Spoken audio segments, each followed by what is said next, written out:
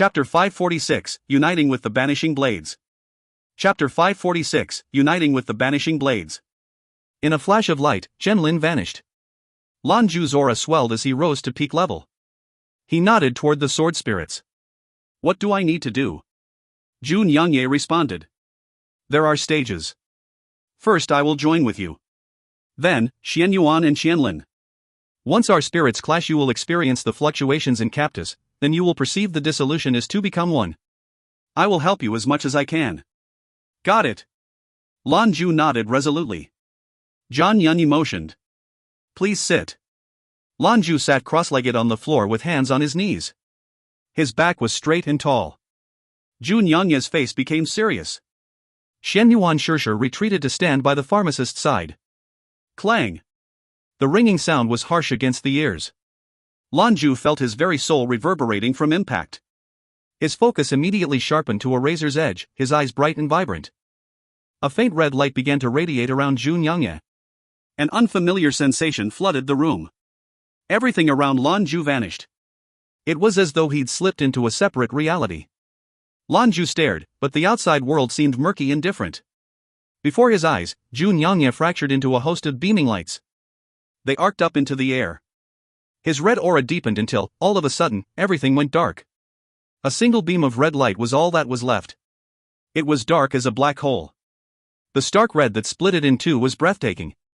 The fabled blade, Captus, descended through the light, blade first. It was a bright red from hilt to point that pulsed incessantly. The moment he set his eyes upon it, Lan Jue felt himself caught in its influence. His soul was painted with the red light of the sword. It was marvelous. He made no effort to resist and simply experienced the sensations. And then reality warped around him. A flash, then a slash of red light was racing right at him. It struck Lan Jue directly on top of his head. He shook violently as the light pierced him, impaling his soul. The power contained within him threatened to burst out of him.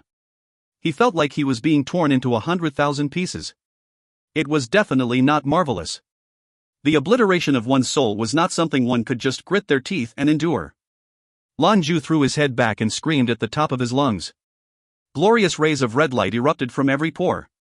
He couldn't stop shaking, and with every painful jerk lightning burst from him.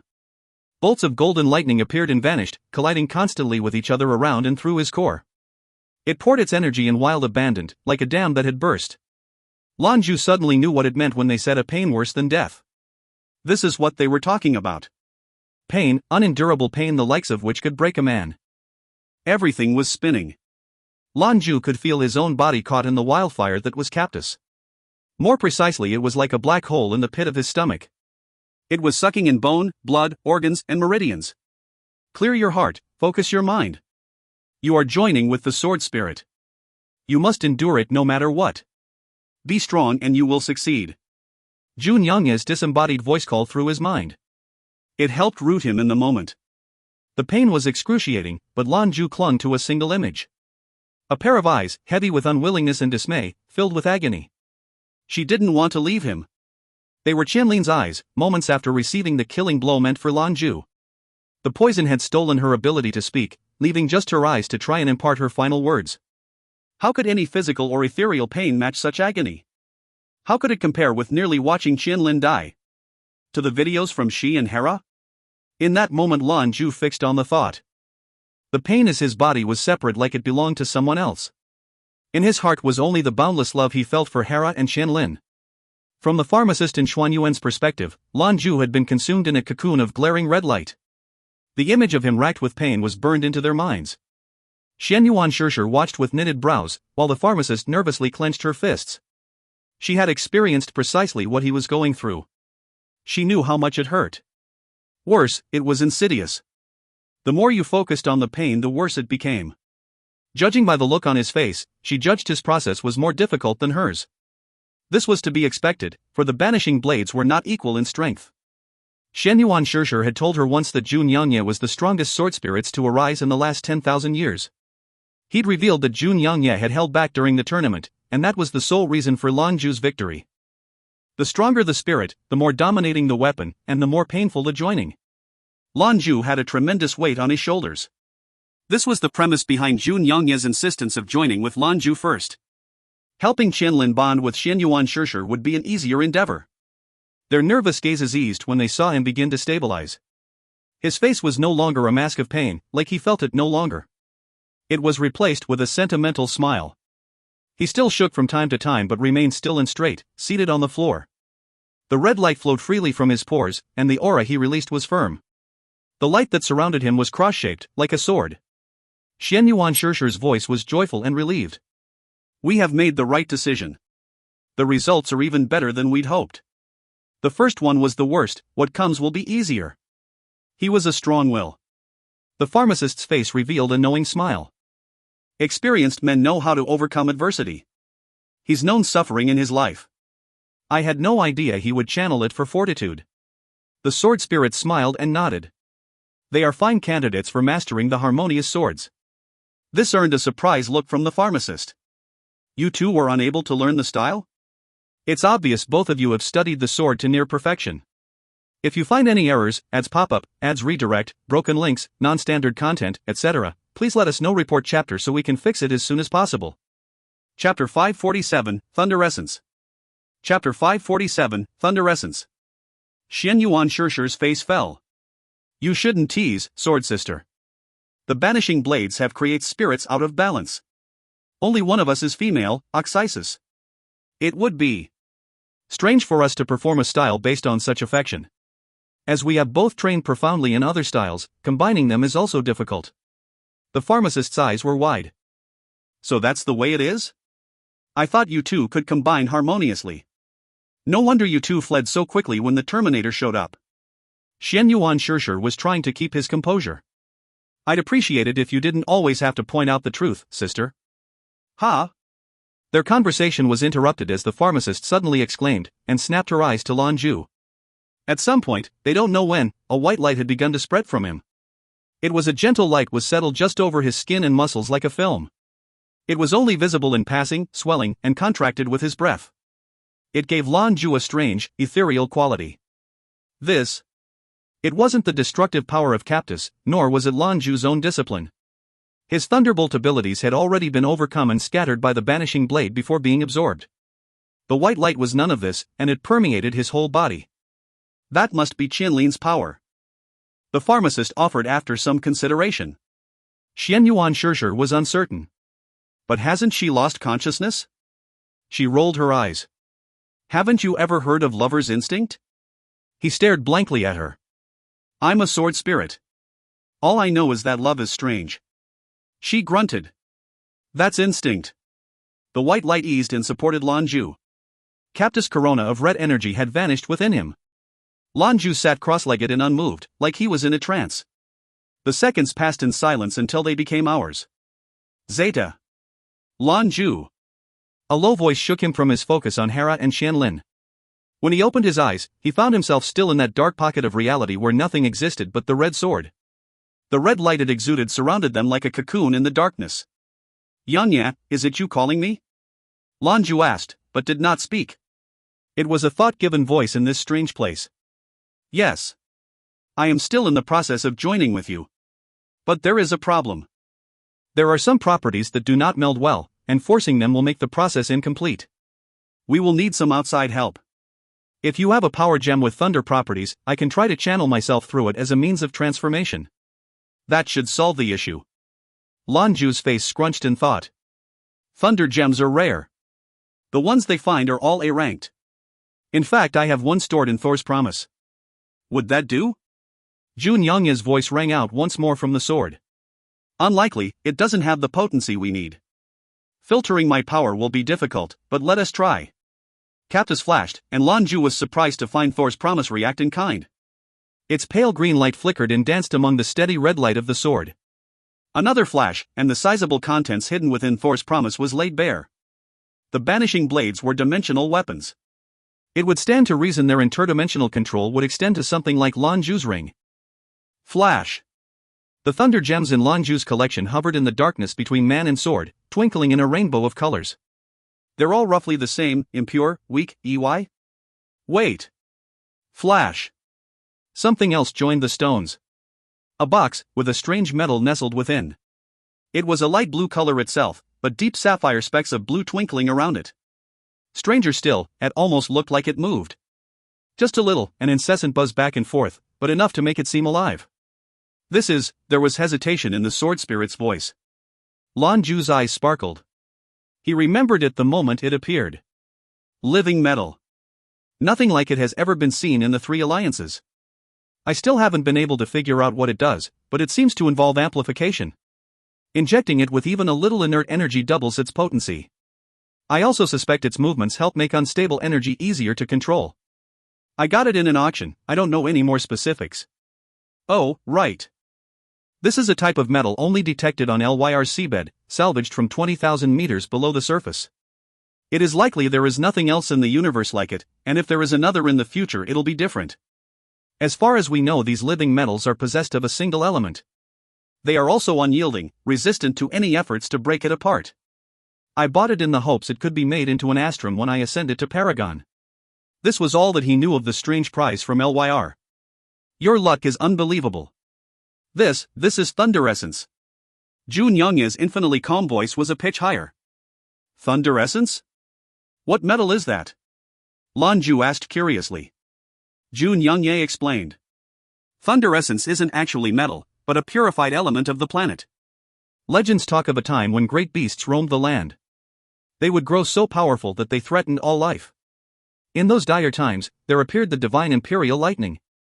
If the lightning's support is strong, then the beast becomes an immortal and rises to the heavens. If it cannot, then the process continues. Imperial lightning was said to come in sets, 4, 6, or 9 sets of 9. Only when the 9th bolt of the 9th strike is just enough to empower a creature with lightning properties is thunder essence born. The creature rises to immortality, and though they leave only a fraction of their life force behind, it is the strongest, purest element in the universe. Lan Jue listened in stunned silence. I am lucky.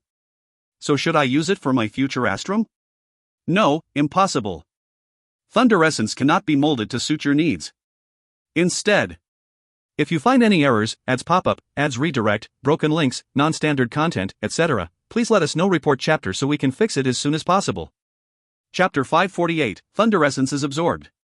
Chapter 548, Thunder Essence is absorbed. Thunder essence cannot be molded. Zhou Qianlin's deep voice boomed from Captus. Lan Jue was curious.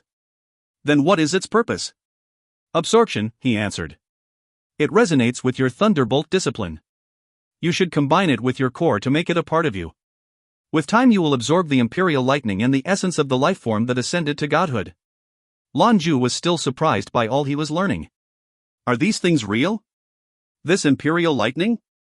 Becoming an immortal? Zhou Qianlin nodded resolutely. Of course they're real. You did not used to think the banishing blades were real, and yet we are. Our existence is to restrain the power of these immortals. With the banishing stance, even Deluo too would be easily vanquished. Although this thunder essence is wonderful, it cannot hold a candle to the strength we blades possess. Even when you break through to Paragon, you will be capable of harnessing no more than 1/10 of my potential. As you grow in strength, so too will you draw more upon me. Lan Jue was veritably slack-jawed. It was like a whole new reality opening up before his eyes. What should I do? Lan Jue asked, desperate for instruction. Zhou Qianlin's deep, calm voice obliged. First you must accept the thunder essence. Let it become a part of your core. In this way it can nurture and protect you so that the joining will be easier. Once this is done, my concerns will be addressed and we can proceed. In the future you can use it as a supplement to your cultivation. With time it will become an integral part of your discipline and make it stronger. Once absorption is complete, my estimation is you will be capable of commanding 20, maybe 30% of my strength. No wonder they were considered ancient treasures. A paragon capable of using only a fraction of its strength spoke volumes. What were these things ultimately capable of? Begin. Zhou Qianlin urged with some impatience. The state they were in was a construct of Lan Jue's mind, created with help from Captus. It was draining to his will, and couldn't be maintained for very long. Lan Jue nodded. He flicked his right hand and the box floated over to his. He opened the glass lid and took the thunder essence into his palm. His careful study of the object was put to the side when things started to become complicated. His road to Paragon had lengthened, so he'd put an astrum out of mind. Now, it seemed like it was the proper moment. The essence's glossy exterior was a magnificent sapphire blue that twinkled in the light. Moments after picking it up, the malleable substance flowed over and coated his hand. It felt cool and smooth to the touch, much like a metal. However, there was still no sign or sense of energy from it. This was why the Illyrian scientists were so stumped. How could a normal man, even a scientist, understand Imperial lightning or the Immortals? How could they command that power? How? He looked at the sword. Zhou Qianlin's voice answered. Protogenic blood. Lan Jue shuddered down to his bones. He knew what he meant. Lan Jue lifted his other hand and it began to glow with a resplendent golden light. His discipline had been reduced to chaos by the sword, but with Zhou Qianlin's restraint he was able to command some portion of it. The accumulated protogenia slowly diffused outward. He drew upon the righteous power of his ascension as the reservoir for this power. In this way, he was similar to the pharmacist. The difference was in his versatility, culminating in the ascension commands. The pharmacist's powers were pure amplification. One was general, one was specialized. Which was better, it was hard to say. Her path was undoubtedly decided by the presence of Oxysis. The sheer lethality of it paired with amplification meant she didn't need to rely on any domain. A single thrust could pierce anything. That was her path. Lan Jue was different. He adhered to the tenet that man was an inexorable part of nature. I am heaven, and heaven is me. Everything was connected. As the crux of his protogenic comprehension continued to flow through his hand, Lan Jue's aura changed. It became vast and towering, turning the darkness around them into a fairyland of color. It was a hypnotic, engrossing world. Lan Jue quickly flicked two fingers against one another, producing a small, vivid trickle of blood from their tips. The beads of blood were a pale golden hue.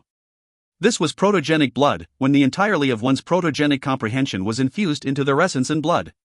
It was only a few drops, but already Lan Jue's face was becoming pale and drawn.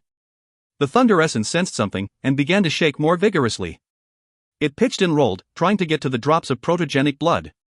Lan Jue crooked his finger and shook it, splattering a single golden drop against its surface. Almost immediately, the thunder essence stiffened to its previous globular state. Where it was a liquid before, now it looked more like a natural sculpture. The darker blue specks of color on its surface shimmered with an internal light and the shaking intensified. Inert moments before, Lan Jue was immediately assailed with a torrential blast of some terrifying and indescribable.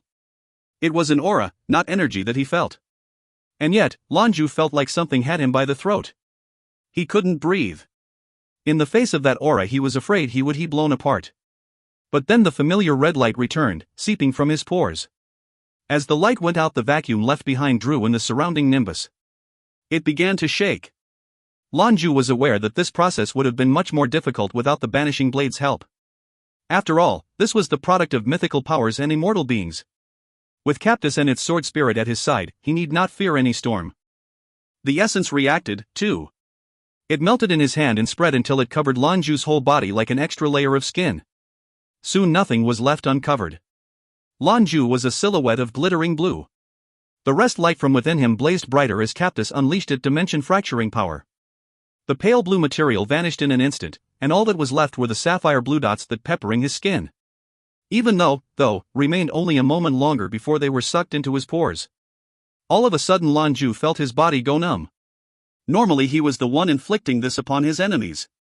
It had been a long time since he experienced the discomfort himself. The numbness wasn't constrained to his body either. It penetrated to his consciousness and spirit, flowering toward his chest. The more it moved inward, the more feeling returned to his limbs. Lan Jue was right. Even at peak rank, it would have been practically impossible to try and absorb the essence. He couldn't withstand the power it held. Thankfully he had Captus and the strong sword spirit in several generations to give him aid. They acted to restrain the essence and bear it into the body, then seal it so its power would not release all at once. Together it made the process survivable. Lan Jue didn't need to try and coerce or direct it. The essence flowed straight for his core. Captus had punctured his core with the intent of remaking it, but instead leaving it fractured. Thankfully, this would make things better. The thunder essence flowed through the cracks and wormed its way into his core. It reacted by releasing a flood of blinding light. The spindle-shaped core warped under some unseen pressure to become rounded. Its golden light now had a pale blue hue that shimmered within, interspersed with pinpricks of darker sapphire light. Lan Jue passively observed as the origin of his discipline was subtly influenced before his eyes, to where even his protogenia was affected. This was certainly not a comfortable experience. Protogenia underpinned everything Lan Jue had built, and a chance in that comprehension shook him to the pillars of who he was. It affected his future potential as a paragon. His internal energies surged. Anymore, Lan Jue thought, and he might even break through to paragon. This was worrisome, because the sudden change in his protogenic comprehension would make further growth difficult if rushed. Once adepts became paragons, there was no going back. Whatever they brought with them in terms of protogenia would be a part of them forever. What could he do? Lan Jue's mind raced for a solution. But just then he sensed another light within his chest. It was the familiar red of Cactus, and a beam of light shot through the top of his core all the way through to the bottom. The feeling of pressure, like he might explode, inexplicably disappeared. This was followed by a blinding display of red light that burst out, bringing with it the excruciating pain of the joining. Cactus was trying again. With the thunder essence present to filter and soothe Cactus' chaotic power, the pain was duller. The joining proceeded with no further issues. 1. Yes. I suspect TJSS forgot the spirit was a sword now. 2. I believe Deluo is the name of one of the highest Taoist immortals. It's important to remember here that there is a precedent for contesting with immortal beings in Chinese literature. Journey to the West was all about spitting in the face of Taoist belief. If you find any errors, ads pop up, ads redirect, broken links, non-standard content, etc., please let us know. Report chapter so we can fix it as soon as possible. Chapter 549, Sea Cucumber. Chapter 549, Sea Cucumber. Lan Jue awoke from his quiet contemplation of Hera and Qianlin. He suffered the pain of the joining with no more trouble. He had begun to change, influenced by the power of the sword. Under Zhou Qianlin's direction, the thunder essence and Cactus melded flawlessly to wash through Lan Jue's body and soul. His skin flickered with red light, flashing from his pores. Skin, bones, blood, meridians, everything felt changed by the harsh addition of this light. Soon his whole body was a blazing red dot in the darkness. Sometimes it was strong, sometimes soft, and it brought to mind the young progenitor they'd recently slain. Zeta. The gourmet stood nearby, staring into the sky. He silently allowed the energies of the planet to flow around him like a river. Upon becoming paragon, many changes reforged an adept. They were no longer purely human, but beings of energy. This extended to their perception, which was thousands of times better than even a normal adept. That's why a peak adept couldn't content with even the weakest paragon. Breaking through was to evolve into something else. It was a whole new world. The infernal vanguard, the gourmet, a newly made paragon. He wasn't old either. There was room for growth in his future. However, there was regret in the depths of his heart. Regret for a wasted youth. Once he'd become the infernal vanguard, his thinking changed. His mind opened, and that allowed him to eventually realize that his painful past was manufactured, designed specifically to hurt him and his family. At one time he was the greatest hope of the Hades bloodline. He was to be their next paragon, and was destined to lift the family back to its former glory. The Dark Citadel was very aware of this. However, while everyone knew Satan was ruthless, cunning and evil, they'd seen how he treated Mika. He was a protective father. How could such a man ever visit harm upon his own blood? It wasn't Satan, and it wasn't his own family. Then who? The gourmet had his suspicions, and even guessed the aim. In the end he'd achieved paragon status, but the damage was already done. After more than 10 years he didn't have the gall to face his family, nor could he represent them as Hades. He was the infernal vanguard now, watching in defense of his former family, though years of depression had weakened him. Breaking through had seemed sudden, but it was an accumulation over years. Even now his comprehension was as solid as it should have been. There was still time for growth, but the gourmet suspected his limit would be second level. But that was by no means a slight. Paragons who were reflections of heaven and earth were among the strongest beings in humanity. Even the Terminator was second level. However, there was something about Lan Jue, about Lan Qing, too, and even Chu Chang. Lan Qing, Chu Chang, and Huali all left Skyfire after the meeting with the clairvoyant. Before he left, Chu Chang's revelations changed him thoroughly. Because of this, the gourmet sat and spoke with his nephew at length. He shared everything he'd learned from years of experience. It was time to pass the mantle to the next hope for the Hades bloodline, Chu Chang. From his paragon's perspective, they were all powerful potential leaders.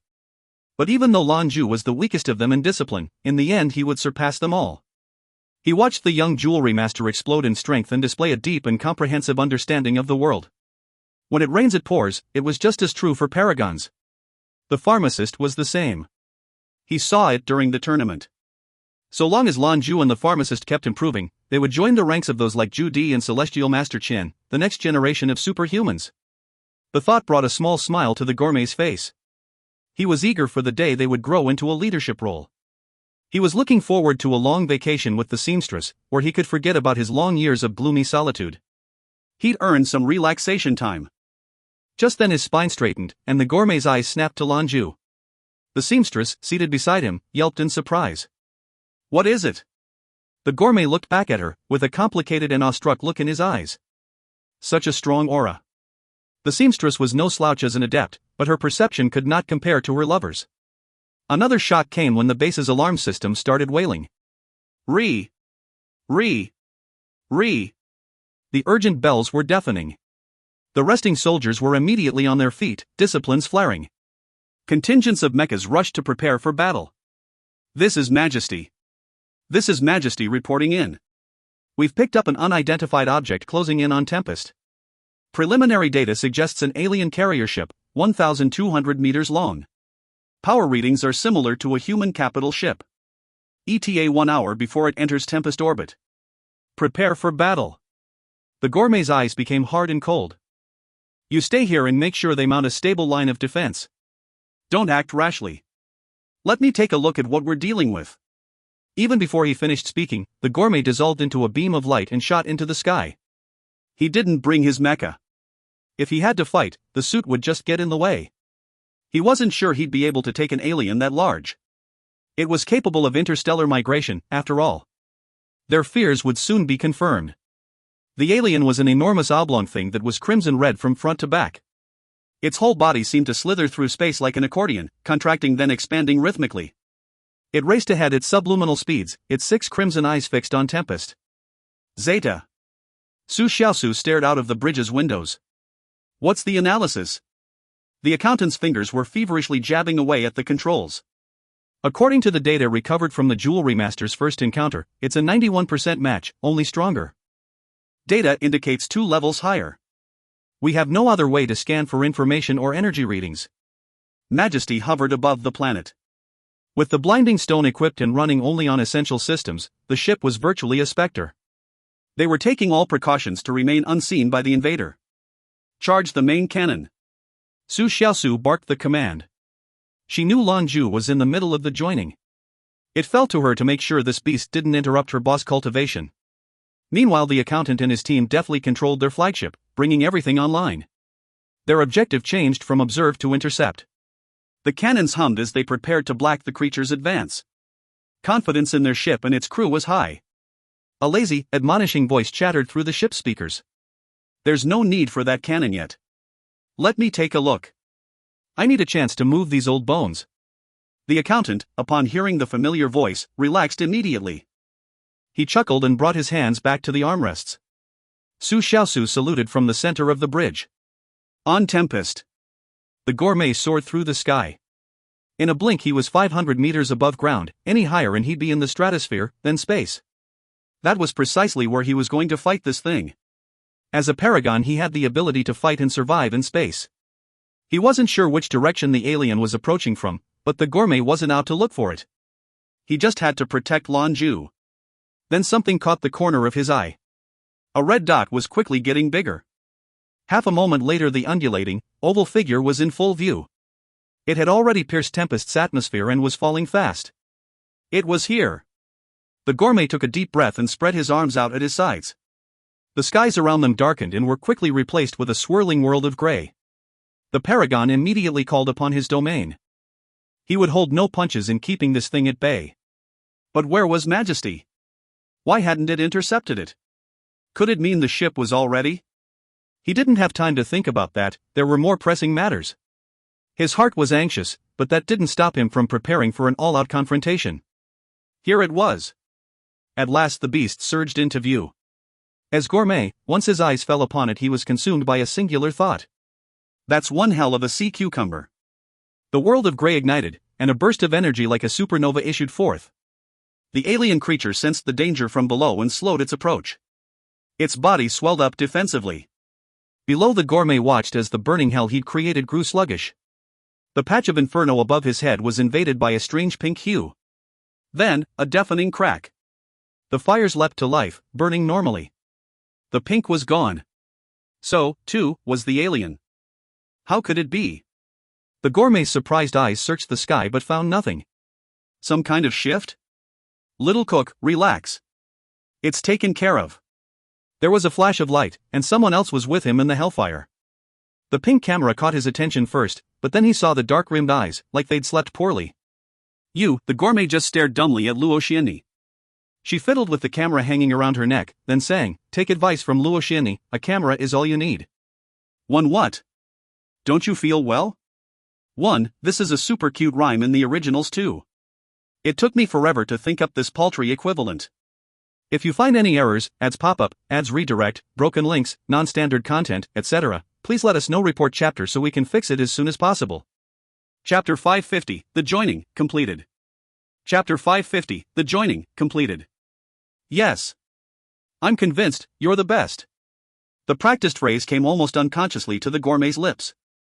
He actually had no idea the photographer was on board Majesty for this trip. How could she have gone so long without anyone knowing about it? The gourmet may not have known, but Lan Jue did. That was the only way he had the confidence to begin the joining here. If Zhou Qianlin couldn't protect him, then there was no one in the galaxy that could. This was still human space, so there wouldn't be a lot of these things appearing suddenly. A few of them before a mighty paragon was nothing to worry over. She hadn't come at Lan Jue's request, but of her own volition. At first the jewelry master didn't know either. Zhou Qianlin and Capta's sensitive perception had alerted him. When he confronted her, the photographer's reasons were simple: she wanted to protect her son. Her exact words were, "So long as Bupong isn't around, I'll protect you.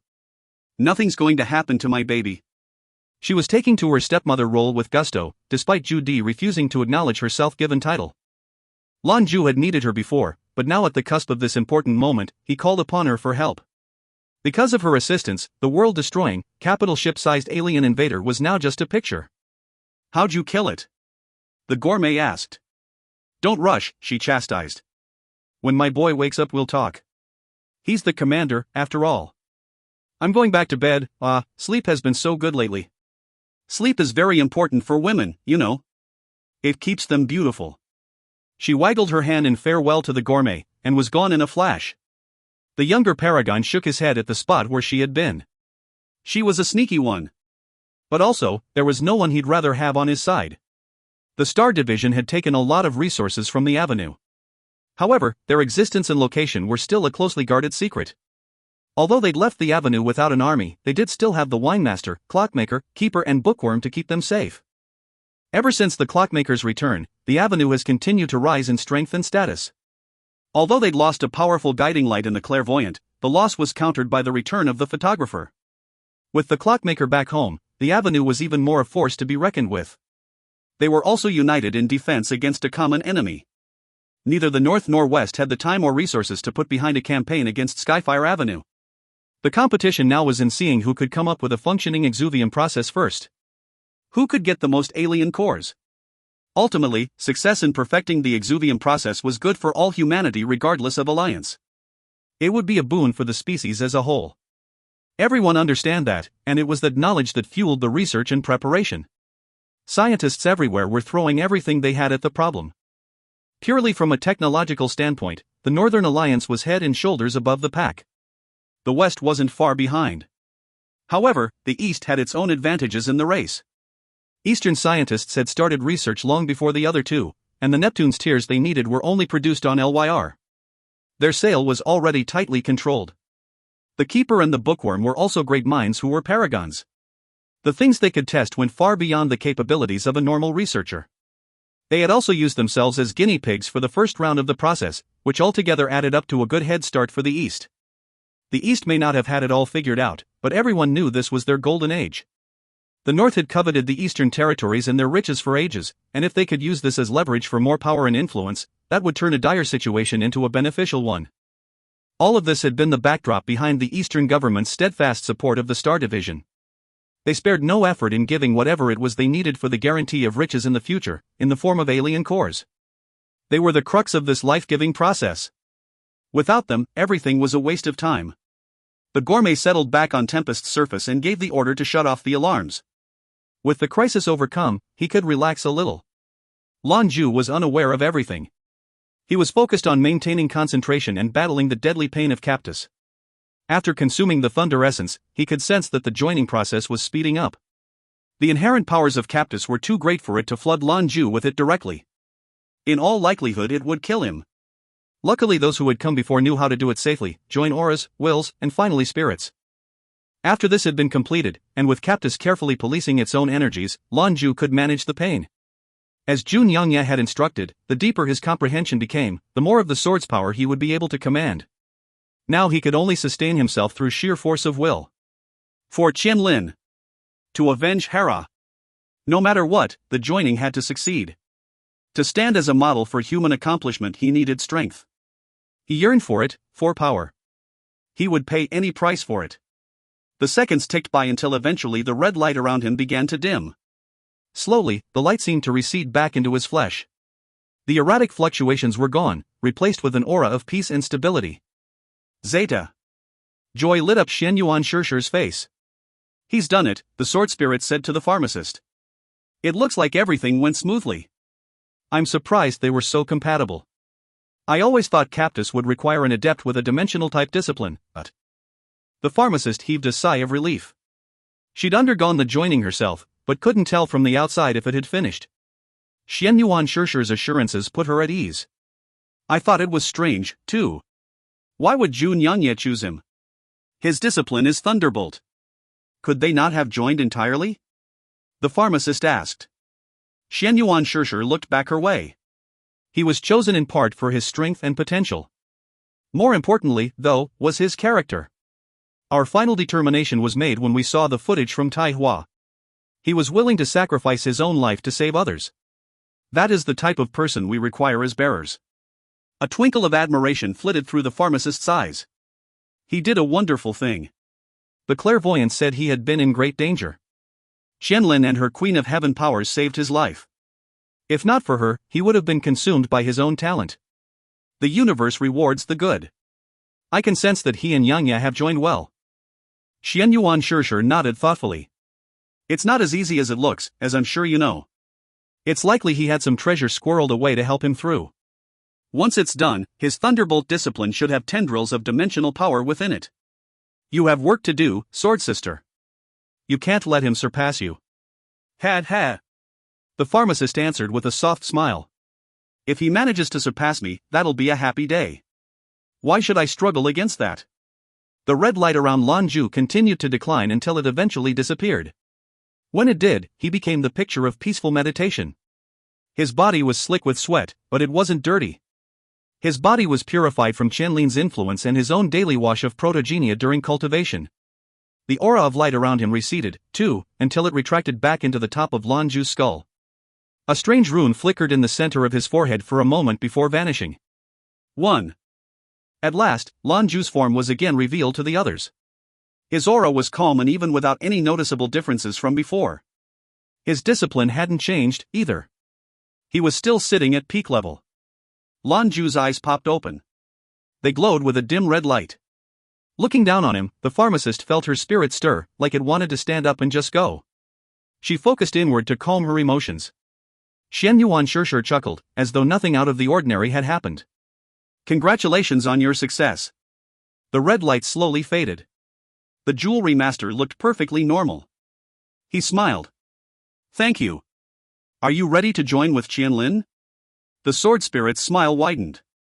You're impatient. There's no rush, rest for a moment. Recover your original chi and we'll continue. If not, how are you going to protect her? All right. Lan Jue took his leave, going for a shower. He sighed contentedly as the warm water ran down his body. From outside there wasn't any different in his discipline, but Lan Jue could feel that he'd crossed an important threshold. And that was Paragon. 1. The spot in the center of the glabella, commonly called the third eye in English, is an acupuncture point called Yin Tang or Heavenly Palace. It's used for problems with sinuses, the nose, headaches, and the face. Nowadays it has taken on a more spiritual function and it's widely used for emotional dysfunction. If you find any errors, ads pop-up, ads redirect, broken links, non-standard content, etc., please let us know. Report chapter so we can fix it as soon as possible. Chapter 551, Lan Chang Wavering. Chapter 551, Lan Chang Wavering. Not really paragon. Rather, like the pharmacist, Lan Jue found himself with one foot in the realm of protogenia.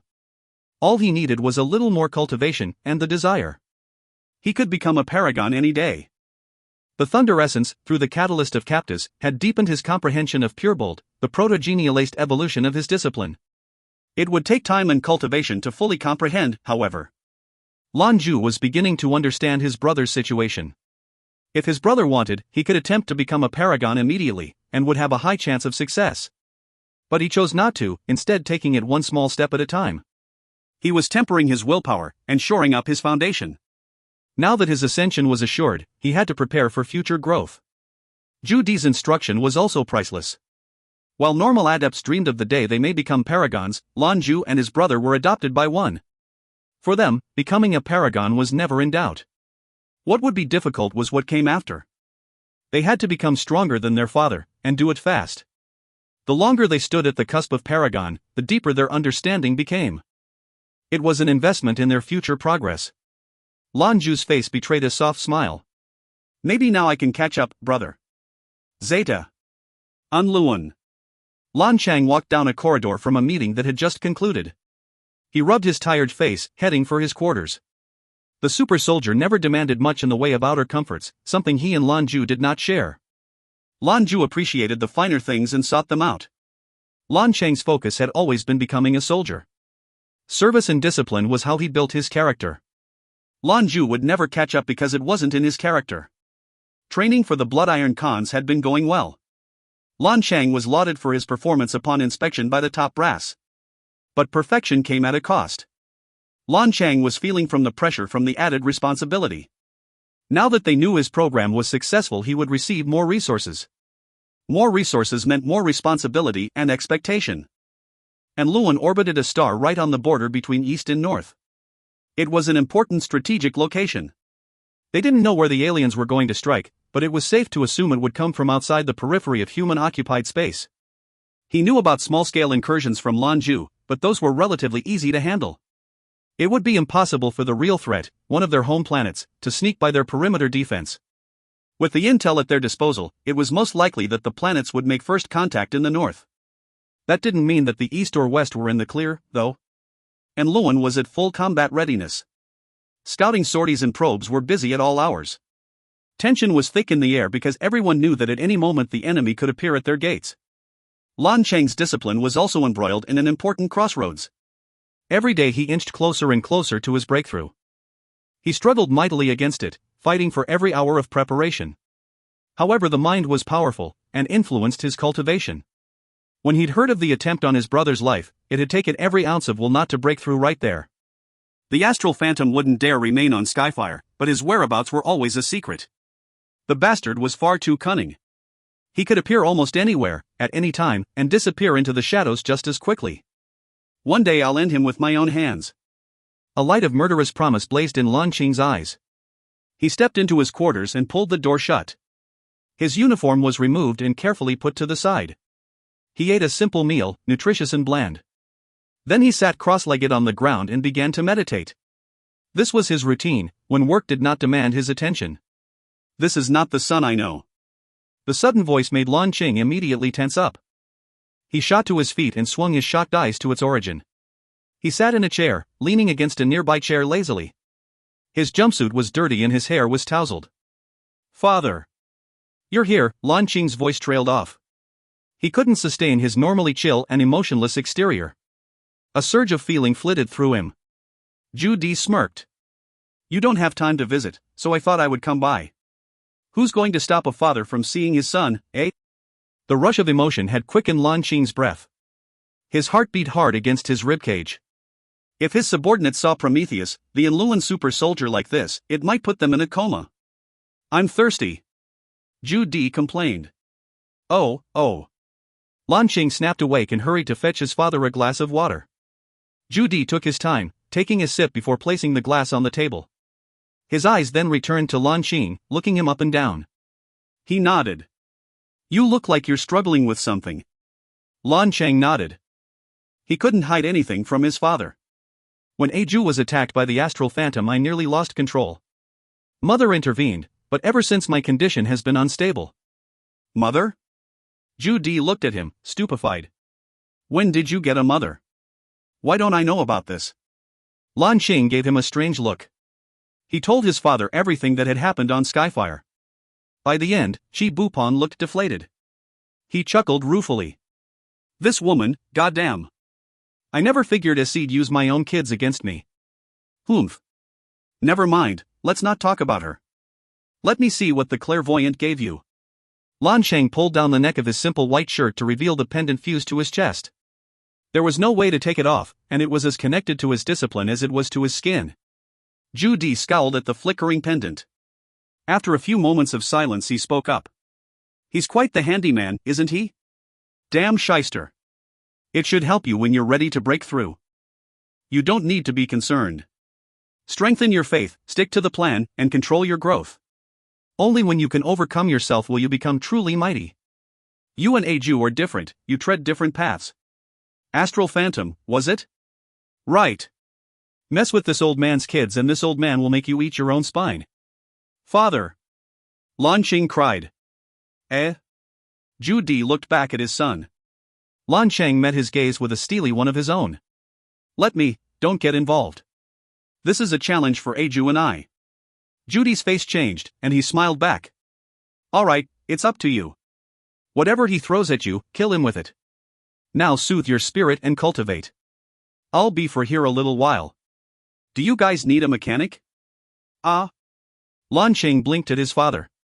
His chest was filled with a happiness that was difficult to describe. Dad was sticking around? He had grown under the strict, sometimes harsh guidance of Zhu Di. Quietly he suffered whatever was necessary to please his adoptive father. So it was, day by day up to this moment. It wasn't just respect, or admiration, or fear. He adored this man and worshipped him as a role model. Zhu Di was the strongest human in the universe. He was the sole victor in the legendary Battle of the Paragons.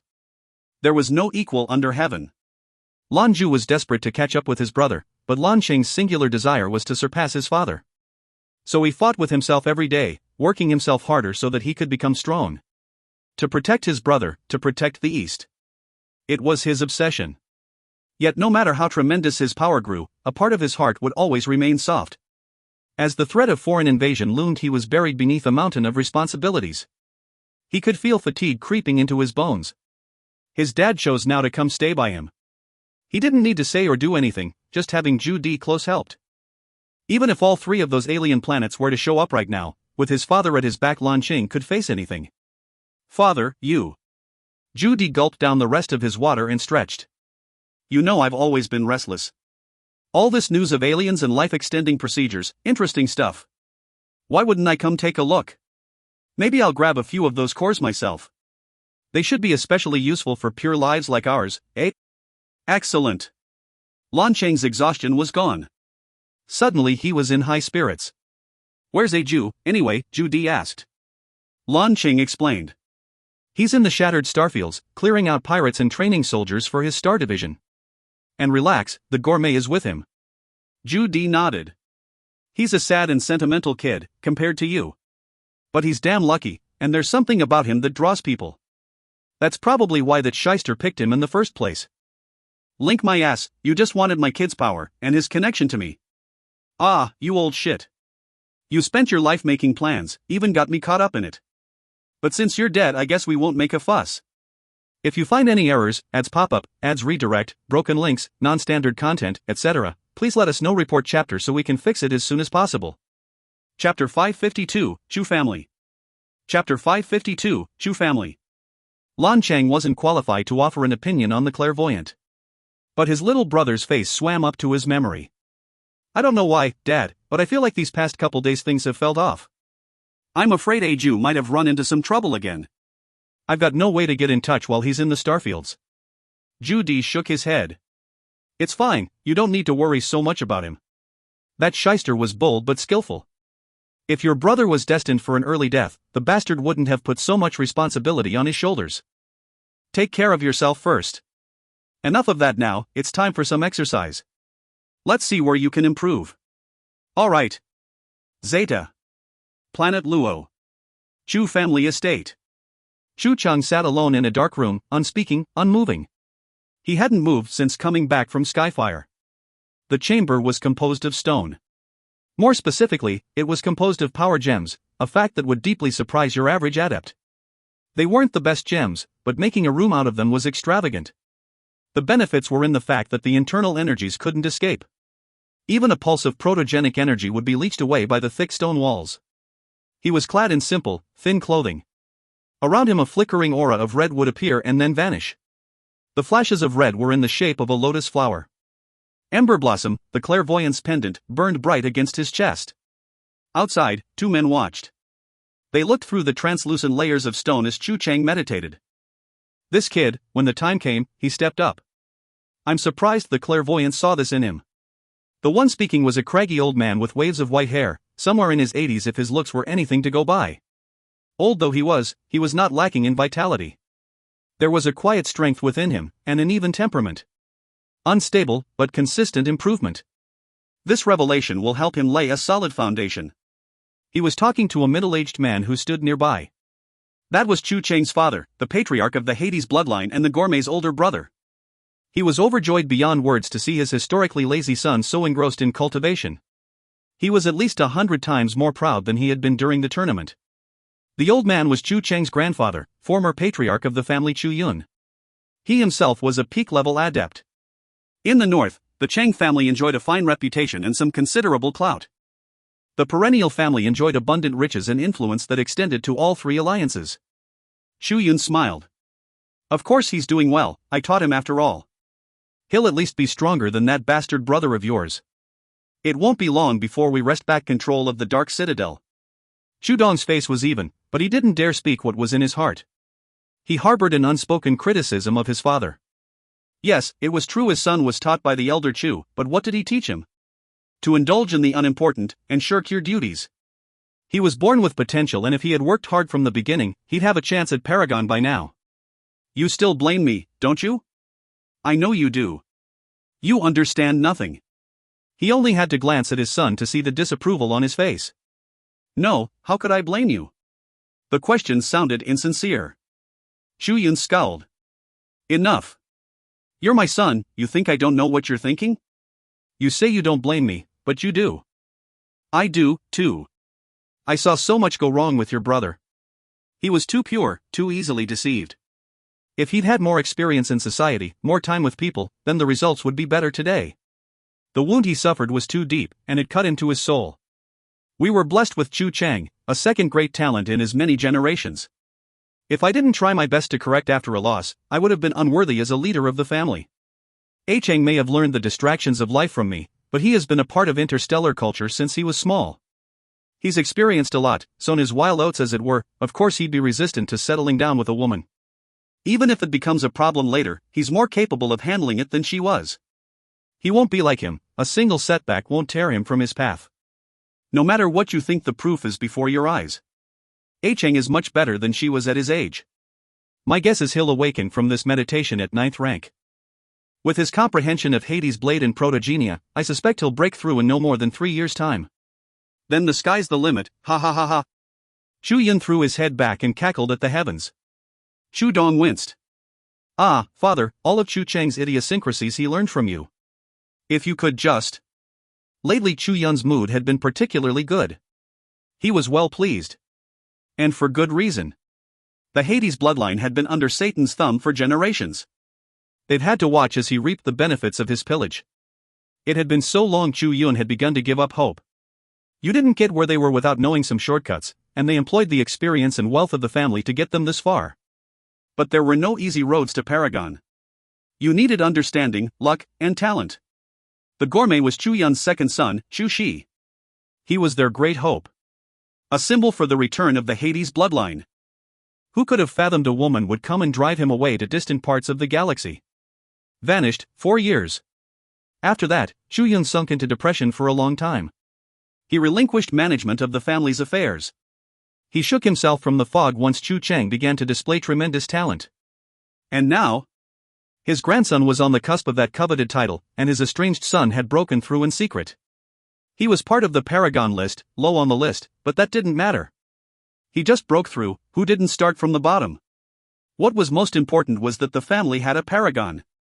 The gourmet didn't have the stomach to face them and didn't come, but Zhou Yun didn't care. At least he gave himself the name Infernal Vanguard. I meant he would remain in self-imposed exile and keep watch over Hades.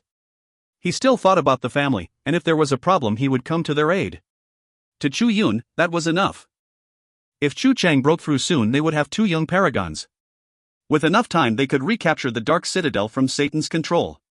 It was within his sight. Just thought often woke him up at night, giddy with anticipation. He was mad with joy. Chu Chang was not aware of how long he was in meditation. He sat alone, engulfed in the fires of Hades. Ember Blossom had shown him a glimpse of fire's true face.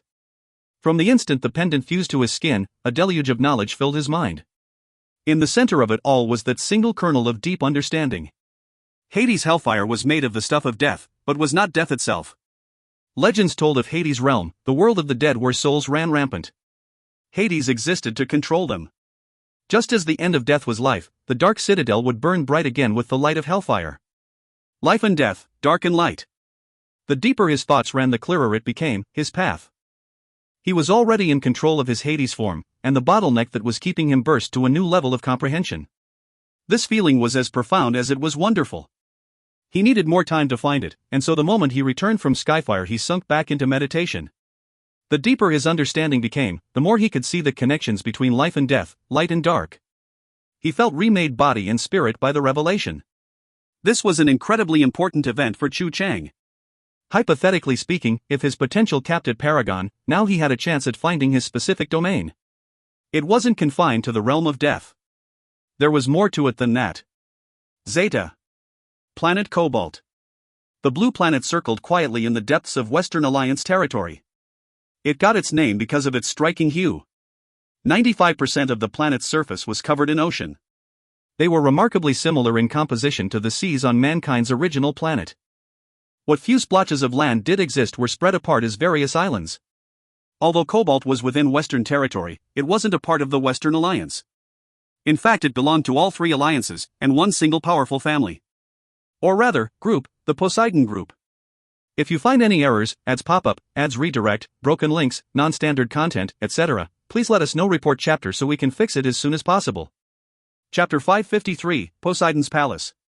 Chapter 553, Poseidon's Palace. The Poseidon Group was the first to discover the planet.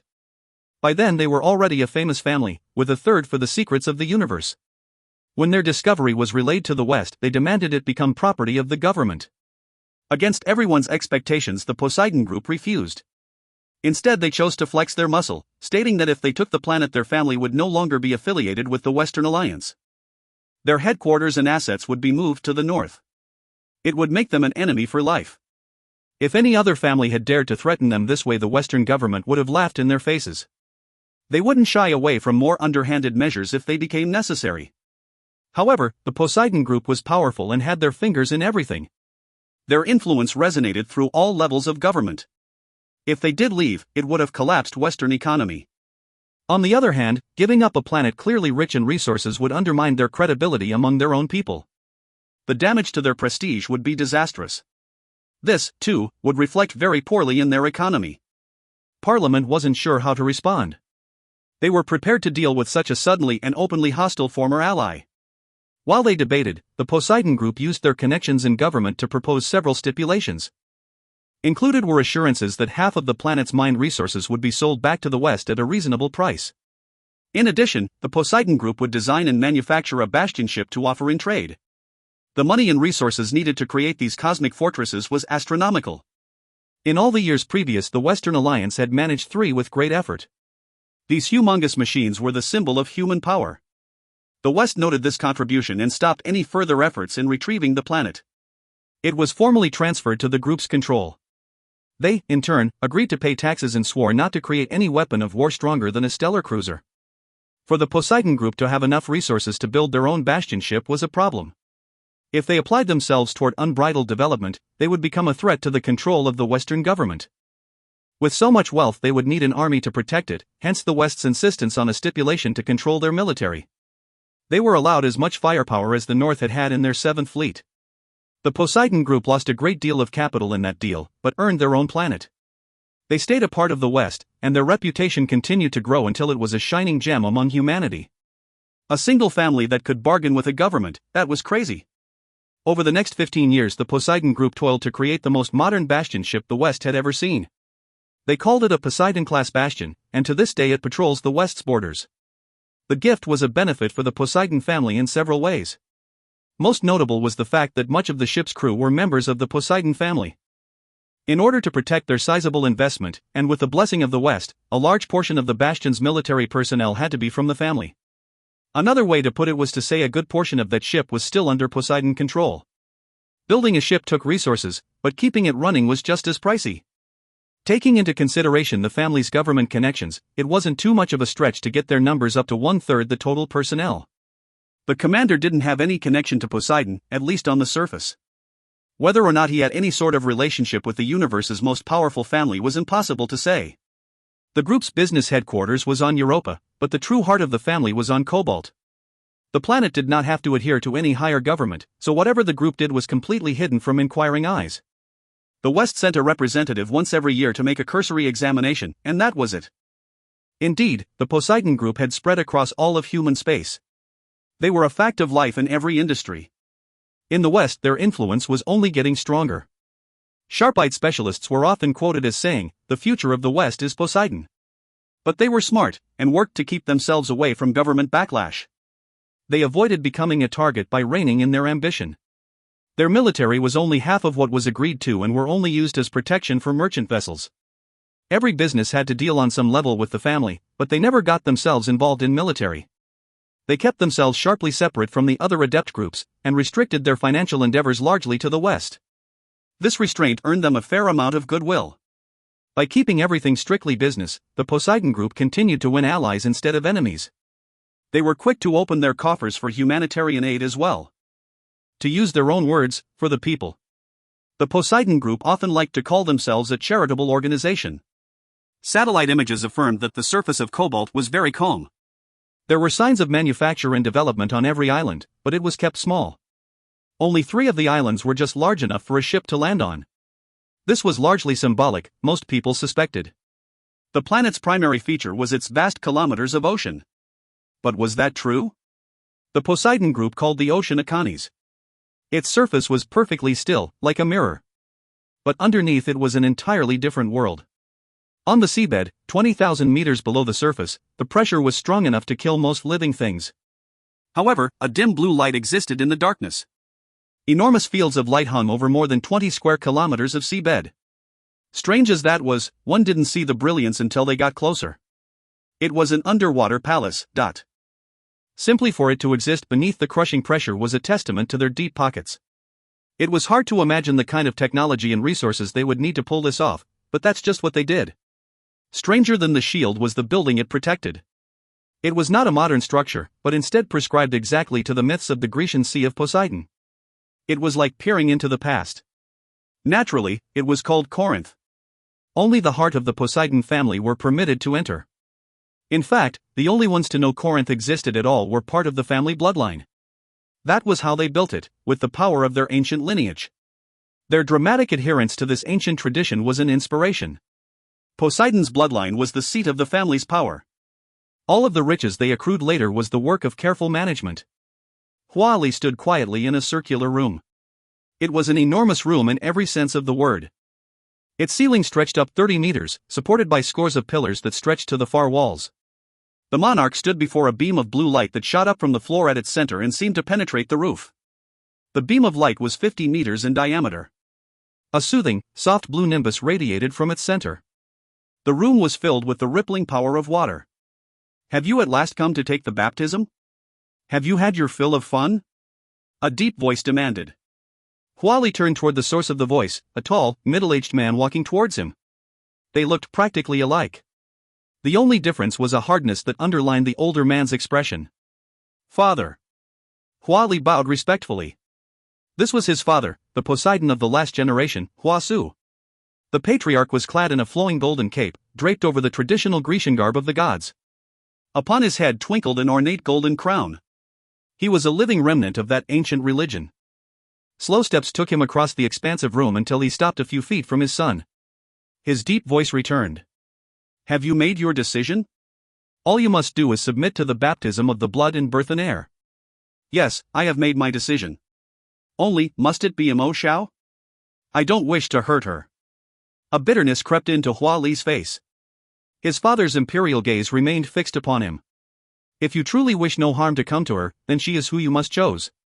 It is her destiny to be your bride. To be the mother of the next Poseidon. This has been her choice. You may let her down, but you do not have the right to deprive her of that honor. You knew this day would come." Hua Li's fists clenched. Waves of erratic energy flowed off of him. "If you wish to pursue all that you desire, this is something you must undergo." There was a faint note of compassion in Hua Su's voice. Hua Li took a deep, calming breath. The conflicted look in his eye gradually faded. He offered a resolute nod. "All right. If you find any errors, ads pop up, ads redirect, broken links, non-standard content, etc., please let us know. Report chapter so we can fix it as soon as possible." Chapter 554, The Ceremony. Chapter 554, The Ceremony. Hua Li turned back, his face calmer. His clothes fell away to reveal his perfectly sculpted form. A blue light suddenly shimmered to life between his brows. It looked like a drop-shaped power gem. A gentle blue light enveloped his entire body. With a single step, Hua Li was swallowed into the beam of blue light. As he vanished into it, the star-shaped pendant on his chest, cerulean, seeded with wisps of pale blue power. The column of light intensified, as did the buzz of power. The people in Corinth all stopped and turned to face Poseidon's palace. A massive pillar of light shot from the palace into the sea above, through the shield and the vast fathoms to pierce the sky. The whole city began to shake as waves of water elemental energy converged on that point. A flood of blue light responded that covered all. The central beam blazed majestically. The people here were either progeny or servants of the Poseidon bloodline. As the light fell upon them, one by one they piously fell to these knees in praise. This was the ancient rite passed down from generations, the ceremony that heralded the birth of another Poseidon. Hua Su stood just outside the column of light. Slowly his hands rose, lifting the golden crown from his head. All the while, a faint smile of pride turned his lips. Although he wasn't perfect, he was his son. Hua Li was destined to take this step just as his father had before him. And he achieved it 5 years earlier than his father had. He hadn't attended, but Hua Su had watched the great Adept tournament from start to finish. He saw the emergence of many talented young adepts. But where there were riches, there must also follow tragedy. He had also heard the clairvoyance prophecies. The future belongs to you, the youth. Go, my son, and put down your burdens. Chase your wishes. In my day I lacked the courage to seek what I desired. You are a stronger man than I was. A dark figure appeared silently at Hua Su's shoulder. The only people allowed in this place now were those involved in the ceremony. It is too late for regrets. He says he owes you too much.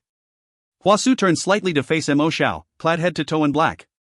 She was exceptionally beautiful today. Her full-length black dress made her porcelain skin seem to shimmer. Upon her head sat a beautiful silver tiara, but that was all. That was all it took to make her look regal. Her eyes took on a far-off look as she faced the pillar of light. Hua Li remained suspended within, surrounded by motes of light. She murmured softly, "I was destined to be his wife from the moment I was born. If he doesn't agree, or refuses for any other reason, in my heart that does not change the fact. I am his mate, forever. I will bear his children, and they will be the glory of the Poseidon bloodline." Hua Su nodded slightly at her affirmations, but said nothing further. He turned away, but looked back once more to look upon his son, and Mo Xiao as her form became like crystal. Zeta. Lan Jue's consciousness returned to the room where the joining had commenced.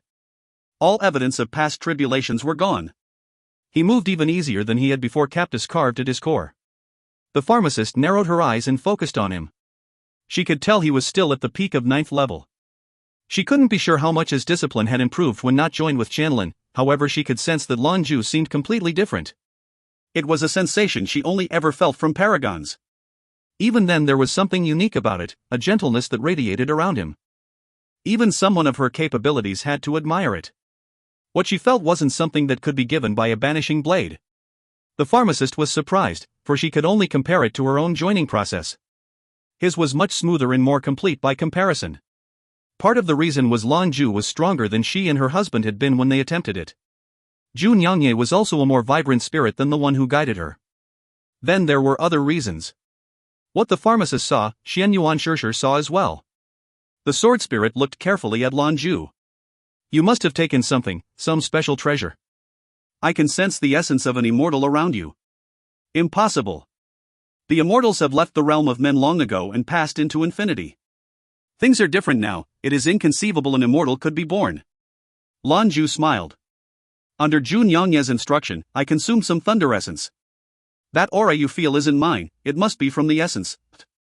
Surprise was clear in Shishir's voice. The product of Empyrean lightning, thunder essence? Lan Jue nodded. Qianyuan Shihi gasped in amazement. Your luck is unbelievable. I couldn't fathom how you joined with Captus so well, but the thunder essence explains it. You'll be able to support Qianlin in the joining without any trouble. Very well, it's time to begin. Lan Jue looked back at him. What do I have to do?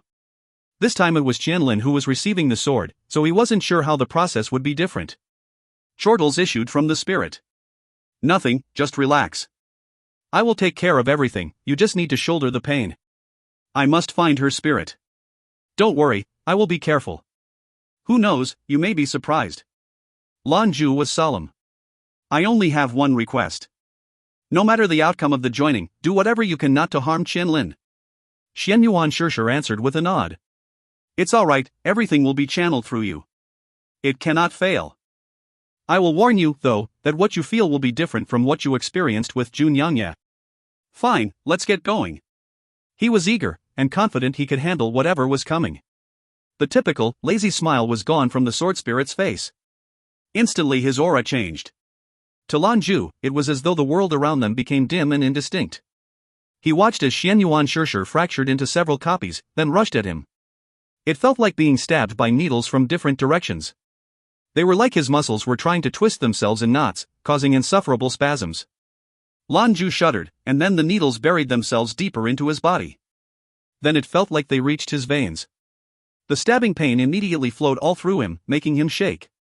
Outwardly it looked worse than his joining with Captus. Demortis is ever-changeable, able to adapt and overcome. Steady the core, bolster your will. The pharmacist's urgent advice filled Lan Jue's ears. He could sense the flickering red light from his core. A quiet and unassuming aura radiated around it. In response, Demortuous' boring trek into his body seemed to slow. Captus was giving him an opportunity to get his bearings. Zhou Qianlin was very familiar with Qianyuan Shishir in this process. He chose to involve himself now, at the beginning when the pain was most severe. Lan Jue's aura stabilized and the pain receded, but he remained steadfast and prepared. Qianlin had faced down death for him. It was his turn to suffer on her behalf. He knew she was strong, so the joining wasn't just to protect her. He knew she also wanted to grow and improve. That way, when she awoke she would not be far behind. Captus' stabbing pain had been constant, strong, and unique. Demortis' pain was like 100,000 biting cuts, all different but equally agonizing. It was appear first one place, then appear in another half a heartbeat later, like there was a barbed needle for every pore on his body. However, after the initial shock wore off, Lan Jue settled into the discomfort. He had the experience of surviving Captus. And with the benefit of the thunder essence, he didn't have to fear damage to his core as Qianlin underwent the joining. Lan Jue was pleased to find that as the process continued, Qianlin appeared to join with the sword seamlessly. Qianlin's discipline was inherently adaptable and accepting. There was no conflict as their two spirits met. The sword was met with the genuine desire to be interconnected. Lan Jue silently nodded his admiration, not for Qianlin, but for the sword spirits. They had indeed chosen well, as one might expect of a legendary sword. The rest of the process went uncharacteristically well. Under the sword's direction their core split, one was Lan Jue's, and the other was a milky white hue with innumerable specks of blue swimming within. Neither core was the same as they had been when together. They seemed to yearn for each other, rely on one another. Qianlin's core was the shadow image of Lan Jue's, the other side of the coin. The strength of their discipline did not change. It remained steadfast at the peak of 9th level. Demortis exhibited remarkable precision in keeping them from Paragon. However, the changes were evident. Lan Jue was starting to understand the situation the pharmacist had been in. She had just reached 9th level when she decided to join with Oxysis. Ever since they were inseparably joined, she was a part of the sword.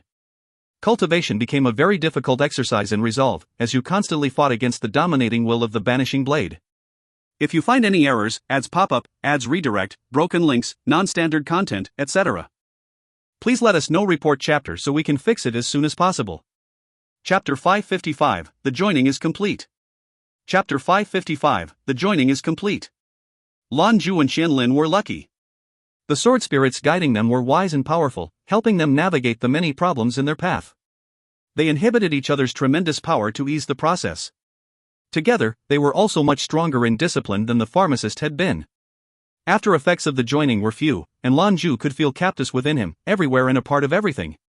A gentle hum arose, rousing Lan Jue from his meditations. The stabbing torment spread from head to toe, a sign that Qianlin and the spirit were one.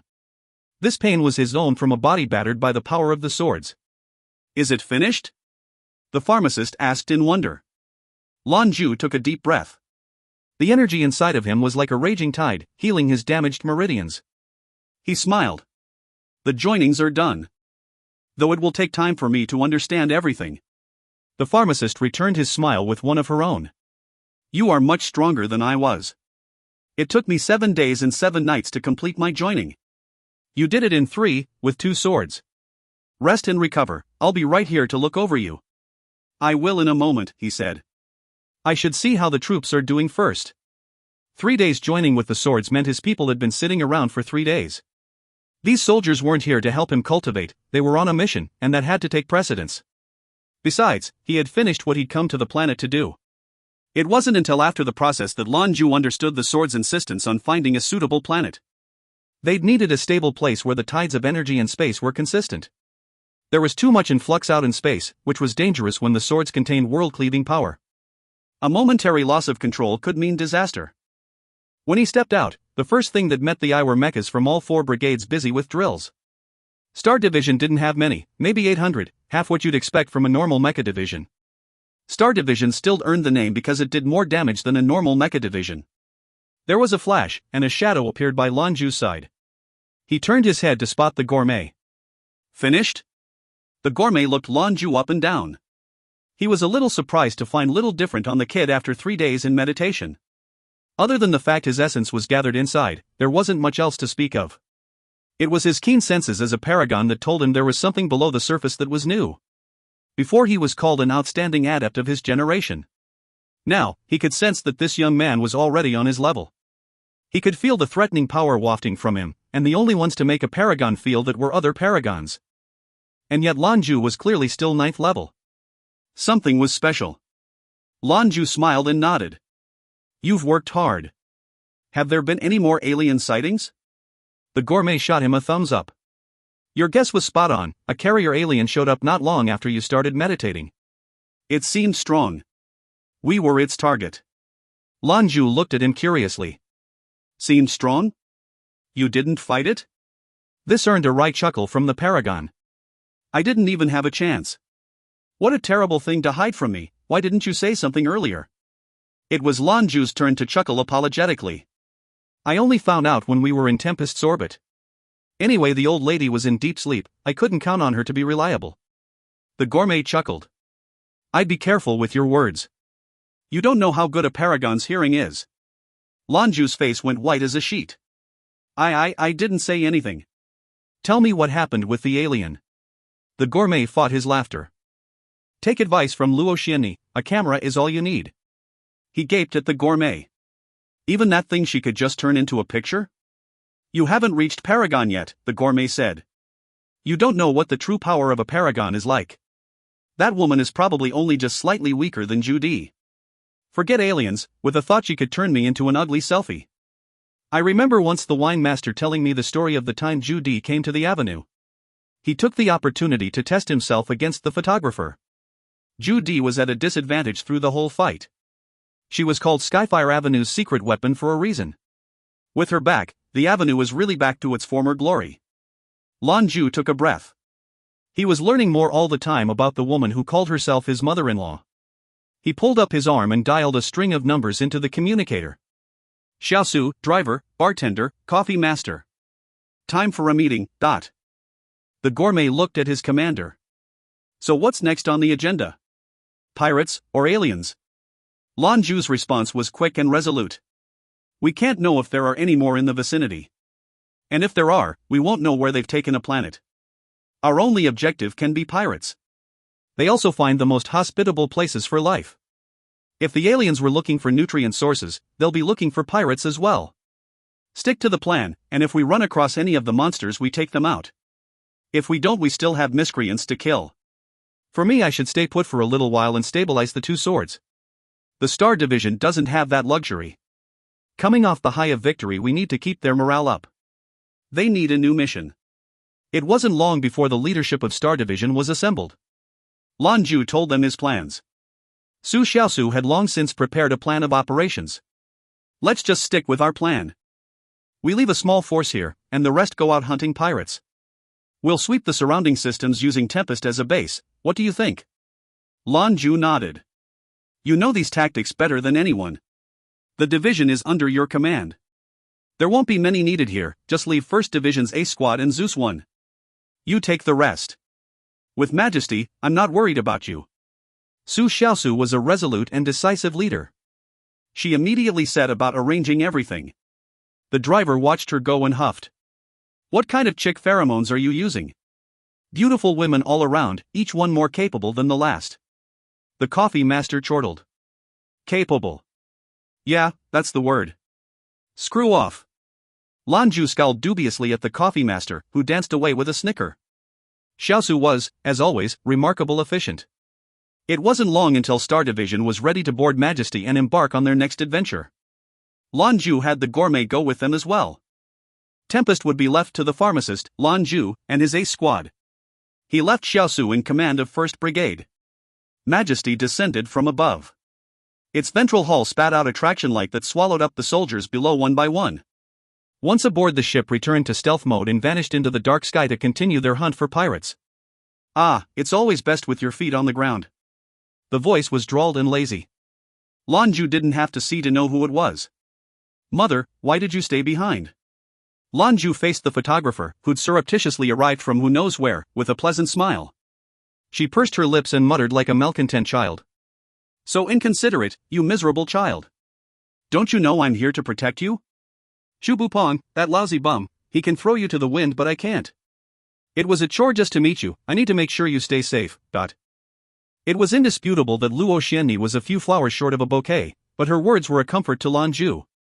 He'd never had a mom, or knew what a mother's love felt like. It was nice. From now on I'm going to call you Ma, Lan Jue announced. 1. Zhou Qianlin looked at him, stunned. Their eyes met, and she saw the sincerity in their depths. Lan Jue was careful to address her respectfully up to this point. He spoke to her in that way because of her relationship with Bupong.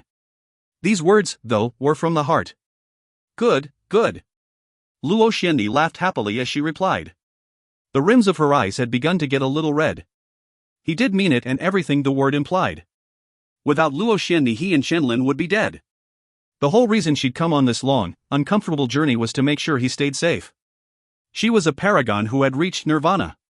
Everything she was doing was out of that inexplicable desire to protect him. How could he not be moved by that? Lan Jue approached her and took Zhou Qianlin gently by the arm.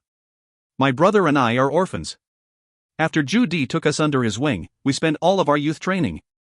We had no one to turn to when it got hard. When we started going to school, the worst part of the day was always just before and just after classes.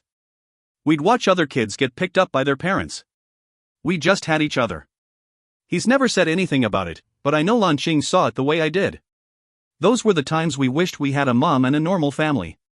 Now I have a chance to look after you as you grow old. Zhou Qianlin reacted to his sweet display by rapping her knuckles against his skull. What do you mean grow old? You think I'm old? Go and cultivate, I'm going to have a look around.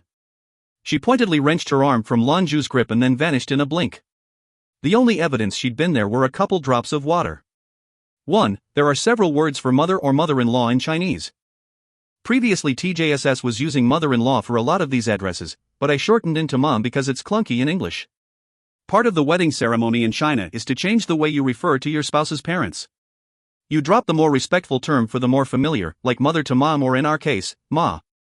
It's a touching display of acceptance for someone, like adopting them as your mother and taking on the responsibilities that entails. If you find any errors, ads pop up, ads redirect, broken links, non-standard content, etc., please let us know. Report chapter so we can fix it as soon as possible. Chapter 556, The Destructive Power of Captus. Chapter 556, The Destructive Power of Captus. Lan Jue's hand snapped out and caught the drops in midair. He sequestered himself again. This time it wasn't just for his body or discipline, but also to more deeply understand the sword he joined with. He wanted to see how the Thunder Essence had changed him, too. He needed time to process and understand it all, on top of seeing how Qianlin was reacting to the process. Qianlin had entered a strange state after joining with Demortis. Lan Jue found it difficult to sense how her energy changed. Her core had been separated from his, and now she was as though lost in a deep meditation. He wanted to release her back into the world but found he couldn't.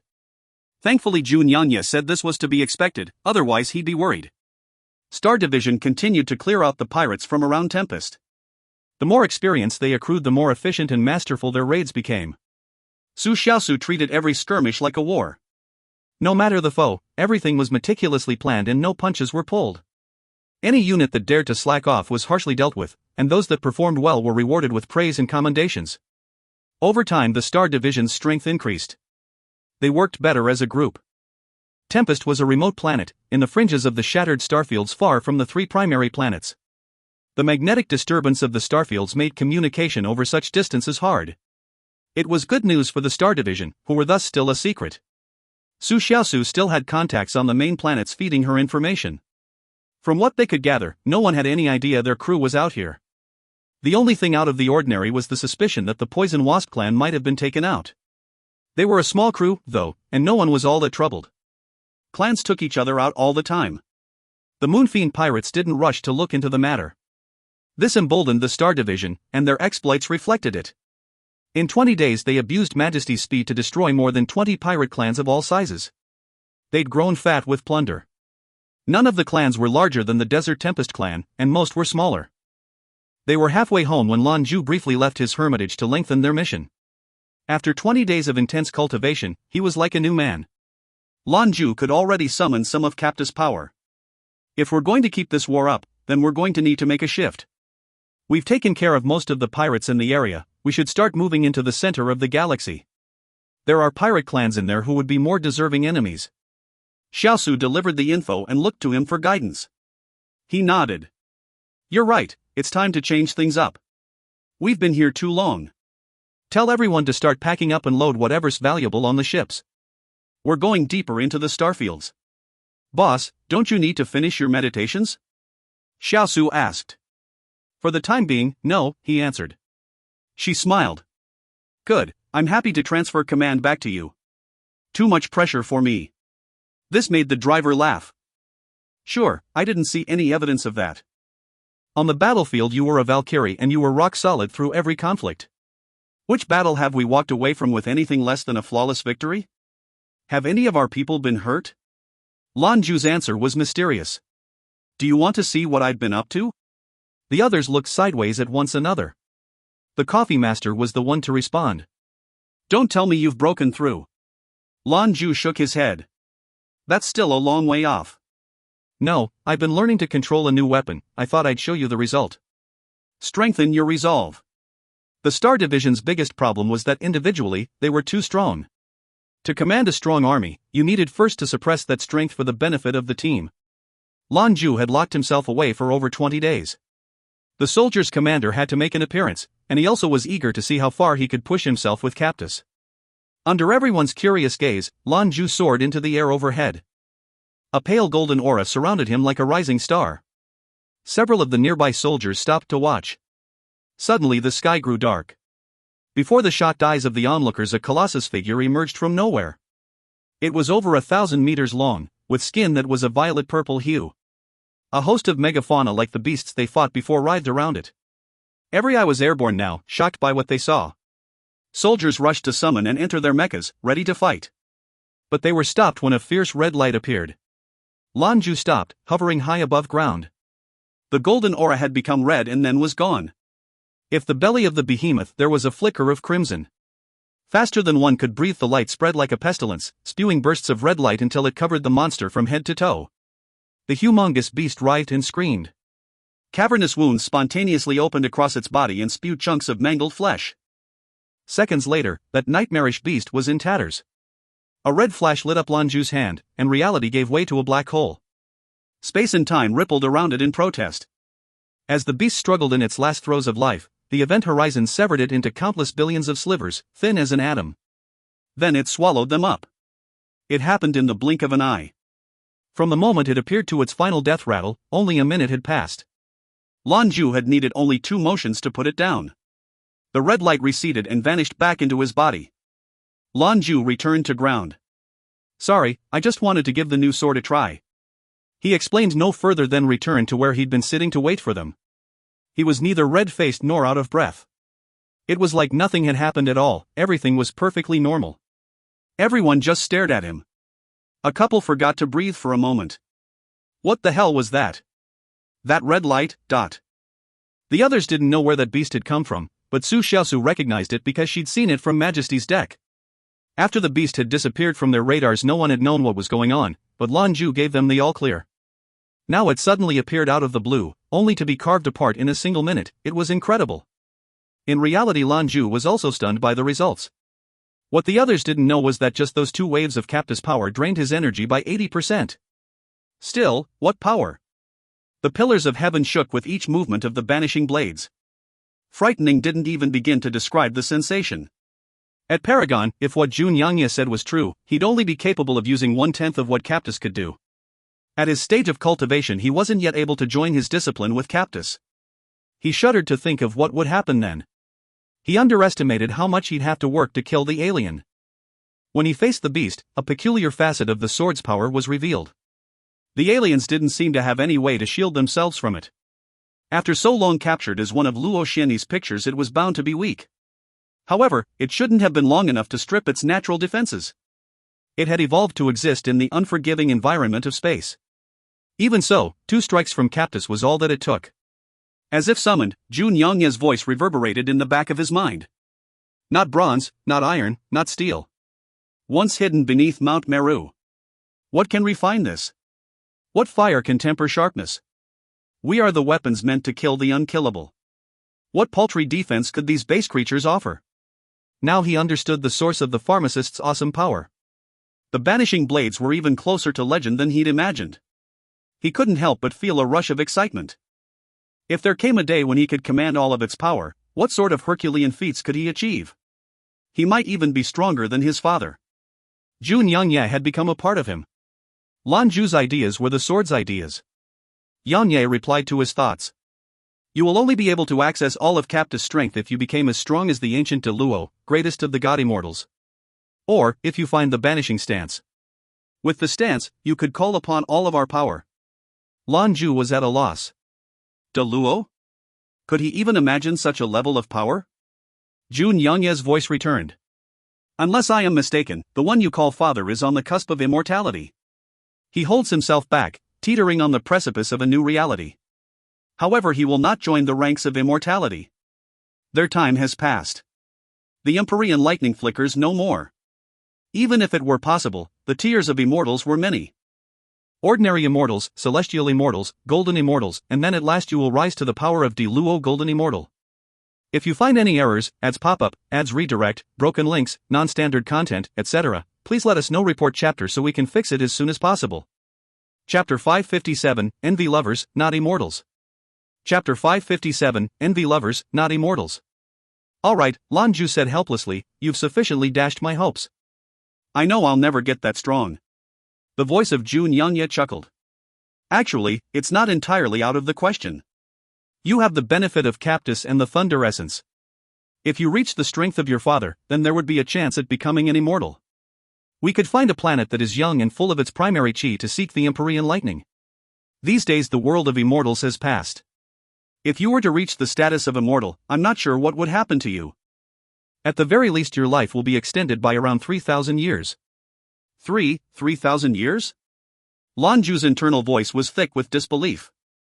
No wonder people in the old days were so desperate to become immortals. 3,000 years put the exuvium process to shame. What about Qianlin? Could she reach that level? Lan Jue hurriedly asked. For her, I fear it is impossible, Zhou Qianlin replied. Only you took on the properties of the thunder essence. You need to find another treasure housing the spirit of an immortal if you want her to succeed. Or, you can try to have her reincarnated, but I strongly advise against that. The dangers are too great. Lan Jue sighed. Yeah. If that's the case, then I won't try it either. Why? You'd be willing to give up life as a god? Zhou Qianlin would be well pleased if Lan Jue lived for so long. The banishing blades could have only a single master at a time. Having chosen Lan Jue, he would do everything he could to help his new master improve. The longer Lan Jue lived, the longer Yangya's consciousness would persist. Lan Jue smiled. Haven't you heard the phrase, envy lovers, not immortals? What would be the point of living for so long without the woman I love by my side? Life would be long, but wasteful. Zhou Qianlin was quiet for a moment. Then you must strive to find another artifact like the thunder essence. Lan Jue was a little surprised. The banishing blades are the strongest weapons that ever existed. You don't have immortal qi as part of you? Ha ha ha. Zhou Qianlin burst into a string of guffaws. Lan Jue found it uncomfortable to be on the other side of mocking laughter. When Zhou Qianlin regained his composure, he explained. Of course not even heavenly qi. Our power is derived from time immemorable. Even the greatest Buddhist immortals discovered us and were afraid. If the banishing blades are gathered and their power revealed, any immortal nearby would be eradicated.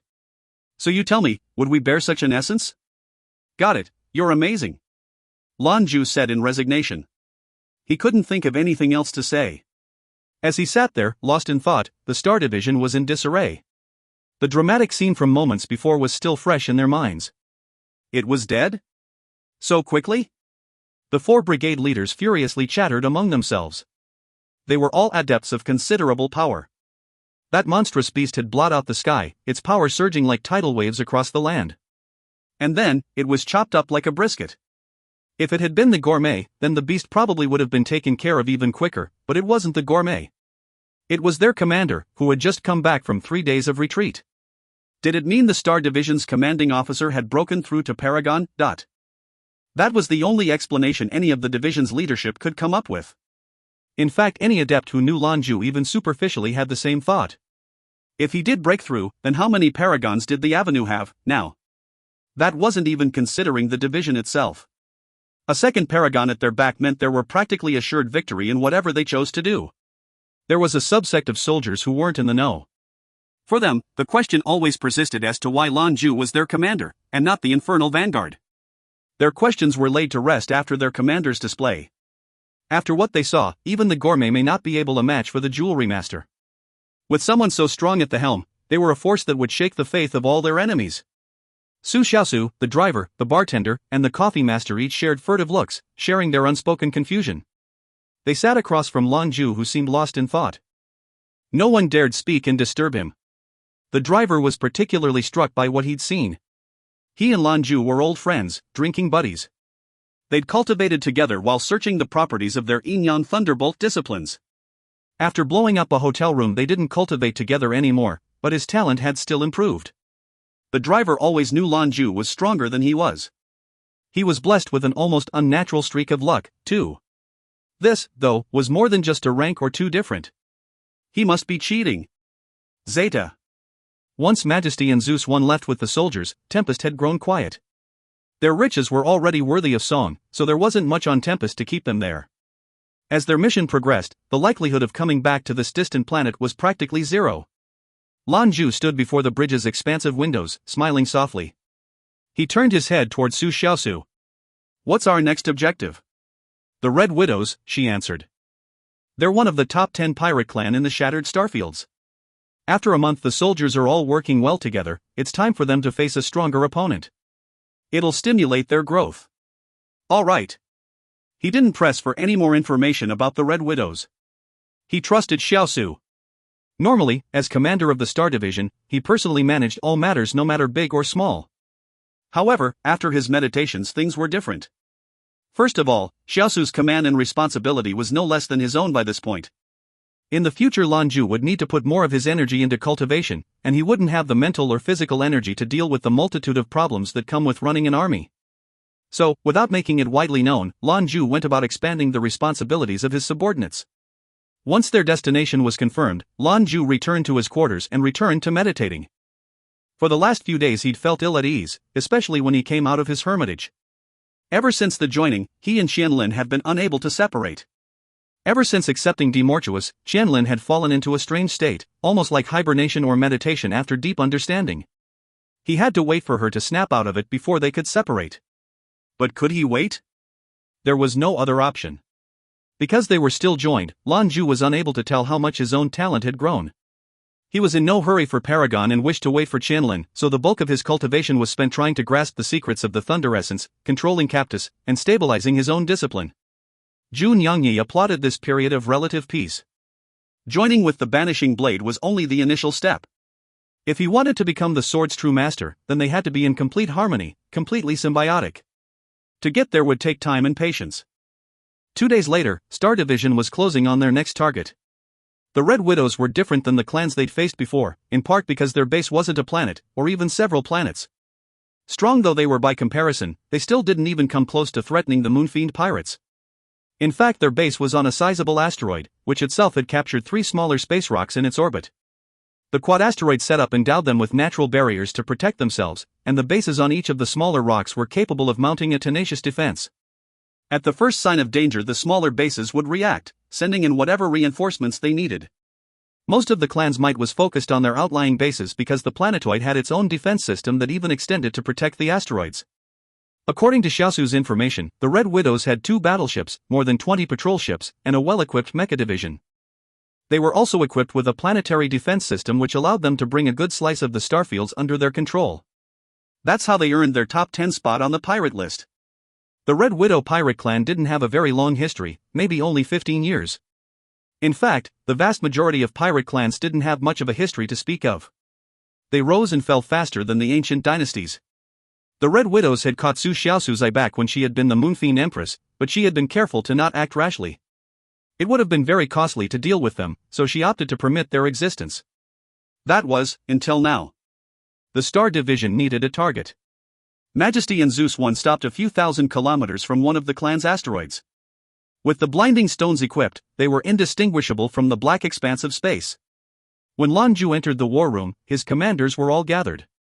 Everyone agreed on the plan of action. It was time to press the attack. Lan Jue was settled in the captain's chair with Su Xiaosu at his side. The whole plan was hers, after all, it only made sense for her to lead the charge. If you find any errors, ads pop-up, ads redirect, broken links, non-standard content, etc., please let us know. Report chapter so we can fix it as soon as possible. Chapter 558, Red Widow's Iron Curtain. Chapter 558, Red Widow's Iron Curtain. Su Xiaosu tapped the table before her. Immediately, a 3-dimensional image sprang to life in front of them. It was their primary base, on the rock they called Arachnid behind the asteroid belt. Arachnid's planetary defenses are all-inclusive. Thanks to its asteroids, they have a considerable system of attack and defense established. If we go after one of the outlying bases, we'll have to contend with the defenses and reinforcements from the other asteroids.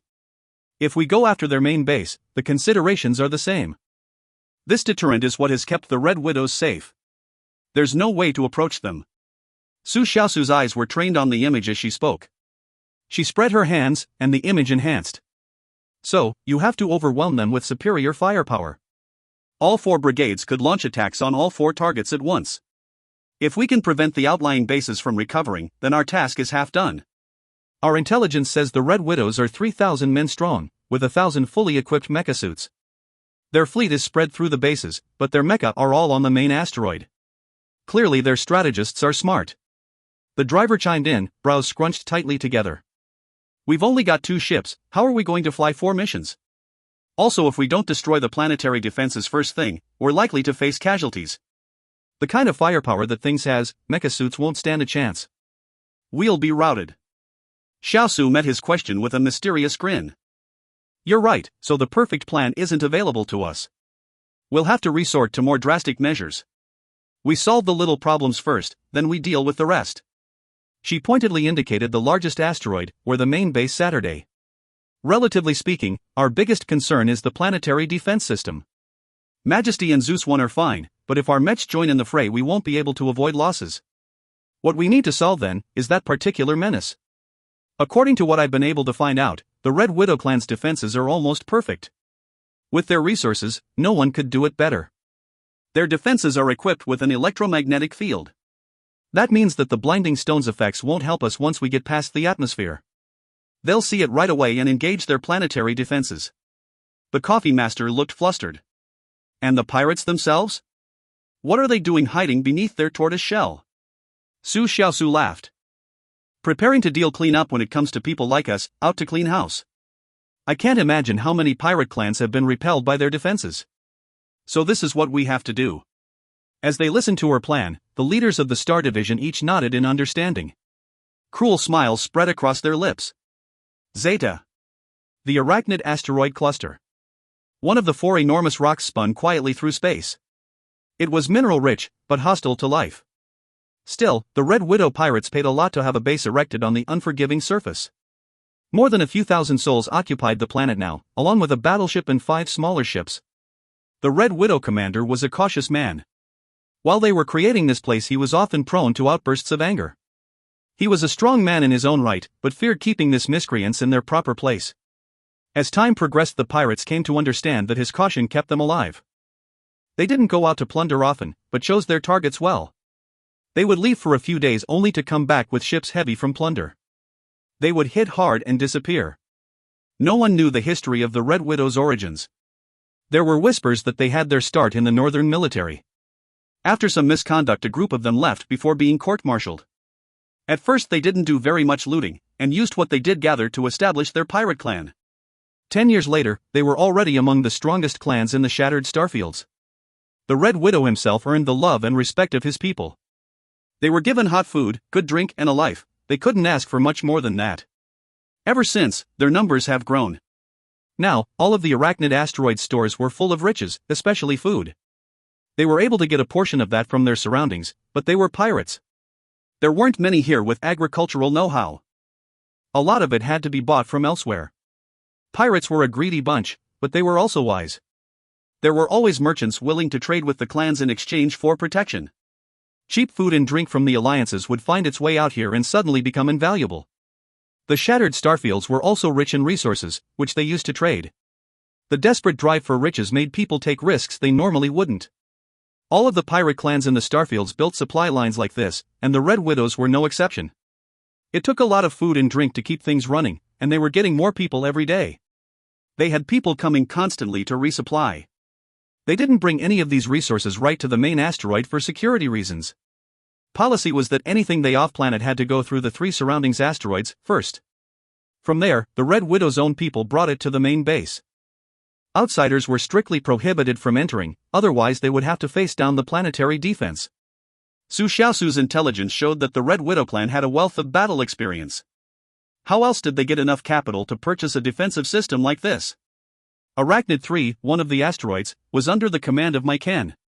He'd been at the Red Widow's side from the beginning, and had become the pirate leader's right-hand man. The Red Widow was a suspicious man, and there were only a handful of people among his crew that he trusted. Mikan was the commander of Arachnid 3, and also the captain of the battleship stationed there. The position was awarded to him by the Red Widow. He was precise and disciplined. He didn't inundate himself with women or alcohol, and performed all of his duties fastidiously. "What's the word on the recent resupply?" Mikan asked one of his subordinates. "Checks are completed, boss. No problems found." Who would dare try and poison the Red Widows? "I don't understand why we have to check every shipload." The pirate chortled in self-confidence. Although they didn't agree with what they saw as unnecessary caution, they followed orders. At Mikan's request, they checked again. After everything was in order, Mikan nodded. He allowed their transport to the main base. Pirates didn't use transport ships, they were cumbersome, a liability. Instead they used their battleships, which were much faster and capable of defending themselves against pillagers. The Red Widows were no different, though they used a blacked-out patrol ship with a Red Widow painted on its side. Half an hour after the goods were checked, the ship was on its way to the main base. The clan had a protocol for checks, to make sure that enemy didn't sneak in. For instance, the pilot was expected to remain a specific, constant speed. Any deviation in the prescribed plan gave enemies away. They were very particular about their safety. A series of checks and passwords allowed the ship to traverse the space between asteroids in peace. They moved slowly through the dark with a skeleton crew of engineers. It only took 5 people to fly a ship of this size. Most crewmen were stationed on the main base. It was a process, but the pirates were used to it now. They recognized the need for Red Widow's caution and embraced it. Lan Jue sat in the pitch blackness, with a resigned look on his face. He was the crux of Xiaosu's plan because he was the only one who could infiltrate the main base unseen. It wasn't her preferred method, because sending a single soul into the tiger's den was irresponsibly dangerous. But after Lan Jue broadened his understanding and joined with the sword, everyone looked at him differently. So, when Xiaosu offered up the idea, they unanimously agreed. Lan Jue didn't have any say in the matter. After his flashy display, he could only say he played himself. Really, Xiaosu's reasons were sound. Lan Jue going in alone was the best way to avoid casualties. Only he could sneak in and open the door. Not long after, much to his dismay, Lan Jue found himself crouched in the belly of a pirate ship. Even sneaking aboard had been somewhat of a chore. Although Lan Jue was capable of spaceflight at his level of cultivation, he still needed a mecha. Without one, he would have to expend a great deal of energy. After all, he wasn't a paragon yet. If you find any errors, ads pop up, ads redirect, broken links, non-standard content, etc., please let us know. Report chapter so we can fix it as soon as possible. Chapter 559, Scout Lan Jue. Chapter 559, Scout Lan Jue. Lan Jue had approached one of the outlying asteroids via Zeus 1. Under cover of the blinding stone, Lan Jue made landfall. He took pains to hide any signs of his power or presence while sneaking through the base to the resupply ship. Su Xiaosu knew a tremendous deal about pirates and how they got their goods. Where others would find sneaking onto a pirate ship impossible, she knew it wouldn't be difficult for Lan Jue. So long as there was electricity, the monarch could find a way in. That's what got him to this point. He was surrounded by metal boxes. Pirates being who they were, the one Lan Jue chose to hide in was filled with booze. The others were mostly food. Sadly, the alcohol wasn't very good. The flight would have been less miserable with an in-flight drink. The ship kept to its prescribed speed en route. All Lan Jue had to do for now was meditate quietly and wait for his chance. Lan Jue's level of cultivation allowed him to hide his discipline from all manner of instruments. It was simple, those instruments used electricity, so Lan Jue need only release a specific frequency to blanket himself in white noise. The patrol boat shook, indicating they'd entered the small asteroid's atmosphere. Lan Jue awoke from his meditations, his eyes burning in the darkness of the supply crate. The Star Division commander didn't offer up any resistance when the mission was proposed. He hadn't participated in any of the dozen or so missions prior, and Lan Jue felt it important for a commander to lead from the front. Half an hour later, the ship shook again. They'd landed. A pale blue light hung around Lan Jue's body as he waited, unmoving, in the box. Sure enough, moments later an inspection apparatus was shining its beam on the supply crates one by one. They weren't looking for stowaways as much as they were making sure the deplorable pirates didn't steal some of the goods for themselves. Lan Jue couldn't help but be impressed. The Red Widows were completely different from any of the other pirate clans Lan Jue had encountered. Their practices and bases were informed by Alliance military training. Back during his days as the mercenary king, he doubted he could have destroyed them himself. The scan was finished. Robots came in to move the cash from the ship's hold. One by one the boxes were lifted up and put on a small transporter. Lan Jue did not rush, waiting patiently in the metal box. He spread his perception out to gather what information he could about the surroundings.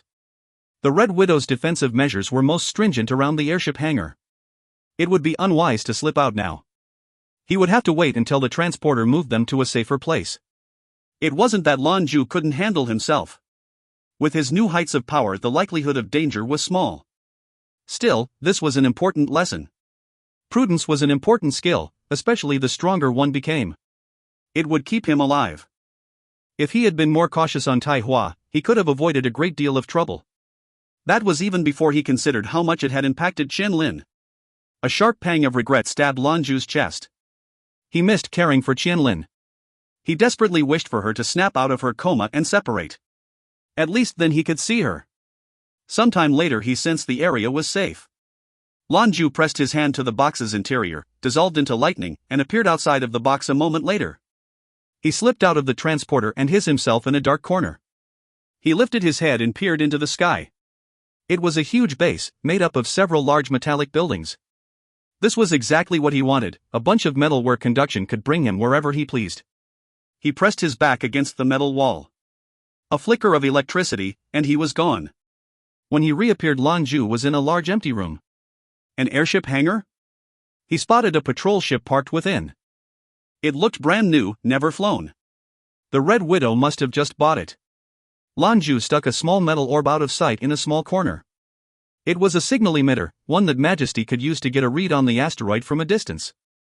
So long as they kept out of the asteroid's electronic defense perimeter, the ships could avoid detection and learn all they needed. Lan Jue moved through the area, placing the signal beacons in various hidden spots before leaving the hangar.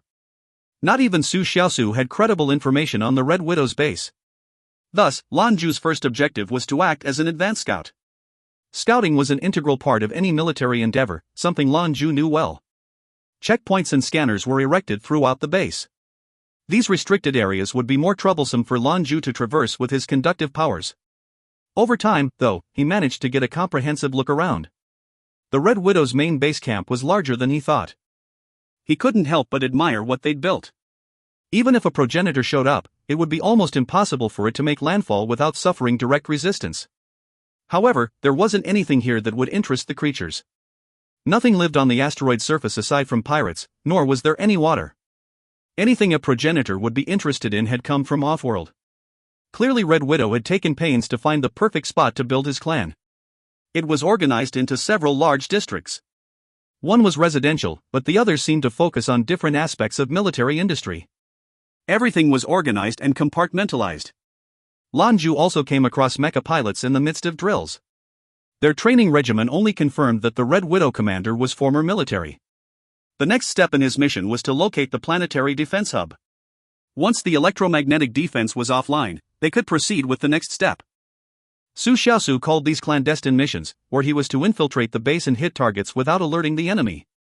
Half a day passed quickly as Lan Jue worked. He transmitted all the information he gathered to Majesty using an encrypted frequency. The accountant had been the one to set it up, and no matter how safe they thought their system was, it didn't mean anything to one of the East's preeminent scientific minds. Jewelry Master. We suspect the defense systems are housed in the spire at the center of the base. It's very well protected. Every floor needs a security keycard. All of their physical and electronic checks are top of the line. It's likely the building is also insulated. They really thought of everything. Finally, an interesting enemy. The accountant's jittery voice sputtered through Lan Jue's communicator. Lan Jue responded in exasperation. So what do I do about it? If it's insulated, I can't get in. What makes you think that? The accountant challenged. They only insulate walls, there are bound to be other routes. All you need to do is find a power outlet. It shouldn't be much of a problem. After that, it's up to you. Do your best not to destroy the defense system, we're going to want it. Ha. I can hardly wait. You want to come get it? Lan Jue shot back. The accountant chuckled. If I could, you think I'd still be your gopher? Annoyed but otherwise powerless, Lan Jue cut the connection. The accountant wasn't the only one excited about the mission, Lan Jue felt it too. A strong enemy motivated one's potency. Lan Jue studied the map for a moment and planned his infiltration. The sky had gone dark, plunging the base into darkness. Lan Jue made his way through the pirate-infested base building by building, relying on his electric powers to convey him to the central spire. Soon he was standing right outside. Lan Jue what he felt was a suitable spot and pressed his hand against the metal wall. He became lightning and slipped in. That was when he encountered the insulation. Thick rubber filled the wall's interior, blocking any path for him to slither through. He returned to his human form and followed the wall until he found a power outlet. Only, it was dead.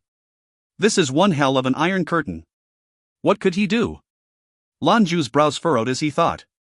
As he did, Lan Jue spied a nearby elevator open.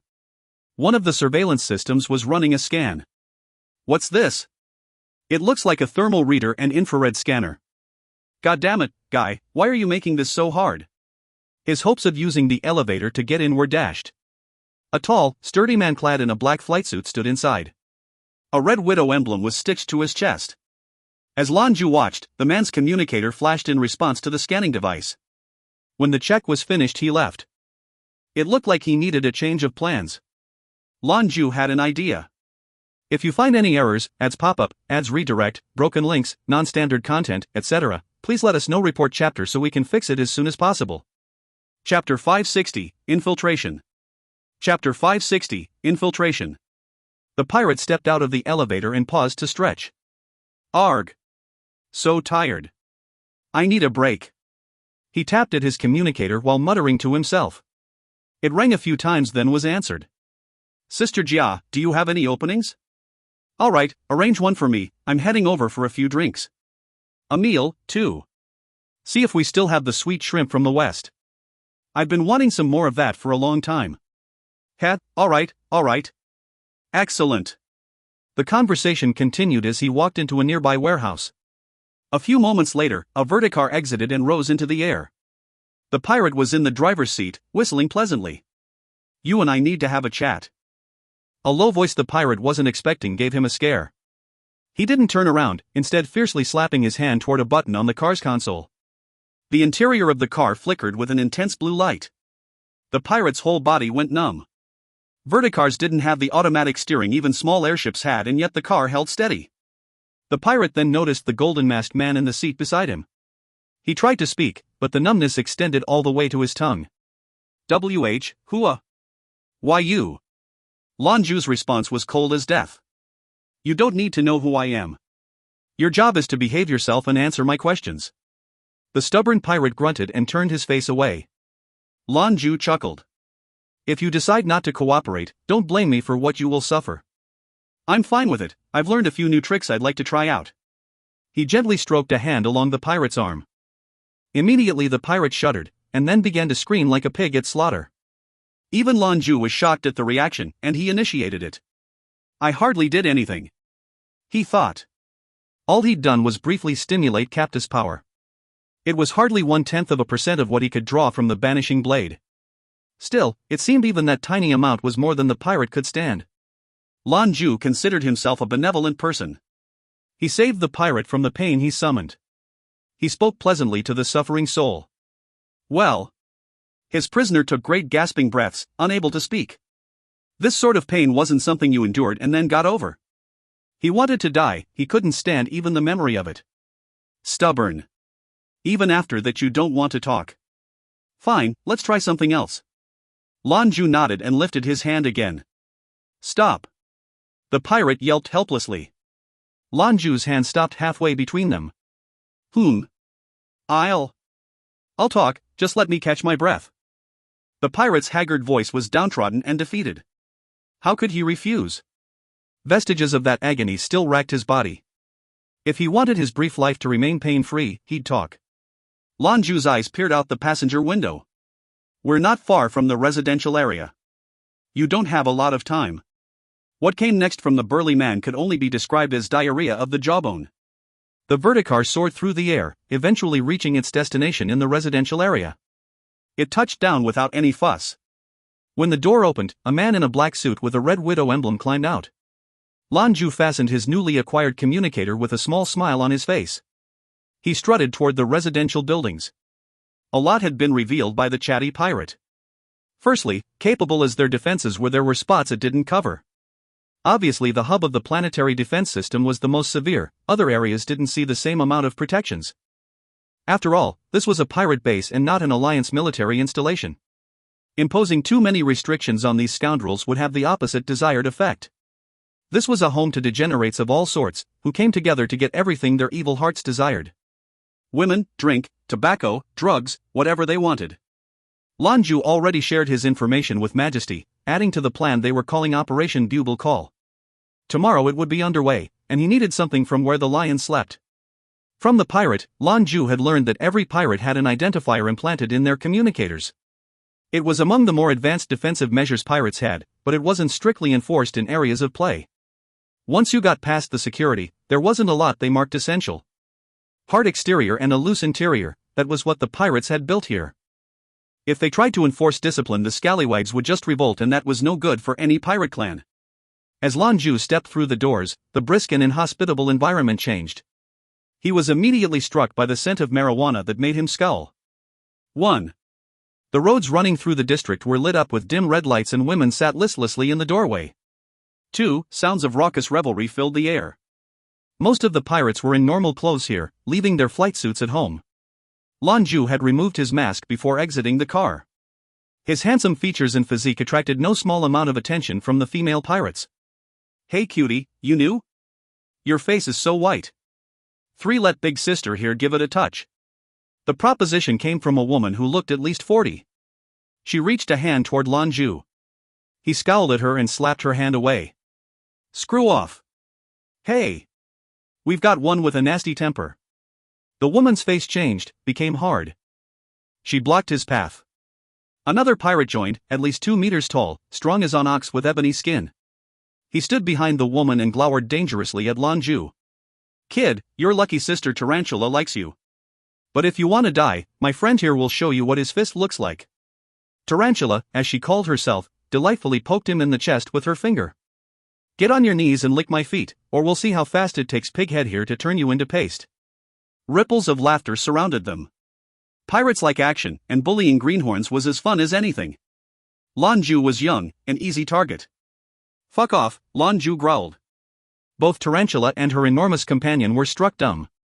In the depths of their hearts his voice seemed to resonate, bypassing their resistance. Saying nothing further, they stepped aside and let him be. Lan Jue paid them no further mind and walked on. "Ey, Tarantula. Look at you, so convincing. You must really like that pale-faced kid." The other pirates were just as surprised. Tarantula was not risk-averse. Why'd she let him go so easily? She shook her head, trying to clear the fog. She didn't know what happened, only that she had to do whatever the guy told her to do. She snapped her head around to look for him, but Lan Jue was already gone. What she could not know was that she was a victim of Lan Jue's voice of command, a watered-down version. If Lan Jue wanted her to kill herself, he could have made her do it. Lan Jue turned a corner, and a large bar came into view.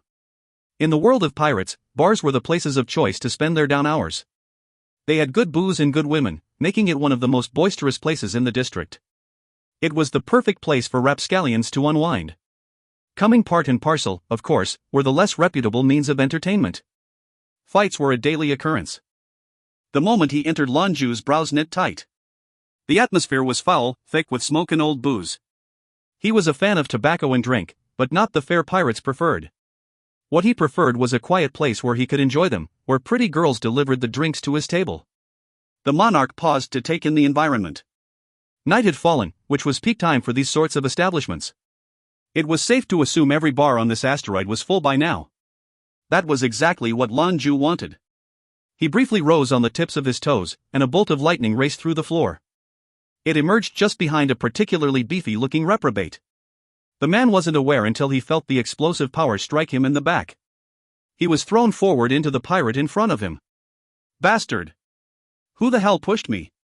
The pirate who'd been struck by lightning scrambled to his feet, turned, and threw a metal table into the crowd. Pirates didn't mind trouble, they sought it out. It helped them let off steam, especially when there wasn't anything to do. Right away the whole bar was a flurry of wailing fists and curses. Since the fight had started in the middle of the bar, it wasn't long before it swept everyone up in it.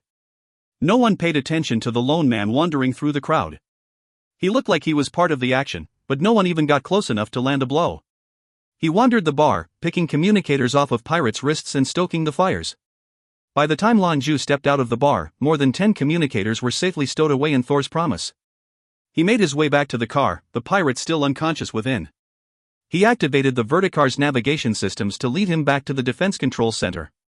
Now it was time to really get things underway. He parked the car in the warehouse they'd left from and walked out. He was in no hurry, and leaned back in the chair.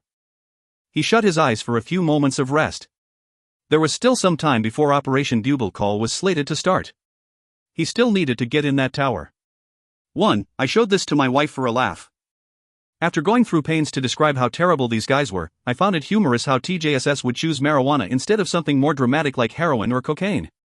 My wife made an interesting point, saying that heroin is endemic in many parts of China. The local clubs where I lived were essentially drug dens. Outside of Western China, marijuana is actually hard to come by. He may have chosen it because of its novelty. 2. Prostitution is widely prevalent in China. Many if not all of their bathhouses have women on staff for this purpose. Just down the street from my house was an alley filled with massage parlors, where women sat in the doorways in nightgowns waiting for customers. It's phenomenally sad, since sexual slavery or poverty is what has driven these women to prostitute themselves. Young girls are stolen from villages, driven thousands of miles across the country and sold into slavery in the cities. 3. Woo, more explanations. When it rains it pours. Whiteness is the pinnacle of attractiveness in China. They go to tremendous lengths to avoid tans. My theory, or I dunno, maybe I heard it somewhere, is that those with tans are usually farmers or those who have to work outside like in construction. These are jobs for the poor, dangerous, and physical. The rich get to stay inside all day. From a medical standpoint, I also found it interesting that these delicate pale women were also prone to fainting or otherwise weak constitutions. Sexism aside, those are all clear signs of anemia, which would make you pale as shit. This is the same with those you may find with long pinky fingernails. While in the US that is an indicator or a cokehead, in China it shows that your job is more cerebral than physical since there's no labor to break your nails. If you find any errors, ads pop up, ads redirect, broken links, non-standard content, etc., please let us know. Report chapter so we can fix it as soon as possible. Chapter 561, Moving Out. Chapter 561, Moving Out. No matter where in the universe, dawn was the time when people were at their most sluggish. Awakening from deep sleep, it takes everyone time to clear the haze from their mind. As the sky brightened, however, the base gradually became darker as a shadow fell over it. Lan Jue's eyes popped open. He glanced at the time, then got out of the verticar. He stretched and got his fluids moving as a smile crept onto his face. He was looking forward to this. Destroying the Red Widows was a given, it was going to happen, and the Star Division was more than capable of it without his help. However, their goal was to obtain experience with 0 casualties. Pulling off a flawless victory was more difficult to do. Beside the verticar hangar was the main entrance to the defense spire. According to the pirate he interrogated, there were always 20 mecha on patrol and another 80 personnel on standby. That meant that at any sign of danger, 100 mechas could immediately be mobilized. Beyond that, the area was thick with monitoring equipment and security checks. To Lan Jue, that last part wasn't much of a problem anymore. He walked up to the elevator he saw the pirate exit from and pressed the call button. Then, he dissolved into lightning and slipped through the walls. The insulation was just as thick here, so he couldn't move anywhere, but at least he could remain unseen. The elevator arrived, and with it the familiar beam of sweeping light. Lan Jue's hand appeared jutting from a corner of the wall with one of the pirate communicators strapped to his wrist. Despite the strange angle, the security check picked it up right away. The light vanished, it was safe to enter. There was a soft flicker of electric light and Lan Jue reappeared. He stepped into the elevator. Like the rest of the building, the elevator was metal. He hid within the walls as he'd done before, which kept him away from the prying eyes of cameras. One of the buttons inexplicably lit up as it was pressed, then the elevator began to descend. The control center was underground, as well as those 20 patrolling mechas. However, the lower he went the better Lan Jue felt. The world of metal was now free from the insulation of the higher floors and opened up space to move around. The pirate's information proved credible again when he quickly found the master control room. Outside were 4 mecha suits facing away from the door with weapons at the ready. For the Red Widows, this was the very heart of their whole organization. Unfortunately for them, they weren't ready for electricity. Lan Jue buzzed through the wall, reforming on the other side. More than 20 pirates were busily working the various systems. He could see right away that it was an advanced setup, no less impressive than what could be found in the 3 alliances. They must have paid through the nose for it. He casually walked across the control room as he looked around. He spotted his objective quickly, the planetary defense controls. They were somewhat of a misnomer, because they were actually an integrated design. Aside from coordinating defense, it also constituted early warning systems, probes, counterattacks and so forth. The electromagnetic field around the planet was part of its detection and warning systems. When an enemy entered the field, it immediately tripped the alarms and the system reacted. Lan Jue's purpose right now wasn't to blow things up. All he needed was an opening for his people to bypass that field. He quickly sent a message to Majesty to be ready. Ugh, I'm so tired. Shift's over soon, you wanna grab some grub? A pirate stretched, looking fatigued. More and eat. We've been burning the midnight oil, I need to relax. Let's grab a drink. A glass before bed is relaxing. What do you guys think? Nice, sounds good to me. Shame there aren't any fat-ass women around in the morning to make that drink go down smoother. Give it a week and it'll be better. Next week we've got the day shift, then we'll have the nights to ourselves. Compared to our brothers on the other asteroids, we've got it good. They only rotate back here once a month. We can get practically whenever we want when we want it. Well, it's about that time, next shift should be here soon. Man, the night shift is tiring. They started arranging everything to pass on to the next shift when, suddenly, every screen flickered and went black. What the hell is this? The room was plunged into darkness for a moment before the emergency lights kicked in. The pirates were a flurry of confused motion. This was the first time they'd encountered this problem. Power was steady across all the asteroids, and they had 3 backup generators. Total power should not have been possible. They clambered over one another to try and pinpoint the malfunction. Quick! Let the commander know! One of the pirates ordered. However, right then all the lights and screens came back online with an electric buzz. Everything was normal. One of the pirates, the one who was going to report to the commander, looked around surprised for a moment, then dropped his communicator. Should I still call him? He asked. The one who was apparently in charge was also unsure of how to proceed. They all knew how important this place was to the clan and to Red Widow himself. They didn't dare shirk their duties lest they risk being punished. Check the systems first. See if there are any problems. Their leader answered. Red Widow pirates weren't military soldiers, so their incentives weren't to deal with problems head-on. He chose the safer option, for his own hide, and decided to see how bad things were first. One by one the pirates reported no problems in any sector. The leader pondered for a moment. Maybe it was an electron flare that shorted everything. Everything looks good now, there doesn't seem to be any problems. Stick to it a little longer and see if you can find any anomalies on the planet's surface. Nothing, everything's normal. Not even a fly. Another one of the pirates called out to him right away. What they didn't know was that flickering was a sign. All their images and communications were now being streamed directly to a monitoring device that wasn't part of their system. Someone else had access. Lan Jue was long gone. He was back inside the verticar. Luckily the pirate he'd snagged from the earlier had been someone of some importance to have this car to get around in. It made Lan Jue's life easier. As he rose into the air and flew off, he got in touch with Majesty. Did it all work out? The accountant's voice answered. Of course it did. If yours truly is on it, it gets done right. We're in the base's airspace, I'll send you the coordinates. 1st Division Alpha Squad has boots on the ground and are waiting for you to arrive. Alright, be there soon. He tore through the air toward Majesty. With coordinates in hand, finding the invisible ship wasn't difficult. It was in a restricted zone. The asteroid had several restricted zones that were flooded with radiation. You needed special permission to get in, and then had to follow a specific path to make your way through. Without special approval, no pirates were coming through this way. Of course, this didn't stop Lan Jue. He flew the car to the borders of the quarantine and used his discipline to get past the walls. As the monarch poured his talent into his speed, a golden aura buzzed around him. He flew so fast through the irradiated wastelands that satellites would only see a streak of dim light. This early in the morning, anyone seeing that light would be too groggy to recognize what it might be. In a blink he was at the coordinates. The faintest eminence of energy tickled at his senses, and it was there he went. A flash of electric light, and he vanished near the source of the pulses. Here. Lan Jue reappeared to find Alpha Team waiting nearby, led by the pharmacist. They were joined by another woman. Judging by her uniform, she was part of 4th Brigade. She was here because her talent made groups of soldiers invisible. A priceless addition to their mission. Put 'em on.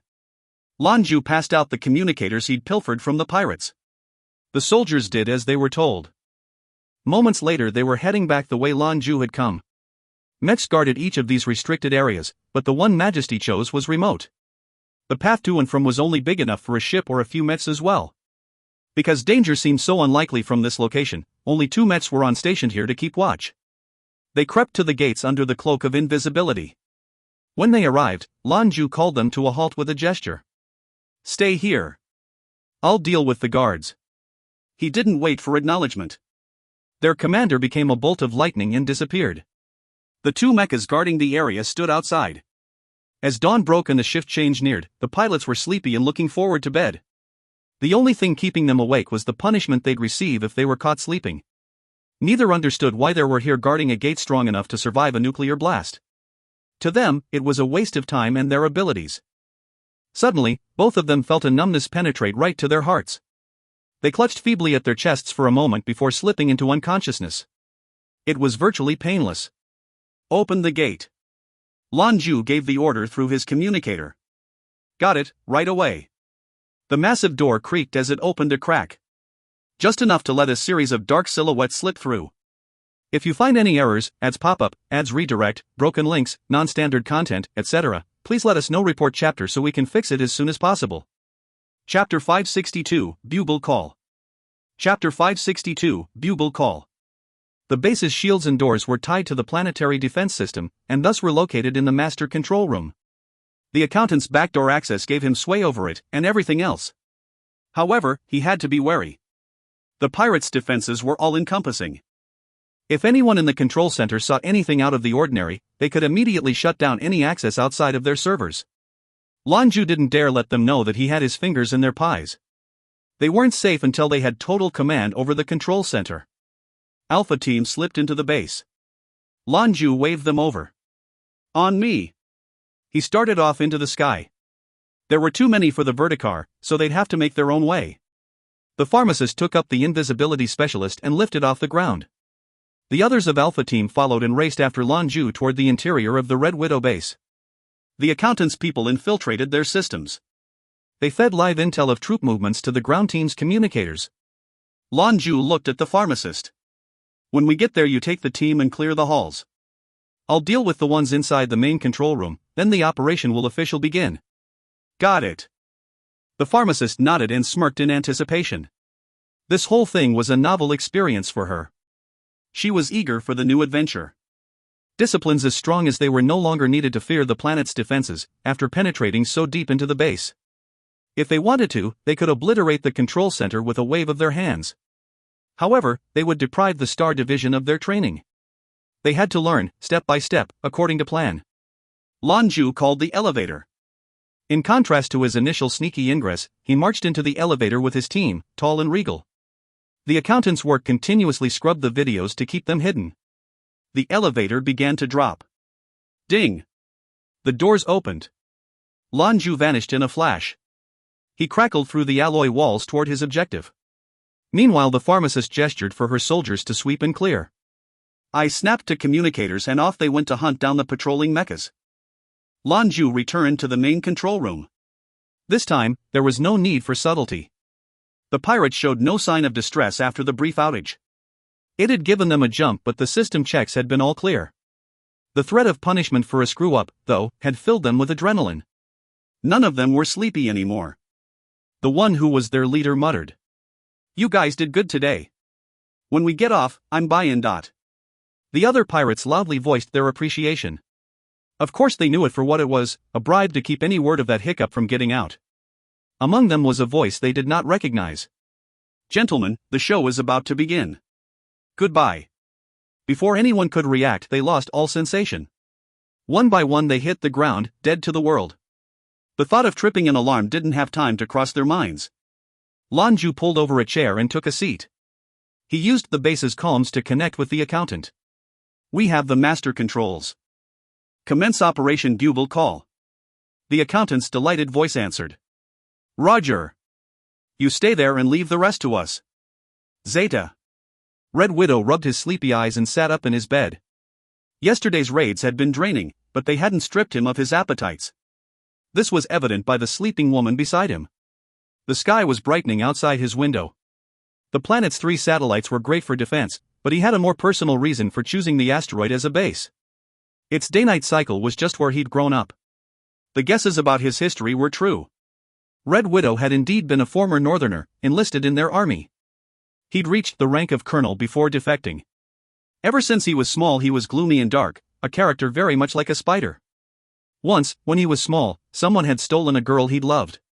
He swore that day to become strong and exact revenge. Later, he became an honored soldier within military command. He was especially adept at planning assassinations and other wet work. He was himself a sovereign-ranked pilot at the time. There was no doubt he had a bright future. What he could never expect was that his sworn enemy was the son of an important military family. The day came when he would make his move. He stole into his nemesis' house and massacred every single person. The chips embedded in their bodies, regular measures for military families, were activated. He immediately became public enemy number 1. His training and prudence was what saved his life. He'd had a plan in case he was found out, to escape. The man that would become the Red Widow slipped away, mere inches from death. In the north, he became persona non grata overnight. He was a man without a nation. He then decided to gather some people and carve a home from the shattered starfields as a pirate king. Thinking on it now, he couldn't help but regret some of it. Perhaps if he had been more cautious, had not done it himself, he could have gotten away with it. Good prospects were lost. Even General wasn't out of reach back then. He'd been a rising star. One day, I'm going back. Red Widow fiercely assured himself. He got up, poured himself a glass of ice water and stretched. He walked over to the window and looked out over his domain. The stringent defenses and Red Widow's history were obviously closely connected. He lost a lot in being discovered, but he'd learned how to watch his back. Now, 10 years after the fact, his Red Widow clan was flourishing. They stood on a strong foundation for growth. There were benefits to the life of a pirate as well. If you didn't like someone, you could end them without a second thought. You also got to pick your targets. His clan focused mostly on northern merchants, and never left anyone breathing. This was eye for an eye for him, cruelty knew no bounds. Ha! The pirate commander's eyes peered toward the military district. It was about time for the morning training routine. But something was off. It was the air. It warped erratically, almost like hot air. And a strange sound. What the hell? Red Widow was wide awake. He threw on his flight suit and pulled his communicator up to his face. Control. This is Red Widow. Is there something going on with our detection systems? Boom. His response was an explosion that shook the base. The Red Widow stood there for a moment, his mind blank. An enemy attack? The roar of the explosion ripped through the base. The Red Widow scrambled out of his building and looked up just in time to see the colossal form. Goddamn. That's a battleship? If it was an odd one. How could this be? How could a whole battleship suddenly appear a few dozen feet above my bed? Why wasn't it stopped by the defenses? Why wasn't there an alarm? The Red Widow was completely and thoroughly confused. He felt powerless against what he saw before him. For great columns of light shot out from beneath the ship. Dark figures began to descend within the beams. Mechs. When they made landfall, they spread out in all directions like a plague. Red Widow clenched his jaw. He knew he had to keep his cool. This was his house, and he knew how to cause a little damage himself. He just needed the proper response, he still had a chance. The pirates proved their reputations. When the blast was heard, they'd begun to mobilize. Already there were groups of mechs converging to meet the enemy. What came was the apocalypse. Zeta. Brigades 1 and 2 were responsible for routing the pirates' main force. 3rd Brigade was cleanup and rescue. The living area was left to 4th Brigade. However, the planning was so complete as to involve every unit. They each had their objectives to contribute to the whole. 2nd Brigade starting taking the high ground while 1st Brigade sent their troops to the base's interior. The base had gone from a lazy morning to a tide of destructive energy in a matter of moments. Zeta. Red Widow's mecha was red, his preferred color. He gathered what men he could and raced off. He didn't know how they got in, but they obviously had prepared. When he saw a group of his people mowed down by a single unit in less than 10 seconds, it was clear, this was more than they could handle. He had to get out to the satellites and mount a counterattack. With the help of his own battleship he could recapture the base. But even as he thought it, the pirate leader knew it was naive.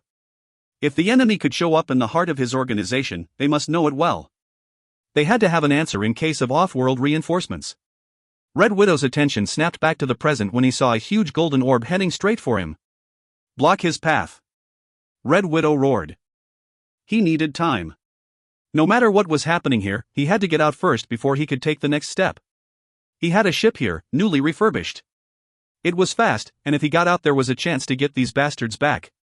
His reputation was good in the Starfields. He had allies in other pirate clans. His mind raced for opportunities. If you find any errors, ads pop up, ads redirect, broken links, non-standard content, etc., please let us know. Report chapter so we can fix it as soon as possible. Chapter 563, Sweep and Clear. Chapter 563, Sweep and Clear. The Red Widow had no idea how this enemy could suddenly appear. What happened to all their defenses? After all that money, it was like it had no use at all. Inside he was enraged, but he kept a clear head. 6 of the mechas that were guarding him broke off and engaged the metallic orb. They fired wildly at it, but their long-ranged attacks harmlessly bounced off. Then, as they watched, the orb grew several sharp and spindly protrusions. They appeared just in time, as the orb came crashing into the pirate mechas. Pang! Bang! 2 pirates were turned to slag as the orb made contact. The energy it struck with felt like it would level a mountain. The spikes launched out and pinned the remaining combatants to the floor, dead. Aiya, weak sauce. Tang Xiao loudly complained. His round body catapulted into the air, changing back into a war machine. The Star Division unit commander chased after Red Widow. The pirate leader was obvious. His bright red suit was better than the others, and his cunning tactics were common for someone who'd spent their life as a deplorable scum. However, before long the red mecha was gone. Vanished without a trace. Where'd he go? Tang Xiao asked his sister. He was nearby. Tang Xiao's unit was special. Using his metamorphosis discipline, the 10-member team became a singular weapon. The only teams that could outdo their damage output were alpha squads. Tang Mi was just as confused. I don't know. Some sort of mechanism? Forget it, there are other targets. Every target is worth it. In terms of sheer numbers, the Red Widows outnumbered the Star Division. Quality, though, was a different story. In that regard the Star Division had a tremendous advantage.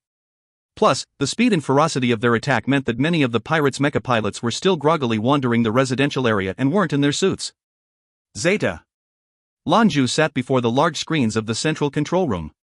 He watched as the action unfolded, sweeping up the rest of the base. He couldn't help but feel a little bored. This was turning into a one-sided slaughter.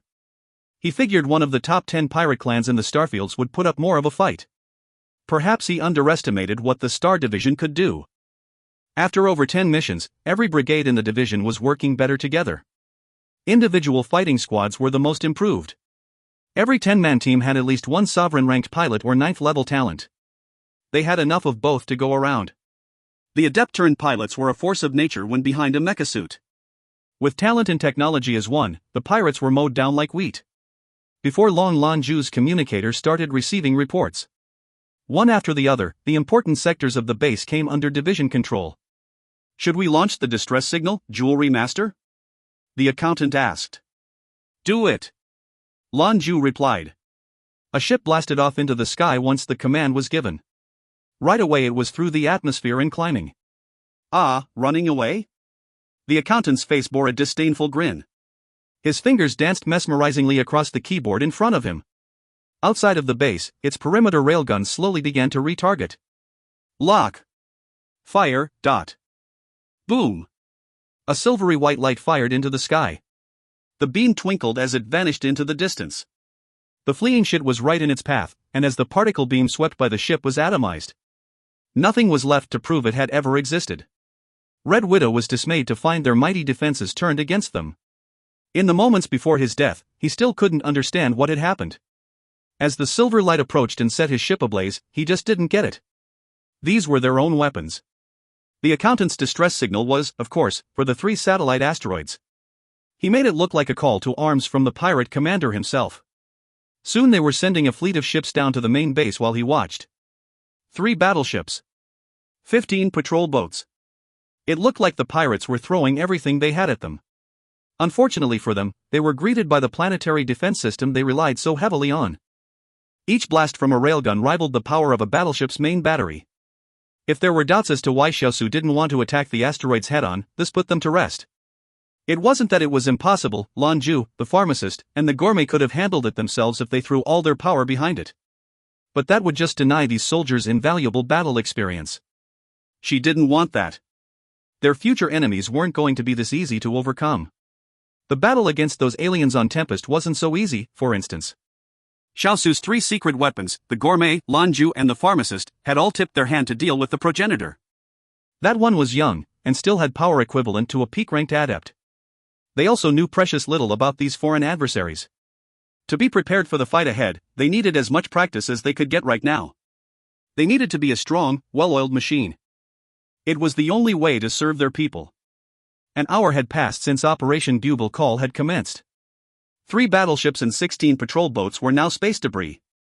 The Red Widow pirate clan was no more. The battle was over. Unfortunately, the clan was quite a bit poorer than they thought. When they found the pirate cache, it didn't even match up to what they'd found from the Desert Tempest pirates. Evidently, most of it had been used to build these bases. So while they didn't have a lot of toys, they did have an astronomically expensive planetary defense system. It was bulky, though, and took up a lot of space. Lan Jue considered leaving it behind, but he'd forgotten something. A click of the photographer's camera, a familiar phrase, and snap. A whole system's defenses were safely packaged in a Polaroid photo. The rest of the resources they came across hardly required a thought. Railguns and planetary shields were a moment's concern, all the rest even less so. Stripping the base took them about a day. The campaign was flawless, almost textbook. With little effort and minimal time, they'd taken the 4 asteroids without even giving their enemies time to counterattack. The reason?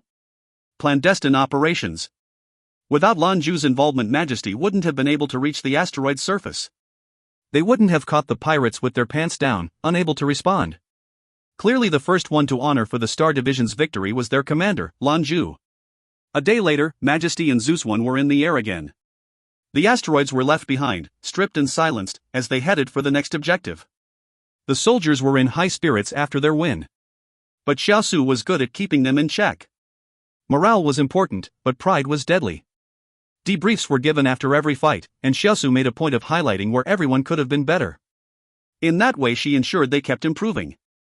Over the next month, Majesty and Zeus One stalked the starfields. Whatever foe they encountered was quickly silenced. However, eventually news of the division's exploits became known. After all, pirate clans were disappearing right and left. One of the strongest went dark and no communications had been heard for ages. It was starting to get everyone's attention. Especially the Moonfiend pirates. Zeta. Shattered starfields, planet Moonfiend. Where the hell did these people come from? They appear out of nowhere and vanish like ghosts. According to this, we've lost contact with more than 20 groups. We have to assume they fell to nefarious means. Whoever they are, their bloodlust has started to creep into our domain. The pirate who spoke was tall, with a downtrodden face like he was the victim. The bald ruffian's most striking feature was his enormous red beard. He stood across from another man.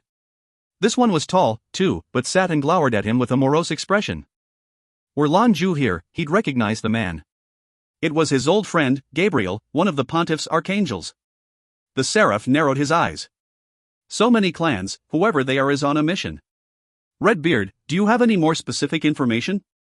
The one called Redbeard replied. According to our intelligence, only one person from the Black Widow clan managed to get eyes on them. They prefer to engage with mecha ground troops. Their ships are equipped with some kind of cloaking capability as well. They get in close, and the mechas strike hard and fast. They overwhelm the defenders and take over. Because of the cloaking, no pirate patrols have found them out in space, no way to engage. Right, and their insignia is some kind of flame. They all have them, just different colors. A flame insignia?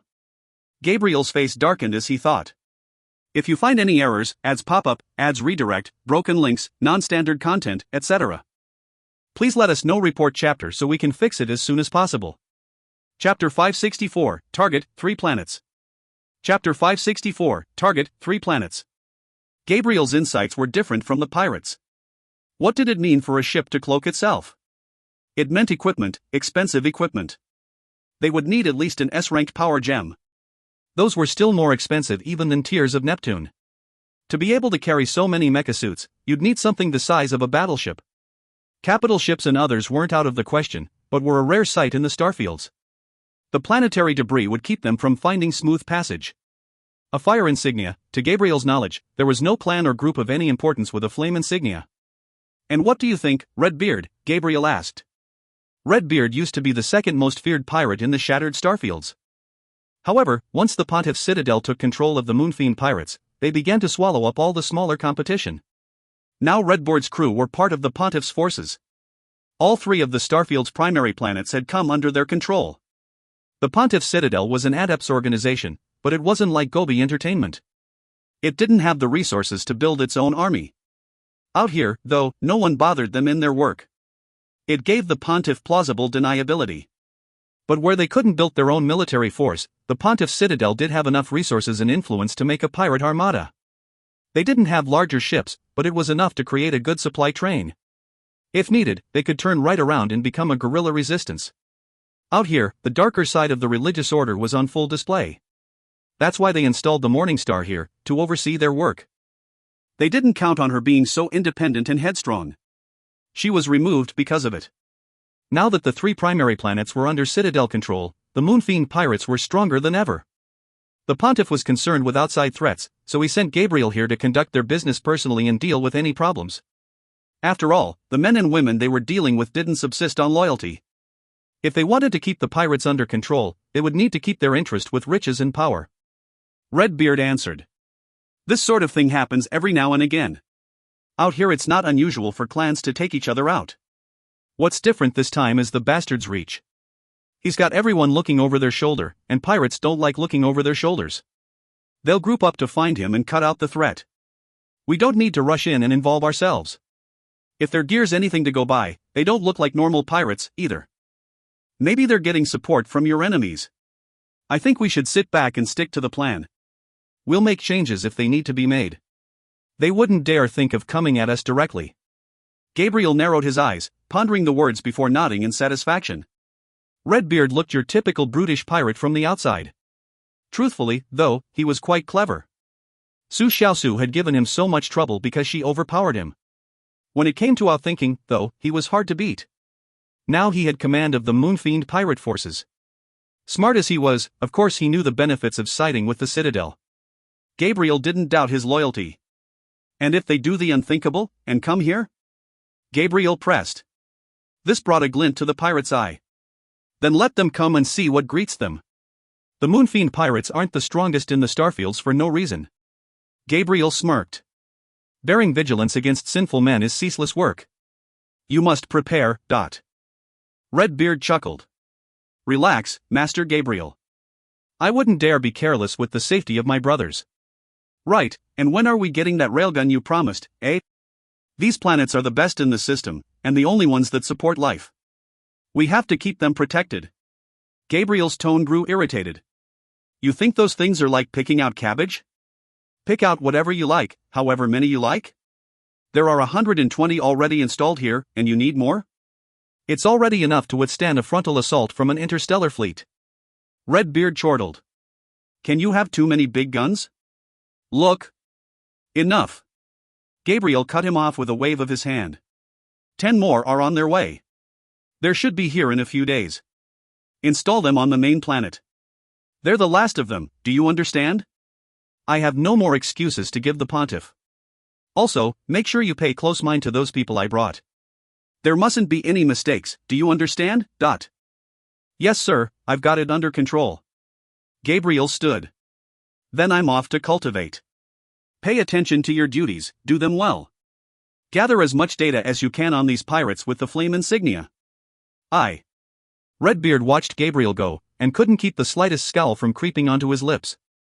Pale-faced little shit, he doesn't understand a thing. This is pirate territory. Zeta. Majesty. War room. Are we really going after the 3 planets? The gourmet's face bore concern. He looked at Lan Jue and Xiaosu waiting for confirmation. Lan Jue gave it with a nod. All our training has been to prep them for this, but none of our enemies have been strong up to now. Those 3 planets have been our targets from the very beginning, but now the Star Division is tempered enough to do it. The driver chimed in. But this is completely different from other missions. This triplanetary system makes coming at them from several angles impossible. They're like 3 watchtowers. After consolidating the pirate clans, they have over 30,000 people ready to fight. They're damn strong. Beating them won't be easy, we just don't have the people or ships to do it. Lan Jue retorted. You're right, if we face them head-on we'll pay dearly for it. But we're the Star Division. From the day it was created we said we weren't a normal military organization. I will say that this mission will be a real test of what our troops can achieve. The coffee master added his voice. I agree. I think my 3rd Brigade and 4th Brigade should show what we're made of. Not just 3rd and 4th, Su Xiaosu corrected. We're all going in. They're strong, and we're weak. They have the numbers, so we need to minimize contact with the enemy as much as possible. We need to initiate on their turf, feet on the ground is where we're best. Then we need to put out scouts and wait for reports to plan our best move. The focus will be data on their defenses. Lan Jue nodded, showing his approval of her plan. The Monfiend pirates were indeed a force to be reckoned with. Never in the history of the Starfields was there a more powerful pirate clan. They'd have wept to imagine commanding more than 10,000 mecha pilots and 100 warships. But this also presented problems for them. In private, Xiaosu informed Lan Jue of dissatisfaction within the ranks, before she was taken. The Pontiff's citadel ruled by an iron fist which smashed opposition and caught all 3 primary planets in its grasp. But their presence was new, and the pirates were many. They hadn't had time to ensure their control was stable. In addition, the Pontiff's men all bore the same sin, pride. Under these circumstances one learns that the gargantuan beast that is the Moonfiend pirates isn't in fact so invincible. There were dozens of clans, big and small, that weren't part of any structure. They had no chain of command, or communication with others. They operated as independent cells. Assaulting the Starfields wasn't impossible, all you had to do was find the kink in the armor. Even the greatest beast has a soft spot, and that's where you strike. What the driver said was true. This fight was different. It wasn't going to be like their training missions, this time they needed to fight with everything they had. Lan Jue had to pay special attention to this one. Victory would only come if the Star Division could prove their strength. That had to be their top priority. Su Xiaosu hadn't been gone from the Starfields for long before Lan Jue had busted her out. She still understood it better than anyone else. So long as her strategies were followed to the letter, there was always a chance of success. To further perforate the image of impenetrability, their planetary defense wasn't any better than the one they'd seen Red Widow use. There were parts the system didn't reach. There was a constant flow of ships of all kinds shuttling back and forth, with no electromagnetic barrier to stop them. It would be too restrictive. Allowing access one by one would waste a tremendous amount of time and energy.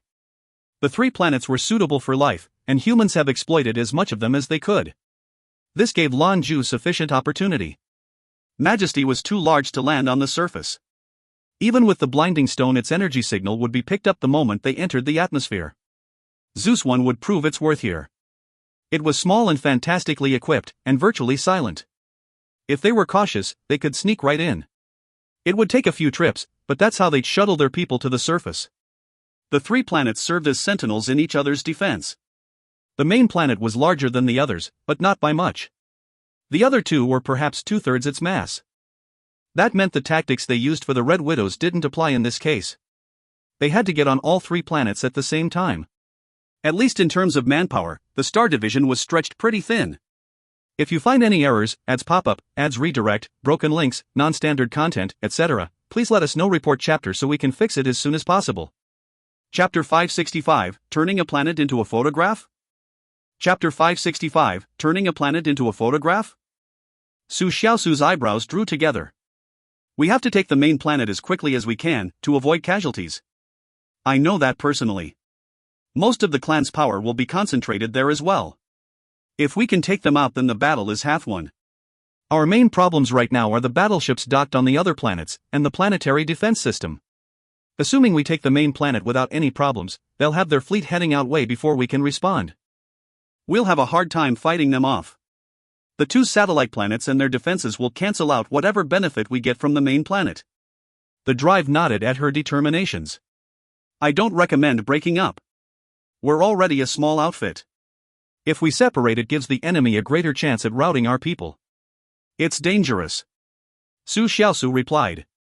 I'm also worried about this. Without soldiers, the damage we can do is limited. When I established the defenses, we did it in layers. The first line is attack, and the second is defense. If they don't outright destroy the enemy, it at least slows them down. We're going to encounter resistance from without and within.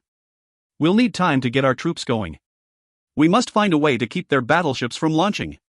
Majesty and Zeus One will be fine, but those on the ground won't have anywhere to retreat to. The bartender was next to share his views. So what you're saying is we need a way to keep the other 2 planets pinned down while we deal with the main one.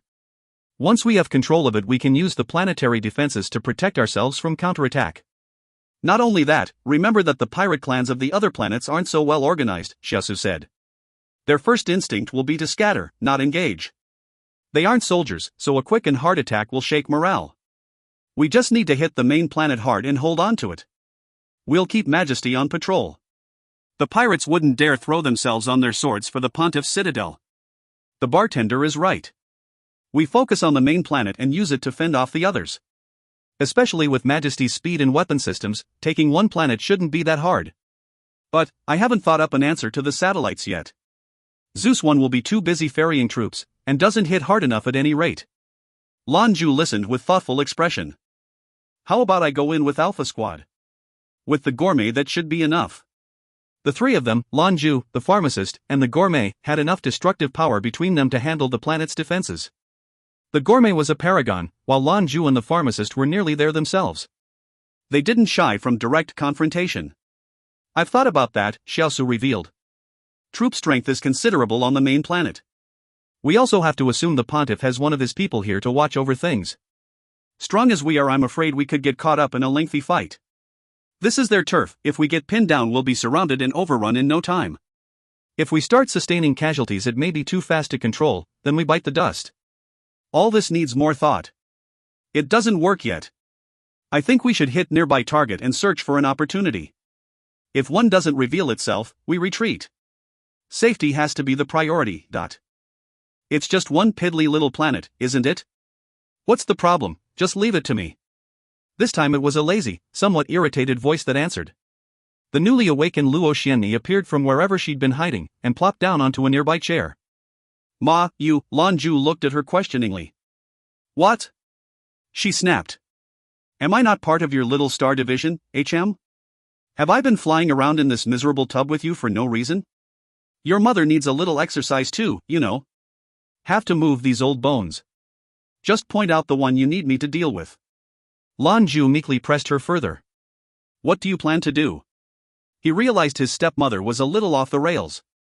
He saw things differently than normal people. He had to consider everyone's safety before giving her free rein. Strong as she was, a slight problem could become an unmitigated disaster. Her response was tepid. Turn it to a photo, what of it? Let them suffer for a while, then let them go. Why, the whole planet? Lan Jue's jaw nearly struck the floor. Even his voice cracked. Su Xiaosu was too stunned to speak. The cigar perched between the driver's lips tumbled to the ground. The coffee master was shaken that coffee in his hand spilled all over his white shirt. The bartender fared better, only choking on his own saliva. He launched into a fit of coughing. The gourmet's face twitched. The pharmacist wasn't present. She left the decision-making to the others, and was content to just execute the plans. Ma, are you sure that's even something humans are capable of? Lan Jue forced himself to find the words for his question. Zhou Qianlin's aggravation was still clear in her voice.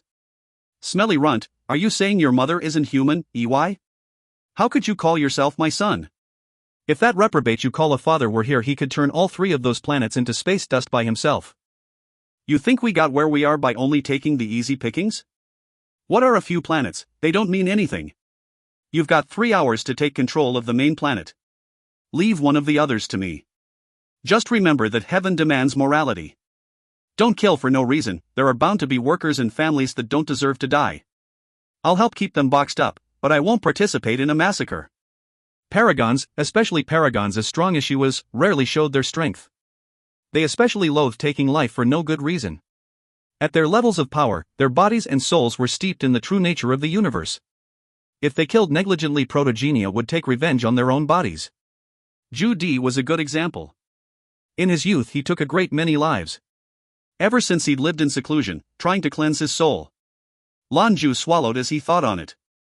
The driver couldn't help but insert himself in the conversation. Aunt, no, can I also call you Mom? I swear fealty. Zhou Qianlin rolled her eyes. Not just anyone can call themselves my son. You're too much of a ruffian for me. Right, you children go on and plan the rest then. I'm going back to sleep. Call me when we're ready to get started. She stood up and sashayed out of the room before anyone could reply. The driver turned to the gourmet. What a woman, am I right? You're a paragon, why can't you blow up a planet? The gourmet felt like he'd been punched in the gut, but couldn't think of a comeback. Be it strength, cultivation, or potency, he couldn't hold a candle to the photographer. Even as a paragon himself, he could hardly believe she was capable of doing what she said she could. He was excited to see her do it. A whole planet, for 3 whole hours. Lan Jue stood and turned to Su Xiaosu. Keep working on the plan. I'm going to rest. I'll rest as well, the gourmet added. The coffee master looked up from frowning pitifully at his soiled shirt. Rest of what? 1. Zeta. Lan Jue returned to his cabin and sat cross-legged atop the bed. He focused his attention inward and attempted to summon the sword spirit. Yangye. Zhou Qianlin's voice filled his mind. Lan Jue's body was suddenly surrounded by a pale red light. After their joining, Captus' power had settled into a deep slumber. Only when he called upon it did the banishing blade flare to life. It was the same for the soul of the weapon. Zhou Qianlin spent his days cultivating, still and silent unless Lan Jue was in danger. Just as Lan Jue was not strong enough to command Captus' full strength, neither was Zhou Qianlin able to call it all at once. He had to improve as much as Lan Jue did, so that the two together could master the godly weapon. They complemented one another. Lan Jue told him about what the photographer had said. Is that possible? Can an interdimensional adept really seal an entire planet away from reality? Lan Jue asked.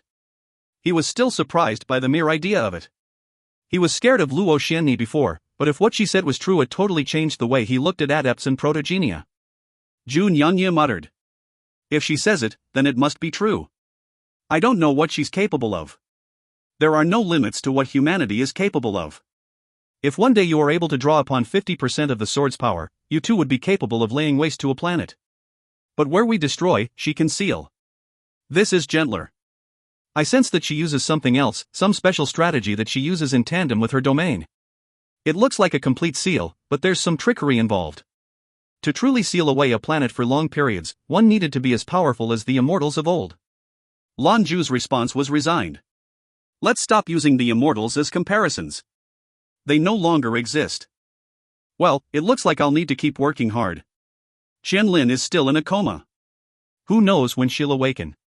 2 months had passed and there was no change in Qianlin's condition. He felt her life force, but consciousness still eluded her. 1. TJSS made a play on words. Lan Jue says he wants to, basically, relax. However, in China it is common practice to double a person's last name as a term of endearment. In fact, I knew a woman named. We never called her because it's usually reserved for people younger than you. So after hearing Lan Jue say, I want to relax, the coffee master misconstrues it as I miss Jingjing. So he says, who is Jingjing? Sort of like who's on first. Obviously this doesn't work in English, so I wrote up a joke that was just as bad. If you find any errors, ads pop up, ads redirect, broken links, non-standard content, etc., please let us know. Report chapter so we can fix it as soon as possible. Chapter 566, Reaching Moonfiend. Chapter 566, Reaching Moonfiend. Zhou Qianlin's tone was chastising. Don't you find it troubling, so ponder on these things every day? I've told you that she will be fine. She joined seamlessly with Demortis. This baptism takes time to remold the body. In addition, her regenerative abilities are strong. Her coma is probably a result of the healing process. You should spend less time fretting and more time on yourself. Her discipline may outstrip yours by the time she wakes up. Zeta. The 3 primary planets of the shattered starfields were like 3 enormous airship bases. Every day a constant stream of ships came and went. Like the Red Widow's asteroids, the planets worked together. The Pontiff's citadel became more unscrupulous the more of the starfields they controlled. A constant stream of resources trickled through what had practically become the Pontiff's backyard. Him and his organization injected the area with capital to help the fledgling pirate clans grow. Lately, with the Citadel's help, they'd begun constructing and repurposing battleships. The largest obstacle in the starfields was its makeup. Larger ships couldn't maneuver through the pirates' playground. The battleships they relied on were weaker by comparison. That's why many of them were refitted. After a sufficient amount of power gems were installed, they packed quite a punch. The Pontiff's Citadel was one of the West's greatest faith-based organizations. It was a powerhouse of industry. Money for these projects wasn't an issue. Meanwhile, the rest of the alliances were too busy preparing for an alien invasion. Too busy, at least, to worry over a bunch of pirates. The Pontiff's Citadel saw the opportunity and seized it, hence why the starfields had come under their control so quickly. Back in the day, all 3 alliances used to have their fingers in the shattered starfields. In those times conflict was constant as the alliances took shots at each other for control. Not to mention, the pirates weren't so easy to order around. No one was able to get an upper hand. When Su Xiaosu was sent over, she didn't have the fear or reputation of the Pontiff's Citadel to help her. She relied on their backing and her own strength to establish what would become the Moonfiend Pirates. Now the Citadel had the pick of the litter, and regardless of everything else, the power gems these three planets produced were enough to make the religious organization rich. A top-of-the-line patrol boat sailed through space toward the biggest of the three primary planets. It was transporting rare metals, with two more patrol boats just behind as its entourage. Planetary shields are opening. Entry permission granted. The electronic voice cooed through the ship's bridge. White light shimmered and dissipated away into nothing, a sign that the shields were down. The three ships quietly continued on their way. The pilot of the ship scowled openly. Why the hell do they have the shields up all the time, lately? They must be scared of that pirate clan. Another pirate answered. How could they not be? 2 months and already we've seen more than 20 clan go dark. No one knows what's happened to them. We also don't know if all of it was done by this new clan, but witnesses say they have at least one sovereign-ranked mecha pilot. And blinding stones. Heh, they have the right idea. No better way to make money than to take it from thieves, right? Hit a few targets, then retire. Find yourself a nice, out-of-the-way planet and do whatever you please. That said, we are too careful here. They have 2 ships, last we heard. If they're stupid enough to attack us here, that'd be like an old man eating a barrel of arsenic. Worse than throwing your life away. Caution is a virtue. Raising these shields is a good idea. Now every ship that comes and goes is checked so thoroughly they can tell the color of your underwear right there on their screens. Talk about nasty. Now shut up and stop complaining. We're almost there, get ready to move. The 3 pirate ships deftly made their way to the airship hangar on the main planet and docked. Another boat, invisible to the human and electronic eye, slipped in right behind them. It did not dock, though, instead staying hidden over the settlement's airspace. Zhou Qianlin had assumed personal command of Zeus 1. With her intimate knowledge, she led Mika as the Amazon piloted them through the skies. Their destination was the planet's largest mountain range. 1. The power gems mined here are C-rank demon stones, named by the pirates. They're ground into powder to create some of the best catalysts for creation of alloys. It creates an enamel that can withstand temperatures up to 3000 degrees Celsius too. It also serves as a reflective coating against energy attacks from a battleship. This is where they mine them. My old flagship's hull was covered in the stuff. There was a pang of regret in the former pirate queen's voice. Demon stones are radioactive, so the mountain ranges affect communications. Even satellite images are dim and hard to read out here. This will be the best LZ we can find. Always with your eyes on the dollars, Lan Jue said, clapping a hand on her shoulder. Xiaosu smirked. I'm fine, I made up my mind a long time ago. Before I was a patsy. Now I live my own life and make my own decisions. Relax, boss. So long as no one else was around, she preferred to refer to him the way his Amazons traditionally did. The area where they mined for the demon stones was expansive. Zeus 1 hovered overhead until it found a smooth patch between the mountains. It stopped perhaps 100 meters above the ground and stopped. Its tractor beam sprang to life and delivered the soldiers to the planet's surface. They spread out to secure the landing zone. In order to speed up the process and avoid detection, Zeus 1 was overburdened with more than 300 souls. They practically had to sit on top of one another, but it would take only 3 trips to get the whole brigade on the ground. The first round of soldiers were in place, hidden away within the mountains. Zeus 1 lifted back into the air and crept around until another opportunity to sneak by the shields presented itself. Just like the Red Widows, the defenses were good but not good enough.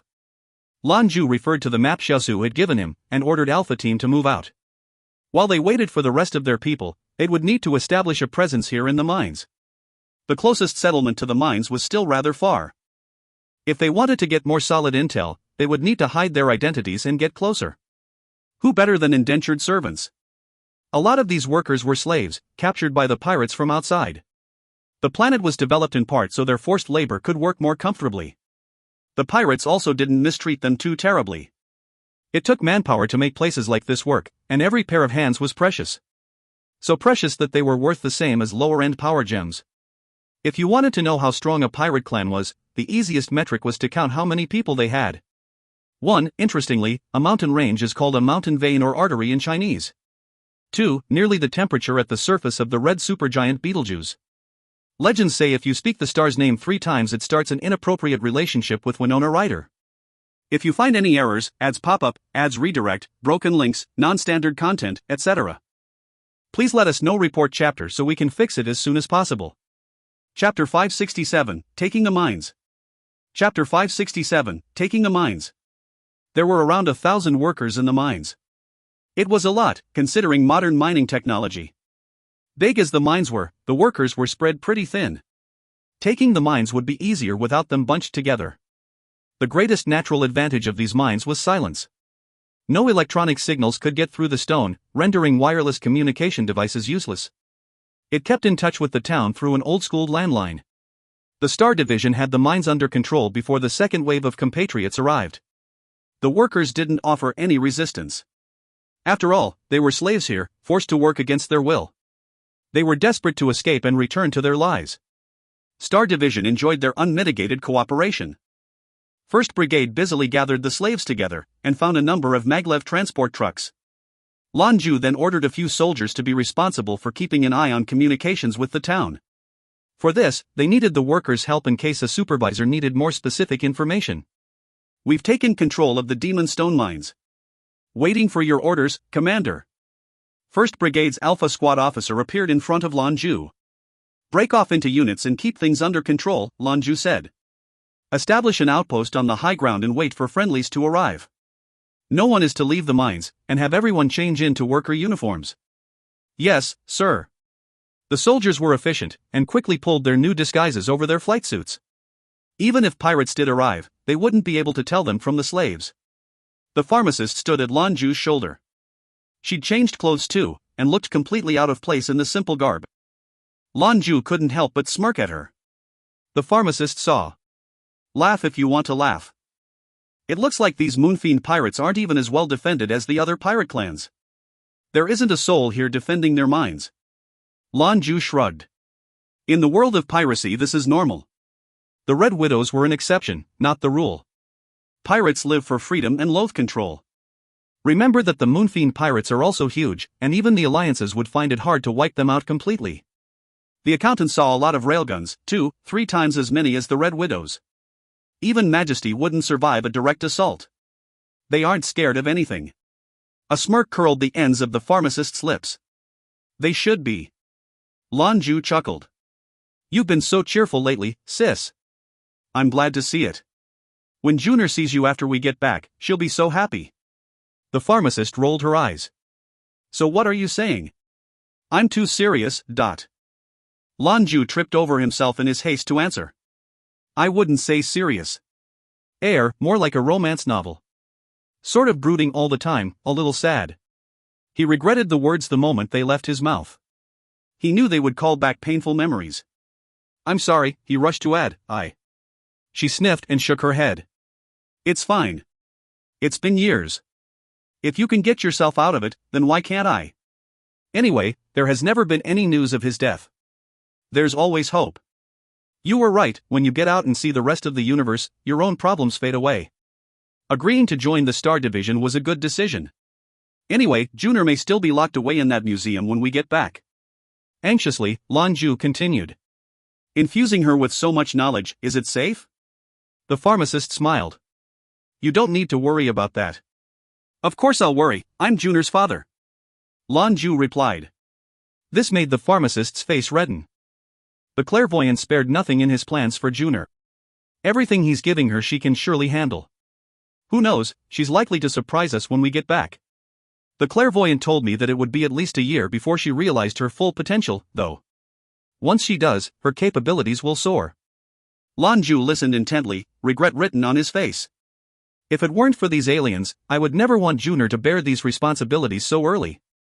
But the pharmacist smiled at his concern. There you're wrong. Junior is different from other children. When she only just starting talking she asked me, since I cannot see, will I be a burden on you? I cried, and said of course not. I told her she was the most important person in the whole universe. She didn't say anything else at the time, but I knew it bothered her. You don't know how happy she was when we took her to Luo.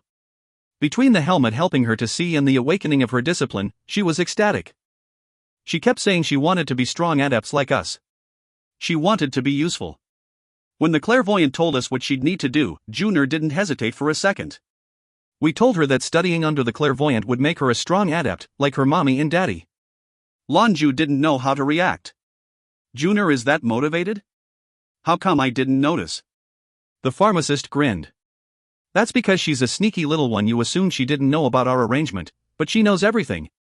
She just didn't let on. Lan Jue shook his head in surrender. Definitely the right choice for the clairvoyant's successor. Over the course of their conversation, Zeus I had returned. 2nd Brigade had arrived. Lan Jue ordered his men to pass out the worker uniforms they'd confiscated. 2nd Brigade donned the disguises. Everything appeared to be going smoothly. Half an hour later, 4th Brigade had joined them on the planet's surface. Zeus I hid away in the mines and didn't return to orbit. Zeus I was a maneuverable, hard-hitting ship. It was a fierce protector for the ground team. Su Xiaosu cast her eyes over the troops. She'd chosen to leave majesty in the accountant's hands and command from the front. She was the former Moonfiend Empress, and knew this area from memory. More than that, though, she'd built this clan with her own hands. The same hands would tear it apart. The leaders of the Star Division gathered to discuss their next move.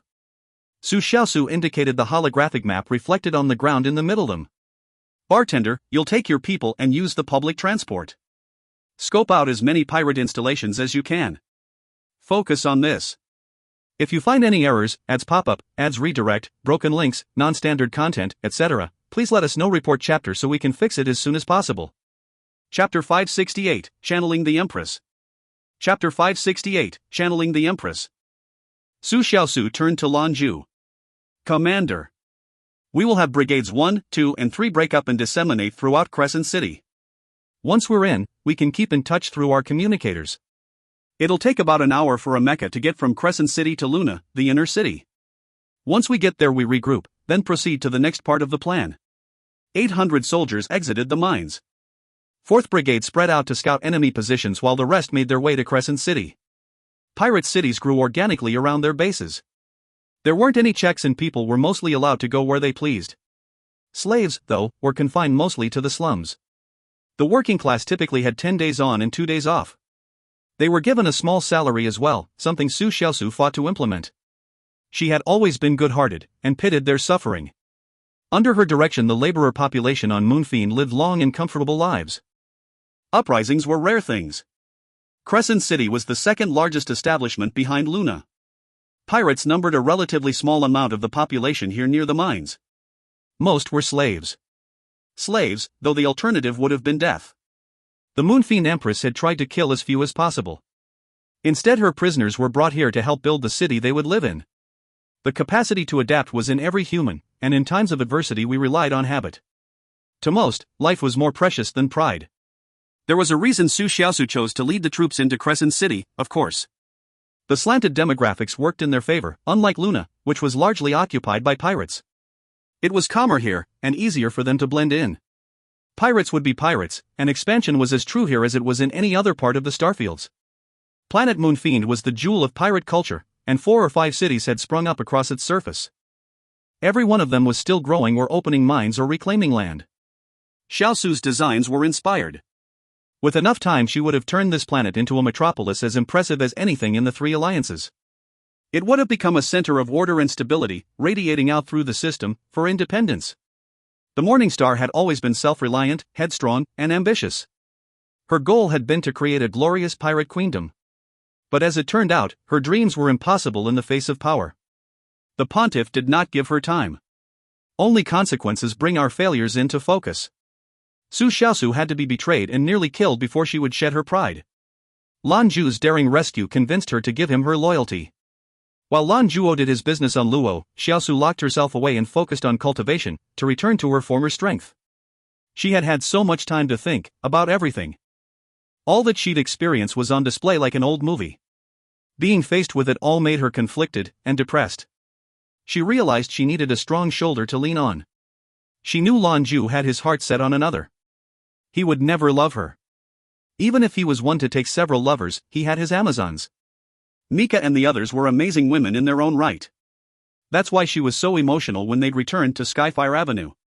She could not be his lover, so she had to prove her worth. Otherwise, how could she measure up to the Amazons? She returned to planet Moonfiend.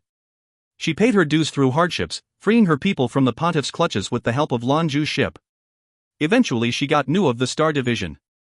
Her heart jumped for joy. When the archangels had her in their dungeons, they'd filled her with drugs to break her mind. However, they also spared no effort in keeping her body healthy. Zhou Qianlin was the greatest military strategist the West had seen in a generation. She had proven her masterful command through her efforts in the starfields. Zhou Qianlin knew the time had come to prove her worth. The Star Division ended up surpassing her expectations. It was strong, adaptable, and in no time at all the soldiers were fighting like a veteran outfit. Step by step they were becoming a force to be reckoned with. A single unit could take on 100 enemy mechas and walk away unscathed. They were also individually capable, giving her space to be creative with her pirate tactics.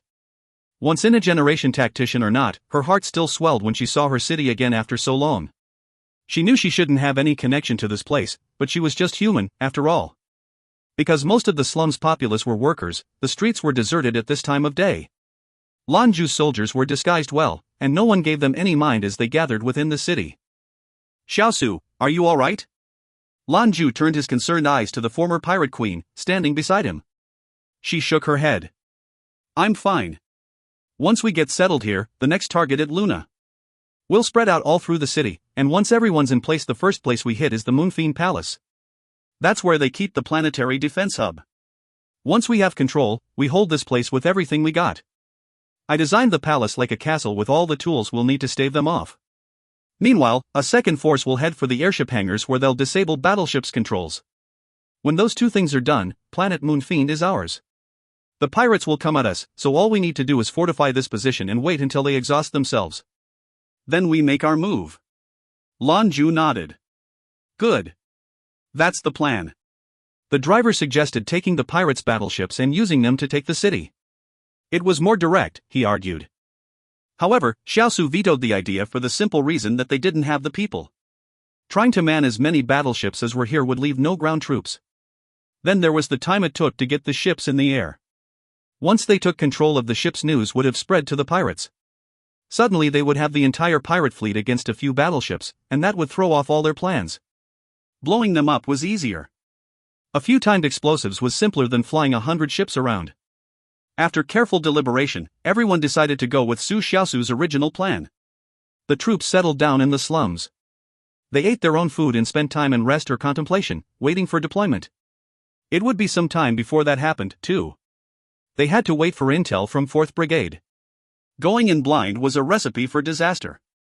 Xiaosu approached Lan Jue. "Let me take into the city, boss. After this operation, the Moonfiend pirate clan will be wiped from existence." Lan Jue saw the reticence hidden in her eyes. "Xiaosu," his deep voice replied, "we aren't taking everyone. I'd like to, but we have to consider everybody's safety.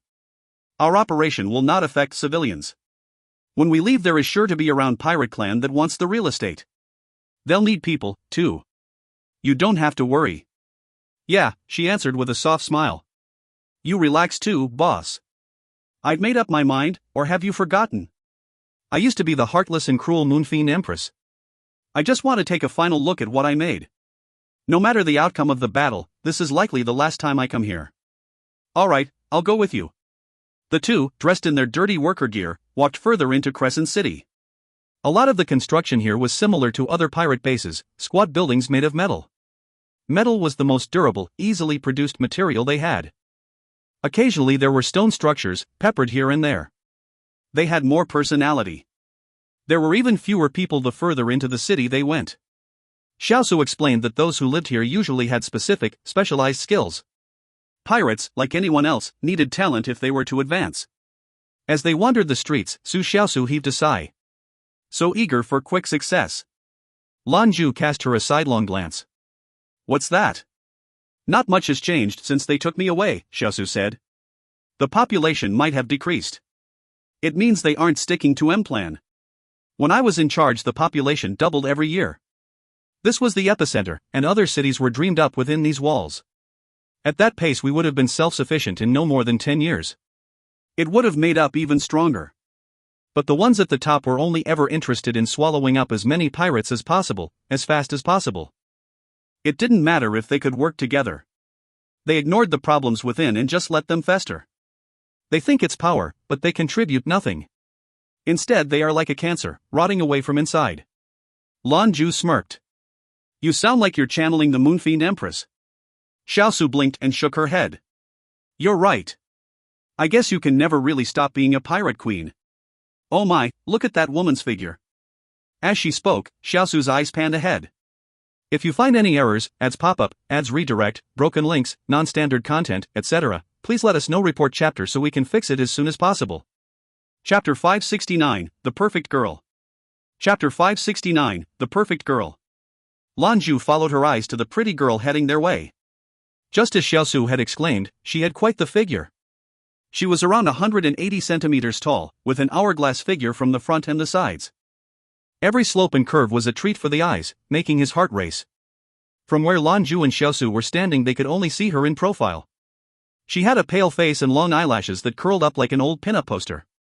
Long red hair reached all the way down to the crest of her buttocks. She lithely moved down the street looking at the storefronts. Her alluring silhouette slithered tantalizingly beneath her black flight suit. Lan Jue grinned. I didn't expect there'd be a woman on your level anywhere else in Moonfiend. Do you know her? Xiaosu shook her head. I don't know why, but something seems strange about her. A woman like that is very rare in a pirate clan. Oh? Why? Lan Jue asked. Xiaosu replied. These are pirates, very different from the men of the three alliances. Even as queen, it was impossible for me to stop my people from pillaging and taking women. These ladies become depressed and hopeless, playthings for men of power. But she pointedly looked at Lan Jue as she finished the last sentence. Lan Jue pretended like he didn't understand. So you're saying she belongs to some strong pirate? She shook her head. No, she clearly doesn't. Otherwise, how would she still be a virgin? A virgin? Lan Jue looked back at his tactician, shocked. How do you know she's a virgin? The commander rolled her eyes. A practiced eye. I'm surprised you don't have it, surrounded by a cloud of beautiful women like you are. Lan Jue rubbed his nose and chuckled sheepishly. I don't get it. I felt some energy from her, but not much. She seems like a second or third level adept, very average. If she's still a virgin, then that would explain things. Not a strong female pirate, but a girl. Probably protected by someone to keep her out of trouble. Su Xiaosu's face scrunched as she thought. Maybe, boss. You aren't enticed when you see a girl like this? She really does have quite the body.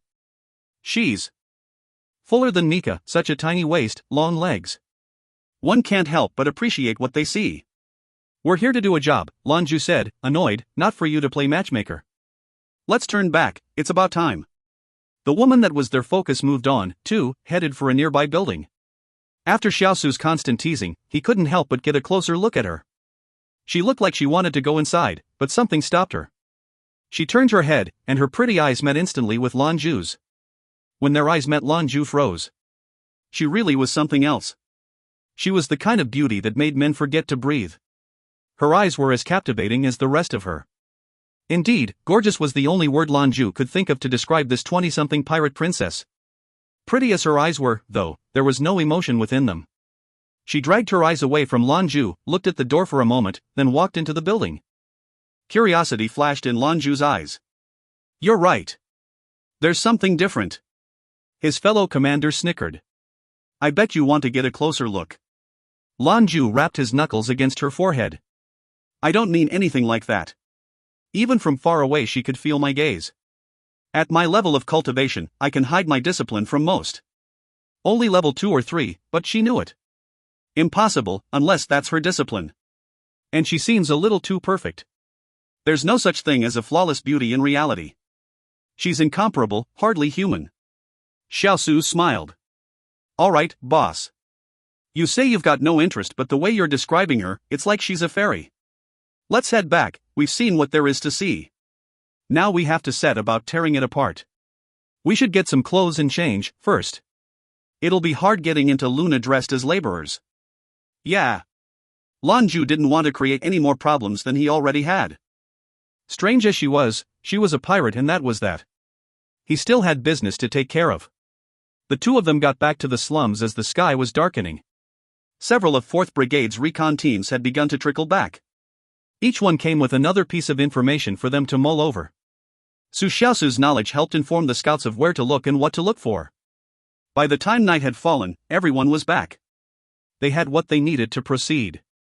Lan Jue convened the division leadership for a meeting. Things aren't bad, but they aren't good either. From what we've been able to dig up, there are more than 30,000 pirates stationed on this planet alone. Among them are enough pilots to make their own division, over 1,000 mecha suits combat ready. For air support they've got 12 battleships and 20 patrol boats. Altogether, that's about 50% of the Moonfiend pirates' total strength. The rest are disseminated across the other 2 planets. The most troubling fact lies in how dispersed they are. There are several areas that work independently, centered around the airship hangar. There were 3 hangars, but now there are 5 and they've all got targets we want to hit. The biggest one used to be exclusively used for Moonfiend pirate ships. It's got enough space for 7 battleships. If we want to cripple their ability, then 3rd and 4th Brigade aren't going to cut it. On the other hand, having them separated means that the nearby city's defenses can't cover everything. It's unlikely they'll be checked, too, so getting in won't be too hard. What we need to discuss now is how we're going to pull this off. Su Xiaosu offered her suggestions. The more targets there are to hit, the harder it is for us. We need to focus on priorities. Battleships in particular can do a lot of damage, and if we let them get airborne we're likely to face casualties. Even a 9th level mecha pilot wouldn't survive a blast from a battleship's main guns. The Coffee Master, his face hard with concern, joined in. 3rd Brigade doesn't have enough people to pull it off. A single big hangar would be no problem, but 5 separate targets, it'll be hard to keep track of all those spinning plates. The bartender was nodding in agreement. It's a real problem. I'm not sure we can take control as fast as you need. With this being the case, you'll need to make a choice, see if Zeus 1 can handle one of the bases itself. With its blinding stone, it should be able to hit them hard and take the hangar out before they know what's happening. Xiaosu rejoined. Zeus 1 could probably handle a hangar on its own. The biggest one is protected by a shield. A head-on attack is impossible, and sneaking in would require a lot of people. We'd need a team for each ship there, probably most of our division, but if there had been only 3 airship hangars, as they'd thought when the plan was made, then 3rd and 4th Brigade would have been able to take one each. Comparatively, it was a much easier operation. Majesty and the photographer deal with the other planets, Brigades 1 and 2 take the palace, while 3 and 4 take the surroundings. All they had to do was deal enough damage to erode the pirates' chain of command. If they didn't know where to go or who was after them, they'd scatter. However, that was the old plan. Now there were more problems than they could manage all at once. The addition of just 2 new targets threw everything out of whack. The gourmet's thoughtful voice joined in. Leave one to me. The pharmacist spoke right on his heels. And the other to me. This made the driver laugh. I'm not a big one for people acting the hero, but here they are when you need them. Lan Jue looked at his 2 volunteers. It's dangerous.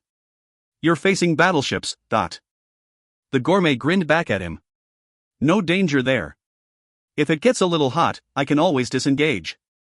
At any rate we're here to sabotage, and you haven't seen the kind of damage a paragon can do if they put their mind to it. Speed is what's most important, the pharmacist reminded them. I won't have any troubles in that regard, or in destroying their control systems. I'll need more information on precisely where those controls are, then I'll be good to go. In more ways than one, the pharmacist was just as formidable as a new paragon. With the banishing blade and her own discipline he had nothing to fear. This went double for the gourmet, who was a true paragon. Lan Jue nodded decisively. Very well, then it's decided. Bartender, you and your brigade are responsible for taking the largest hangar. You'll have command of 1st Brigade's Alpha Squad as well. Other the pharmacist who has her own mission, you can feel free to spread them out as you see fit. Coffee Master, you and your people will be here. Handle this base as quickly as you can and if possible try to spare one of the battleships. Use it to give support to the bartender. You have to make sure there's nothing left, no ships for the pirates to escape in. Lay it all to waste then wait for news. When the job is complete, it'll be time to move on Luna. If you find any errors, ads pop up, ads redirect, broken links, non-standard content, etc., please let us know. Report chapter so we can fix it as soon as possible. Chapter 570, Another Encounter with Beauty. Chapter 570, Another Encounter with Beauty. Both the coffee master and the bartender nodded in understanding. Lan Jue turned his attention to the driver. We will lead the 1st and 2nd Brigade in an attack on the Moonfiend Palace. We need to get it under our control as fast as possible. The driver nodded, but turned to speak to Xiaosu. How much opposition can we expect in the palace? It looks like a fortress from the outside, and it is, Xiaosu said. A lot of its defensive measures are buried underground. they will also have around 1,000 mecha pilots as guards. There is also a small railgun hidden in the buttresses that can fire a projectile over 10,000 meters. It's a third as strong as the main guns they use for planetary defense. The driver looked at her with eyes wide as saucers. You're shitting me. Installing a railgun like that in your own fortress, are you crazy? Fire that thing once and the radiated energy will fry everyone. Xiaosu seemed a little embarrassed. We have plenty of radiation shielding, I'm confident it works. I installed it in the event of invasion. So in short, that means we aren't walking through the front door. That's asking for trouble. These sorts of guns were standard for planetary defenses systems, as well as bastions. Like any other weapon, they came in various calibers. Lan Jue remembered when they rolled out the latest version of their railgun. It was part of their Arachnid-class Bastion's warfare suite. One blast from that would obliterate anyone and anything. Even Zhu Di couldn't survive a direct shot. Naturally, your average defense system wouldn't have a gun that powerful. But even a standard caliber railgun could rip through a battleship's shields. 3 blows was all it took for those guns to turn their ships into slag. One could imagine what it'd do to a person. Used on a planet's surface, a railgun blast had the same force as a neutron bomb, without all the nasty radiation. Any human caught in the explosion would be evaporated. All that at just a third of what the technology could do. If they turned it on a mecha division, the soldiers would be routed in moments. Assuming, of course, they stood all together. Railguns used in planetary defense were strictly forbidden for use on planet surfaces. With how much strain they produced, too many blasts could rip a planet into pieces. As such, railguns were all installed facing outward so they could never be turned on their own. Su Xiaosu's goal was evident with this revelation. She didn't put a full railgun in her palace, but at a third of its potential there was nothing on the planet's surface that could match it. Leave the palace's railgun to me, Lan Jue said. I'll deal with it. Lan Jue's involvement was insurance. He was the third strongest member of Star Division, outside of the Paragon and the Pharmacist. The photographer didn't count. Xiaosu went on to underline their plan. The first wave we send in has to be the strongest. These are the areas we need to control. She quickly went over the strategy, indicating the important areas on the digital map she provided. Copies were downloaded onto everyone's communicators so they could follow along. There was an air of apprehension this time that wasn't there for their earlier missions. This one was different from a simple sweep and clear excursion. Star Division needed to bring its A game. Of course, Su Xiaosu and Lan Jue were being conservative. Many of the pilots were strong enough in their own right, and in teams they were even more formidable. After all, a 9th-level adept in a tricked-out mecha could do real damage. However, everyone agreed to keep to small groups to ensure safety. As much as possible, they wanted everyone to come back in one piece. Safety first. With the right instruction and guidance, they had nothing to fear. The war meeting went on until late into the night.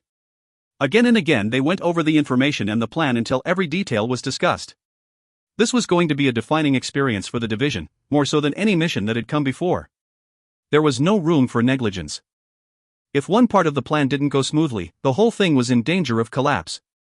When the first light of day began to paint the city, the meeting concluded. Leaders went their separate ways for some rest. 3rd and 4th Brigade went out into the city and bought new sets of clothes. Thus concealed, they spread out through Crescent City to prepare. Then it came down to 1st and 2nd Brigade. Even as a pirate planet, there was a fairly good infrastructure of public transportation between cities. Even scheduled transport ships were a common sight, where in all the rest of the starfields they would be unthinkable. They were only used on planet, though, it was too dangerous to have the slow craft out in space, or any number of pirates would be eager to take a chomp out of it. Tickets were available to move people where they wished, but prices were stifling. They did it to keep the population under control. Pirates did not need to pay for transport. There were more than 500 soldiers who made up 1st and 2nd Brigade. It took over 20 trips and the better part of a day to get everyone into Luna. In stark contrast to Crescent City, Luna's streets were absent the metal shacks. Here the homes were indistinguishable from places on an Alliance homeworld. But as they walked the streets, Lan Jue and Xiaosu saw no less than 3 brawls. This spoke to a crime rate much higher than the city's upscale look let on. The former Moonfiend Empress hid beneath a hoodie, with a mask concealing her face. She was taking every effort to keep her identity concealed. Security doesn't seem to have changed, Xiaosu said to Lan Jue in a low voice. The monarch grinned. In a moment that'll be the least of their worries. Lady Empress, we're about to walk back into your palace. How do you feel? You're teasing me, Xiaosu grumbled. How should I feel? My only desire is to see the thing I made destroyed by my own hand. It's better to let it die than live enslaved to a tyrant. As part of the Pontiff's citadel, we heard constantly of Satan's evils. Today we know how hypocritical all that is. The Pontiff is much more frightening than Satan could ever be. Their poison is hidden behind a smile. Darkness in a shell of light. Lan Jue nodded. Don't think about it too much. I hope putting this clan to bed will wound the citadel deeply. If not for the fact these aliens could show at any moment, I would have spread news of their actions to every alliance.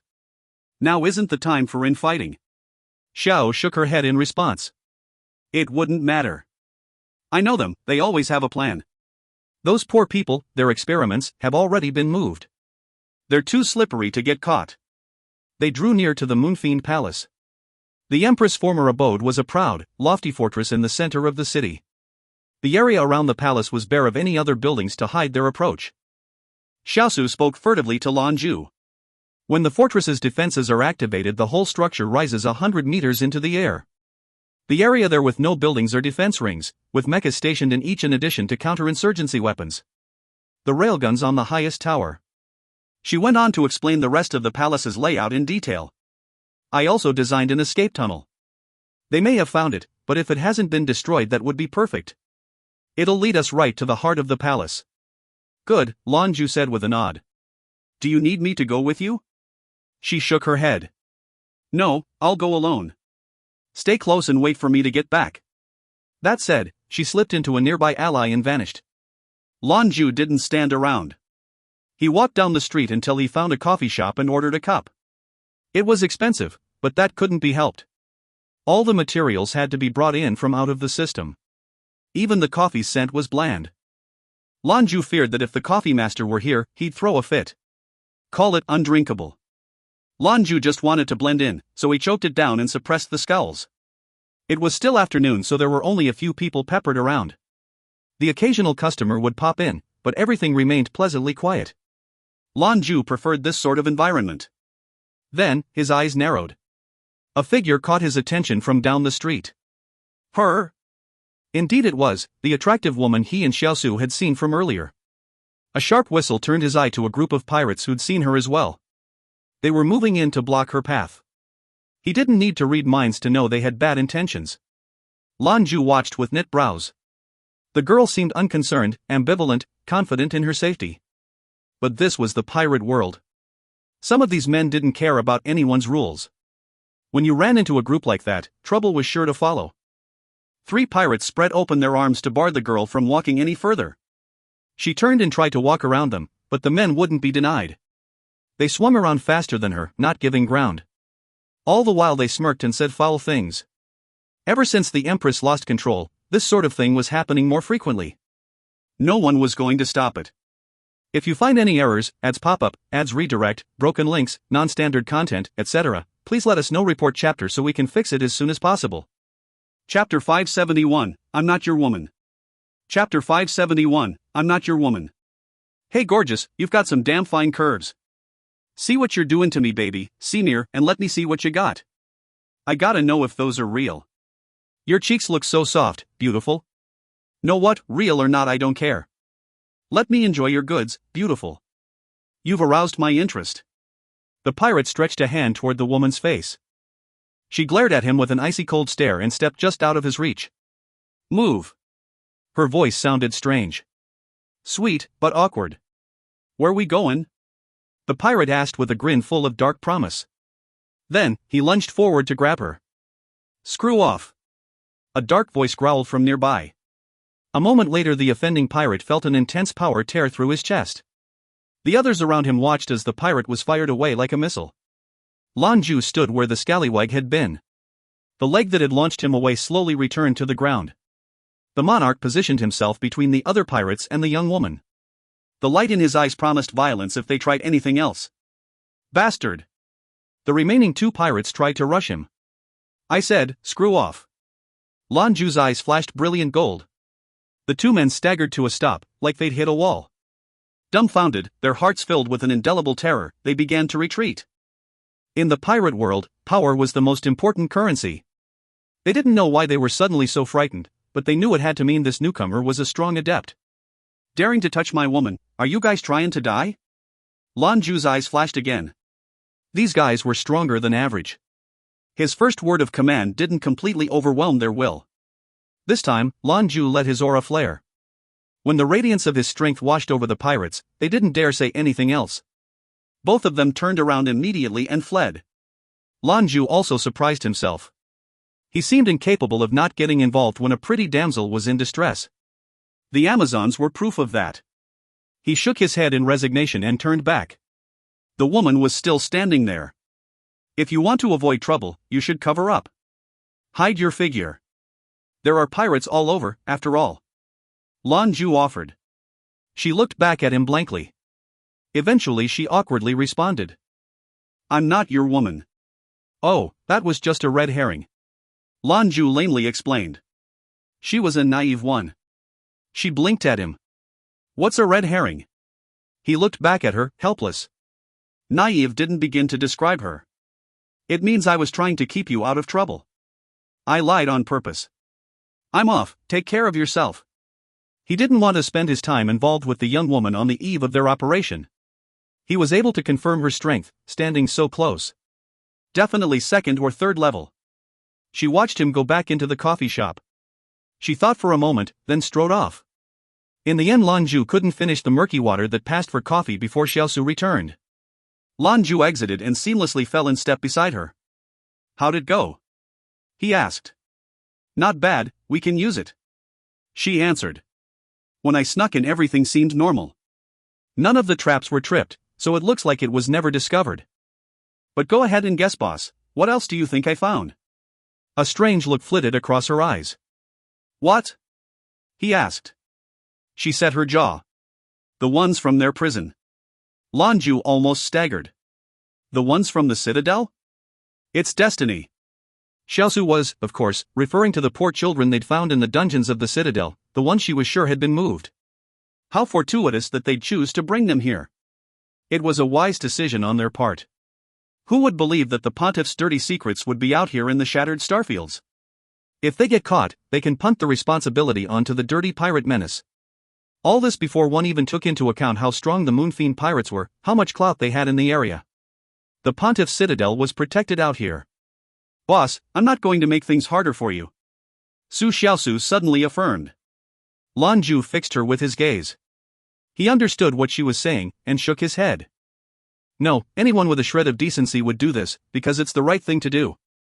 No matter what happens, we're going to get them out of here. It had been on Lan Jue's to-do list ever since they discovered the Citadel's dungeons. He was too weak to take on the whole organization, but here they were presented with a golden opportunity. How could he pass that up? This was his responsibility as a human being. Xiaosu hung her head. You're too soft-hearted, boss. I appreciate it. Lan Jue looked into her reddening eyes. We need to rework our plan if we're adding a rescue. Is there anything like a safe room in your palace? When the fighting starts, we won't be able to spare anyone to protect them, they'll need to be somewhere locked away. At least until the battleship arrives.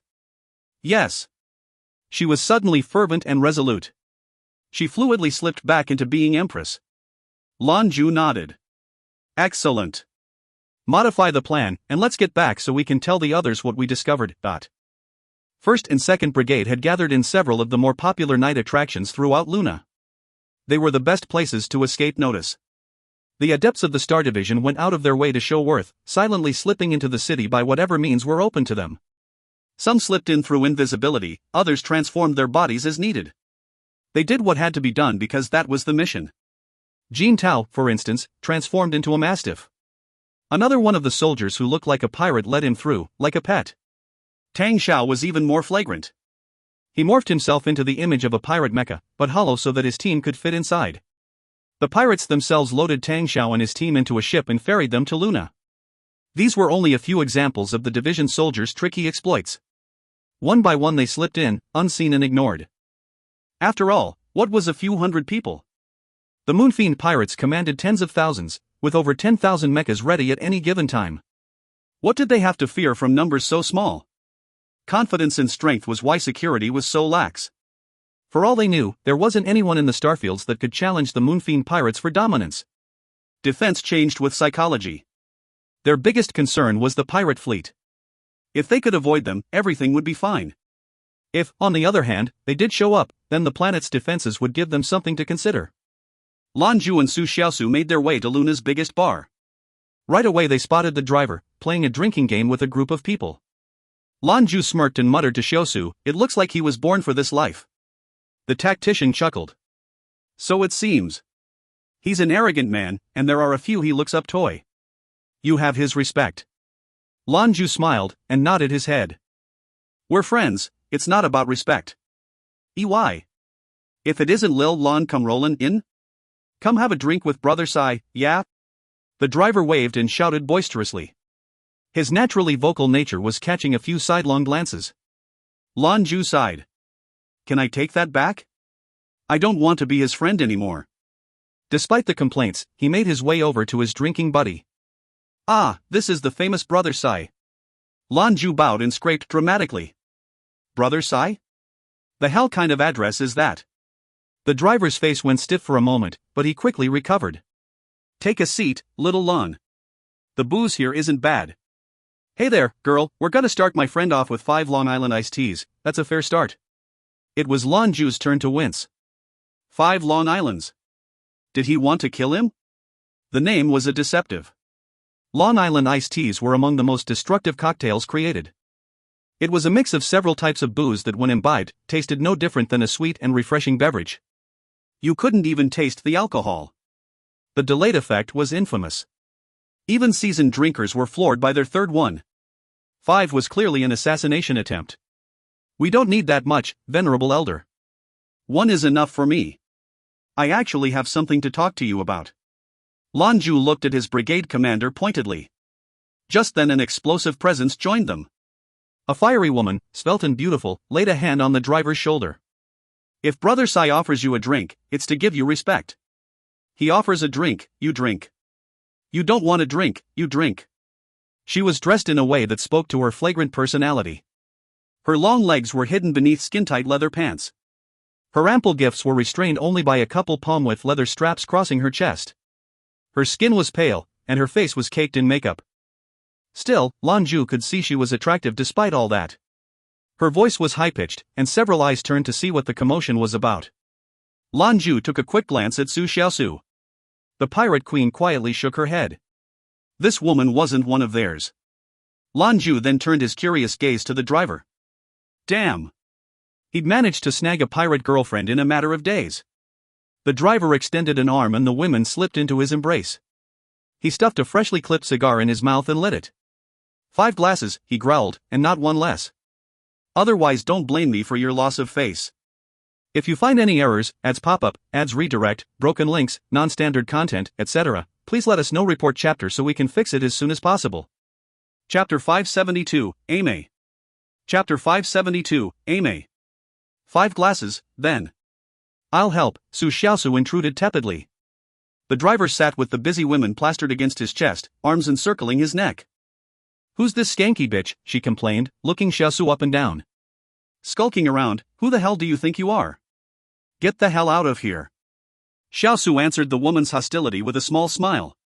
You want to know who I am? The woman disentangled herself from the driver and rose to her feet. I don't give a shit who you think. Why dash. Before she finished her sentence, Xiaosu removed her mask and pulled back her hood. The bar's interior was dark. At first she couldn't see clearly. Soon, though, Xiaosu's face was revealed by the neon lights. The pirate woman visibly shook. She tried to scream, but before a sound could come out, a giant hand clamped down on her throat. The 5 Long Island iced teas arrived, soundlessly placed on the table. The driver took a drag of his cigar before brazenly blowing the smoke into the pirate woman's face. He nodded at Lan Jue. Drink. Xiaosu didn't wait for her boss. She snatched one up, and guzzled it down without a second thought. The driver, seeing this, chuckled and looked at her with respect. She's quick. Little Lan, are you gonna let a girl outpace you? Lan Jue, helpless to convince them otherwise, took one of the glasses himself. The effect of the iced tea had already brightened Xiaosu's eyes. Aimé, that's your name, isn't it? Redbeard's woman. Back in the day you were quite the seductress. Hard to count how often you made poor Redbeard a cuckold. One, then you turn right around and sick him on your poor unsuspecting lover. It's a fascinating hobby. I hear you like to castrate them too, before they die. Or am I wrong? You're that Aimee, aren't you? The driver jerked. With a cigar in one hand and Aimee's throat in the other, he listened with increasing horror as Xiaosu revealed her identity. A chill ran up his spine. God damn it, Your Majesty, don't scare me like that. His voice was a little too loud. Several nearby patrons were still watching out of the corner of their eyes. Xiaosu grinned. Lying? Everything I've said is true. She flicked her wrist, and suddenly the whole bar was illuminated by a column of golden light. The pirates within were accustomed to the dim interior and were blinded when it suddenly changed. What followed was a chorus of grunts and muffled screams. Over the course of a few seconds, the light dimmed and the bar darkened once again. Now, however, it was eerily silent. The only people left standing were division soldiers. The driver unceremoniously chuckled Aimee to the side. That big chest hides one poisonous bitch. I don't kill woman. Empress, it's up to you. Mei shook uncontrollably. At first she'd thought she was wrong. She hoped it was a trick of the light. But when that golden column appeared there could be no mistaking it. This was the Moonfiend Empress. When Xiaosu commanded the Moonfiend pirates, Aimee and Redbeard were some of her eldest enemies. Their clans battled often until the Moonfiend pirates clawed themselves up from an inferior position. Little by little she wrestled control from Redbeard and his murderous lover, nearly killing him in one encounter. They were Xiaosu's mortal enemies. Empress. Why, Your Majesty? Aimee wailed. Xiaosu regarded her with a cold, heartless expression. Is Redbeard in the palace? Aimee quickly nodded. And other than him, who else is there? She pressed. Aimee's face twitched, but she didn't answer. Xiaosu laughed and crouched so she was level with the pirate's face. Her small pink tongue traced a line across her lips. I could make you very happy. Or, I can give 10 days and 10 nights where you'll wish for death. It's your choice, but you don't seem like the kind of woman who'd commit suicide. Especially when there's a way out. Think about it. Su Xiaosu stood back up, after her ultimatum had been delivered. She snatched another Long Island iced tea, and swallowed it down without taking time to taste it. The driver shot Lan Jue a glance. I'm just now seeing how dominating our Empress can be. This made her smirk.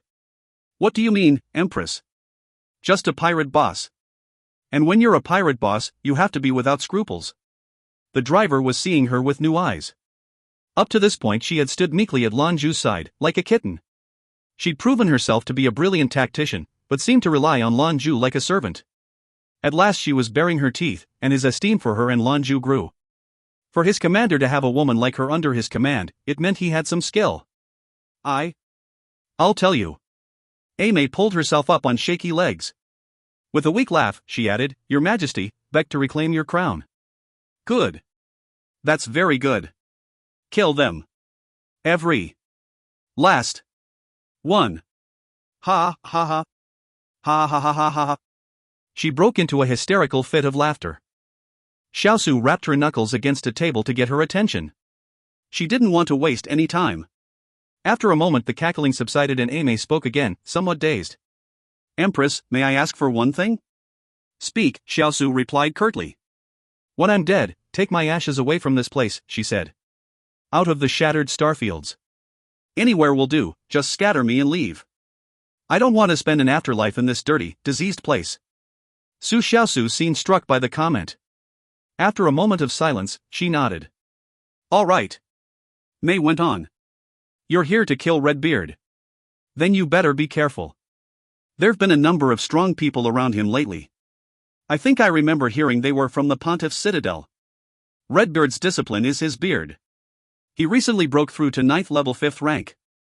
He's much stronger than he was when you fought him. More cunning, too. Redbeard doesn't get his hands dirty unless he absolutely has to, so only a few people know how strong he really is. Thanks to Aimee's unusual cooperation, the team was told everything about Redbeard's organization and the state of the Moonfiend pirates today. She gave them everything with razor-sharp clarity. The dullness in her expression before was gone, and her eyes were bright as diamonds. Halfway through she even grabbed one of the Long Island iced teas, drank it, then continued. There are two people of note around Redbeard. The obvious one is Knives. The one you don't see is called Shadow. Both are 9th level talents, though Shadow is stronger. You'll need to be careful. Redbird's also made some additions to your palace. There's a hatch below his throne. At the push of a button it'll open up below him, and he can escape through a tunnel. I don't know where it leads. Lan Jue and the driver exchanged looks. They figured Xiaosu would get some information out of her, but this was a wealth of inside data. If all of what she said was true, it was going to make the scouts' jobs much easier. That's all I know, do what you gotta do. Don't forget your promise, take my bones away from here. I can't stand the thought of staying in this piss hole. She heaved a bitter laugh as two glittering tears rolled down her cheeks. What were you before you came here? Xiaosu asked softly. Aimee reluctantly opened her eyes. What does it matter? If what you've told us is true, then I'll think about bringing your ashes back to your hometown, Xiaosu affirmed. You know that the Moonfiend Empress word is her bond. My hometown? Tu Aimee's eyes sparkled, but quickly sadness overtook her and she shook her head. No need. I don't want to tarnish my family name. Xiaosu scowled at her. If you know what you do is shameful, why do you still do it? At last count 100 men have died painful by your hand. Every one of them tortured, mutilated. Your name is bloodier than anyone's, even Redbird's. Ha ha ha ha. Ha ha ha ha ha ha. Aimee doubled over as she howled with laughter. This time tears flowed freely and splattered against the floor. You're right, my reputation is well known. Over 100 men were my victims, even I've lost count how many exactly. But do you know how they treated me when I was first taken? They took turn ravaging me, disgracing me, until there wasn't a clean inch of my body left. They wouldn't let me go. If I was any weaker, I would have died. I wanted to die. I keep living just so I can take revenge on these filthy animals. An eye for an eye. One by one I stalked them and took them down. What power did I have? I had to rely on my charms. The pigs couldn't control themselves when they saw my body. Then I told Redbeard, hoping it would eat him up inside. But to my surprise he didn't want to kill me. On the contrary, he loved it. That crazy bastard, he didn't kill me, and instead I helped him kill many more. The manner didn't both me, I was happy just killing pirates. 1. In China, a man whose wife is sleeping around on him is said to be wearing a green hat. 2. Indelible ties to one's hometown is a crucial part of Chinese culture. Hometowns, however, are somewhat passed down from parents. Many people move from villages into cities then have children. Even though their children were born in the city, they still identify their hometown as that of their parents, and return there with them every year for holidays. If you find any errors, ads pop up, ads redirect, broken links, non-standard content, etc., please let us know. Report chapter so we can fix it as soon as possible. Chapter 573, I'll send her home. Chapter 573, I'll send her home. Tears trickled down Aimee's face. Everything she'd lost flashed before her eyes. She had had parents she loved, a prosperous family, a childhood sweetheart. All of it was lost the day the pirates took her. It was like she'd fallen into the depths of hell. Worse, a world of pirates. In 3 painful years she was transformed from a sweet girl to a deadly spider, willing to do whatever it took to get vengeance.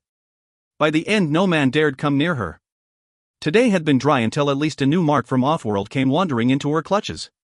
Good, she'd thought, another victim. It was the only thing that got her poison heart racing anymore. The other soldiers looked on, silent as Aimee wavered between sobbing cries and mad laughter. Their missions through the starfields had filled some of them with hesitation. This had been a one-sided slaughter, and they hadn't seen much evidence of how terrible the pirates really were. This woman's story was a reminder of why they were here. The driver slowly rose to his feet. He pushed his seat back and walked with heavy, thudding steps until he was in front of Aimee. You're going to do it? That's fine, come on then. At least you're not a real pirate. Aimee pulled her shoulders back and looked the driver in the face. There was no trace of fear in her eyes. Bang! The drive pulled back a fist, then it came crashing into the bronze skin of his own face. Welts where his knuckles made contact were starting to show. The pirate gasped and staggered back. The driver's eyes never left hers. I'm sorry, he growled. He extended a hand and pulled Aimee behind him before turning back to Xiaosu. This woman is under my protection. I want to send her home. Xiaosu regarded him with a hard gaze. You agree to accept all responsibility for what she does? Have you thought about if she's a spy? Or if she kills again? The driver was quiet for a time before answering. She'll be by my side the whole time, under my supervision. If she is a spy, I'll kill her myself. For now, I'm protecting her. Unexpectedly, Xiaosu replied with a nod and a sweet smile. All right. She wandered back over to Lan Jue. There was one more Long Island iced tea, and she had no qualms taking it for her own. She drank this one with slower sips. The driver looked at her with a dumbfounded expression. That's is? She waggled a hand at him dismissively. She's all yours, I've given my answer. What else do you want? He looked at Xiaosu's placid expression, then to the motionless Lan Jue seated nearby. Why do I feel like I'm being tricked, he muttered.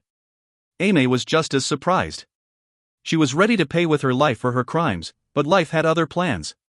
This large, scruffy man intervened to spare her and bring her home. And the Moon Fiend Empress agreed. Lan Jue nodded at the driver. When things kick off, bring her along. One more person in your mecha shouldn't be a problem, should it? The driver shook his head. Xiaosu then turned to Lan Jue. Boss, we need to talk. With Aimee's information we can perfect our plan. He grunted in agreement. Xiaosu quickly gathered the division leaders together in the bar. Aimee stood beside the driver in a daze. Were they really just going to leave her to her own devices like this? And was that man being honest? Was he really going to take her home? May I change my clothes? She suddenly asked. Go ahead, the driver responded. She didn't move. You're just going to trust me? You're not afraid I'm going to run? First, you can't run, the diver said bluntly. And if I misjudge you then I'll gouge out my own eyes. I bullied you terrible when I ran into you. I hit myself as an apology. Relax, so long as I'm breathing you will get back home. I may not be a good man, but when I make a promise I stick to it the best I'm able. You're also no fool, and you know the alternative is to stay here. Let me tell you, we are not pirates. We're here specifically to kill them. Now go change clothes. The pirate mistress turned and left. The driver didn't even watch her go. True to his word, he trusted her. Aimee's face was wet with tears even before she reached the back of the bar. Could this be the start of another dramatic change in her life? Xiaosu got the meeting underway. She laid out everyone's next tasks in detail. The attack would once again commence at dawn, when the pirates were at their least attentive. She shared their decisions with Majesty 1 and confirmed when to start. Their primary target didn't change, they were hitting the main planet first. Majesty and the photographer were to handle the rest. Everything had to work in perfect harmony. If a single thing went wrong, the whole plan could collapse. May returned. When she went back to her spot at the driver's side, her new protector could only stare. He couldn't draw his eyes away. She was even more beautiful without all of the makeup. Purer, almost delicate. Her body was encased in a tracksuit like she was preparing for a spring stroll. With her new wardrobe she looked like she was in her mid-20s. She certainly turned heads. To think of what happened to her lit a fire in the driver's chest that threatened to explode. Red beard, EY. Aimee didn't stand around. She knew the bar well enough, and handed out drinks to the soldiers. Everyone treated her well. She found that when they looked at her, it was with pity, not contempt. The madness within her fizzled away. No matter what was going to happen, they'd given her hope. The meeting lasted an hour before the details were ironed out. Once it was complete everyone went about their own business. Aside from a couple guards to keep the curious at bay, the Star Division soldiers rested before the operation began. 3rd and 4th Brigades had also arrived at the bar. Zeus 1 was ready to lend support. The gourmet and the pharmacist were waiting near their targets.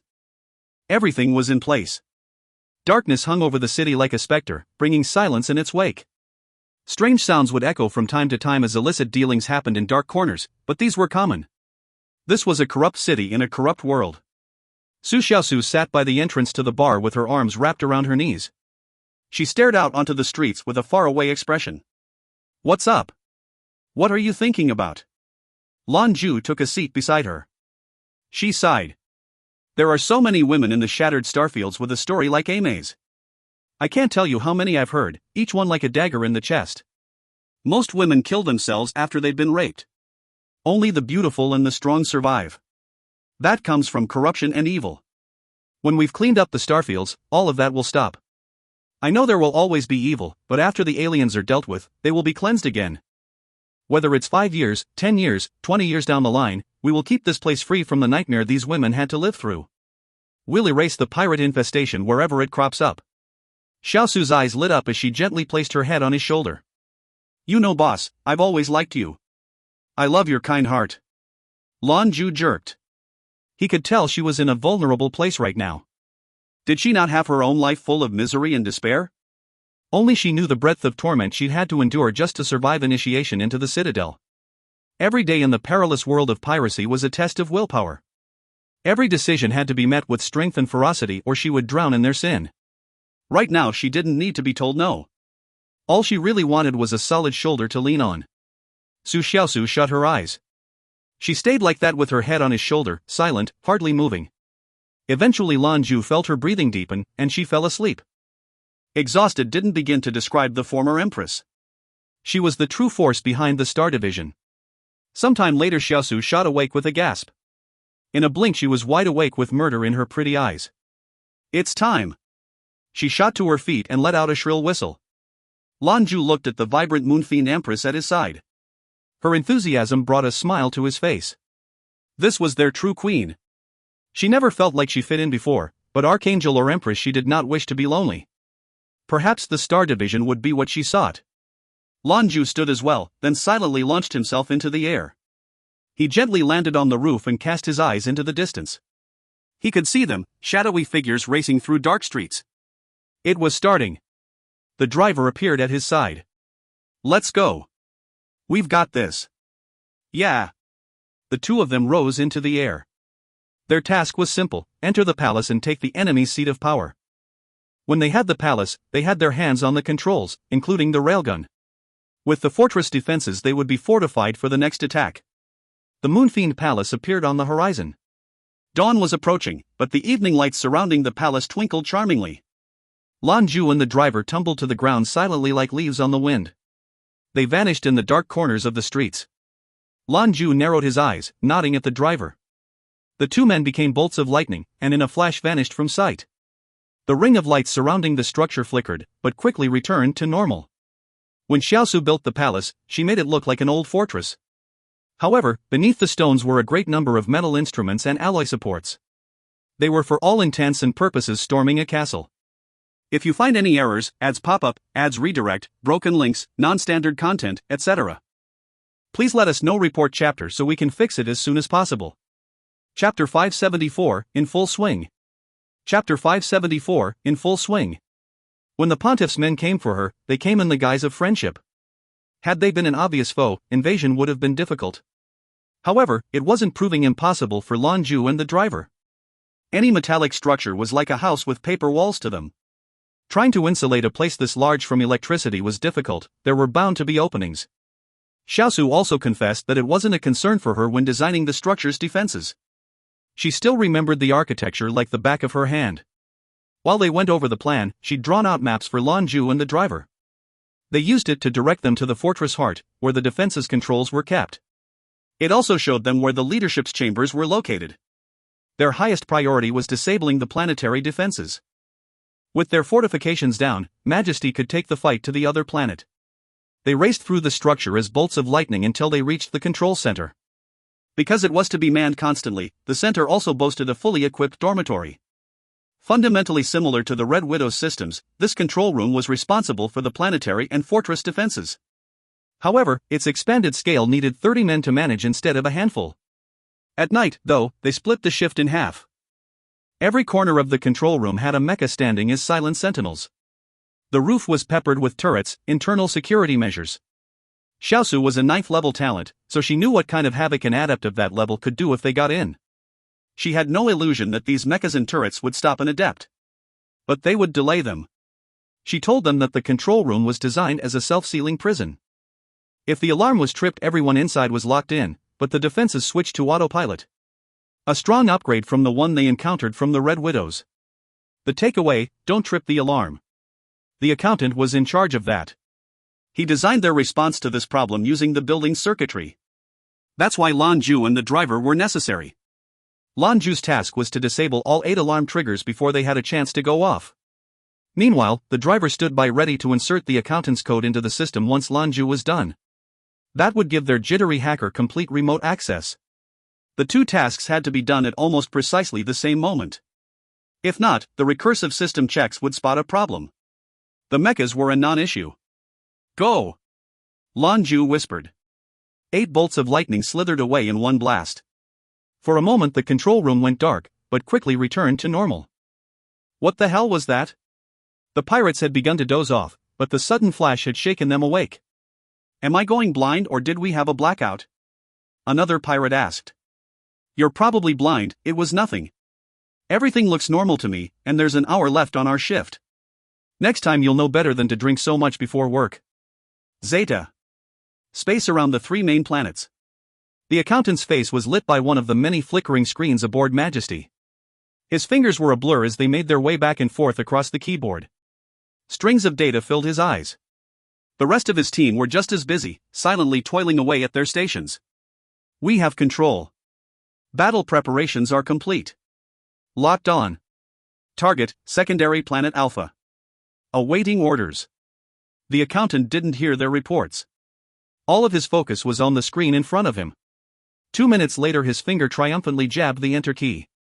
His screen became alive with scrolling lines of code. Got it.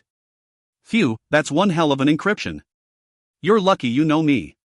Anyone else, and this would have taken them 3 whole days. By then the whole system would have reset itself a dozen times. Jewelry Master, it's taken care of. Begin. He shot a quick message to Lan Jue, then took control of Majesty. Under the veil provided by the blinding stone, the battleship slipped through the darkness of space toward their target. In the palace control room, 2 flashes of lightning heralded the appearance of Lan Jue and the driver. In a brief hail of electricity, the pirates inside collapsed. The mecha suits began to react, but the 2 division leaders were faster. Lan Jue's palm shot out, and a pair of golden lightning bolts impaled 2 of the mecha sentinels. They were normal military issue, and no hope of defending against his attacks. The controls inside were instantly destroyed. The driver's attack was the same, though his lightning was a bright silver in hue. Majesty. Control room secured. The accountant's voice replied. I've shut off all monitoring and alarm equipment. You're clear. With root control of the systems, disabling anything was quick as a thought for the accountant. Their defenses were frozen. Lan Jue pulled his communicator up to his face. Star Division, move out. Go, go, go. A host of dark figures converged on the Moonfiend Palace. From a nearby building, Su Xiaosu opened a hidden tunnel that would lead her into the heart of her former seat of power. Outside of the city, the planet's 5 airship hangars also found themselves the center of unwanted attention. The coffee master took the last sip of his Blue Mountain coffee. With a small, self-satisfied smile he waved his hand. Boom! A thunderous explosion shook the ground. An hangar some yards away had its roof blasted clean off as flames belched from the ruin. The energy containment systems of one of the battleships had detonated. They were like fireworks. The blast was followed by another, and another, as the hangar became burning fields of debris. Installing and detonating the explosives had gone without a hitch, smoother than the coffee master had expected. His 3rd brigade consisted of 13 units, each with unique sets of skills. One of them had an adept, 7th level, who could travel through the ground and bring people with him. Another adept could condense their discipline into a delayed charged electrical bomb. He could maintain them for 3 days, and detonate them with a thought. He was 9th level 2nd degree, one of the brigade's strongest. Another had X-ray vision strong enough to penetrate anything up to the hull of a mothership. In combat, these adepts had limited utility. However, they were perfectly suited for this sort of guerrilla warfare. For instance, they had a 6th level adept as well who was proficient with locks. Fingerprint, retinal, digital, combination, it didn't matter. With such a wonderful utility, installing the bombs took less than 3 hours. The beautiful pillars of fire were their reward for a job well done. Start the ship, we've got places to be. The coffee master chortled. With their mission complete, the soldiers piled into the battleship now humming beneath their feet. This was their prize, a trophy they could ride into battle. In another hangar, the bartender gave him commands at the same time. His dual-headed, red and blue-hued mecha exploded into the sky. 2 beams of lights were belched from the mecha's mouths, reducing everything before it to rubble. This wasn't the mecha itself that produced such destruction. The bartender had coalesced his power while they waited. All of his power was put into this one attack, strengthening it to the level of a battleship's main cannon. Boom mm. The rumbling explosion drew the eye. Where once was an airship hangar, now roiled a smoldering mushroom cloud. The pirates inside didn't even know what hit them. Priorities were different out here. The pirates were trained to protect assets, not jump at the first sign of battle. There were only enough pirates to man the boats when they were preparing to attack. They did not anticipate a strike from within. The bartender was pleasantly surprised by how easy infiltration had been. His 4th Brigade was specialized in reconnaissance. It was not difficult to stealthily sneak into the hangar and begin preparations. Bahamut's attacks first made contact with the hangar's air control center. With it in ruins, the pirates had no way to contact the outside world. Their complete annihilation was assured. A series of explosions continued as the fires raged in what remained of the airship hangar. In addition to the Coffee Masters group, 4th Brigade only had enough men to man a single battleship. It was the only way to avoid problems down the road. More explosions ripped through the air as friendly mechas flew by, solidifying their hold. 3rd and 4th Brigade proved today how effective they were at commando missions. If you find any errors, ads pop-up, ads redirect, broken links, non-standard content, etc., please let us know. Report chapter so we can fix it as soon as possible. Chapter 575, Underworld. Chapter 575, Underworld. 10-man teams of mechas converged on the hangar, blowing apart anything in their path. The wholly unprepared ships were quickly dealt with. They also had plenty of explosives to get the job done. The bartender and the coffee master had done their parts. It was all too fast, too furious. They didn't even have time to respond before their lives were snuffed out, mounting no measure of defense. The gourmet was suspended in air, 500 meters above the hangar below. It shed the darkness thanks to a host of flickering lamps. The Paragon's face was calm as a lake surface. The hangar he was responsible for was the largest one. His communicator vibrated. It was a sign. His eyes narrowed, and he pressed his hands together in front of his chest. Waves of dull gray light gushed from the gourmet, swallowing up the world around him. On a dark night like this, even pirates looking straight up wouldn't have noticed anything different. All of their detection equipment meant nothing when considering a Paragon. Far, far away they heard the rumble. Moments later, the hangar descended into chaos. A tall pirate stumbled from his room, howling to his compatriots. What the hell is that? Did 2 hangars just get attacked? The pirate brought up his left arm and hurriedly dialed in a number. Attention personnel of Devil Razor Hangar. Attention personnel. Man your ships as fast as you can. Engage, find the enemy and engage. Each of the hangars and their ships were placed under a single clan's command.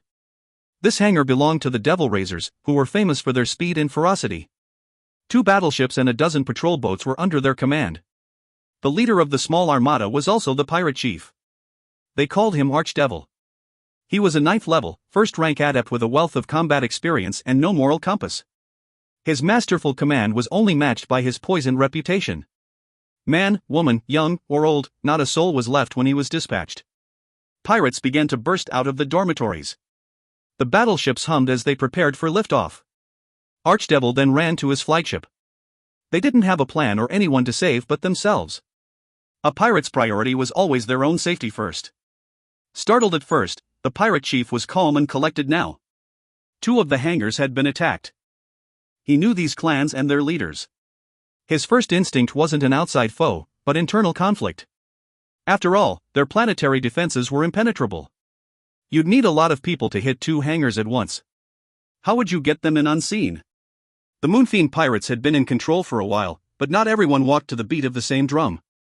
The Moonfiend pirates were an alliance of clans that shared a common interest. As big as they were, they couldn't compare to 100 smaller clans working against it. That's why many of the clans joined, but weren't behind them 100%. Without Redboard's decision to dissolve his own clan into the Moonfiend pirates, there'd be a lot more unrest and cessation. With these considerations in mind, Archdevil's snap judgment was that this was a purge, Redbeard clearing the deck of possible mutineers. He tried to get in touch with Luna for more information, but communications seemed to be down. They were in the dark. The silence made him all the more nervous. Archdevil quickly boarded his battleship, his mind racing. At least as commander of the small fleet he had a bargaining chip. Fleeing was not an option, however. The moment they rose to a certain height the planet's guns would be trained on them. Archdevil's mind raced, considering various strategies and consequences when suddenly he felt a crushing pressure bearing down on him. He was a 9th level talent, with all the perception enhancements that came with it. He lifted his head and was surprised to find the stars hidden beneath an overcast sky. That was where the pressure was coming from. An indescribable fear crept into his heart as he watched the ominous heavens. What is that? He cast his eyes further, toward the horizon. Far away he could see the stars twinkling dimly against the night sky, but here they were absent. The airspace over the hangar was blanketed by some ineffable power. The enemy is attacking. His voice boomed across the field, empowered by his discipline. In the same instant there was a flash as he summoned his mecha, a jet-black suit darker than a shadow. He made the right decision. Battleships were lumbering, they reacted slowly. Although he didn't know what this gray sky heralded, he knew it was beyond his scope to handle alone. In situations like this, you fled to fight another day. Mecha suits were more reliable for the then bulky battleships. Archdevil was confident his discipline and the support of the suit would help him escape unscathed. There wasn't any time to worry about anything else. All he was interested in was staying alive. He almost didn't notice when the world around him changed. The lights illuminating the base brightened for no discernible reason. They glowed with an uncomfortable sanguine light. The brighter the red light became, the harder it became for the pirates to move. They struggled mightily, but it was like trying to swim through molasses. Everything felt immediately claustrophobic. Some felt it hard to breathe. Now, every eye was straining to peer at the sinister sky. The scene that greeted them was the strangest they would ever see. The air had become crimson, and orbs of dark red slowly descended from on high. They were dazzling, and shimmered with red light. Their interior was smoky and mysterious, like some mysterious power trying to disguise the light. It all felt so strange, difficult for them to put into words. They watched enthralled and helpless as the orbs descended upon the hangar. The first orb silently fell upon one of the battleships. There was a saying that went, "The heavens fall upon the highest point first." This was proven true, as one of the pirate battleships became the first to enjoy the fun these crimson bubbles bore. Poof! The intimidating bubble popped in a way that would delight any small child. As it did, the cloud of mist it bore spread out. From the ground, pirates watched in horror as the mighty hull of their battleship was soundlessly eaten away. It was as though the aimless cloud had taken an enormous bite out of it. One after the other the bubbles fell. There were no explosions, or screams, or blasts. It was silent as the grave, and that made the scene all the more terrifying. The mist was as destructive as a magma flow. The pirates helplessly watched as they were devoured, piece by piece, by the slow-moving bubbles. The smart and lucky ones, like Archdevil, were in their mechas before the bubbles started falling. They fought against the clinging air to escape before they could become victims of the evil mist. The pirates in their battleships were the unlucky ones. They had nowhere to run. This was the infernal vanguard's domain, the underworld. The gourmet remained suspended in air. The red light poured out of him. He paid no mind to the pirates who attempted to flee, and in fact looked at nothing. His eyes were cast calmly into the distance. At this level in his cultivation he could command protogenia, but he also had to obey it. It was just as Zhou Qianlin said, paragons had rules. They couldn't kill carelessly if they wanted to hold on to their humanity. So he let the ones who were fast enough escape unmolested. His purpose was to destroy the hangar. That would be enough. 5 minutes later, the skies were clear. There was no mist and no ominous red light. All that remained was a strangely jagged landscape. It looked like the hangar had been the victim of a meteor shower. All signs of ships, buildings, or people were gone, swallowed by the underworld. The gourmet grinned, then vanished. Stillness was all that remained. Zeta. The pharmacist walked unhurriedly toward the metal door. It was locked, which was to be expected of an important pirate installation in the dead of night. Of the 5 hangars, this one was the smallest. This is a restricted area. Please vacate immediately. A harsh electric voice called the warning. A red light snapped to life, illuminating the pharmacist from above. If you find any errors, ads pop up, ads redirect, broken links, non-standard content, etc., please let us know. Report chapter so we can fix it as soon as possible. Chapter 576, Pitched Fighting. Chapter 576, Pitched Fighting. The pharmacist was in her preferred garb, an old-style cheapao. Aside from when necessary under Lan Jue's command, she preferred comfortable civilian clothes. The stopped in her advance, fixing her eyes on the hangar's watchtower. Within the airship hangar. EY. Who's this lady? She looks like she'd be a good time. The scene was revealed to a couple pirates, looking over the security monitors. They stared in curiosity. Should we tell the boss? It's weird for a woman to show up in the middle of the night like this. A somewhat older pirate asked. Why should we? What do we get from telling them anything? Look, it's early, no one's around. I'm sure we could find a quiet place to show the lady around, you know what I'm saying? Would having a good time be such a bad thing? Then we get rid of her, what the boss doesn't know won't hurt him. The pirate who was trying to coerce them was an obscene, evil man. Rotten thoughts swam through his head when suddenly, much to his surprise, the woman became the center of a blazing light. Then their screens went dark. An attack. Attack! The few napping pirates in the surveillance room were sharply awakened by his cries. Alarms began to screech across the whole hangar. The sides of the watchtower nearby fell away, spewing dazzling waterfalls of sparks. As the alarms rang, the pharmacist was on the move. She rose into the air as though she were treading on clouds. In a few long strides she was inside the hangar. Twinkling lights set stark shadows as 7 brilliant stars blinked into existence. Radiantly they burned, an enormous sword appeared in their midst. Whoosh! One of the patrol boats nearest to the weapon was sliced cleanly in two. As the pirates looked on in terror, the massive sword fractured into hundreds of copies. Deadly whirlwinds of steel lashed out in every direction. Staff in the monitoring room had engaged all of the small hangar's defenses. Curtains of light flashes as the systems reacted to the incursion. Shields crackled to life around the remaining ships.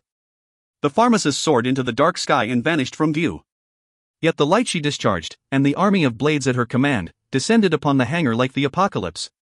Spears of light pierced everything, buffeting the hangar's interior with raging tides of energy. Many pirates were caught up and thrown hundreds of meters away from the force. None had an opportunity to get into the warehouse's mecha suits. The shields proved to be worth their cost. Not all of the ships were immediately destroyed when the pharmacist's swords made contact. At least, so it went for their initial contact. When the second wave of swords arrived, the ships were reduced to strips of metal. Then the swords were headed for the battleship. The first sword struck the shield. It flickered, but held. The second hit, then the third, and the fourth.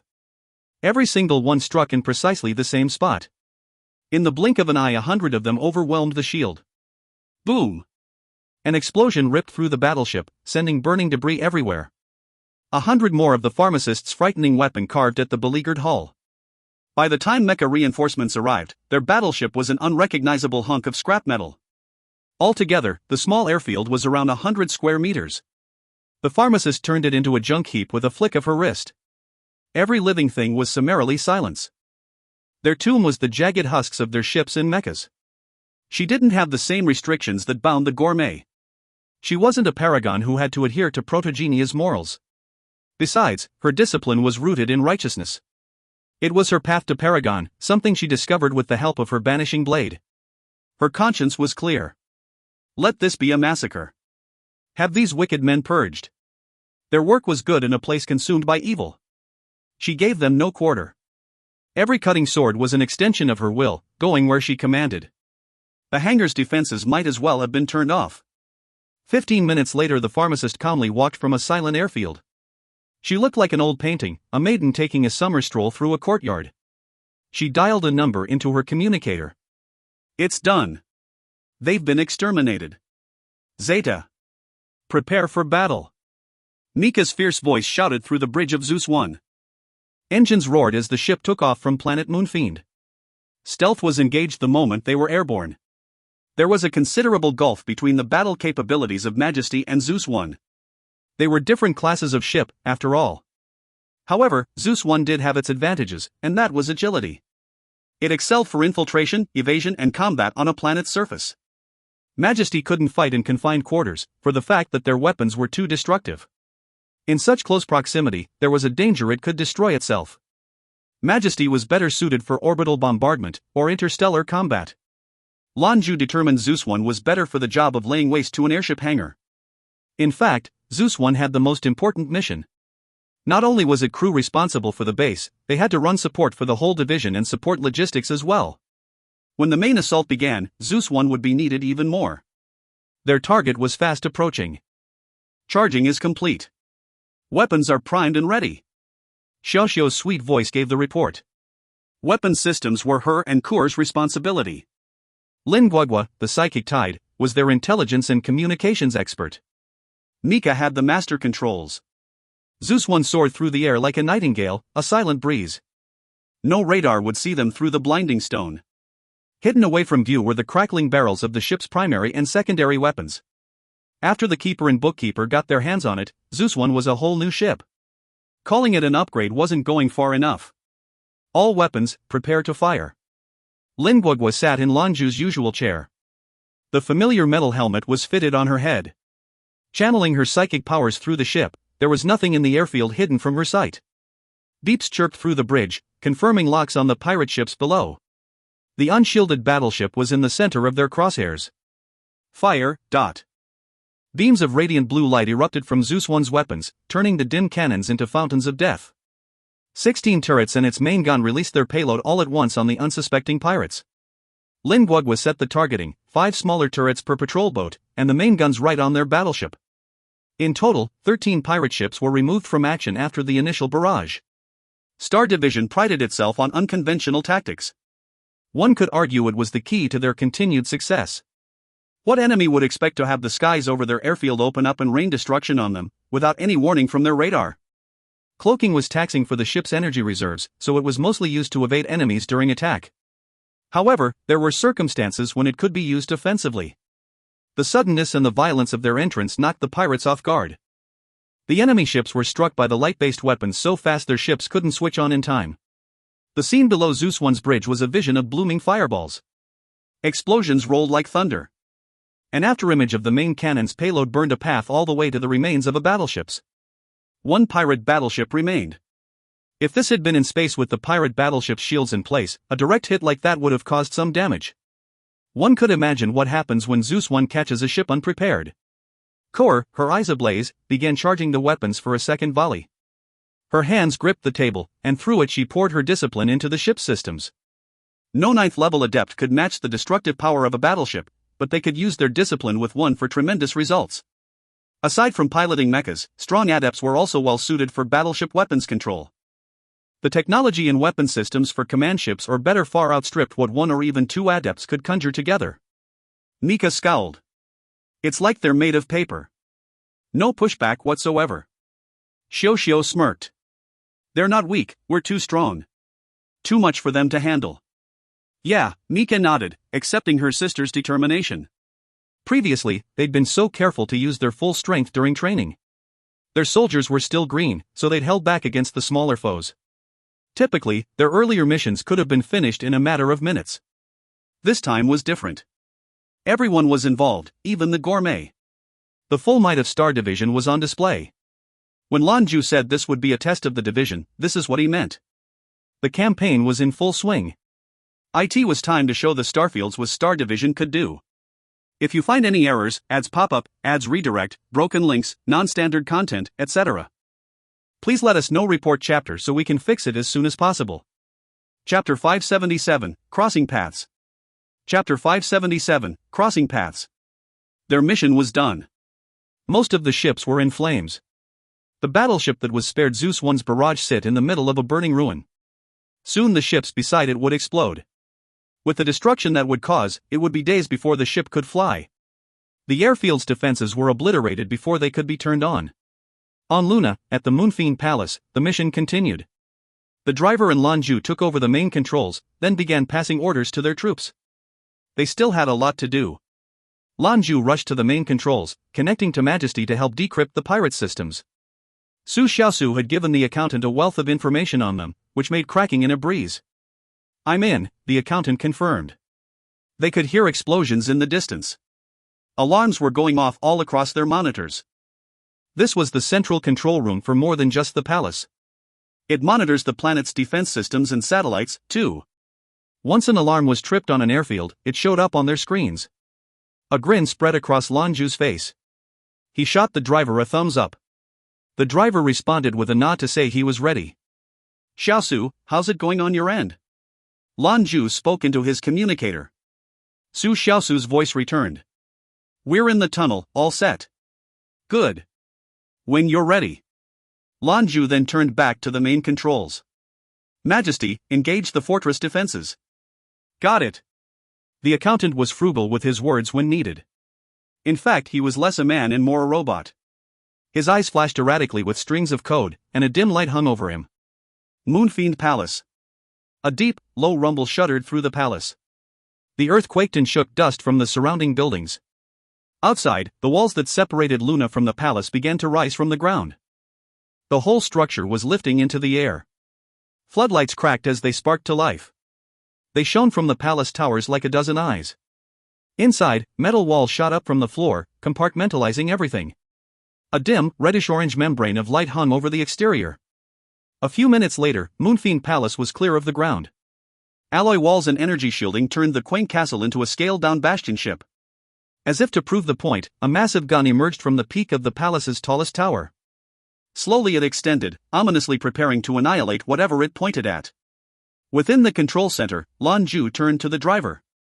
"Head to the railgun, I'll take care of things on this end." The driver was surprised. "I thought the plan was to defend this place." "Where are you planning on going?" Lan Jue smirked. "I sense a presence of an old friend." "I'll stay here, you go ahead. Don't delay, dot." The driver was wise enough to know this was not the time for nonsense. He didn't know why Lan Jue suddenly changed the plan, but he changed into a bolt of electricity and shot toward his new target. Star Division's objectives were straightforward: take the palace, and engage its defenses. 1st and 2nd Brigade were to flood the halls and deal with the pirates within. Once the palace was under their control, they would use it to eradicate the remaining enemy forces. Moonfiend airfields lay in ruin. So long as the Star Division kept their cool, their chance at victory were good. Of course, this was easier said than done. There were a lot of moving parts that had to work in perfect harmony. If any of the pirate ships got off the ground, it would put a great deal of pressure on the division's ground forces. Taking the palace was integral to their plans, but was not an easy target. The foes within were the best of the clan. Enemies would be strong and numerous. The clan leadership was certain to be here. Taking it without losing a soldier would be tough. Meanwhile, Majesty was responsible for pinning down a whole planet. The photographer had to erase one from reality for several hours. Every cog in their war machine had to do their job flawlessly. It was the only way their plan would succeed. As Lan Jue looked over the monitors, there was a flash of light in the control room. He was joined by another man. When Lan Jue saw who it was, he grinned. "My old friend, it's been a while." He smiled amicably to the newcomer. Gabriel's reaction to seeing Lan Jue was different. He was stunned, never having imagined he would show up here. The angel's heart sank. The sudden alarms had interrupted his cultivating. He'd felt an ominous wave pass through him, an inexplicable fear that spread through his whole body. It had been a long time since he'd felt anything like that. He couldn't imagine what would cause it. After his earlier correspondence with Redbeard, Gabriel later heard from the pirate that the main control room had come under assault. The fortress defenses were under enemy command and they had to get them back. Gabriel, the messenger of death, rushed to the scene. The last person he expected to run into was Zeus. Gabriel had been there with Michael and Raphael, right here on this planet, when the trap had been laid for Lan Jue. They had been dispatched here to kill him. The old adage rings true that every dog had its day, and fate had chosen now to bring these two old enemies together on a familiar battlefield. Why? Shouldn't Zeus have been on Skyfire Avenue? What was he doing all the way out here? Gabriel was very much aware of how terrifying the man before him could be. He'd seen it with his own eyes at the Great Adept tournament. Honestly, the angel knew he was no match for the monarch. A corona of holy light sprang up around Gabriel. His shields. "Why are you here?" Gabriel demanded. Lan Jue replied with a smirk. "Why are you here, Gabriel? Strange that we should meet here, us and the most righteous pontiff's citadel. My, if your followers ever found out, it would be catastrophic." Anger flashes in Gabriel's cold eyes. "Did you come for me?" Lan Jue shook his head. "You think too highly of yourself. Certainly not special enough to have me drag myself all the way out here." The Archangel's eyes narrowed, but expertly stifled his anger. "Then why in the galaxy have you come?" Lan Jue tepidly explained. "I'm a bit of a confessed germaphobe. If something's dirty, I have a compulsion to wipe it clean. The Moonfiend pirates used to be clean, but they've since come under new management. Things have gotten murky." Understanding dawned on the pontiff's man. "So it was your treacherous hand that strangled all those pirate clans?" "You?" Lan Jue's stare hardened. "Treacherous hand? Eliminating evil is the work of good men, or is that not something they teach you in the Citadel? Perhaps I should show you what I'm talking about." Gabriel's heart was racing. His dark eyes were pinned to Lan Jue's. "Your goals are exactly the same as ours, just different methods. If Skyfire Avenue is here to stake a claim, I'm sure something can be negotiated." Have you forgotten our shared enemy? Did you know that I had gotten several of the pirate clans to agree to join in the defense of humanity when those aliens arrive? But you've slaughtered them all. Was that Skyfire Avenue's intention? This made the monarch chuckle. Are you afraid? Nothing you say means anything. All I know is that you need to make sure you're running a tight ship if you want it to weather a storm. If we don't cut out the cancer of piracy now, they'll rise against us when the aliens arrive, right when we're at our most vulnerable. You're right, we share the same enemy. So if you behave yourself and stay right here, then I'll return you to the Citadel when we're finished. Gabriel was stunned. You're that confident? You're standing on planet Moonfiend. It's called that for a reason. Do you have any idea how many pirates there are stationed here? My best guess is you've brought no more than 3 battleships. Another chuckle shook Lan Jue. He turned away from Gabriel and tapped at the keyboard before him. Screens all throughout the control room flickered to life. Each one showed scenes of desolation and raging fires. Gabriel's time on Moonfiend was long, he knew he was looking at. Gabriel opened his mouth to speak when suddenly a group of men burst into the room. A telling flood of energy surrounded them.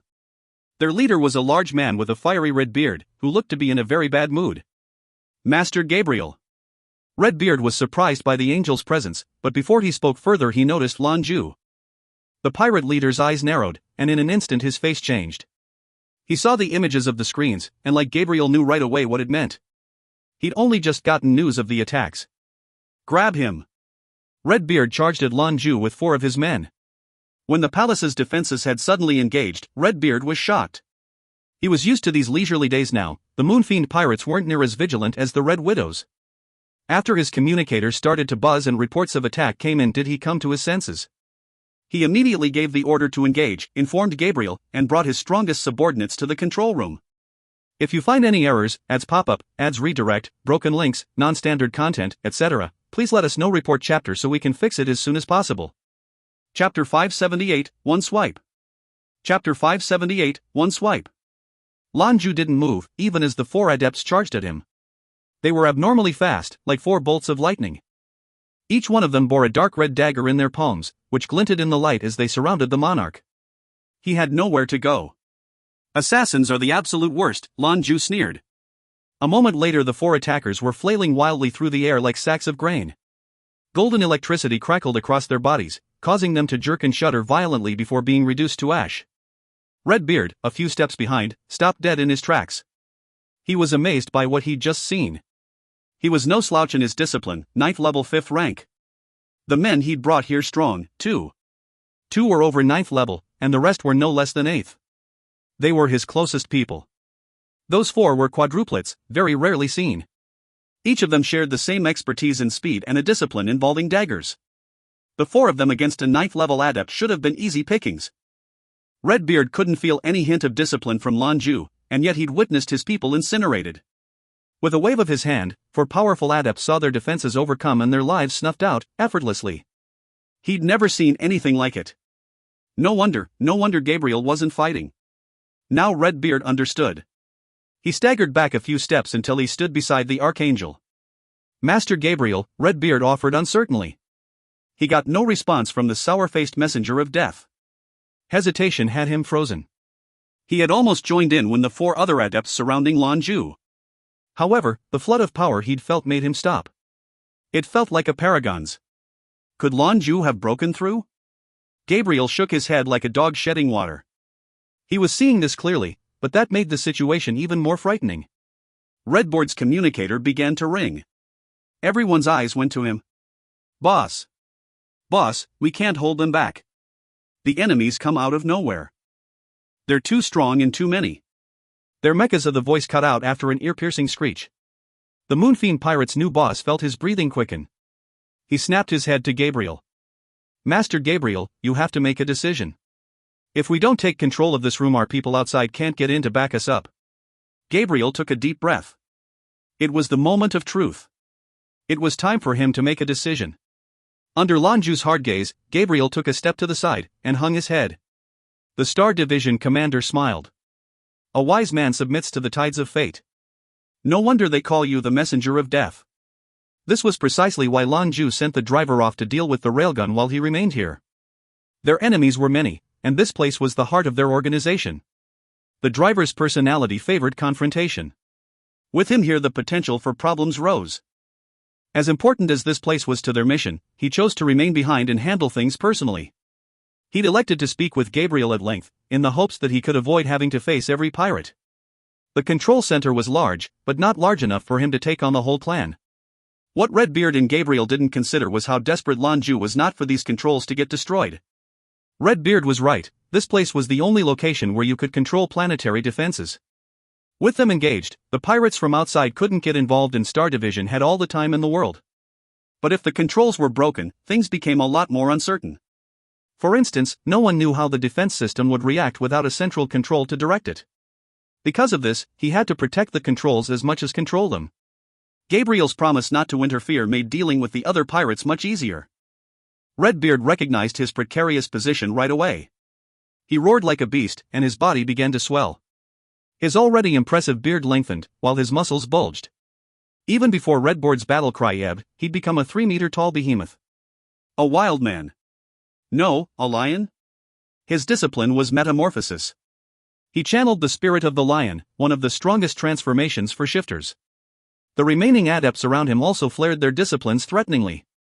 Redbeard didn't know what agreement Gabriel and Lan Jue had come to, but he could see that the Archangel wasn't going to join in the fight. He had to fall back on his own capabilities, but they weren't enough. This new enemy was after the Moonfiend pirate clan.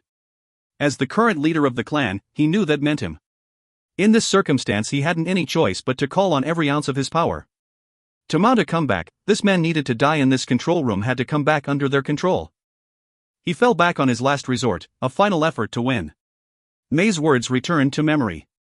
She told him that Redbeard had a secret escape tunnel, but it wasn't here. Thinking back on her piteous cries, Lan Jue couldn't help but feel a surge of murderous rage. Punishing these men was righteous work. Lan Jue hardly reacted. His right hand waved half-heartedly. Instantly, the whole room was filled with red light. Whatever strange power he'd called had an intense vacuum force that tugged at everyone. Gabriel wasn't in the light, but was greatly frightened by what he saw. He threw himself away as far as he could get. His holy shields blazed as he poured his whole discipline into them. Poof! The gentle sound was that of several pirates being reduced to dust. Several of the faster ones managed to summon their own shields. All the others were killed outright. Redbeard roared as he struggled forward. His temper flared out of control. How could this be? Redbeard was at a complete loss. He was a shifter. His discipline was strongest when he focused all of it into his transformation. Yet, beneath that red light, even breathing was a struggle. A sword had appeared in Lan Jue's hand. The dim crimson light surrounding it was strange to behold. Finally he moved, rising to his feet and taking a single step forward. The sword swept out in an arc, and from it came a flood of power more intense than a tsunami. The flush of deadly power cleansed everything in its path. That which Lan Jue deemed unworthy was swept from reality. Redbeard, and all of his strongest allies, were gone. Nothing remained to prove they ever existed. The greatest failings of these pirates was in their taste for war, or lack thereof. Ever since the start their foes had been hesitant. None of them fought with resolve, desperate to escape. In a single, effortless swipe of his sword, Lan Jue put an end to their evil ways. Outwardly they could not know, however, that it was far from effortless. That one swing had consumed perhaps 30% of Lan Jue's energy. Captus. 1,000 strikes as one. Gabriel watched it all. Even from a safe distance his body shook uncontrollably. A single swipe. He really has become a paragon. He was wrong, of course. Lan Jue still had a long path to walk before he became a paragon. However, he wasn't entirely wrong. Lan Jue was peak-ranked with Qianlin.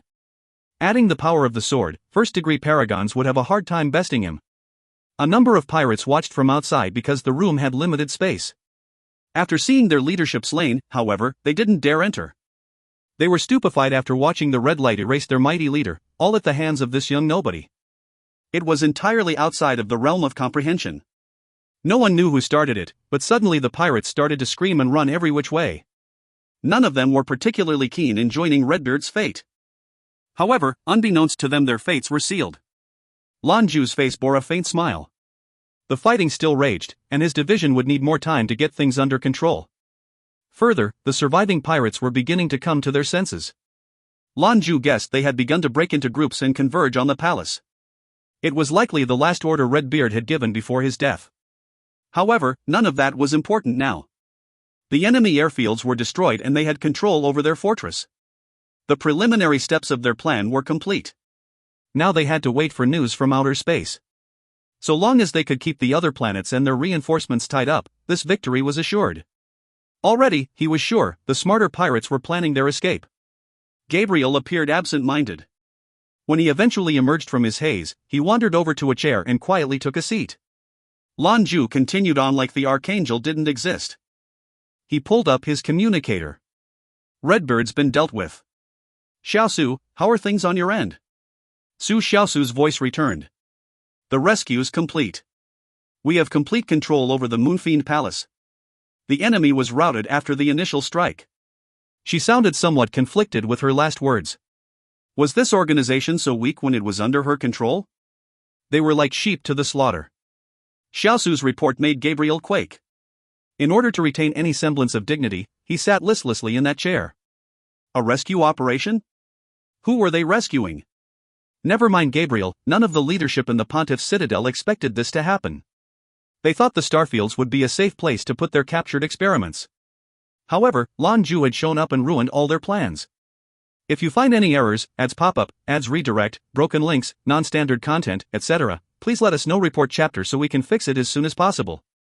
Chapter 579, Battle in Outer Space. Chapter 579, Battle in Outer Space. Gabriel knew that the survivors of their genetic experiments hated the Pontiff's Citadel. They hadn't been brainwashed, their memories were fully intact. Most of them had already undergone the process to improve their potency. They were supposed to be the bedrock upon which the Pontiff's Citadel flourished. Now it was all over. All over. Lan Jue ignored him. He focused on drawing in energy from the phylactery stone to recover what the binding blade had devoured. He put a little bit of his energy into the gem every day during his cultivations. Still to this day he hadn't managed to top it off. Lan Jue felt much the same as the rest of the Star Division. This had gone a lot easier than expected. He thought back to Xiaosu's disappointment. He knew that if she had been in control, taking it would have been much more difficult. Their success so far was largely due to her expertise and disunity within the pirate ranks. After killing Redbeard in one strike, none of the pirates dared step through the control room door.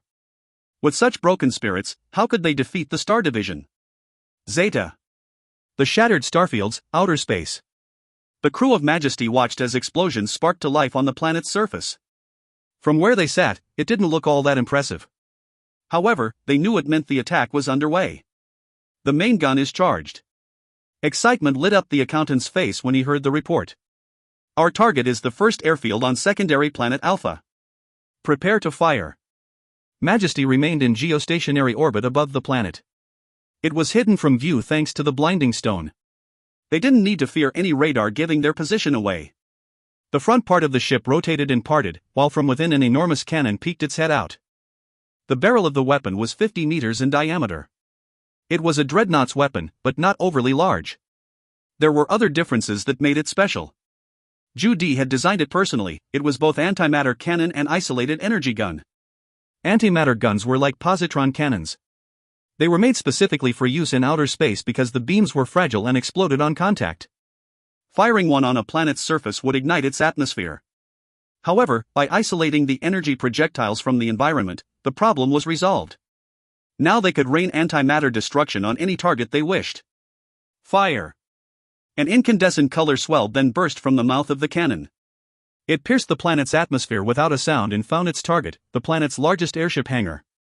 The planet was smaller and less developed than Moonfiend. Each of the secondary planets had 2 airfields each. Majesty's first target was the largest one. The easiest way to stop them from coming to Moonfiend's aid was to destroy their ships. If they were grounded, there was nothing they could do. Good enough for now. After the shot was fired, Majesty blasted off into the distance without waiting to see the result. The planet's defenses were nothing to sniff at. Although the blinding stone kept them hidden most of the time, it was easier for AI systems to lock on once they started their attacks. Staying still was asking for death. They had to keep themselves away from the railgun's crosshairs. A white dot bloomed and grew across the small planet's surface. Before long, it was a blazing white blemish visible from space. When it receded, a crater was left behind, smooth as glass. Golden light shimmered to life between the layers of the planet's atmosphere. That was its defenses kicking into gear. However, it was already too late. Majesty's blast wiped the planet's surface clean. For the second hangar, Majesty didn't need to engage in combat. The ship silently expanded its orbit and waited in the darkness of space. Each of the hangars was supposed to have one battleship and 7 or 8 patrol boats as an entourage. If they dared to leave for planet Moonfiend, the accountant would be there to meet them. However, pirate courage wasn't something one commonly encountered. They were at their most arrogant when attacking cargo ships that couldn't defend themselves. The pirates in the remaining airfield were dumbstruck. The planet's defenses had immediately turned on, and at their highest levels. Safe Moonfiend? They'd gotten the message, but right now their own skin was more important. AI, pirates are boring. I wonder how they'd react if they were a real military unit. The accountant muttered the questions to himself as he stared at the screen, head cradled in his palms. Let's go. We'll be backup for Mistress Photographer. The ship maneuvered for an encounter with secondary planet Beta. They left a small stealth satellite behind to keep an eye on the pirates. Then, they were gone. Why aren't they here yet? Why aren't they here yet? Zhou Qianlin floated lazily in the vacuum of space. She looked terribly bored. It felt like she'd been waiting for half a day. She'd left Majesty when he announced the start of their operation and took position out by the planet. There she waited. If someone were to come across her like this, they'd be mortified.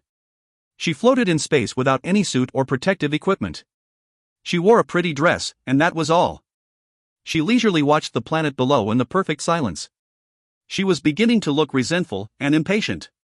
They've already started. Why hasn't anyone reacted over here? Ugh, pirates are so boring. Zhou Qianlin complained. I wonder what Chi Bupong is doing. I'm sure little Ching's told him about what we're up to. Hee, Chi Bupong, just you wait. I'm never going to let you out of my palm.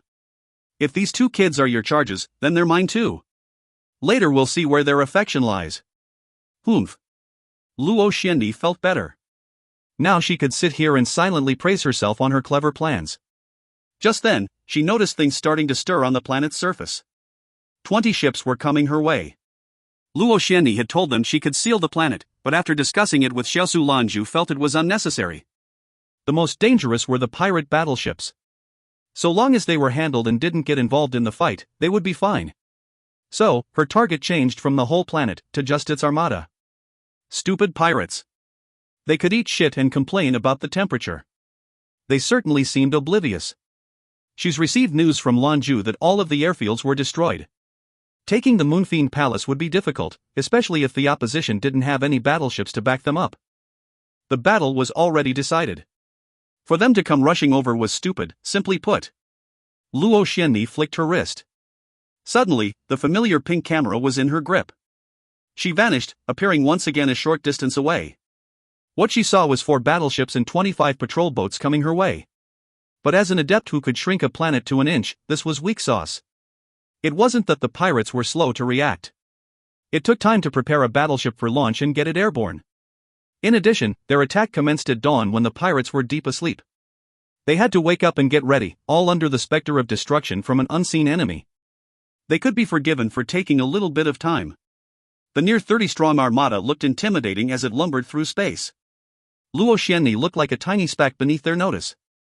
That lasted only a moment. Zhou Qianlin began to shake and quiver. Soon the tiny woman was a full 3,000 meters tall.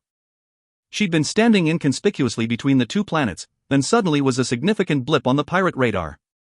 What the hell is that? The pirates were dumbfounded. They couldn't believe what they were looking at. A person, this big?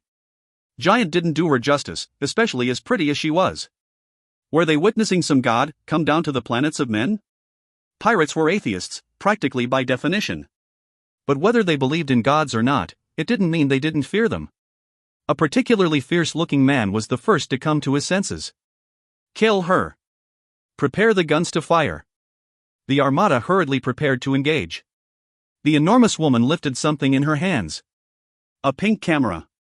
Ka-cha. The clear and crisp click of a shutter rang in the ears of every pirate. Everything around them stopped suddenly, frozen in place. The universe became a pink-hued cosmic storm, with the battleship in its center. Reality warped, chopped into 100 million tiny slivers. Then it was gone, quiet as a summer breeze. The photographer lifted her enormous hand, which now bore an equally large photograph. Something as massive as a battleship would need a picture large enough to fit it. 1. The picture was 1,000 meters long and 800 meters wide. It didn't look quite so large in the hand of a 3,000-meter-tall woman, though. She looked at the photo in satisfaction. She didn't even seem out of breath. 1. I shudder to think what she would have done if they stuck with the photograph a planet plan. So here's one for our /theta math. Apparently the average height of a Chinese woman is 1.6 meters, and they weigh 57.3 kilograms. While we don't know the size of a battleship, we can steal. They've moved 6,000? Troops through the starfields on 2 battleships, so let's say something like a UNSC frigate, 478 meters long and unknown mass. Zhou Qianlin had to grow 3,000 meters to get a picture big enough to get the battleship. With this information, A. How large would Zhou Qianlin have to be to have a Polaroid big enough to capture a planet say half the mass of the Earth, and B. How big would that Polaroid be? If you find any errors, ads pop up, ads redirect, broken links, non-standard content, etc., please let us know. Report chapter so we can fix it as soon as possible. Chapter 580, Is she even human? Chapter 580, Is she even human? The accountant sat in Majesty's bridge, watching everything going on outside. He was literally speechless. Is she even human? He wasn't alone. Everyone on board Majesty stared in utter disbelief. Everyone who saw it was at a total loss. The ship arrived just as Zhou Qianlin became her present size. By then Majesty was going hundreds of meters per second toward a sudden obstruction. To her, Majesty was about the size of an infant. Zhou Qianlin waved pleasantly at Majesty. To a paragon of her standing, blinding stones might as well have been glass baubles. Majesty obediently headed her direction and removed its cloak. She gently patted the ship as it nearly. He, she tittered. This picture's for you, little math whiz. Do what you will, but I won't have blood on my hands. The picture was released and remained frozen in space in front of her. What should we do, Mistress Photographer? The accountant asked dumbly. She smirked. Attack. Destroy the photograph. Everything in it will be destroyed as well. I'm not doing it, understand? Zhou Qianlin then shrunk before their eyes back to her normal height. The paragon sat cross-legged on top of Majesty and prepared for the show. Captain? The members of the accountant's team looked at him, at a complete loss to understand what they were supposed to do. It was the adept in charge of the weapons systems that nervously called for his attention. Didn't you hear, Mistress Photographer? Fire, all guns. Majesty had been equipped with a number of luxury installations, like phylactery stones. Soldiers in charge of the vessel were under standing orders to charge them up when time allowed. It gave them an excuse to cultivate more. They held the energy of 800 soldiers, infusing them twice a day. One could imagine how much of a reservoir they were. Majesty's main guns had charged on the flight over. Its cannons flared to life again, unleashing a beam of energy right into the photograph. The picture rippled from the impact. After the blast, it looked crumpled but otherwise unhurt. Destroying one of Zhou Qianlin's pictures wiped out everything within it, even space. However, pictures like this had their limitations. By its nature, the picture's sturdiness was proportional to what it was a picture of. Put another way, Majesty needed enough firepower to take a battleship if it wanted to destroy this picture. Simply put, Zhou Qianlin only acted to seal their enemies away. She eliminated their ability to fight back. As a result, her own side could fire to their heart's content. The battle was won, so long as they had the firepower to destroy their objective. As far as control-type disciplines were concerned, hers was among the best. It took 3 blasts from Majesty's main gun to destroy the photograph. When it did finally rupture, the picture and everything around it was devoured into a black hole. Majesty crew were briefly afraid they would be swallowed up as well. They swiftly retreated, leaving nothing behind of the pirate armada. Zeta. Planet Moonfiend. The Moonfiend Palace was surrounded. After all, the pirates who called this place home were the strongest in all the shattered starfields, even before you included the smaller clans it's incorporated. Planet Moonfiend was their playground. The leaders of the clan spent the bulk of their time here, and some were allowed quarters. On the one hand, it was a symbol of status, but it was also a means of control.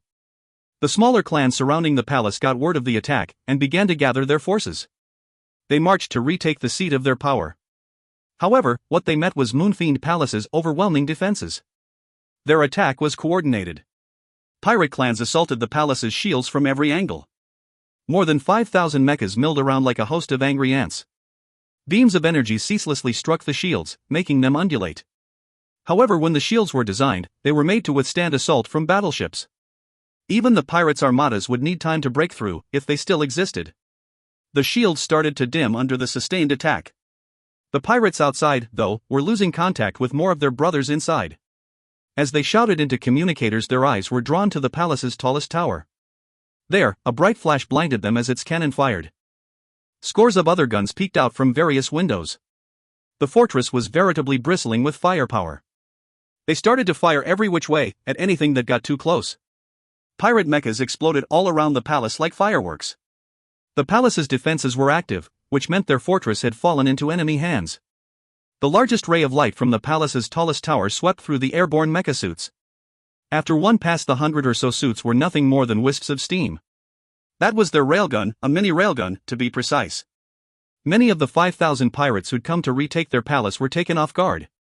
As the Moonfiend Palace's defenses ramped up, the pirates that survived were the ones fast enough to engage their shields and find cover. Within the Moonfiend Palace Control Center, Su Xiaosu had replaced Lan Jue in front of the control panels. Her eyes were fixed on the screen while her fingers danced across the keyboard. The Moonfiend Empress' lips were pressed tightly together, making her look irate. Lan Jue sat beside Gabriel. The angel was quiet as a monk.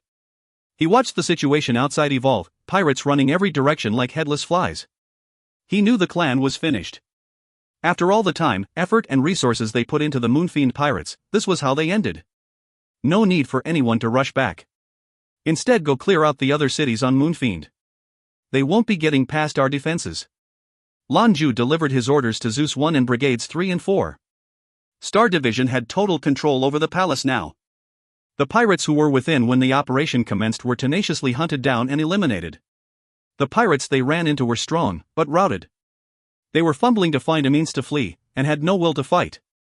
Once they discovered there was no way out, their only option was to fight to the death. Unfortunately, they had met their match in 3rd and 4th Brigade. The two brigades together numbered 500 souls. Wherever they went, enemies fled in terror. Nothing the pirate possessed could halt the Star Division's inevitable march. The fighting was quick. The driver was the one in charge of the railgun.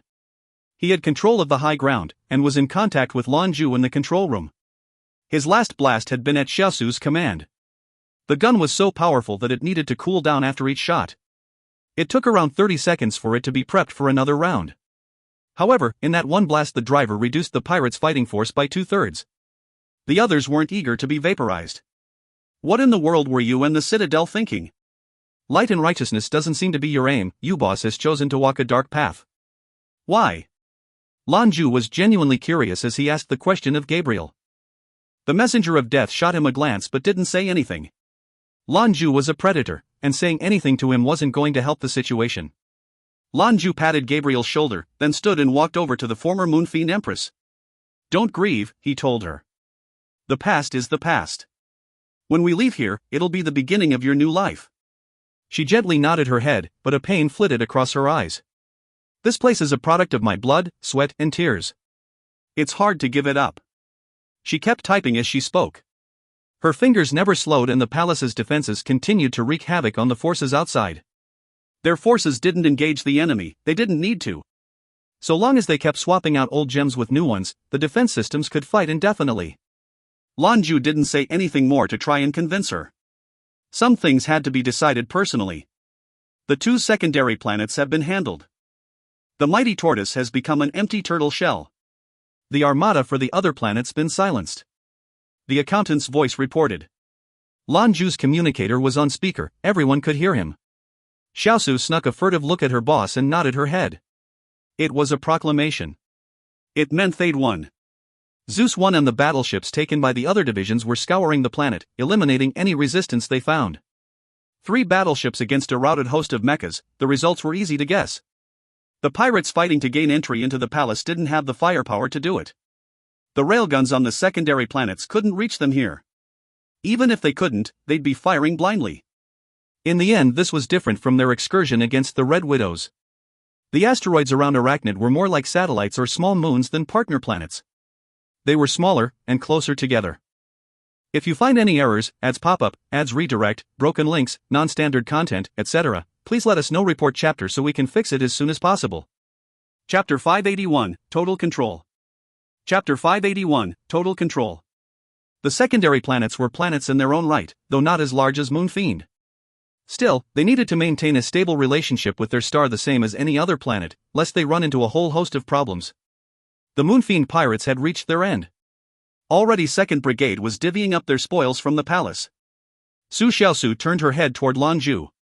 "Boss, are we leaving when the operation is over?" He nodded. "We'll be done here. We've caused quite a dent in the pirate population, and I'm not looking for a genocide. News of what we've done here will get out. They don't know where we came from, but eventually the West and North may react. When we've finished our mission, we'll return to Skyfire Avenue. The troops need time to rest and recuperate." "All right." The thunder of the cannons slowed. The third shot from the railgun turned the ground around the palace into a sea of fire. Just as a third of the city collapsed around the palace, the pirates' morale crumbled. They fled, as far and as fast from the murderous palace as they could go. Their first instincts were to head for the airfields. There they could board ships and make an escape. News of their destruction had never reached them, though. They were fleeing right into the arms of the enemy. 1st and 2nd Brigades leave small units each to keep control of the palace.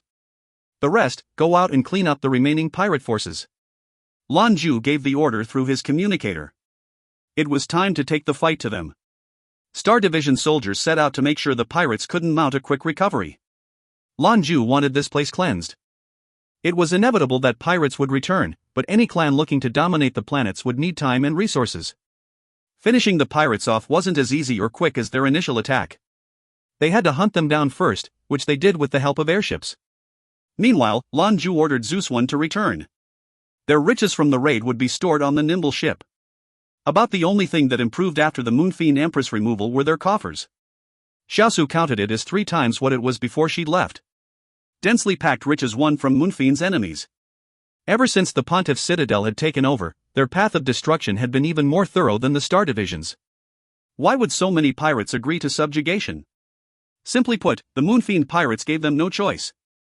They relied on superior resources and firepower to eliminate all the clans around them. It was join or die. The Pontiff's Citadel would be loath to give up these resources. They'd come to rely on the riches from the starfields. They wanted to build it up as a subordinate state, so much that they expended tremendous effort to develop it. The railgun was proof of their commitment. Lan Jue wasn't greedy. Although the big planetary defense railguns were powerful weapons of war, taking all of them would be impossible. There were enemies waiting on the other planets with their defensive measures at full strength. They would have to be happy with what they got from Moonfiend. Star Division's commander wasn't much interested in the railguns, but they would fetch a good price. The East could probably use them in the construction of a bastion ship. The soldiers left behind found themselves recruited as temporary porters. Boxes upon boxes of resources from Moonfiend were loaded up and stored in Zeus-1. In times like these, having a master of interspatial discipline was of great benefit. The photographer had provided Lan Jue with something she called the Hungry Bangle. As she described it, there was enough space to fit the Wine Master's whole Reaper arena inside. If it weren't for this gift, it would take an armada to fly their winnings home. However, even with the Hungry Bangle, Zeus-1 couldn't take it all. Luckily, they'd also spared a couple battleships that could take the spillover. The Citadel's victims were directed onto Zeus-1. They'd been there when the Citadel dragged Su Xiaosu into the dungeons, and watched how she was punished. They'd also seen her daring rescue. Now she was back with the Savior to free them, so they gave her and her people no trouble. These poor, tortured souls had been promising youths to survive this long. The Fantasia Genetica was heartless and deadly, but it had made them strong. Others weren't so lucky.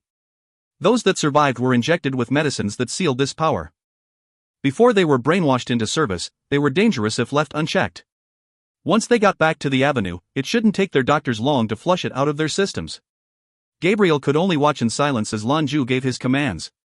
All of their efforts, the result of their own heart's blood, were being undone with every word. He felt numb. A lot of the news going on outside was unknown to the angel, but it was clear Zeus had brought an army. A strong army, otherwise they couldn't have pulled any of this off. Was this an arm of the Avenue, flexing to show its strength? He remained lost in silent thought, contemplating how wrong they were in assuming invulnerability. The moment he realized it was burned bright in his memory, he'd lost faith when he saw Lan Jue destroy Redbeard with a single strike. There was no chance, not even the ghost of a chance. Putting up a fight would be suicide. All he could do was shut his mouth and open his ears. Hopefully someone would let something slip that he could bring back to the pontiff. Gabriel shuddered to think of the pontiff's rage when he discovered what happened here. It would be meaningless, because no amount of rage would change what happened today. They would have to suffer this tremendous blow to the citadel in silence. It wasn't like they could petition the Western government for help. Wrangling these pirates had been the pontiff's pet project. What benefit would the West have in getting themselves mixed up in this? They had been thoroughly knocked down from their perch. As far as Gabriel could see, the citadel would serve as the Avenue's punching bag for a long time to come. The Dark Citadel and the Conclave had similar misgivings. Losing the Apocryphon was unforgivable to the north. Even if she chose not to lift a hand against them, losing a paragon was a disaster. The Conclave could rely on nobody but the Terminator now. By contrast, the Avenue was lousy with powerful adepts. This one who was a constant thorn in their side was as strong as Metatron, or the fallen angel Lucifer. He might even be stronger. After all, Metatron and Lucifer had been striving for years to break through to Paragon. But the power he'd felt from Lan Jue was closer to the protogenic realm than what he'd felt from either of the two Westerners. Even if Lan Jue wasn't a paragon now, it was assured he would become one in the future. Gabriel knew that after seeing the tournament. The East was smaller and poorer than the other alliances, but the Avenue was a force to be reckoned with. With these adepts at their back and aliens at the gates, who would dare say the East wasn't a rising force? Gabriel's mind was in chaos. His greatest worry was his own safety. It was only a year since they ambushed Lan Jue not far from here, and in a year he'd become a nightmare to the Citadel. No wonder he could defeat Michael, even then. Lan Jue had no idea what the Archangel was thinking about. The Star Division commander just sat nearby and waited. A short while later another familiar face joined them in the room. The Infernal Vanguard, the Gourmet. This is definitely a display of force by the Avenue. They're even sending paragons. A poisonous jealousy wormed through Gabriel's chest. The Avenue had so many paragons they could just send them out thoughtlessly on excursions like these. The Pontiff's Citadel? They had the Pontiff, still reeling from the chaos instigated by Lan Jue. Skyfire Avenue would never have to face that problem. How many paragons did they have now? The Gourmet was not here to end lives, something he'd expressed to Lan Jue before. So, he would assume command of the palace. With a paragon here, even a host of battleships wouldn't take this place back. Gabriel felt thoroughly hopeless. He shut his eyes, trying to shut out the world. Eventually day broke, revealing a gorgeous morning. Light from the starfield's distant star illuminated and warmed the planet. However, the golden light only fell upon destruction. 2 hours later, most of the city was stripped bare. Trenches where the railgun had made landfall smoldered, black and angry. The radioactive wasteland was frightening to look upon. Star Division's work wasn't over. With the help of the battleships, they continued to sweep the planet and remove all traces of pirates. Majesty did not participate. Instead, it remained in orbit and watched for any sign of action from the two other planets. Anyone who tried to get off the planet was quickly silenced by the Division battleship. The Gourmet pulled out several small cakes from his personal interdimensional storage device that he'd made himself. Each one was about the size of a hand, and golden brown. Even cold, they had a faint, pleasing aroma. If you find any errors, ads pop up, ads redirect, broken links, non-standard content, etc., please let us know. Report chapter so we can fix it as soon as possible. Chapter 582, Nasty Middle-Aged Man. Chapter 582, Nasty Middle-Aged Man. Lan Jue's eyes lit up. Ah, how'd you know I was starving? The Gourmet gave him a flat stare. Because I'm hungry. Would you like some? He replied with eyes wide with shock. On what condition? Skyfire Avenue's chef chuckled. I remember that cache we found with all the goodies. By the time I got there it was practically empty, but I seem to remember a bottle. The label was silver. A deer's head? I'm not sure I'm remembering that correctly. Lan Jue looked at him indignantly. You scoundrel! If you think I'm trading my Dulmore whiskey for some cake, you're dreaming. The Gourmet harumphed. Who says it's yours? That was one for the Division in war. As commander, aren't you afraid of how it looks when you line your own pockets like this? Lining my own pockets? Lan Jue whined. I haven't even opened it. I was planning to share it with everyone when we got back. The gourmet didn't appear to believe him. With everyone, when we get back? How much did you get, exactly? Is there an inventory somewhere? No one likes to drink it anyway, he weakly replied, scowling openly. Passion crept into the gourmet's voice. You must be fair. Uphold justice. How can you convince your men you are righteous if you bend the rules for your own benefit? Gabriel's eyes popped open when he heard the paragon's impassioned words. Surprise and hope briefly flitted across his face. If the gourmet and Lan Jue continued their bickering, or if they got drunk, he might have a chance to escape. He knew they couldn't have taken the entire planet so quickly. Gabriel was confident that if he could slip away, he'd just need to wait until they left. Then he could return safely to Europa. Lan Jue saw his friend's intractable bearing, and sighed. How much do you want, Dot? The gourmet produced a platter from somewhere unseen. He placed the cakes atop it and cradled the metal container with his hands. They began to glow with a red-hot, infernal heat that warmed the treats. The control room filled with the smell. Lan Jue wrinkled his nose happily when the scent reached him. Did you use butter? It smells amazing. Next, the gourmet took up a cut of spiced beef. With a knife in his other hand, he quickly sliced thin pieces off of the cut and over the top of the cake. Gabriel swallowed a mouthful of saliva. He hadn't eaten either. Lan Jue helped himself to a piece of cake with a slice of beef draped over it. He took a bite, anxious to enjoy the treat. Su Xiaosu also slunk over. She blinked at the gourmet with big doe eyes and a pathetic expression. The paragon chuckled and motioned for her to help herself. I'm not a miserly man. Isn't that right, jewelry master? Lan Jue busily scarfed down the cake. When the gourmet confronted him again, he sighed. A wave of his hand and a bottle appeared. The bottle looked a little like a clock pendulum. The liquid within caught the light, and glowed with a rich golden hue. The label was just like the gourmet described, a silver stag's head. It was definitely flashy. Dalmore whiskey, among some of the most expensive whiskey in the universe. The taste was sublime, on a whole other level than the competition. Dalmore whiskeys were rarely found on the open market. They were produced in small numbers. Older bottles were especially scarce. The one Lan Jue produced had the number 30 written clearly on the label. Whiskies were different from other spirits. They were bottles and sealed at very specific times. The age of a whiskey was how long it had spent aging in barrels before being bottled. The years after bottling didn't mean anything. Rather like rice wine, the taste became more mellow and savory with time. However, the differences were slight. In fact, Lan Jue had found crates full of whiskey in the hidden cache they'd confiscated. Apparently, that pirate chief was a real fan.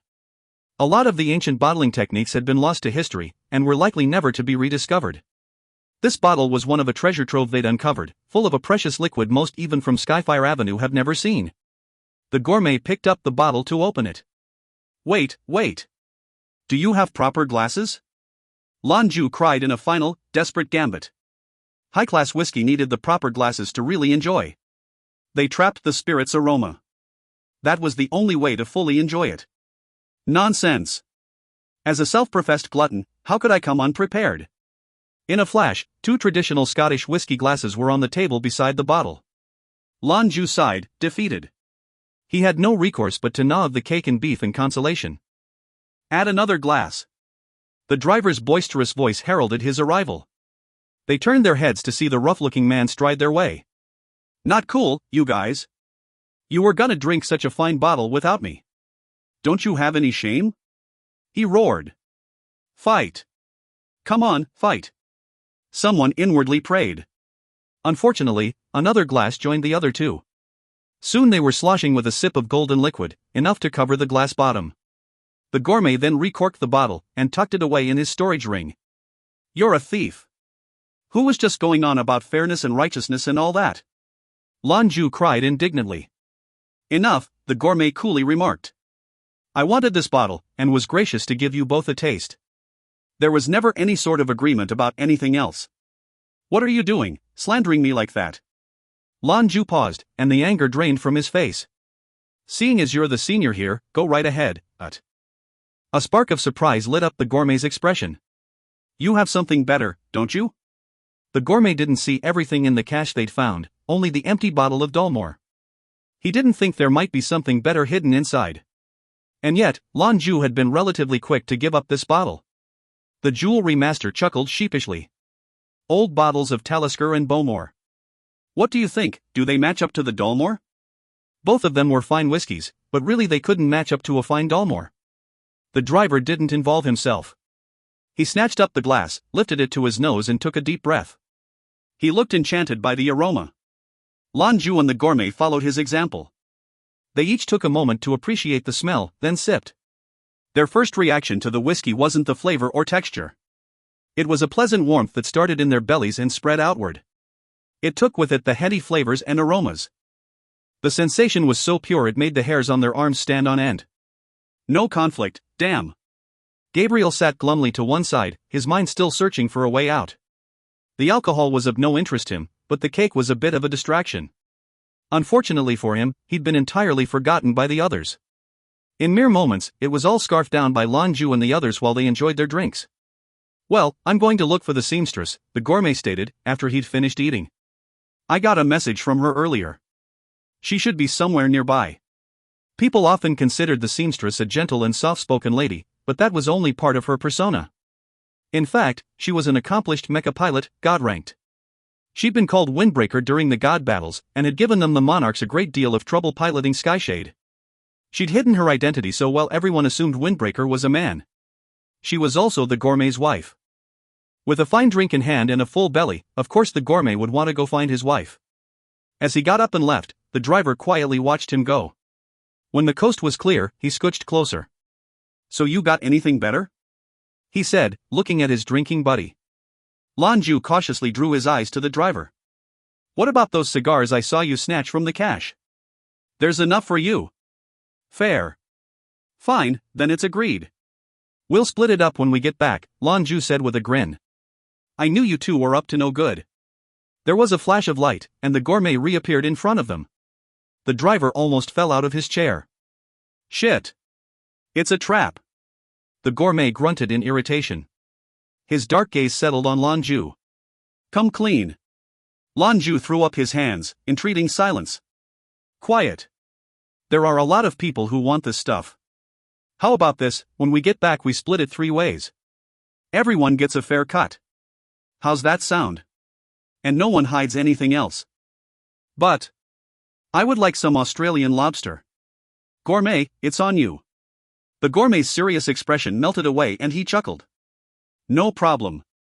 Then it's agreed. I'm off. He trotted out again. Lan Jue and the driver waited until his back was turned before flagrantly flipping him off. That nasty old man, the driver said, out of earshot. So treacherous. Lan Jue sighed. I blame you.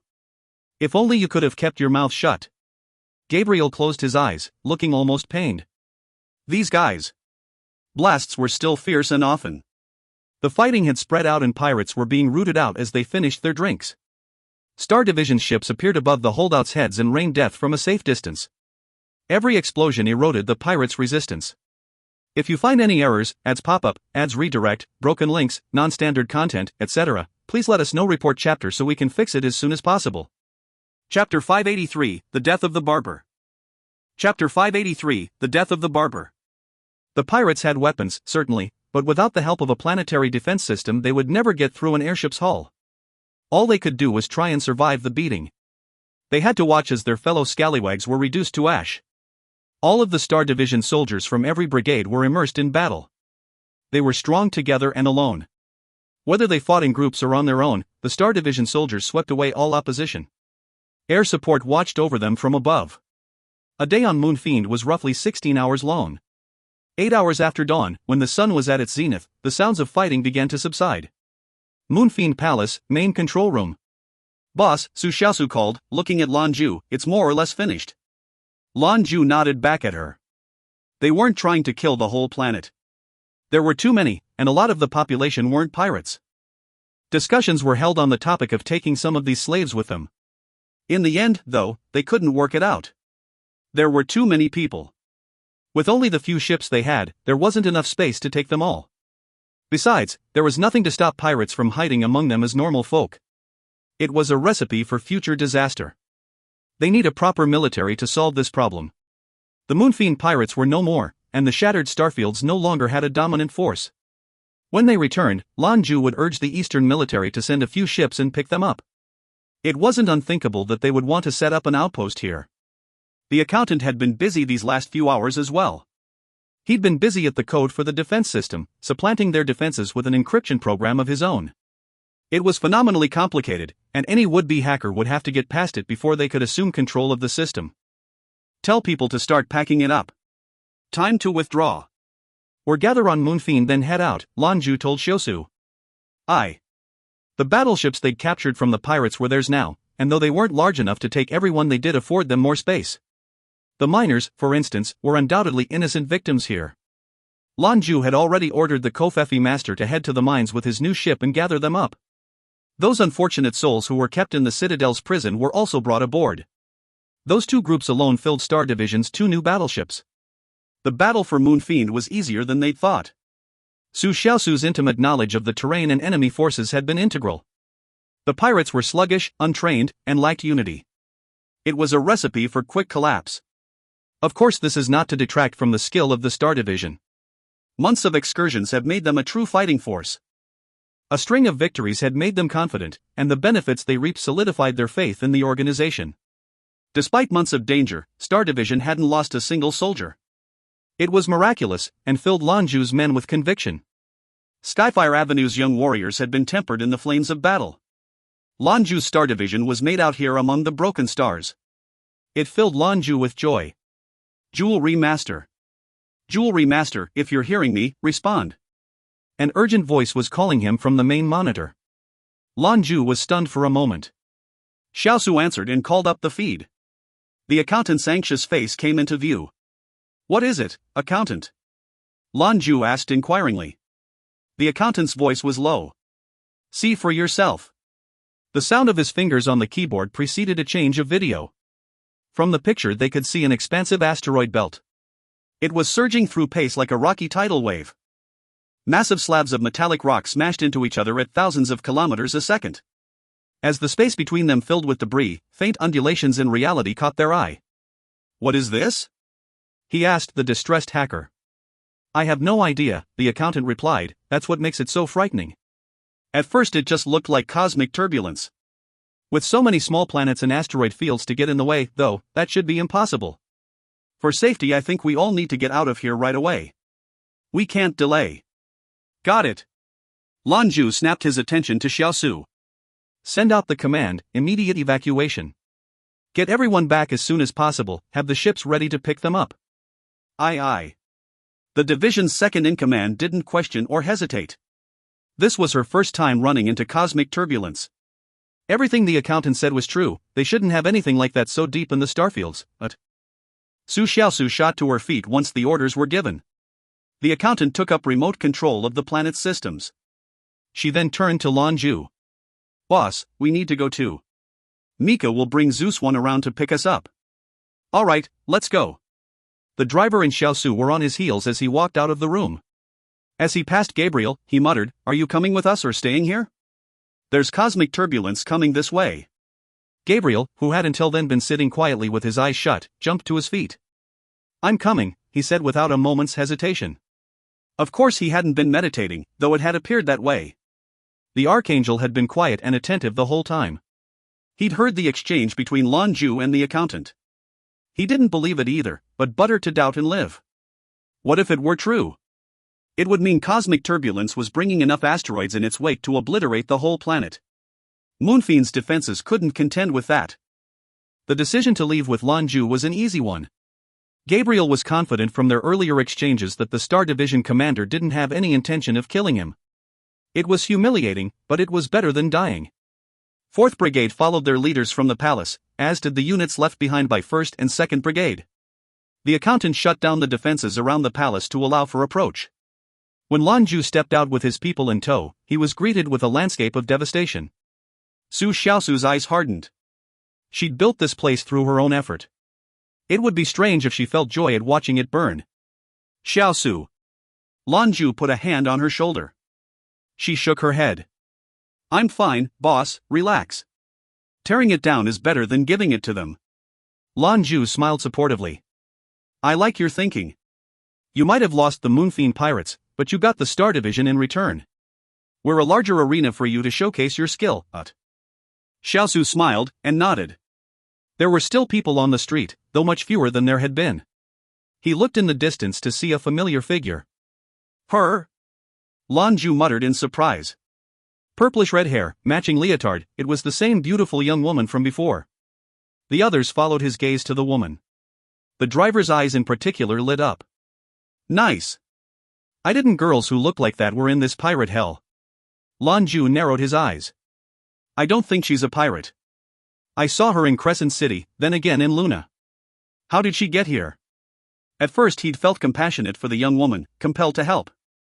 However, each time he saw her, Lan Jue felt something wasn't right. He couldn't say what it was, but the feeling was real.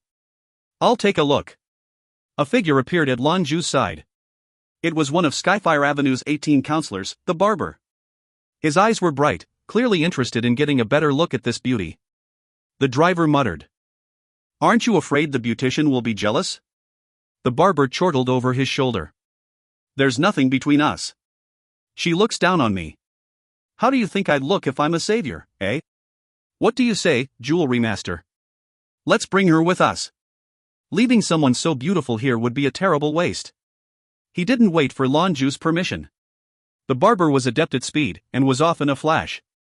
Lan Jue could only helplessly shake his head. This guy. In such a rush, he stopped mid-sentence. The barber arrived before the woman in a few short moments.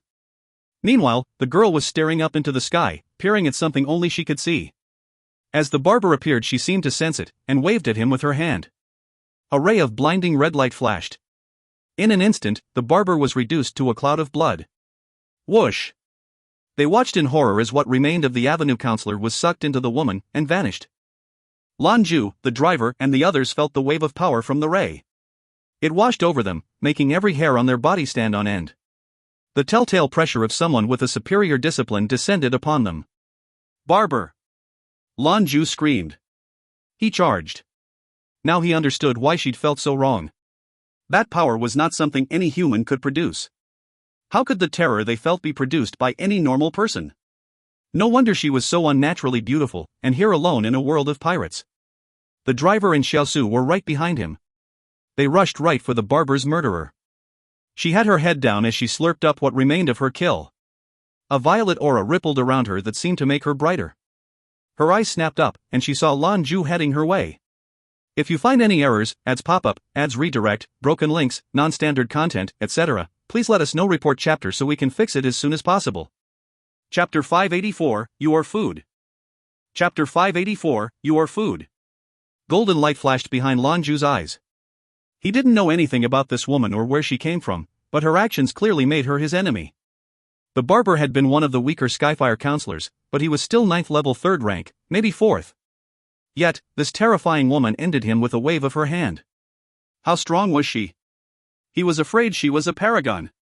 Lan Jue asked himself, if he had to kill someone of the barber's strength as quickly as he could, then he would have to rely on the power of Captus.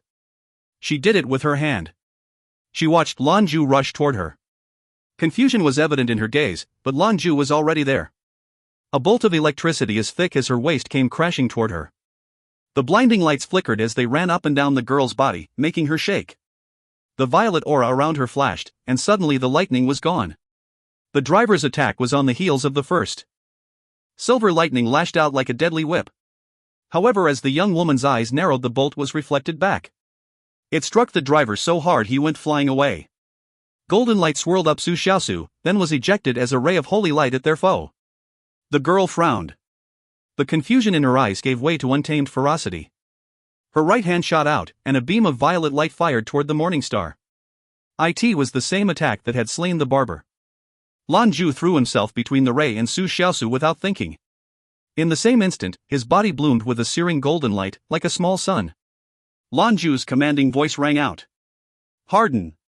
His voice of command had no effect on the death ray other than to make it pause for a breath before continuing. Lan Jue's arms rose in a circle, and within it was burst a familiar vortex of black and white power. The yin-yang vortex pulled at the ray, knocking just far enough off course so that it missed Xiaosu and landed nearby. The building it struck was evaporated. Xiaosu, get the others to Zeus 1. The driver and I will handle her. Go! Lan Jue shouted. He'd managed to cast off the last attack, but it had taken effort. His yin-yang abilities could only defend him so much. He feared that if her next attack was any stronger, he wouldn't be able to protect himself, let alone another. They were facing a fierce beast in human form. Su Xiaosu was a military commander, and former empress of the Moonfiend pirates. She did not hesitate to take a life when she needed to. She was not known for freezing at decisive moments. However, as the ray of power from the young woman came her way, the morning star didn't budge. So complete was the ferocious intent that every pore in her body squeezed shut. Only once Lan Jue broke the line of sight did Xiaosu recover. This was more than she could handle. Finding reinforcements was the best way she could help. Contrary to Lan Jue's expectations, the young woman did not continue her attack. Rather, she watched him with curiosity and interest, engrossed. The driver quickly returned to Lan Jue's side. He'd been struck by his own discipline, so certainly he could defend well against it. Lan Jue could see him jerk from time to time, but there was no lasting damage. What the hell is she? The driver just looked at her stunned. He and the barber hadn't been on the best of terms, but they were the same. Both of them hailed from Skyfire Avenue, both counselors, both soldiers in division. The driver watched him die without rhyme or reason. How could he not be affected? Lan Jue shook his head. He was just as much in the dark as his comrade. What he felt from her violet aura was an intense fear.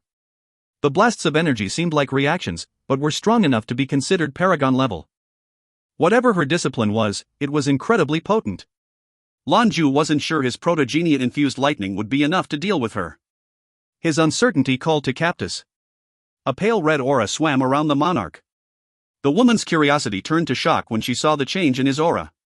She stumbled back a few steps, appearing to be frightened of Captus' light. Who are you? Her voice was strange, like she was unused to the words. Lan Jue glared at her. Why did you kill our friend? She looked back at him, confused. What is friend? Kill? Ah, you must mean my last meal. You are also food, though I do not wish to eat you. Food? Eat? Lan Jue and the driver exchanged confused looks. Did she say she ate the driver? The odd, beautiful young woman frowned as though considering something. Then, without warning, her hand shot out to grab at the driver's chest. Her arm stretched unnaturally, bathed in that violet light that made her arm look like it was cut from a gemstone. Once more that overwhelming terror gripped the driver. It felt like every nerve and blood vessel froze solid, going so far as to make his movements jerky and uncoordinated. However, the driver was not the bartender. Lan Jue wasn't the only one who'd gotten stronger after the Great Adept tournament.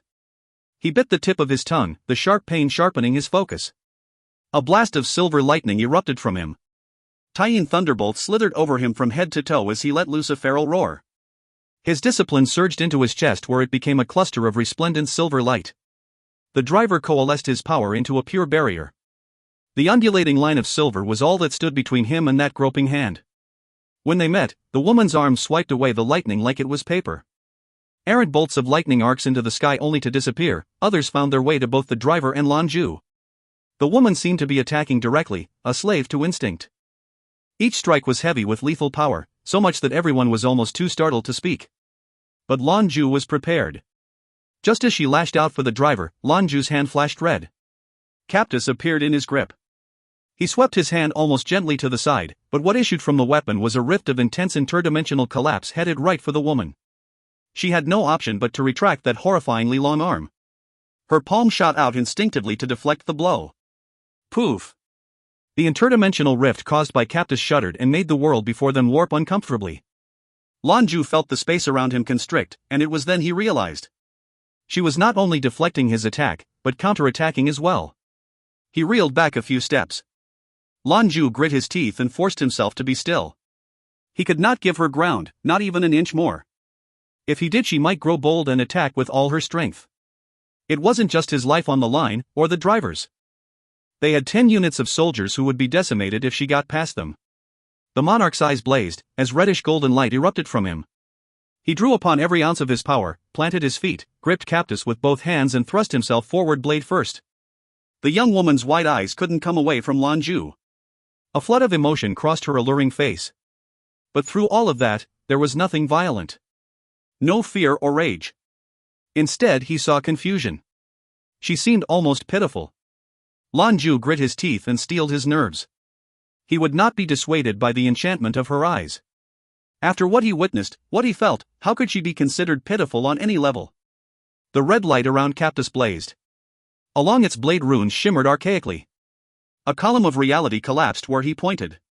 The driver had been ready to join forces with Lan Jue. He remembered how strong their disciplines were, yin and yang together. They could rely on that to contend with this surprise enemy. However, the moment he saw the red light of Cactus, felt the flood of power that came from his commander, he knew he was no longer needed.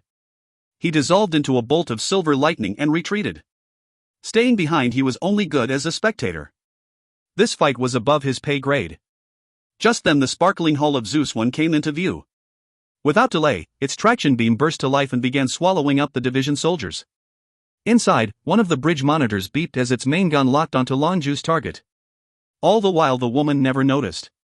She never took her eyes away from Lan Jue and the weapon he was pointing at her. She won't defend? Something stirred in Lan Jue's chest. Just as it seemed the blade would impale her, Lan Jue stopped dead. The woman's brows furrowed prettily for a moment, then she smiled. She was visually perfect. Even under these circumstances her smile was stupefying. Two delicate fingers, soft as spring onions, pinched Cactus' tip between them. All of a sudden it felt like he was against an impenetrable barrier. Cactus couldn't move an inch. She could stop a banishing blade, with her fingers alone? Lan Jue stared at her, too shocked to say or do anything. She tilted her head to the side as she regarded him. Her features were calm, charming. With a flick of her finger Lan Jue and Cactus were flung 100 meters away before crashing to earth.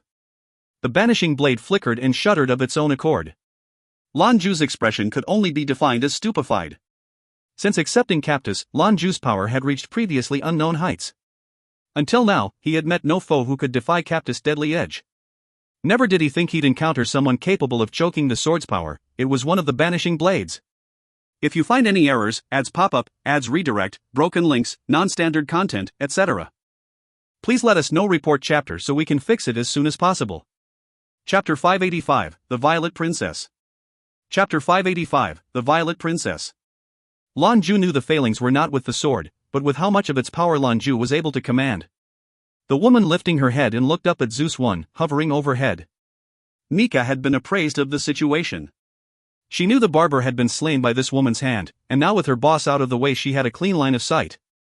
Zeus 1's main cannon fires a dazzling beam of blue light. Mika knew Lan Jue was in the strike zone at only 100 meters away. She was counting on his peak cultivation to help him avoid the brunt of the attack. Boom! A thunderous boom resounded. The resulting shockwave sent Lan Jue hurtling away once again. A massive crater where the ship had fired. All the buildings around it had been summarily leveled.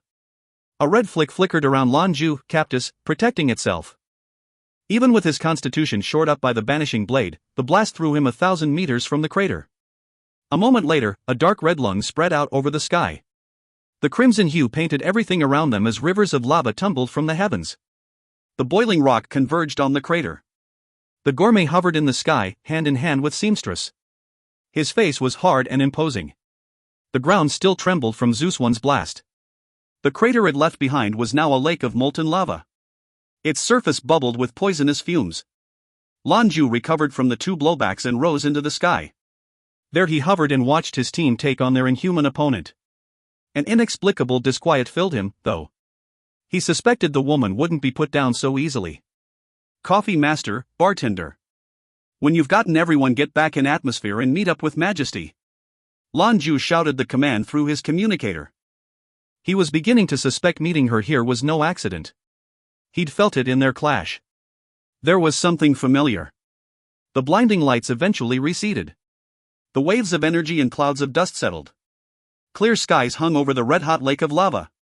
But the beautiful woman was nowhere to be seen, like she'd indeed been swallowed up by the lava. The driver appeared at Lan Jue's side. His voice was low and uncertain. Where the hell did she come from? A paragon? She didn't seem like it. I didn't sense any protogenia. Lan Jue frowned. I don't know, either. But I feel. Before he could explain any further, both men snapped their eyes to the lake. Phoo! A figure breached the bubbling stone and shot into the air.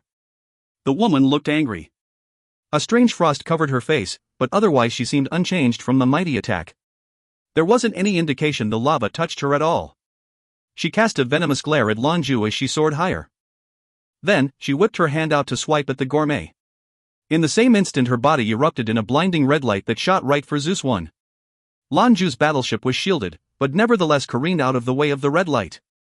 Thankfully, its upgraded defenses were comprehensive. The wild evasion maneuvers sent the ship reeling, but Mika's expert piloting kept them safe and in control. The gourmet withdrew a meters, pulling the seamstress back with him. He retracted his hand from hers, and traced a circle in the air before him with his arms. Color drained from an extensive patch of reality around him. He thrust his palms forward, inciting a beam of pale white light to fire out. The beam and the woman's encroaching palm met halfway. Silent as the grave, the woman's arm started to melt when it clashed with the gourmet's power. His domain consumed her like snow in a furnace. His protogenia was corrosive? What power was this? The gourmet's face changed when he witnessed the effect. A guttural hum vibrated through the air while the gray light poured from the gourmet like a font. His body adopted a similar ashen-gray hue, and an elaborate crown sat atop his head. The rules of life and death were perverted around the infernal vanguard. He pressed the attack, pumping his fist in 7 successive strikes to erase the woman entirely. But the beautiful monster clenched her fist and punched through. She struck the gourmet like a lightning bolt. He went flailing through the air, and the gray light of domain dissipated like a host of spirits. Even the gourmet, a paragon in his own right, was no match for her. How strong was she? She was given no breathing room, as in the next instant a blast of white light was almost upon her. A roar like some unspeakable beast preceded it, the sound of air being ripped apart as the white light came crashing over her. The woman looked on with wide, shocked eyes. Instinctively her hand shot up. Boom! The light, 100 million sword strikes as one, hit her like a torrent. Then, it turned around and came back for another pass. She grunted as the violet light surrounding her flared. The aura protected her, forcibly shoving the deadly flood to either side. She lightly stamped her right foot, and in response the whole planet trembled. The white light was scattered and the figure that summoned it staggered back. One moment the white light was searing through the air and the next it was not. She cut it off herself to keep her stability. It was the pharmacist, appearing in their time of need. The righteous light of Oxysis made a nimbus around her. The driver gaped at her from Lan Jue's side in complete and utter disbelief. Star Division's 3 mightiest warriors descended upon the woman one after the other, and yet they were still outclassed. It was unlikely she'd summoned the whole of her power yet. And what power it was! Although she was no paragon, it was the only means of comparison they had, and she was at least of the 2nd degree. Maybe even stronger. Lan Jue shot the driver a telling glance. He knew it meant he was to fall back to the ships. Lan Jue then shot forward to join the pharmacist. The light of Captus and Oxysis flashed and twinkled. They were hungry for the destruction of the beast. The beautiful woman seethed with anger. She glared daggers at Lan Jue and, with a petulant pout, seemed almost resentful. I didn't try to eat you. Why do you hit me? Lan Jue scowled. The girl seemed to measure her world in what could be eaten. Who are you? Lan Jue demanded. The woman was bewildered by the question. After a moment, however, her resolute answer was given. The Violet Princess. The Violet Princess. Lan Jue stared at her. Princess was a rare title even among humans. Western Alliance royalty saw its frequent usage, but otherwise it was a novelty from the old world. Is this incorrect? In your human history, is it not proper to refer to your high-status females as princess? Her words were strange, but she spoke with confidence and fluency. Lan Jue's expression grew only more confused. Are you not human? I am, she said, and I am not. My people eat yours. She delivered it as point of fact. And then, she opened her mouth wide. It stretched grotesquely, revealing rows of razor-sharp teeth. She belched a plume of violet air at Lan Jue and the pharmacist. Her attacks before were more reactions, self-defense. This time was different. This time there was intent. Her maw stretched over 100 meters wide, and within swirled a vortex as violent as a black hole. There it was. Now Lan Jue remembered where he'd felt this before. Ashen pockets of air descended from above. They cut Lan Jue and the pharmacist off from the Violet Princess assault. The gourmet came down to join his compatriots, but his was not idle. His hands tirelessly contorted into archaic runic shapes while behind him, a gigantic image flickered in and out of reality. It was humanoid in shape, and peering deep into the surrounding darkness one could spy hair the color of bone dust. An ornate black robe concealed its figure, with dim silver light tracing designs across its surface. He was majestic, imposing, and radiated with the essence of death. This was Hades' effigy. A phenomenon of the reflection of heaven and earth. 1. But it was faint, and the effigy unstable. It was evident he hadn't reached the comprehension needed to master it fully. He was managing with every ounce of effort he could muster. The nightmarish image behind the gourmet extended a palm. A world-shuddering terror spilled out like a tide. The Violet Princess whirled and bit at the enormous ashen hand. The effigy's light was devoured, but likewise the sea of violet energy within the Princess Maw had also been extinguished. Withdraw! The gourmet grabbed up his two companions and shot into the air. But the Violet Princess figure shimmered and vanished, reappearing in their path. Delicious morsels. I can't let you go. She mumbled the phrase again and again, like a psychotic mantra. She waved her arms in circles, and the motion birthed an orb of red light. It fired itself at the three of them, a prison of crimson light. The pharmacist's first reaction was to bite hard on her tongue. She felt her mouth fill with blood as Oxysis' resplendent light blazed around them. The runes etched on the blade's surface flickered, while buffeting winds roared. The image of an enormous sword appeared in the air and cut the orb of light in two. It opened enough of an avenue for the gourmet to pull them into another retreat. Another hair-raising sizzle filled the air as Zeus I let loose another blast from its main gun. This time everyone could see clearly how she'd avoided the first salvo. She waved her hand like swatting away a fly. Her aura thickened into a red shell that warded off the blast without a scratch. All it served to do was slow down her pursuit for a few seconds. But an important fact was revealed. With her speed, dodging it would not be a problem. Instead, she took every hit directly.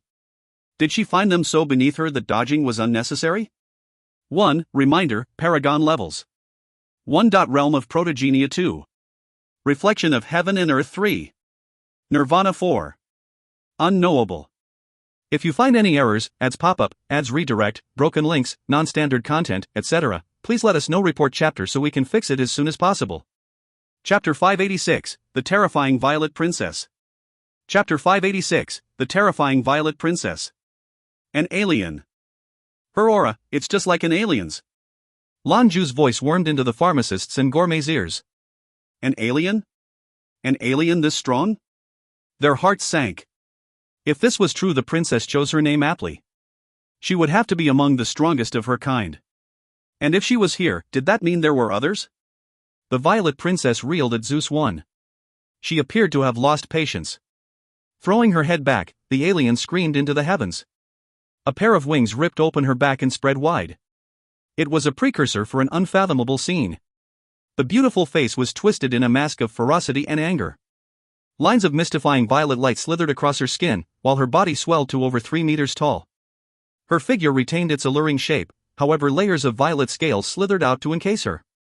She glared at Zeus I hovering nearby, then lashed out. Suddenly the sky, no, everything around them changed. Their surroundings became painted violet. The fleeing division leaders felt sluggish and the air was like moving through soup. A beam of light erupted from the princess, coalescing into the shape of a mouth intent on swallowing up the airship. No!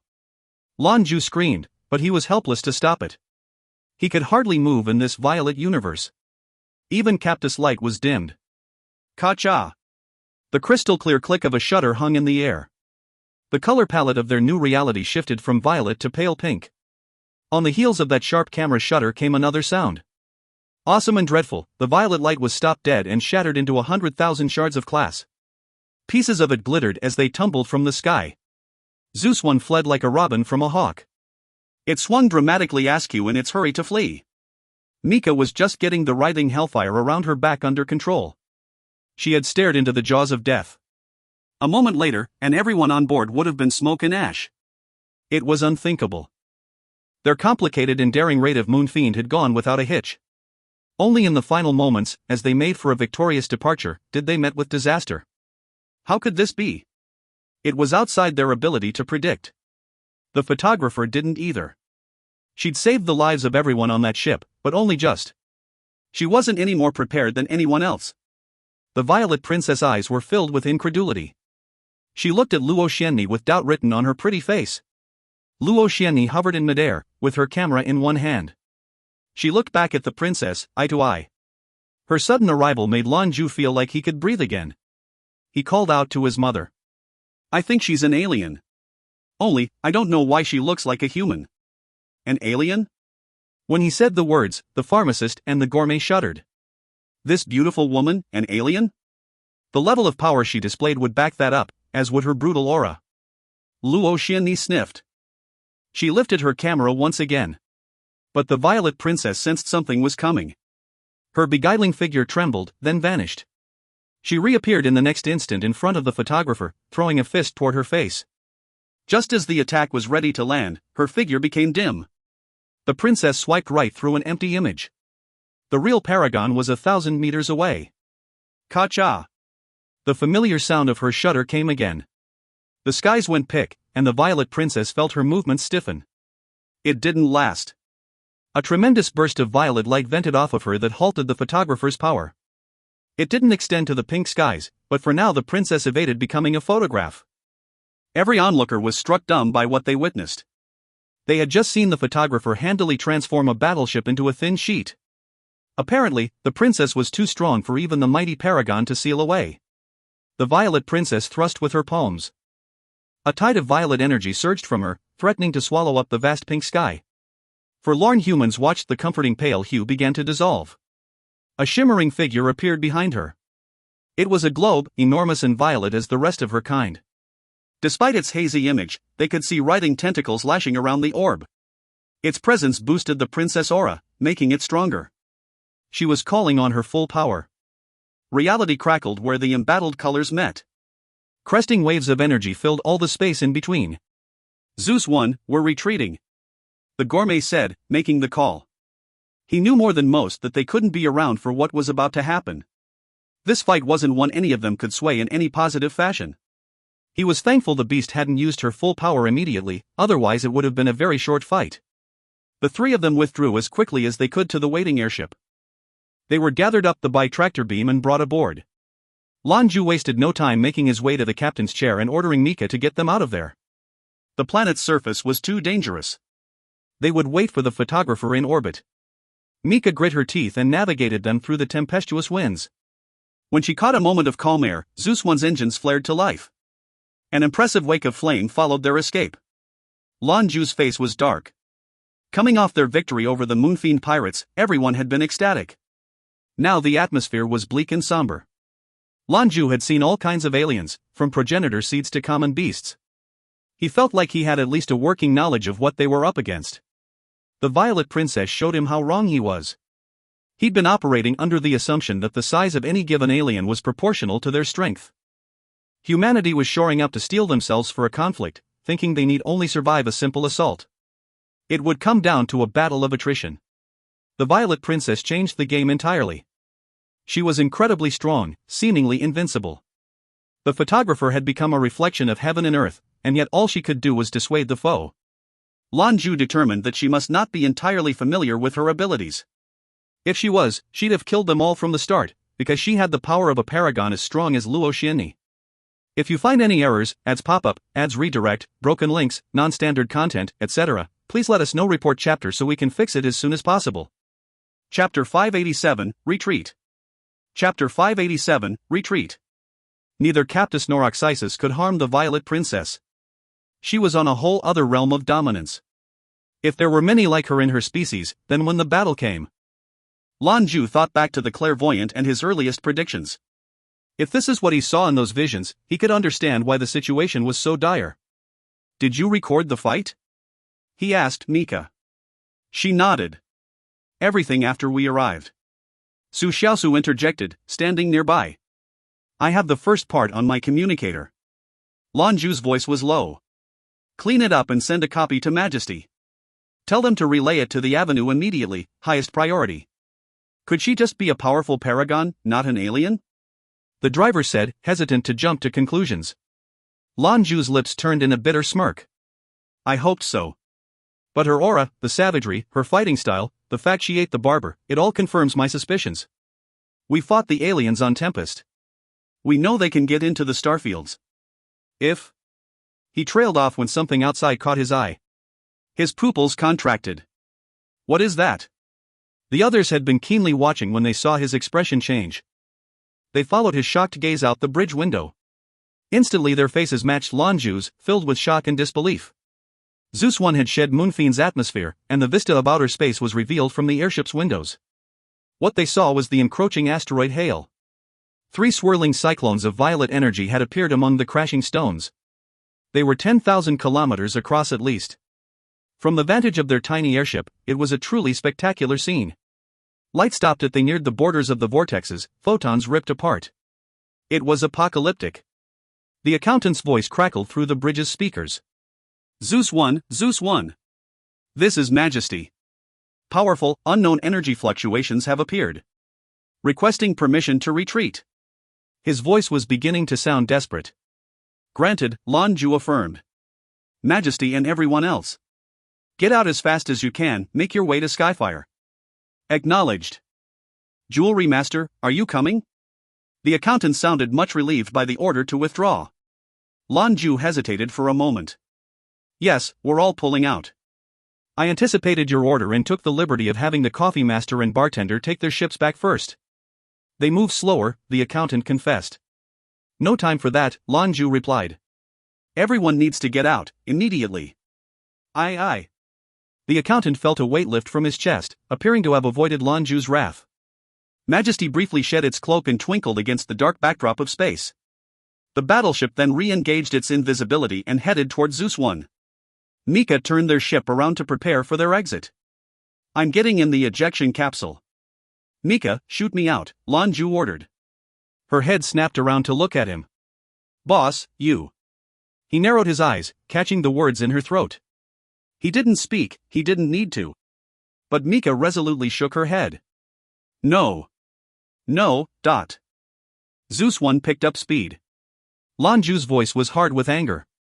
So you're going to force me to disgrace myself? My mother's down there. You fall back, and I'll go down to help. After a little while come back to pick us up. I'm going too, the pharmacist announced. Lan Jue shook his head. You have Junior to look after, we can't risk you. Gourmet, everyone, I'm ordering you to retreat. No one will follow me. You're all necessary for the war against these aliens.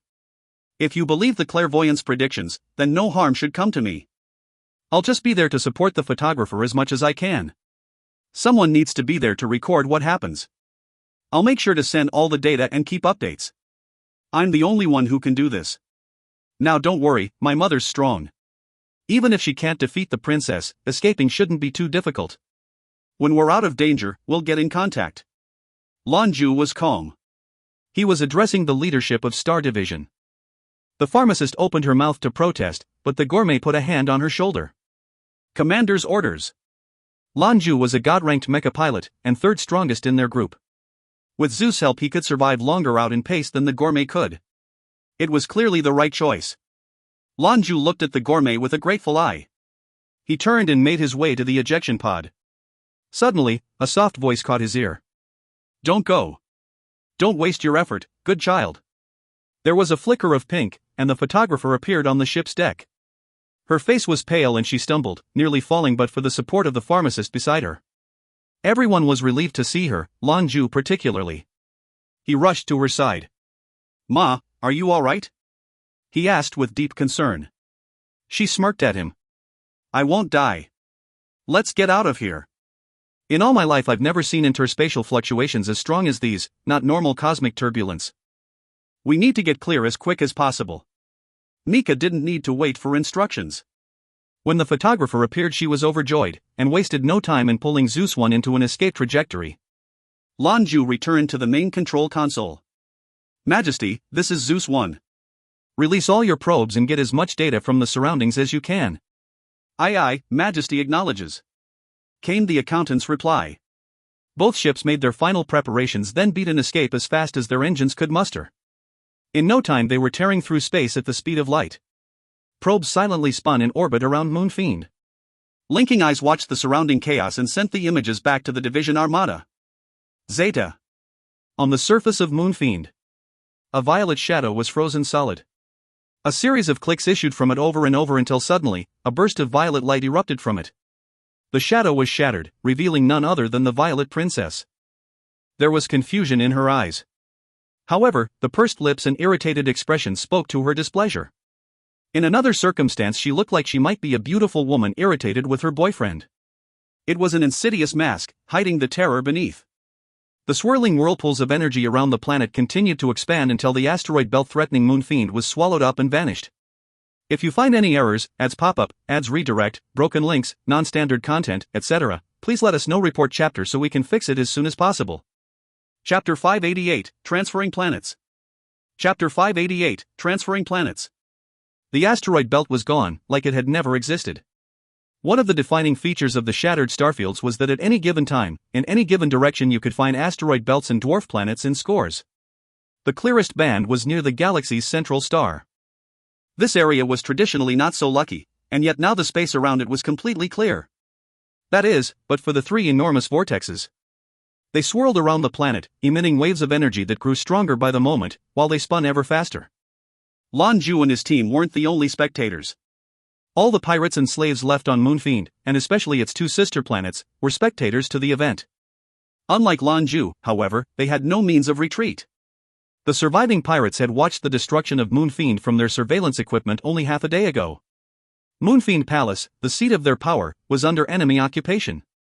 So they didn't dare move, even if they could. Whatever terrifying enemy obliterated Moon Fiend was somewhere out the galaxy.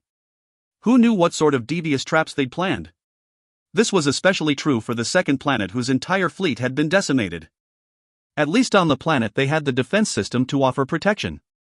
Without warning, a massive column of violet light shot from Moon Fiend's surface. It pierced the atmosphere and fired into the darkness of space. I was visible from the other planets with the naked eye. The vortexes spun at incredible speed. Then, all of a sudden, they collapsed in on themselves like they could no longer sustain their existence.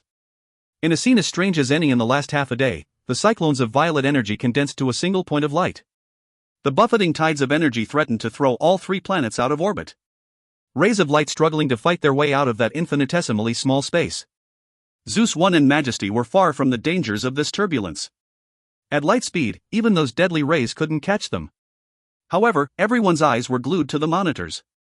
They wanted to discover all they could about what it was they saw, to discover if the Violet Princess was indeed an alien.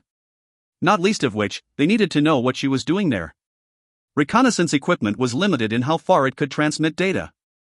Although Majesty and Zeus 1 were comparatively small for their respective classes, their equipment was top of the line. They could maintain this speed for a full day and still see everything going on around Moon Fiend. When Lan Jue saw the Whirlpool's contract, his eyes went wide. He audibly gasped. In a few breaths all of that terrible power stopped. It certainly was not normal cosmic turbulence. What was left behind was something none of them would ever forget. The 3 points of light seemed to gain in volume. They struggled and grew, reality around them warped erratically. Then everything went dark. The probes were obliterated by the shockwaves. On the bridge, you could hear a pin drop. It was like everyone's breath was caught in their throat. They'd seen it, they'd all seen it. In those moments before the probes were destroyed, they'd witnessed the scene with their own eyes. The communications controls flickered. The accountant's voice broke the silence. "Jewelry master, accept my feed," he said. Mika connected the line. The video that flickered onto their monitors showed the area around Moon Fiend. He was still close enough to remotely access the main controls on Moon Fiend Palace. With some finagling he could gain access all the way from Skyfire. It was coming in handy now. Lan Jue swallowed. "Did you see?" Lan Jue turned his head to look at the pharmacist and the gourmet. They nodded, both their faces dark and solemn. The jewelry master shut his eyes as though in pain. Why does it have to be like this?" The pharmacist's voice was curt and dispassionate. "We should consider ourselves lucky. We found out early. At least we can bring the information back and give them alliances time to prepare." The violet light became more distinct on their monitors. A yellow shell crackled over the planet, the planetary defenses engaging, under the accountant's command.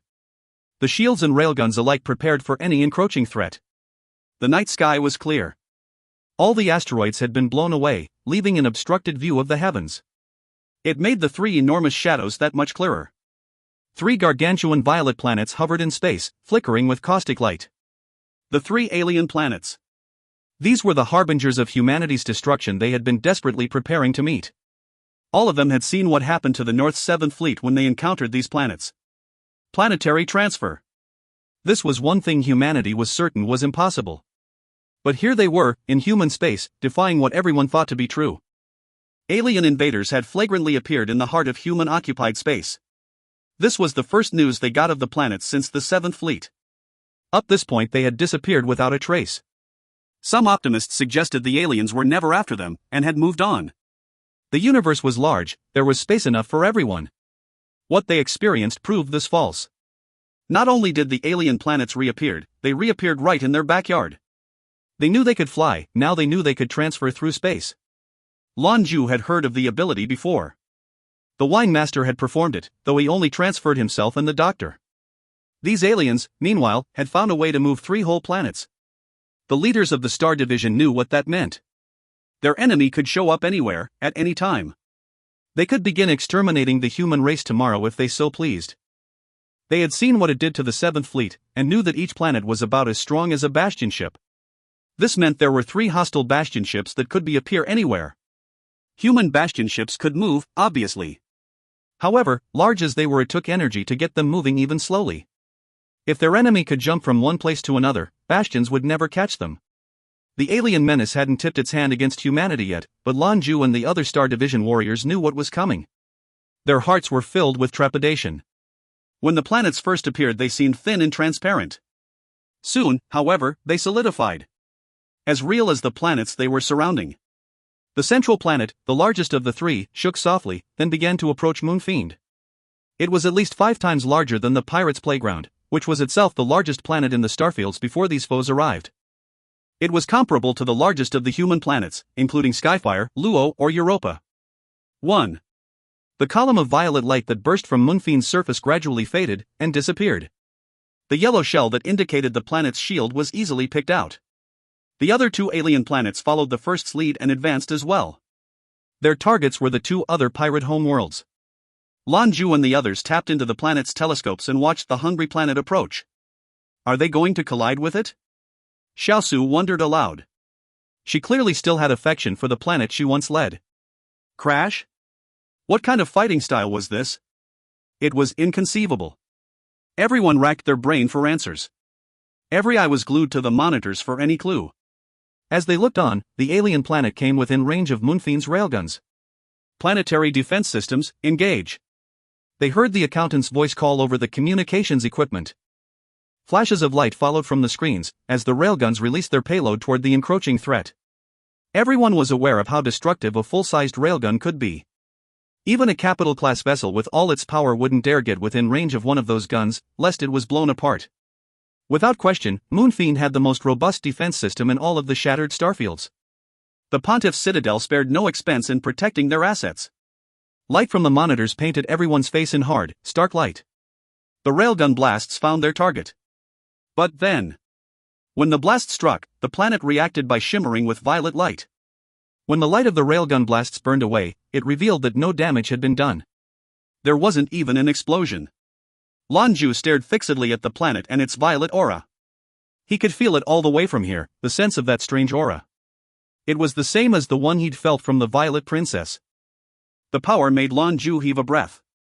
It wasn't just defending. It was consuming the attacks. If the division soldiers were shocked before, now they were petrified. 1. Reminder, the 3 capital planets of their respective alliances.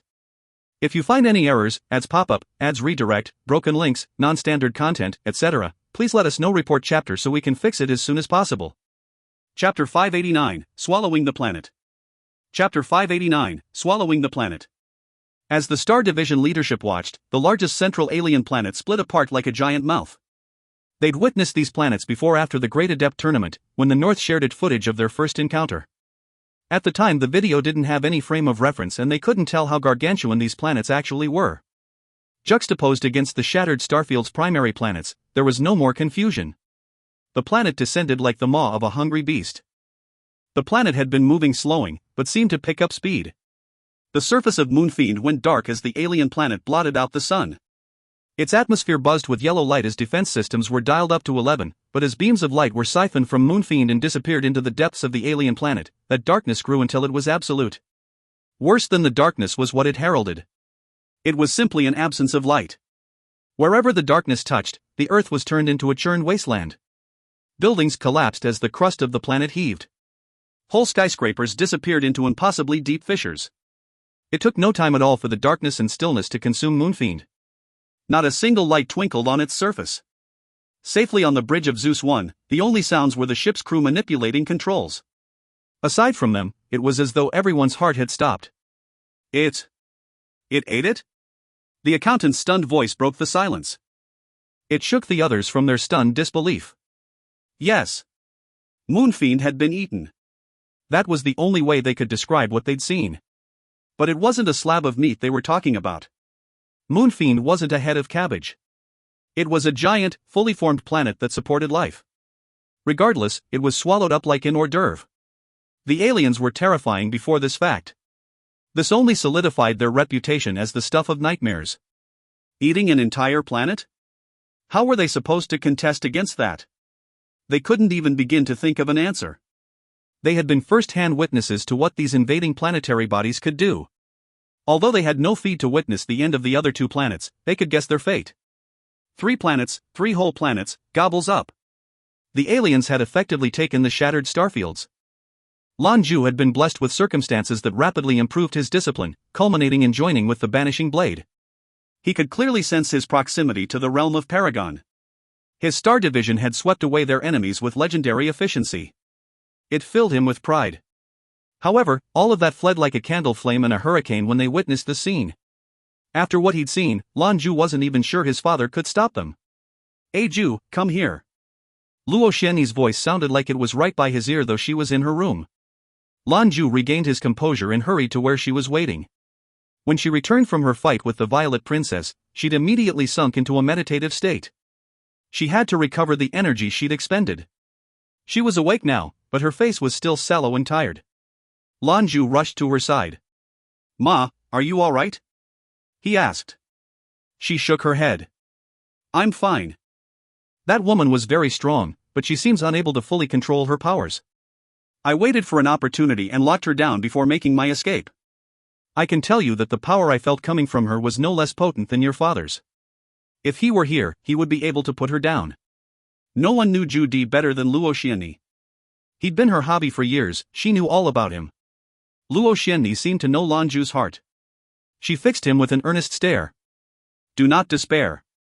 Given enough time, humans are capable of overcoming anything the universe can throw at us. There is no other species with more intelligence or potential than us." I watched the creature carefully while we fought. I suspect she designed that body she wears. You're right in that she's definitely not human, you can feel the differences in her aura. Everything seems to point to alien, and one of their leaders if they can be said to have such roles. She devours life force to empower herself, that's why she sees us as food. An adept's vitality is higher than an average human's. Our kind must be particularly scrumptious to her. While I watched her, I wondered why she would choose a human body like hers. If she wanted to, she could have destroyed Moonfiend and no one would have been able to stop her. The form puts some constraints on what she can do, as well. It constricts her power, and it's probably why she seems so clueless all the time. According to evolution, every species develops and enhances the most beneficial traits. There's no reason to believe the Violet Princess and those or her kind are any different. She didn't adopt a disguise to immerse herself in human culture, that's not what these aliens do. They're invaders, and learning about what your food likes isn't helpful. I think she must have chosen her body because it was advantageous. It was more than skin deep, too. Her body systems and organs, everything was the same as you or I, similar, actually, to a paragon, but not completely. What this proves is that we humans are admired by these beasts. There's something about us that they want to emulate.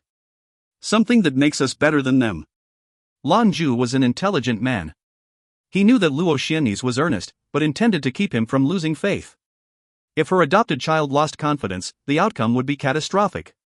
She's right. A light shimmered in the middle of Lan Jue's forehead, projecting out into the room. The semi-transparent image of Zhou Qianlin appeared among them. The photographer was taken by surprise, she hadn't expected a man to pop out of her son's head. She recovered quickly, though. A sword spirit? Zhou Qianlin turned his attention to Luo Xianni. His expression was crestfallen.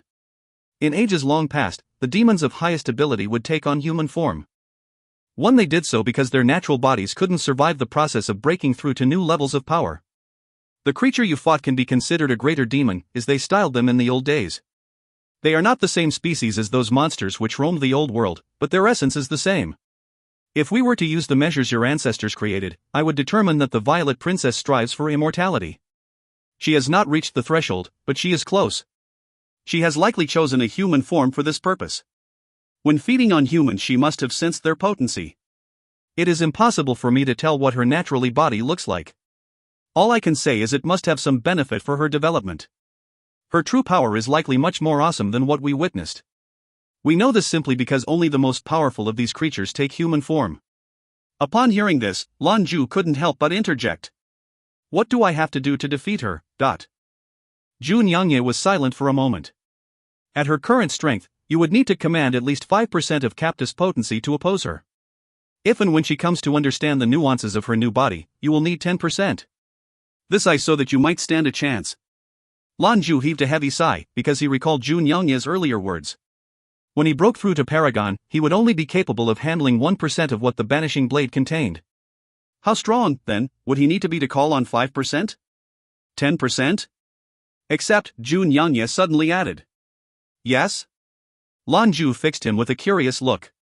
When you become a Paragon, you shall be able to manipulate the sword. Your mastery of a sword style and your comprehension of the essence of the sword will sharply enhance your combat prowess. You may not need to draw so much on what the sword can offer, which changes our calculations. When you have learned the secrets of the focused flow too, then your demands of the blade will reduce. If your lover awakens and you master the harmonious swords, then you both will have command of 1/10 of your respective weapons. Together, you might be able to contend with her. If you ever witness the harmonious swords, you will understand. The harmonious swords? Lan Jue's eyes lit up when he heard it, but it was short-lived. Directly afterward, a depression set in his face. Zhou Qianlin was still in her coma, and he didn't know when she would awaken, much less learn the harmonious swords with him. Zhou Qianlin looked at him with a steady gaze. Do everything in your power to improve yourself. Take no shortcuts in your cultivation. The greater demon is strong, but she is not perfect. Her energies are muddled. She has found some way to separate herself from the dangers of it, but the dangers are still there. When you have absorbed all of the thunder essence, with its righteous lightning and immortal essence, you will be able to constrain the impure powers of the Violet Princess. The most urgent task ahead of Lan Jue was becoming a Paragon. Otherwise, the next time he met the Violet Princess he might not survive. However, even with as much potential as he had, becoming a Paragon was no easy feat at any rate. He had to wait for Qianlin so that they could cross the threshold together. Zhou Qianlin vanished in a flicker of red light. The spirit returned to its silent vigil within Lan Jue. 1. Very common in Eastern mythology. Demons are a catchphrase for all many of mythical creatures, not necessarily evil either. Normal critters can get magical powers, cultivate them and adopt a human body. The white snake is probably one of the most famous, a snake demon who became a beautiful woman. Foxes and birds are also fairly prevalent in fiction. Perhaps unsurprisingly, they usually prefer the body of a beautiful young woman. 2. This is the name of Lan Jue's chosen sword style. It translates at 10,000 floods surge toward the sea. I believe this is meant to evoke an image of overwhelming power, converging on a single point from many directions. If you find any errors, ads pop up, ads redirect, broken links, non-standard content, etc., please let us know. Report chapter so we can fix it as soon as possible. Chapter 590, Did you birth him? Chapter 590, Did you birth him? Luo Xianni looked distracted, as though she were considering something. The first thing we need to go is get the word out. Then, we need to find a way to get in touch with your father. He's the only one who can face the Violet Princess. The scariest question now is, how many princesses do they have? If there are enough of them, they won't need to rely on anything else. A handful of these greater demons and humanity will be wiped out. She wasn't exaggerating. Someone with Zhou Di's power could destroy a planet. His power was so terrifying that nearly all the leading adepts of the time felt he needed to be killed. They were so convinced that they waged war against him. What they saw from the alien today was on par with what Lan Jue's father could do. One shuddered to imagine the damage she could inflict on humans when the battle began in earnest. 3rd and 4th Brigade were still in the dark. They had been ordered to retreat before the fight had really begun and were not aware of what had happened. The Star Division had performed a miracle by defeating the strongest pirates in the starfields without any losses. The barber's tragic death was as sudden as it was unexpected. Though he did not die at the hands of pirates, his was still a devastating loss for the Avenue. The barber had been one of Skyfire Avenue's esteemed council members. He had been an influential voice, with the potential to reach as high as 9th level 4th rank. Youth was on his side, and already he'd been an influential voice among his peers. All of it had been senselessly taken away. He never even got the chance to defend himself. How could he have known the monster beneath that pretty face? The beautician was attached to the 3rd Brigade. Her illusion discipline allowed for very potent manipulation of the battlefield. Therefore, she was with the coffee master on one of the battleships and still didn't know her partner was dead. Lan Jue decided to keep it a secret. It would have to wait until they got back to the Avenue. Communication was difficult since the planets and their communication equipment were no more. The background noise of the starfields and all its broken stellar bodies made the signal distorted. It meant they would have to bring the information back to the east, they couldn't transmit it from here. Luckily, the alien planets did not give chase. Xiaosu navigated them into eastern controlled space as quickly as possible. "Boss, I've got an Luo on the line." Xiaosu looked Lan Jue's way with a tired expression. With the threat of alien attack looming over their head, Lan Jue hadn't rested for more than 48 hours.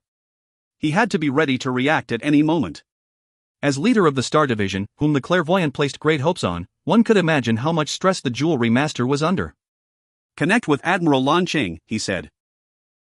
Calling him now." Their screens were white, but eventually a figure appeared. "Jue?" Lan Cheng's surprised voice answered. The Enluo super soldier had given standing instructions to his communication officers to alert him immediately if the Avenue called. Still, getting word from Zeus One was a surprise. "Brother." Just seeing Lan Cheng's face on the screen made him feel better. Lan Cheng narrowed his eyes.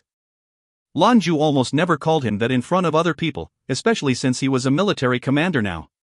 He could also see the fatigue in his sibling's face. "What's happened?"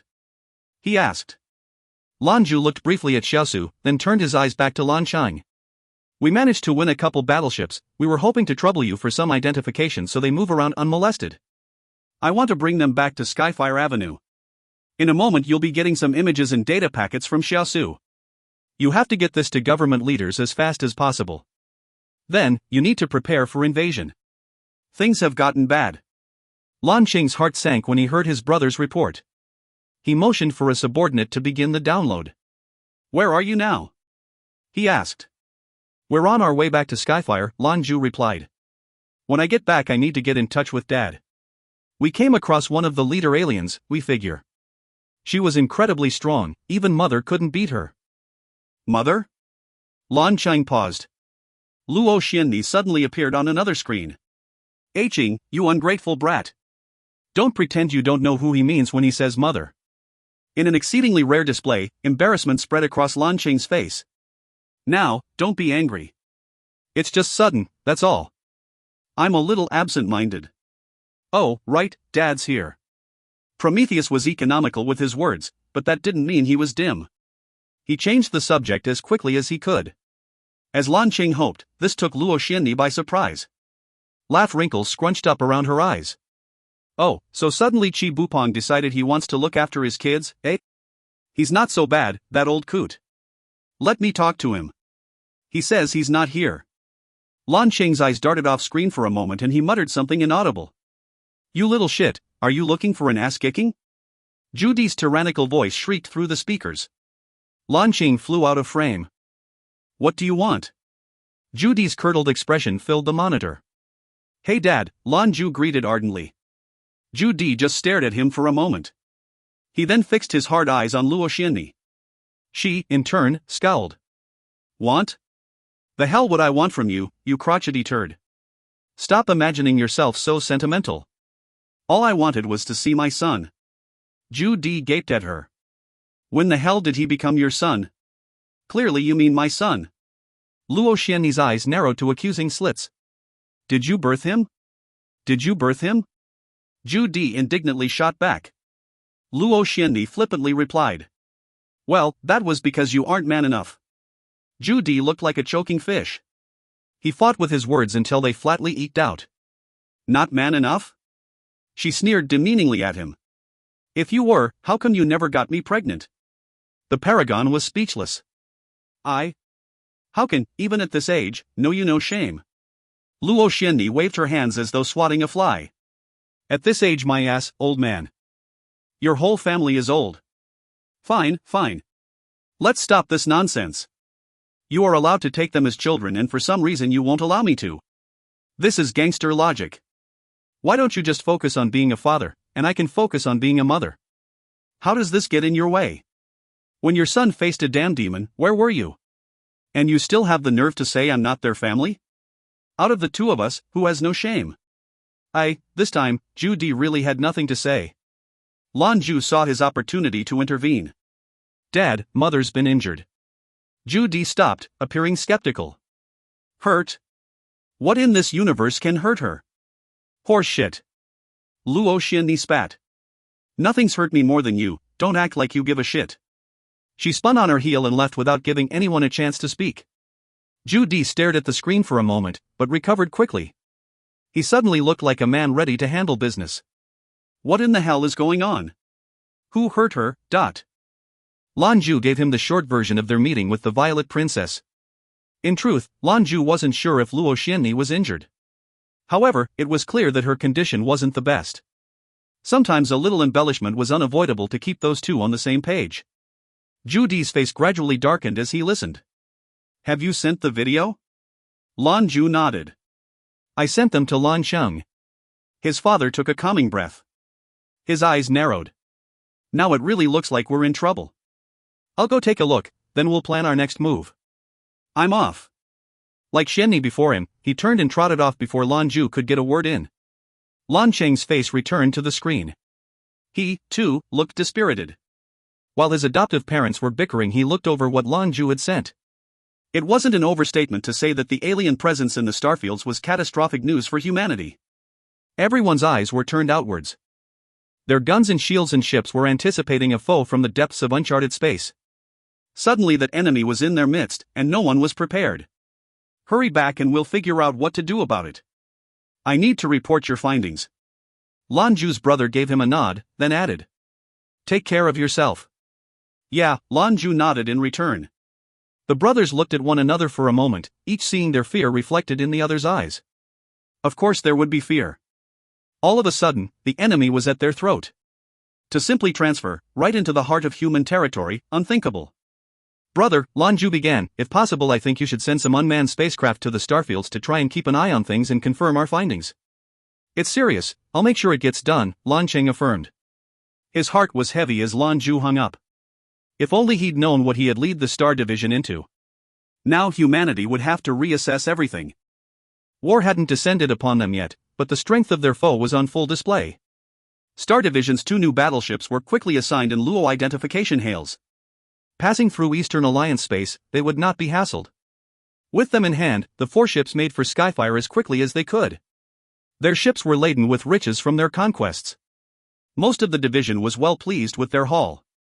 It had been months of grueling combat in hostile territory, but they'd gained more than just valuables, more than they'd expected. For the moment, only a few people knew what fate had befallen Moonfiend. Lan Jue decided to keep it that way. Otherwise they risked a panic. If you find any errors, ads pop-up, ads redirect, broken links, non-standard content, etc., please let us know. Report chapter so we can fix it as soon as possible. Chapter 591, The Beautician's Sorrow. Chapter 591, The Beautician's Sorrow.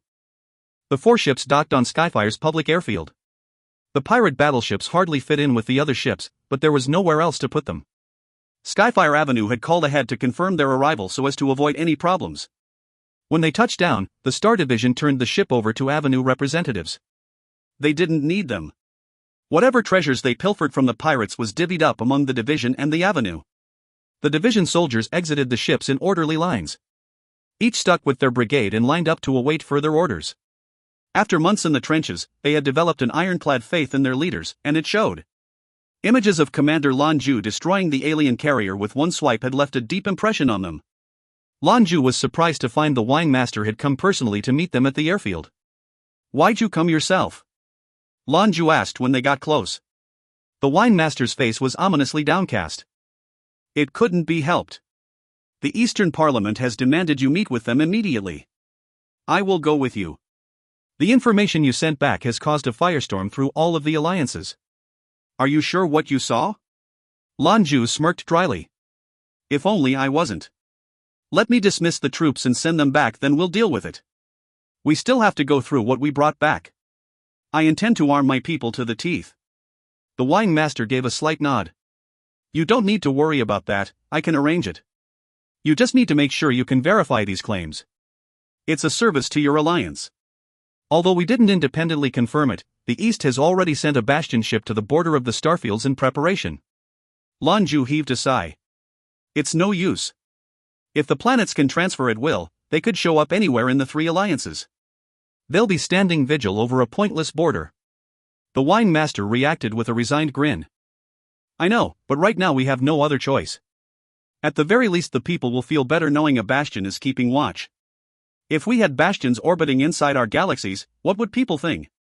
Lan Jue's brows furrowed as he thought. The sudden appearance of the aliens was a real problem. Hold on for a minute. Let me dismiss the men, then we can go. Star Division wasn't a true military unit. After such a long period of hard work, they'd earned some good R&R.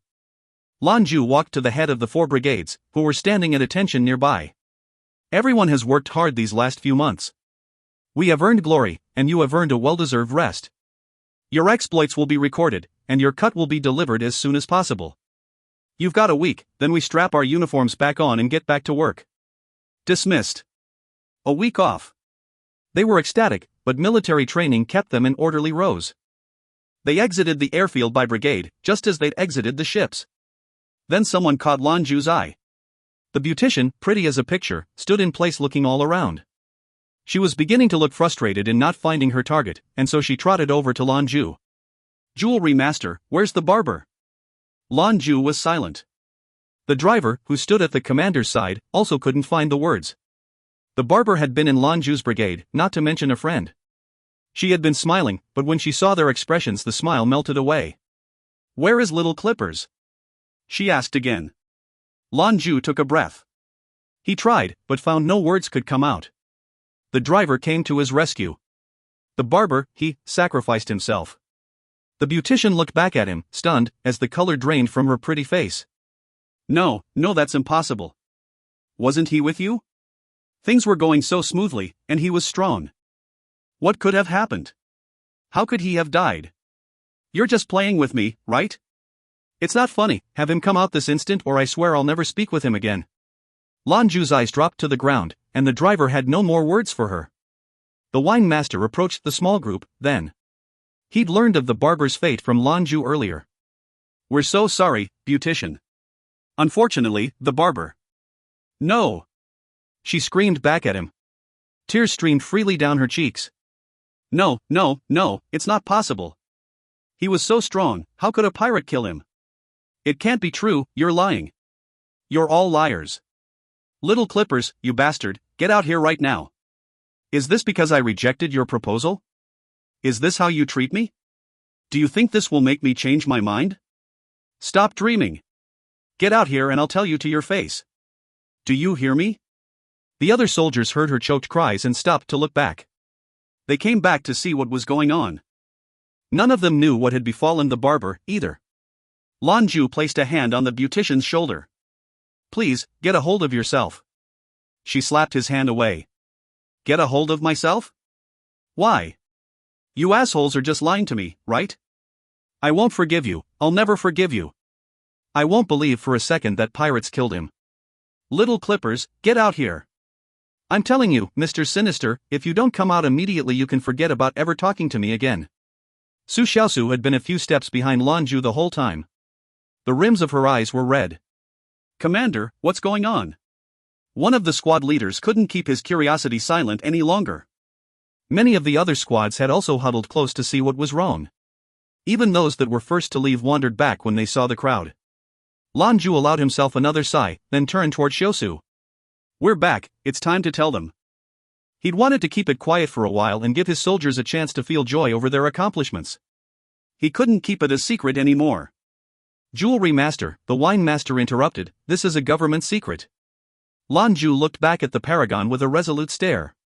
My brothers and sisters have a right to know. How can I explain if I don't tell them everything? 1st Brigade, cordon off the area. Accountant, send the video to everyone's communicator. Have it auto-delete after 5 minutes. Aye, the accountant quietly replied. It took no time for the area to be cleared. When it was, everyone's face dropped to watch their communicators. Projector screens lit up the soldiers' faces. Gradually everyone's eyes were wide, and their breathing was haggard. When the order to retreat had been given, they wondered at the fervor of it. Now they understood why they'd been so desperate to flee. The bartender and coffee master were no exception. Cold sweat broke out on every brow. What was this new danger? If they had been even a moment slower, the wild space of the starfields would have become their tomb. The wine master made no further effort to get in Lan Jue's way. He stood quietly to one side and waited. The beautician suddenly swayed dangerously. Zhou Qianlin was immediately at her side, with a hand on her arm to keep her steady. Her painted red lips quivered, and an indescribable pain dimmed her eyes. Why? Why did this have to happen? Why did you rush in like that? Why? Do you know why I said no? Our age difference. I'm so much older than you. Your future was brighter than mine, I didn't want to hold you back. But how could you do this, and leave me this way? Her desperate, wounded voice was like a stab to everyone's heart. Tears glittered in the eyes of everyone within earshot. The barber had been Star Division's first casualty, but his loss scarred them deeply. Aliens. The word was bitter and poisonous in their hearts. They'd fought the aliens on Tempest. Though they were strong, Star Division had still walked away without a scratch. Afterwards, most of the soldiers looked at them as little more than wild animals with a nasty bite. The barber's death showed them how wrong they were. He was almost 4th rank, and still he was put down in one strike. Meanwhile, a whole planet was devoured. Who could have anticipated enemies this strong? This vicious? We have to get vengeance for the barber. Lan Jue couldn't tell who said it first, but the rest of the division very quickly took up the call. Calls for revenge shook the airship hangar they were huddled in. Lan Jue stood in front of the beautician. Don't cry. Crying won't bring him back. We have to turn our grief into strength. We have to give everything we've got to honor the barber's memory. The beautician slowly lifted her head. Tears covered her face. But where her eyes had been lost in pain, he watched as murderous resolve took over. The barber's death had been a surprise punch to the gut, and the beautiful alien hadn't shown any resignation in taking his life.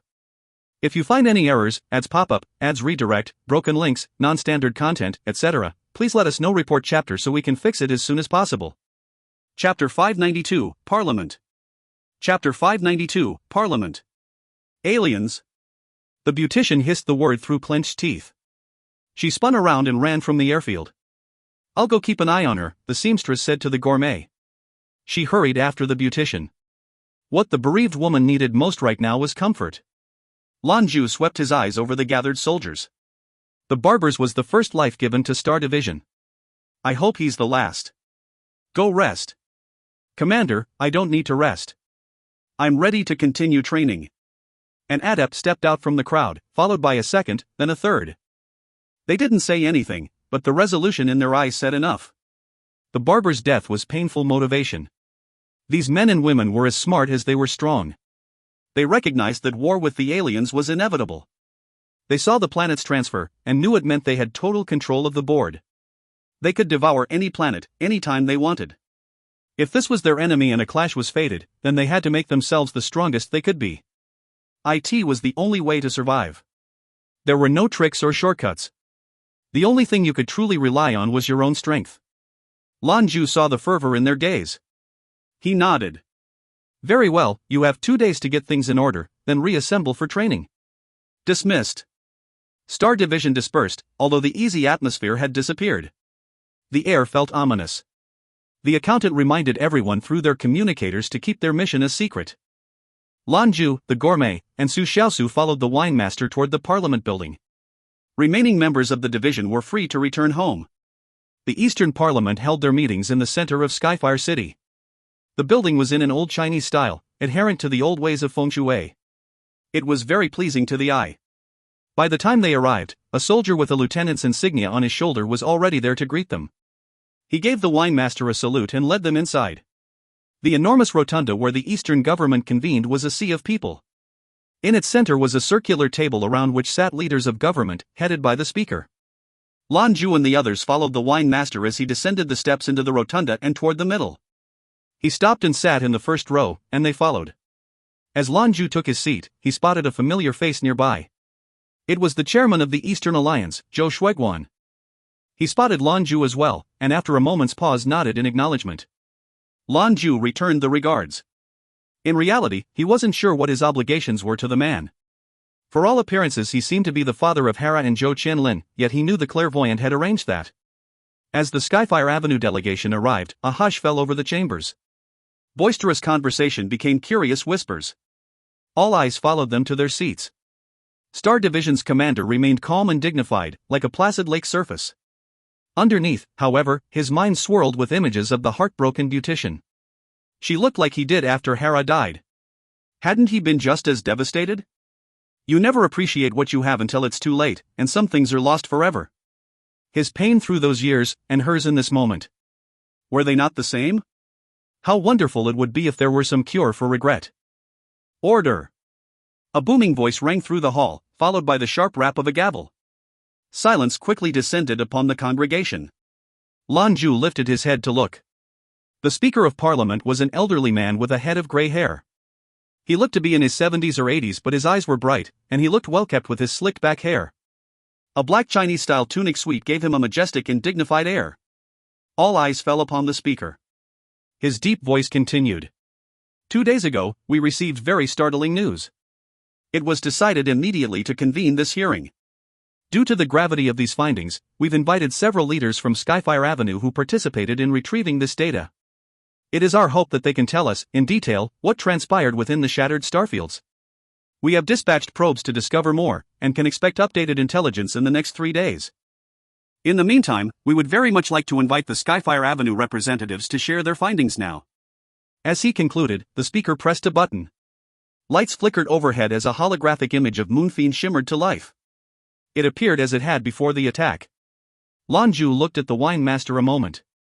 The paragon answered his unspoken question with a nod. Skyfire Avenue's jewelry master then rose and nodded his acknowledgement of the speaker, who in turn motioned for him to approach the round table.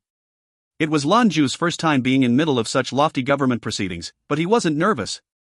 As former mercenary king, he was accustomed to matters of life and death. Legislation was in the realm of normal men.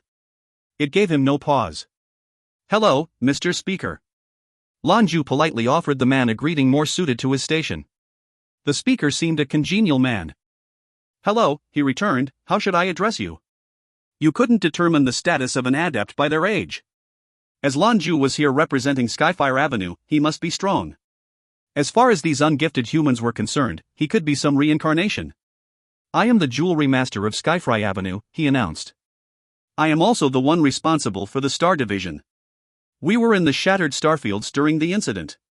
The speaker passed the remote for the hologram to Lan Jue. If you would please tell us what you found? Lan Jue nodded and took the controller. He then turned to face the gathered assembly. Ladies and gentlemen of government, hello. I am Skyfire Avenue's jewelry master. This is how you may all address me. Our ships have just landed at the public air hangar. I came as soon as we got the summons. He continued, pointing to the planet suspended over his head. I imagine you've all had a chance to see the video we sent. Yes, we are the ones who witnessed this and brought it back, and if I had to describe the encounter I would say we were lucky. Before I saw it with my own eyes, I'm not sure I would have believed that entire planets could teleport. It goes against everything we know about physics and the energy requirements for moving something of their size. It's no exaggeration to say it's ludicrous. So believe me, I can understand that this may be a hurdle to overcome in gaining your confidence. However, I must assure you ladies and gentlemen, that everything in those videos is true. We paid for them with the blood of one of our own counselors. I must say before anything else, that these beasts are far more deadly than any of us thought. On the ride back I racked my mind, trying to puzzle out how they could move entire planets. Having the capable to move even one is frightening enough, they could appear at will at any moment, in the heart of our most populated areas. If they can destroy Moonfiend, then no planet in the alliances is safe. Skyfire Avenue's late clairvoyant was better known as the Eye of Tomorrow, one of the names on your Paragon list. He told me humanity would face a danger unlike any we'd encountered before. I always trusted what he said, but I couldn't help but be skeptical. The achievements humans have made with our technology and tenacity are incredible. We have the ability to destroy a planet if it came down to it. It is our destiny to dominate the universe. I know there are many of you in the audience who share a similar idea. But seeing those planets appear out of nothing, that changed my thinking. The clairvoyant was right. If the aliens attacked tomorrow, we couldn't defend ourselves with twice the number of bastion ships. Lan Jue pressed a button on the remote control, and the hologram changed. The scenery changed to the streets of Moonfiend. It was their fight with the Violet Princess. What appears to be a beautiful young woman is the one called the Violet Princess, self-styled. We assumed she was human and had no evidence to the contrary. This was why one of our counselors known as the Barber approached her to offer aid. The planet was currently in chaos as we were training our soldiers by eliminating pirate clans. Such being the state of things, we worried for her safety. But he trailed off when the video reached the final moments of the Barber's life. Everyone watched as the Violet Princess turned him into a cloud of blood. Presumably you've all seen this. The Barber made no hostile movements, the woman just struck him down. Judging by how easily he was defeating, you might assume he was weak, but if you look into his records you will see that he was one of the representatives for Skyfire Avenue at the Great Adept tournament. He was a 9th level, 3rd rank talent, a powerful man. The chambers were a sea of hushed whispers once more. Few of the politicians were adepts themselves, but they knew what an adept that strong was capable of. Once Lan Jue mentioned the tournament, the audience also slowly began to recognize him. He had represented himself in the tournament as Zeus, but he'd won glory for the whole Eastern Alliance by being crowned champion. I'm sorry to interrupt, the speaker said, but are you the monarch, Zeus? If you find any errors, ads pop up, ads redirect, broken links, non-standard content, etc., please let us know. Report chapter so we can fix it as soon as possible. Chapter 593, Lan Jue's Suggestion. Chapter 593, Lan Jue's Suggestion. I'm sorry to interrupt, the speaker said, but are you the monarch, Zeus? Lan Jue answered with a nod of his head. Chatter immediately rippled through the chamber with his confirmation. Zeus was recognized as a hero for the East, for humanity. It added tremendous weight to his words, and underscored his own strength. The wine master had considered this and thus insisted on him participating. The jewelry master's exploits on behalf of the Avenue earned him glory and prestige. He was a fine example for the youth of Eastern Alliance. On the other hand, it had been months since achieving victory in the tournament, where everyone saw his face. Some of the zeal around the revelation had dulled. As he stood there now, Lan Jue reawakened the memory of his accomplishments in the minds of the representatives. Some of them remained skeptical despite the data and recordings. But when they saw the resolution in Zeus' eyes, it was enough to convince them. Lan Jue took a breath. I regret that I lacked the ability to protect my companion.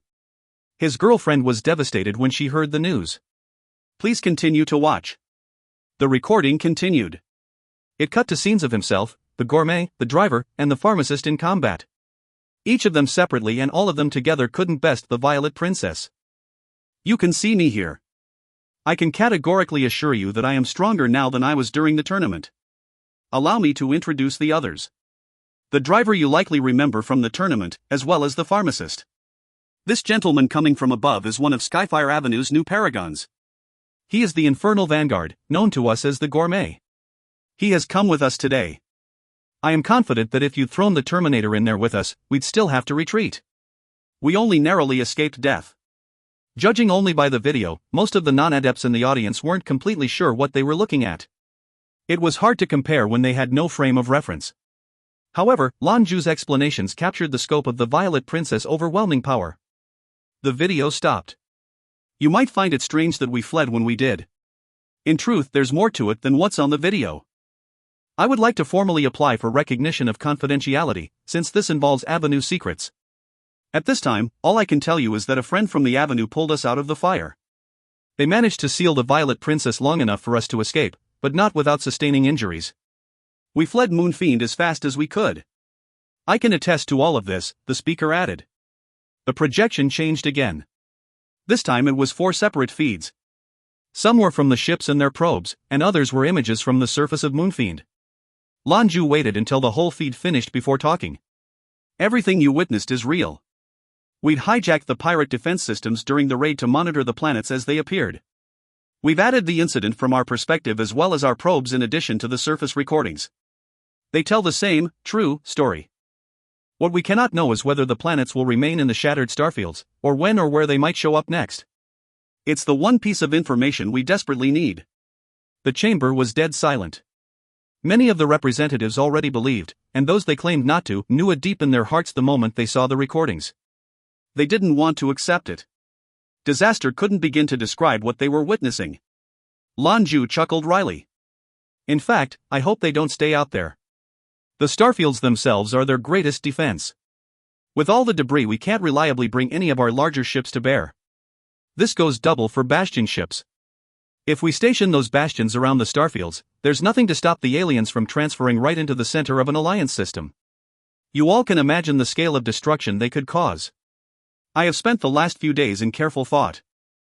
One thing I can confirm for you all is that the aliens absolutely have a structure of leadership. They are led by intelligent entities who likely determined the shattered starfields was their best point of ingress into human space. I have encountered these beasts before on Taihua. Their singular interest is gathering energy. Any living thing fuels them. To phrase it as the Violet Princess had, we are food. Their growth, development, and evolution all depend on outside sources of energy. This gives us a reason to believe, then, that although we don't know the full scope of the alien strength, we at least can figure that they'll need time between planetary transfers. The sheer amount of energy it requires is prohibitive. Hundreds of years ago, humanity discovered the law of conservation of energy. This law applies as much to us as it does to them. It stands to reason that they'll need to gather energy before they make another transfer. Taking energy to move also limits the energy they would need for personal development. If this were not the case, and the aliens could transfer at will, then I fail to understand why we haven't all been killed yet. Several of the representatives seated around the round table, including the speaker, were nodding in silent agreement.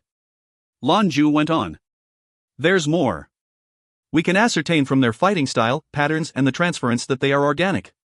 We don't know about their history, whether they used to have the underhand if they've always been the strongest. Whatever the case, the fact that they consume energy for their own benefit is indisputable. Their appearance in the shattered starfields also gives us clues as to their motives. It prevents us from mounting an effective campaign against them. Starting with the 3 primary planets, it can move through the starfields gobbling up whatever has signs of life and storing energy. Once they're finished, that's when they'll turn on us. After all, there are no more verdant planets than the ones in Alliance territory. Lan Jue's explanation was a good one. His conclusions were reasonable and concise, and seemed to fit with what they knew of the aliens up to this point. The speaker couldn't help but press him. What are your suggestions, Jewelry Master? Lan Jue's low voice answered. I have only suggestions with my limited understanding for your consideration. These aliens are interested in all life, not just humans. Plants, animals, anything that produces energy. Places like Taihua are precisely what they love. Now, if we want to protect everybody everywhere, it would be impossible. If you want to minimize casualties, then I suggest evacuating everyone to planets closer together. This will help our military protect as many as possible. We keep an eye on the other planets, and when the aliens arrive we hit them hard with a prepared military response. Since transferal takes time, they'll be sitting ducks. The planets we leave behind have the energy they need, but they'll need to risk fighting bastion ships for them. We reduce our losses and punish them at the same time. As he listened to the commander, his face changed. He neither nodded nor shook his head. The wine master at Lan Jue's side shot him a glance. Watch your words, Jewelry Master, he whispered. Lan Jue smiled disarmingly. This is a hypothesis, and I'm by no means advocating direct action. Everything needs to be carefully considered. This is all I have to say. Thank you, Mr. Speaker, for giving me this opportunity to address the assembly. He excused himself from the podium, and returned to his seat beside the wine master. Lan Jue was certain that his plan was the most effective way to face the alien menace. But abandoning whole planets? How many people would need to be moved? How many people would this affect? It would doubtlessly involve leaders from government and business. Despite how impractical it seemed, Lan Jue still felt as though it needed to be said. If he didn't, it would have stuck in his throat like a fishbone. The speaker and the other representatives would make the ultimate decision. That was outside of Lan Jue's hands. His responsibility was to share his thoughts. The remainder of the meeting didn't involve them. The speaker moved to vote on the veracity of the recordings. More than 80% agreed. As for Lan Jue's plan of action, they did not vote to adopt it immediately. Once the meeting was complete, the wine master gathered them around. Before the politicians had an opportunity to ask them anything further, a silver light swallowed them up and they were gone. When the world reappeared around the Skyfire delegation, they were in the old Gothic winery. Don't blame the speaker, Master. He's got it hard as well, the wine master said with a sigh. Lan Jue quietly nodded his head. I understand. Pull one's hair and the head will follow. But I needed to get it off of my chest. I am not a politician, and we aren't beholden to their determinations. I just had to share the best option, otherwise I couldn't have lived with myself. If you find any errors, ads pop up, ads redirect, broken links, non-standard content, etc., please let us know. Report chapter so we can fix it as soon as possible. Chapter 594, The Return of Zhou Qianlin. Chapter 594, The Return of Zhou Qianlin. The driver gave a bitter laugh. Those politicians will never compromise. I guarantee they're thinking just because the aliens have shown up in the starfields, they may not show up in the east. They're probably hoping they'll show up in one of the other two alliances and make it their problem. Why should we put our necks on the line if we aren't really in danger? How much would it cost? I can almost hear it from here. I'm telling you, those are going to be their excuses. They won't pay any attention to your proposal. The gourmet nodded in agreement. It's the way of the world. Similar conversations are being had in the West and North, as well. Even if they all know it's the right call, they won't be the ones to make it. Lan Jue answered. We just have to continue to do everything we can. At the very least, Skyfire and Luan appear to be safe. Most soldiers will be stationed on these planets. It's more important than ever that we make Star Division a powerful fighting force. You saw everything that happened, even railguns counted for nothing against those planets. While fighting her, I did notice that her species seemed to be antithetical to Adepts. Put another way, our abilities seem particularly suited to harming them, And yet to them we're practically ants, the driver said with a fatalistic chuckle. T looked like she could swallow up our whole division with that giant mouth of hers. You shouldn't underestimate your capabilities, the gourmet assured. We simply need to improve ourselves. I, for one, intend to shut myself away in meditation for a while. The wine master nodded. We live in troubled times. Star Division has ever-mounting pressure to grow, but I believe they'll rise to the occasion when they know what's on the line. Now you all must be tired. Go back and rest. If you have anything to discuss it can wait until tomorrow. I'll keep an eye on Parliament and let you know if there's any news. All right, Lan Jue replied with a nod. He returned to his store with a heavy heart. The wine master watched him go with an expression of gratitude. He muttered to himself, clairvoyant, I can't deny you're good judge of character. You chose well, he's already set upon his path. Maybe you played with destiny, or maybe it was always supposed to be this way, but with him around I have hope. Zeta. Zhou's jewelry shop almost appeared deserted. When Lan Jue arrived, his 4 Amazons were busy tidying things up. Dust had managed to creep in during their extended absence. That was inaccurate.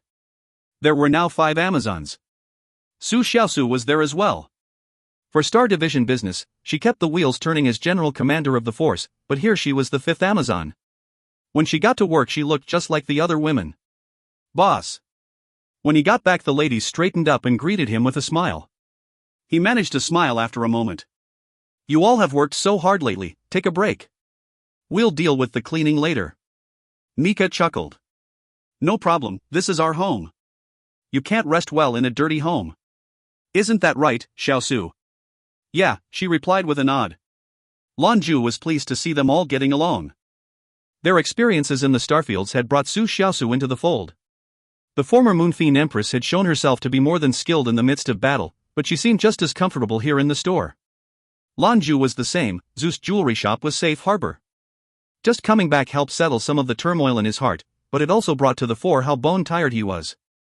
Suddenly, for no immediately apparent reason, Lan Jue felt a pulse of energy. As he watched, stunned, his body emitted an unfamiliar blue aura. The Amazons gaped at him and shied from the sharp waves of power radiating from him. Lan Jue paused, then his face lit up with joy. He turned away from the women and raced toward his apartments in the back. Don't let anyone disturb me, he said before disappearing into his room. Zhou's 5 Amazons looked at one another, confused. They had no idea what was going on. Is boss about to break through again? I've sensed him getting more and more powerful. We have to work hard, too. Koer pumped her tiny fists. Lin Guogui nodded firmly. I need to meditate myself. If we aren't strong, we won't be able to protect the boss. Koer, you haven't broken through to 9th level yet? Keep it up. Soon, she assured, should be any day. I'm the last one. Xiao had also recently broken through, leaving the baleful Tempest alone at the peak of 8th level. However, strictly in terms of discipline, the Morningstar beat them all. After her was Mika, and with her bloodline and battle experience, she wasn't any less of a nightmare on the battlefield than Xiaosu. Lin Guogua, Xiao, and Kor finished out the list. Kor hadn't reached 9th level yet, but her destructive capabilities were still overwhelming. She could release a punishing barrage in an instant. Once she broke through, her powers would make a dramatic leap in strength. Lan Jue burst into his apartments and slipped into a meditative posture. He focused on the flows of energy pulsing in his body.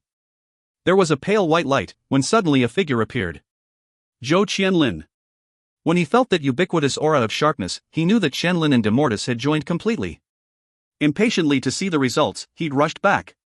He hadn't seen Qianlin in 2 months, and he missed her dearly.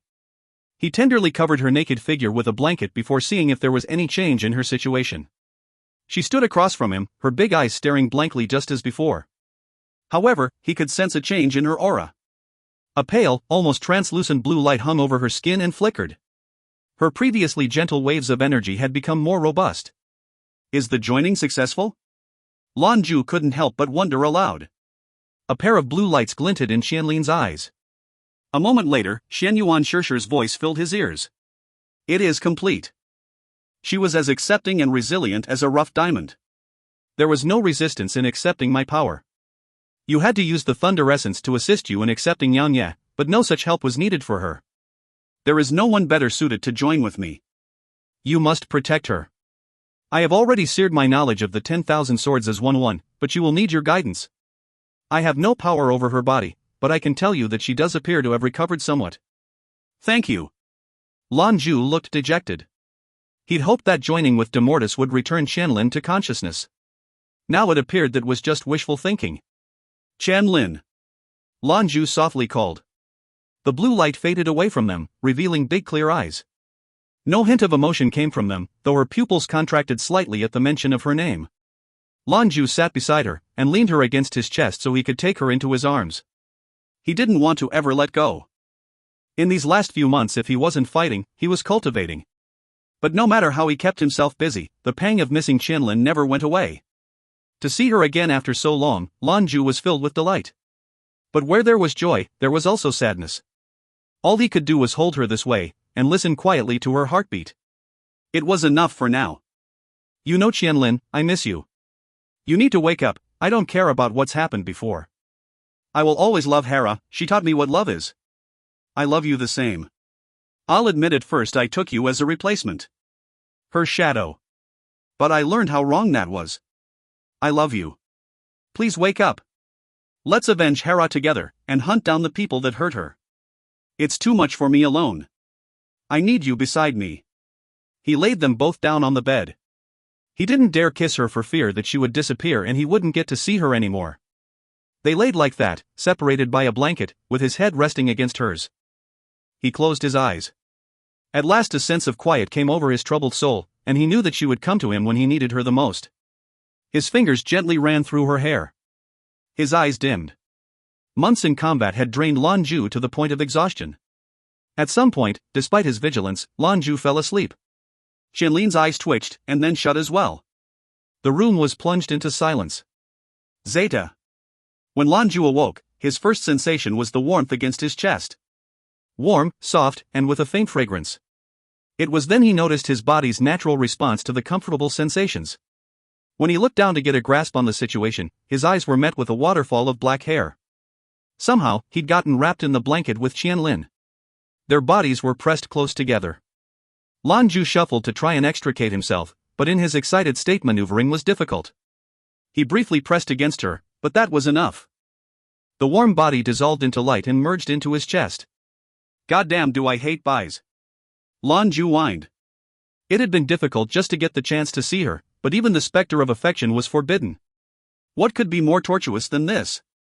Lan Jue lay atop the best, feeling his body surge to the peak of 9th rank. He didn't find it pleasing, this time.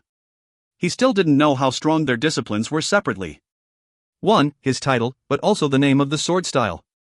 If you find any errors, ads pop-up, ads redirect, broken links, non-standard content, etc., please let us know. Report chapter so we can fix it as soon as possible.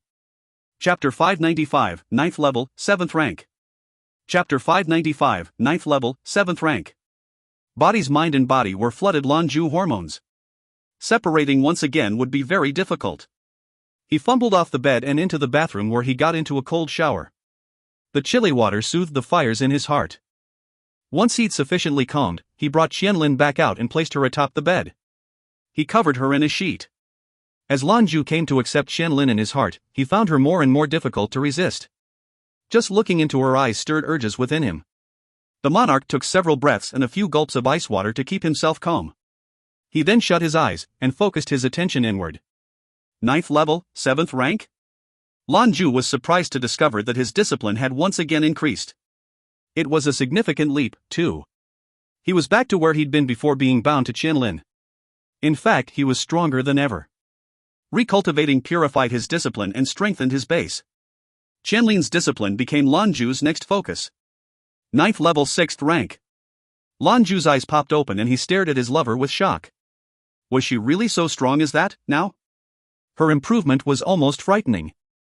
Obviously, joining with the Banishing Blades had been a real leap in power for both of them. Lan Jue felt something stir within him. There was a flicker of red light that hung around him like a blanket, Captus. However, there were pulses of energy coming from the sword. It was like a projection, like it wasn't really there. With Captus' appearance, there was a spark of blue in Zhou Qianlin's eyes. Demortis' image appeared in the air between them. Lan Jue, the two of you must begin to train your swordsmanship. Only once you've mastered the harmonious sword will you be strong enough to face your enemies. If you do not, then we fear that the next time you face a creature like the Violet Princess it will be our undoing. Zhou Qianlin's even voice floated through the air. Lan Jue's brows furrowed. How can we learn the harmonious sword when Lan Jue is in this state? Besides, the two of you are so strong. Finding a suitable place to practice is a problem. Xianyuan Shirshir's voice came from the direction of Qianlin. This is not difficult. Qianlin has lost her consciousness and memory, but her body still functions just fine. I can transfer my knowledge of the style to her. It will come down to you to guide her in using the harmonious swords. As for a place to train, we also have a solution. You can practice in our realm. A moment after he spoke, there was a flash of blue and red. Reality shuffled around before his eyes, and a moment later Lan Jue found himself in another place entirely. He was in a strange, misty dreamscape. It was almost like a mountain peak, piercing into the heavens. The ground was level, looking out over a sea of clouds. Zhou Qianlin was standing across from him. This is, Lan Jue trailed off, looking all around. The red and blue flashes of light returned. Lan Jue felt his arm grow heavy, and when he looked down Captus was resting in his grip. He looked across and saw that Demortis had also appeared and Qianlin held it fast. She flourished the blade in her right hand, while two fingers from her left jabbed forehead. She looked at Lan Jue. Be careful. Xianyuan Shirshir's voice cautioned. Qianlin stepped forward, touching the ground with the tip of her toes before lifting weightlessly into the air. Demortis erupted, descending upon Lan Jue as 10,000 copies of itself. This extended to Qianlin as well, countless images of her filled the skies. Each one was saturated with the living intention of the Banishing Blade. He didn't know where she stopped and the weapon began, much less which one of those images was the real Qianlin. Lan Jue looked up in awe. Then, sweeping Captus through the air toward the encroaching hail of weapons, a bloom of red light issued from the blade. It surged like a tidal wave, and the two opposing forces were poised to collide. Roaring waves of energy were expelled when the power of the two swords met. A great many of Demortis' copies were blasted away, however there were many more still intent on skewering Lan Jue. Xianyuan, what are you doing? Lan Jue angrily asked. An aura of golden light sprang up around him to deflect Qianlin's attack. Demortis' terrible sharpness tore his protective shell to shreds. He weaved and dodged, swiping fervently with Captus. He managed with some considerable effort to evade injury. Xianyuan Shirshir's voice was thick with nefarious intent. Practicing, of course. Be careful, you don't want to hurt Qianlin. In reality it was Lan Jue he had to be wary. It didn't seem as though Qianlin was holding anything back. Not only had her last attack covered all means of escape, each blade was a deadly dervish in and of itself. Zhou Qianlin had imparted the secrets of focused flow to him, but Lan Jue hadn't had much experience using it in combat. Besides, he was facing Zhou Qianlin. The fact made it difficult to concentrate on form. Lan Jue continued to swipe and cut. Fissures of collapsing reality ripped apart those swords that got too close. However, Qianlin's onslaught would not let us, and his defense was not perfect. The 10,000 blades probed for any opportunity, and sometimes found them. Lan Jue was already covered in several small wounds. "Compose yourself, strike." Zhang Yongyi's dissatisfied voice chastised him from the back of his mind. Lan Jue suddenly felt his heart race. Almost subconsciously the sword lashed out, tracing out a circle in the air. The red aura around Cactus was bright, but soft and inviting. It covered him from the rest of the hail. "EY." Xianyuan Shirshir's surprised yelp met his ears. The force of Qianlin's assault increased as she pummeled him with sapphire blue copies of her blade. They cut and chopped and pierced, seeking ceaselessly for a hole in his defenses. They crashed against him like a chaotic wave, with every strike like being hit by a mountain. Xuanyuan's signature sword style unfolded, 10,000 swords from 10,000 directions. Each one of those images was strong enough to do mortal damage. Lan Jue appeared to have gotten his footing. One after the other, Lan Jue used Cactus to carve circle through the air. The movements birthed orbs of red light that surrounded him on all sides. Strange, no matter how intense and ferocious Qianlin's attacks became, they were swallowed into these orbs and spat out off target. He'd found a settled point in his heart. With a soft smile, Lan Jue continued to follow the flow of his own movements like running water. It was almost as though he was paying Qianlin's attacks no mind. He was simply moving to the rhythm of his own style. Wave upon wave of demortis fury rained upon him, but as they got close it was like crashing into the unyielding waves of a vast ocean. It didn't take Lan Jue long to achieve the upper hand. He was stronger than Qianlin to begin with, and demortis was slowly being overcome with Cactus dominance. Demortis couldn't produce its full potential. Qianlin was like a bird that railed against its cage, but the more she struggled the smaller her prison became. "Stop, stop, stop." Xianyuan Shirshir entreated. Lan Jue answered with a final flourish that spun Qianlin around and nearly knocked her off her feet. "What sword style is this?" Xianyuan Shirshir asked, perturbed. Lan Jue smirked. "Taiji sword style." "And who told you to use it?" Shirshir responded, irritated. "What about focused flow?" Lan Jue chuckled sheepishly. "Come on, I'm fighting my better half, here. What if I hurt her?" Taiji sword is better suited for defense, it seemed more appropriate. It seems to work especially well to constrain the 10,000 blade style. Xianyuan Shirshir was silent for a moment. "You need to practice focused flow, and only then can you achieve the harmonious swords." "No one told you to use Taiji, is it really so amazing?" Jun Yangya's voice interjected. "Enough, Xianyuan. You're still so competitive." Lan Jue's decision was correct, and his Taiji style melds well with Cactus. "Why didn't you use it during your conflict with the Violet Princess? It would have helped you avoid being caught in such a tight situation." Lan Jue smirked. "I forgot. I've never actually used it in a fight." Jun Yangye went on. "This style of yours is unique. It calls for much introspection and cultivation. However, Xianyuan is also correct. It is paramount that you excel in the use of focused flow first. Taiji sword style was among the most potent styles in the ancient world, perhaps even more than focused flow. But if you can combine focused flow with the 10,000 blades, it could be the most effective weapon style known to man. You do not need to fear harming her during this training. Xianyuan and I have sealed away the deadly power of the banishing blades. For all intents and purposes, they are average swords. Your natural defenses should be enough to handle them." No one said anything, Lan Jue protested weakly. Xianyuan Shirshir harumphed. "How can I keep the element of surprise if I tell you?" "Now hurry up, no more using that sword style." Lan Jue nodded. Now that there were no worries for Qianlin, he no longer had his hands tied. It was time to immerse himself in focused flow. Formerly he'd had no means to practice the skills Yangya had imparted. Now that he had a chance, he could begin to puzzle out the secrets of the style. Zhu Di's instructions were still fresh from his time on Ziluo. Lan Jue's progress was quick. If you find any errors, ads pop-up, ads redirect, broken links, non-standard content, etc., please let us know. Report chapter so we can fix it as soon as possible. Chapter 596, Sword Practice. Chapter 596, Sword Practice. Lan Jue slowly began to uncover the profound nature of focused flow. It sought victory through vigor. Each strike was as overpowering as though it had a roaring river behind it. His movements appeared slow, almost lazy, but each swipe of his word bore tremendous energy. Qianlin's thousand-sword technique was the opposite. Demortis power wasn't focused in one place, but spread out. Cunning manipulation of the energy flows is what gave her type of weaponry its power. The two were calm, stable, ethereal. Neither was inherently stronger than the other. However, as their training continued, Lan Jue entered into a marvelous state. He realized that the two styles were mirrors of one another, like feeling one's heartbeat in someone else's chest.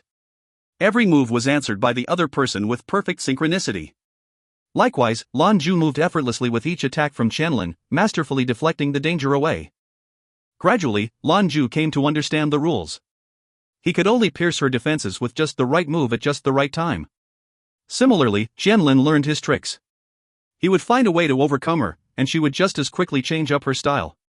The violent clashes of their styles became less intense with each meeting.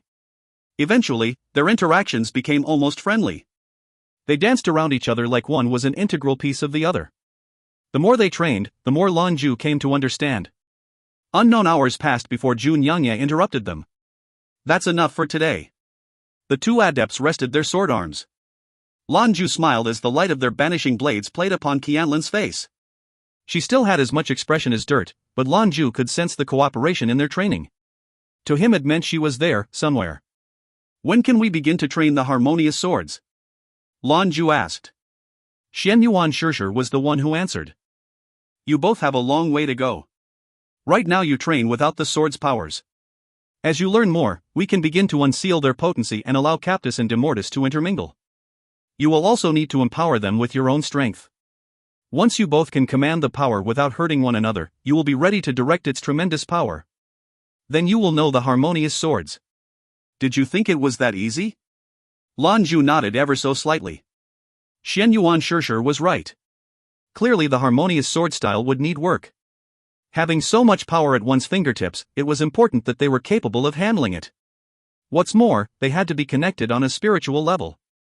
He was starting to feel that already, after only the first day of training.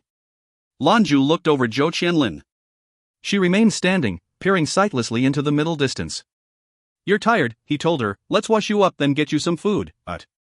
If the 9 circles of hell were a real thing, Lan Jue wasn't worried. There was no greater torture than giving Qianlin a bath. 3 times they inadvertently joined before he could finish. He felt even more drained than he did after sword training. With some effort, he get her dressed in Hera's old clothes. He suddenly felt exhausted. Not physically, but deep down in his soul. Lan Jue cooked up a simple meal and fed Zhou Qianlin before having some himself. The ritual was interrupted when Lan Jue's communicator began to ring. Hey, what have you been up to all day? We've seen neither hide nor hair. It was the driver. Lan Jue answered. I've been cultivating, of course. What time is it? It's dark out, he responded. Asking what time it is, do you want to get a drink? He hesitated, taking a look at Qianlin sitting quietly nearby. All right, but I'll be bringing someone. When not cultivating, he didn't join with Qianlin. It had to be better for her to smell the fresh air and see the world around her. Come on over. Lan Jue changed his clothes, then guided Qianlin out into the shop. Zhou's 5 Amazons were in the store. Each of their faces was different when they saw their boss leave his chambers, Zhou Qianlin in tow. None of them looked entirely pleased. I'm heading out, you all can head out. Lan Jue's greeting was brief. He gave the explanation, and was out the door. Su Xiaosu couldn't keep her thoughts to herself. Little Mika, she began what is going on with Qianlin and the boss? She knew Qianlin, of course, but she was never told their whole story. Mika glowered at her. Don't call me little Mika. Big Mika, if anything. Sounds better. AI, it's so annoying how single-minded men are. Kuo wholeheartedly nodded her agreement. No doubt. I don't mind being a mistress. Hey, restrain yourself. Have you no shame? You're a woman. Lin Guogua couldn't help but share her distress. So what if I'm a woman? Kuo huffed. Women are also entitled to the pursuit of love. At any rate, I'm not entirely a woman, am I? I'm a manufactured woman. Su Xiaosu looked among the women helplessly. I can't stand men who are fickle in love. That's one of the reasons I like the boss.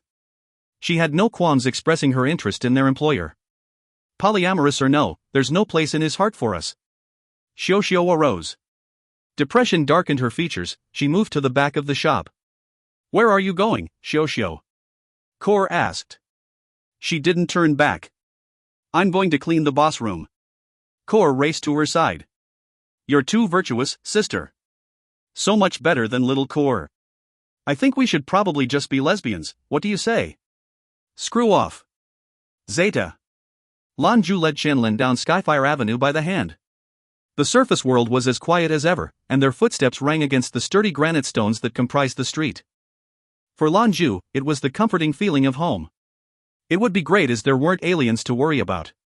I'd take you out for a walk along the avenue every day. We'd swing by the Gothic winery and have a drink with the winemaster. Ah, to see his pained expression every time we open a new bottle, priceless. Then we could visit the seamstress. She would make you beautiful new clothes. The woman had amazing skill. If the gourmet doesn't agree to us bothering his wife, then he can cook us a fine meal instead. We finish off our meal with a nice glass with the coffee master. Then when we get married, we can go to Mom's place and have her take our photos. What do you think? Lan Jue lazily walked down the street with her hand in his. Their arms swung back and forth as they made their way. Zhou Qianlin dutifully followed, but nothing more.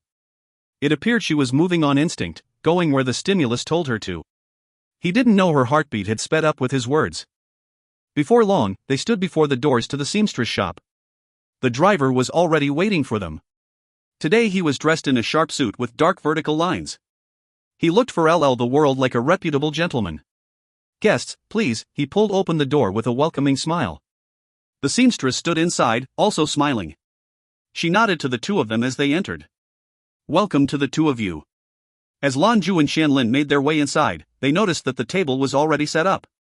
There were dried fruits, a selection of chopped fruits, and a plate of fermented ham. Slowly moistening glasses of ice water and empty wine glasses were also on display. Lan Jue led Qianlin to a chair and they both sat. The driver looked his way, then looked at Zhou Qianlin. How is she?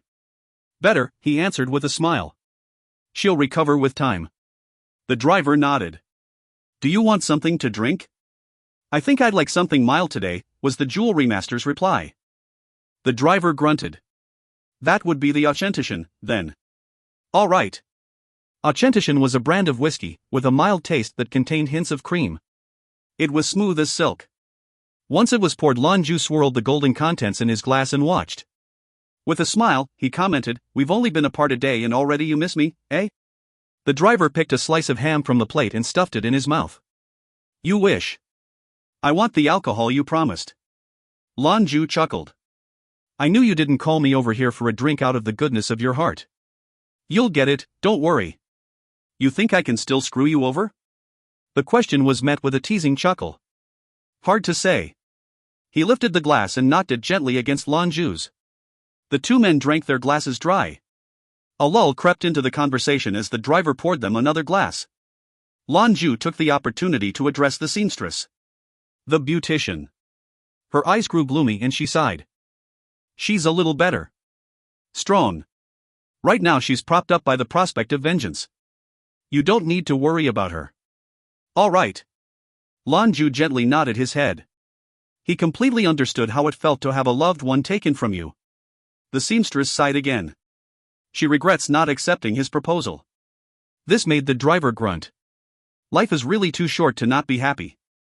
Right, jewelry master, I must say I've got quite a fancy for Su Xiaosu. You think you can put in a good word for me? Lan Jue stared at him blankly for a moment, but eventually nodded. All right. I think it'd be better if you spoke to her yourself. She's got a powerful personality and a lot of experience. Steel up your courage, man. The driver stared at him, wide-eyed. You're joking. You think I'm a wuss? Where is she now? I'll go this instant, invite her over here. Lan Jue looked at him curiously. Are you serious?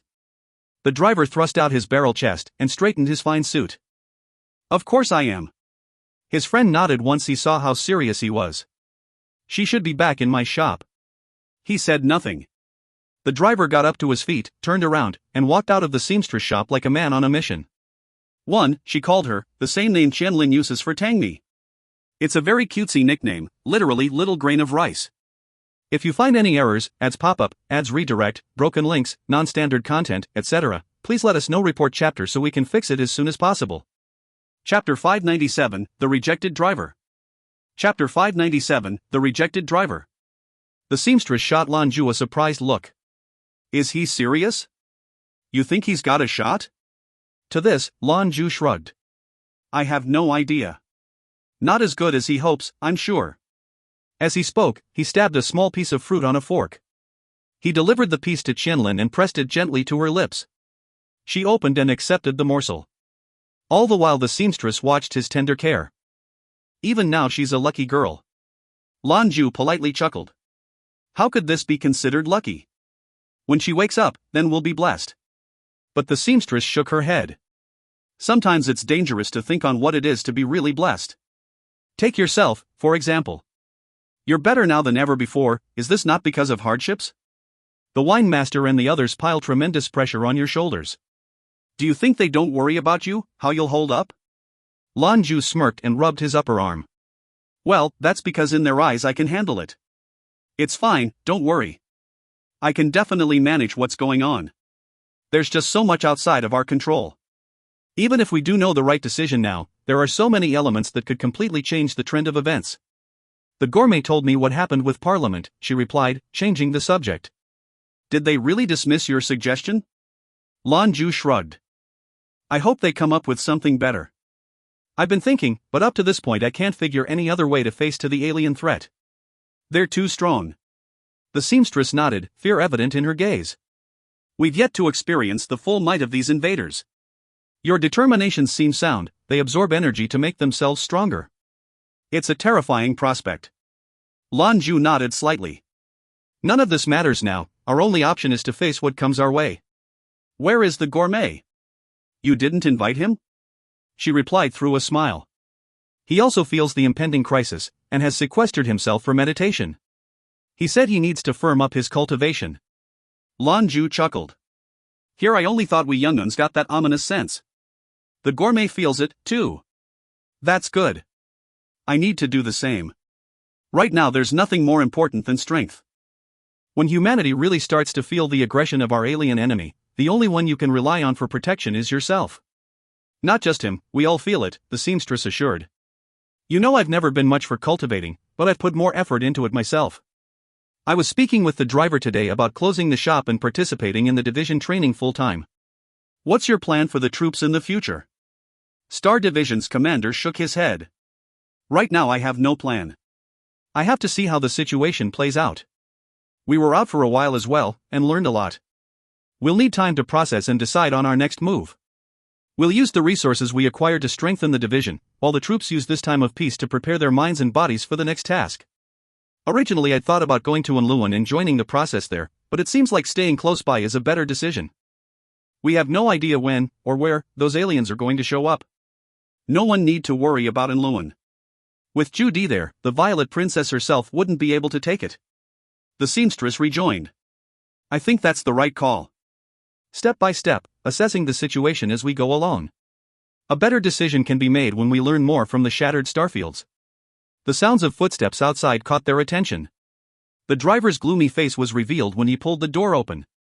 He shot Lan Jue a loathsome look, then pulled off his jacket and poured himself a drink. The driver promptly empties the glass. No one needed to ask, the answer was written clear on his face. He'd been turned down. The seamstress was no fool and recognized it right away. She opened a fresh thermos of hot water and poured each of them a glass. I don't get it. What the hell is so good about you? Pretty, capable women just flock around you. Meanwhile, I can't find one for myself. Someone tell me, what the hell is going on? You have a woman, stop hogging all the others, alright? The driver bitterly complained. Lan Jue sighed. You think I don't worry about that? I don't want to steal their youths either, but if I even bring it up they threaten to commit suicide or some nonsense. What am I supposed to do?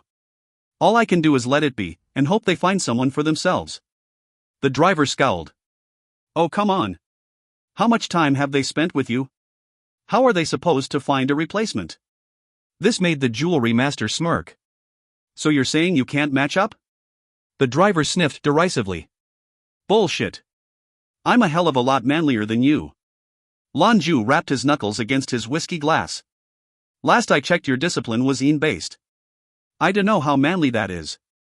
1. The driver gaped at him for a long moment before coming up with a response. Well, every cloud has a silver lining, right? So Su Xiaosu outright rejected you, Lan Jue said, shifting gears. What did you say to her? I walked in, and I said to her I like you. Then I asked if she'd be my girlfriend. The driver was to the point. The seamstress smiled at her friend. Just like your soldiers, you only know the blunt method. Try a little finesse, won't you? The driver sat straight. Adepts at our level have hearts like mirrors. What's the point of finesse? Would you rather relationships were like the normal folk, all those games and nonsense? I'm not interested in any of that. If we're good, we're good. If we're not, we're not. Simple and direct is my style. If I'm rejected, I won't give it another thought. Here, he swung his eyes over to Lan Jue. She told me she's only interested in staying in the jewelry shop. She said she wasn't interested in taking a partner, ever. She only wanted to be your assistant and serve at your side. Lan Jue slapped his forehead, screwing tight his eyes.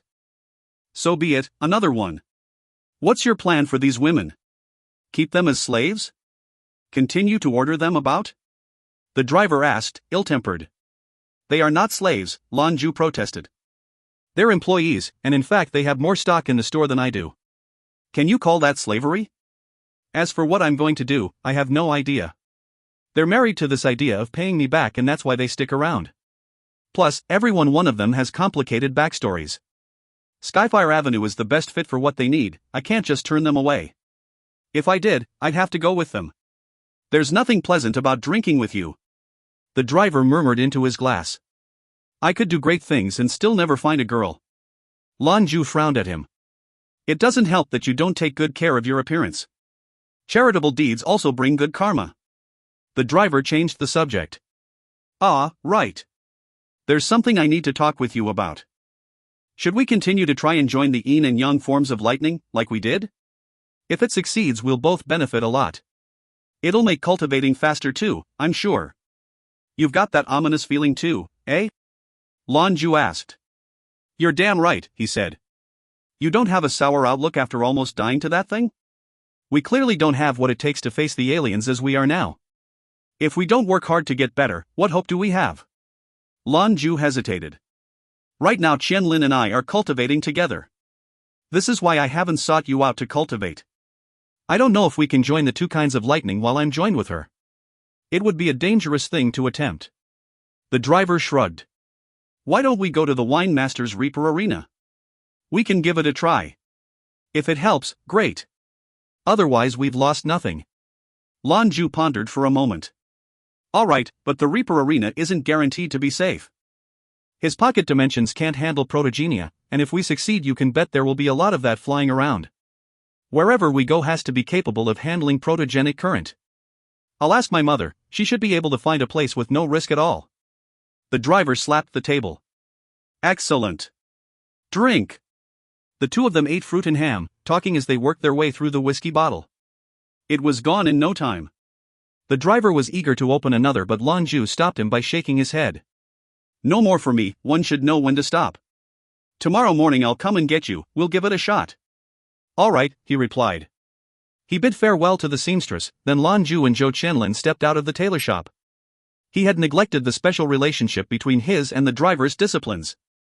His speed and quality of cultivation had been tremendous after joining with Qianlin.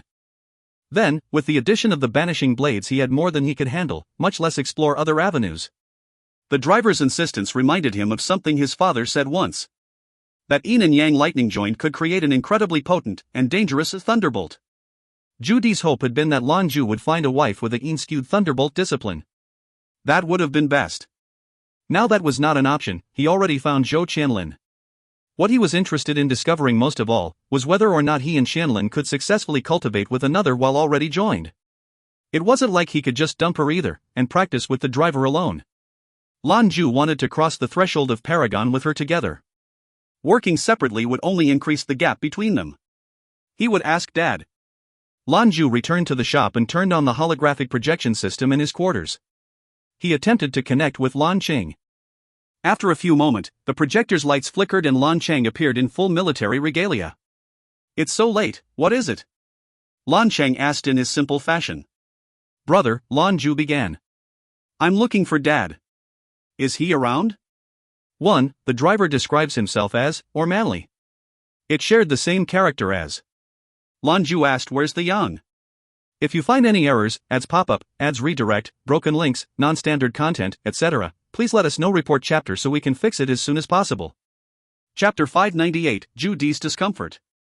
Chapter 598, Zhou Di's Discomfort. He's here, Lan Cheng affirmed. Wait a moment. He turned to look for him, but then stopped like he'd remembered something. Lan Cheng turned back to the camera.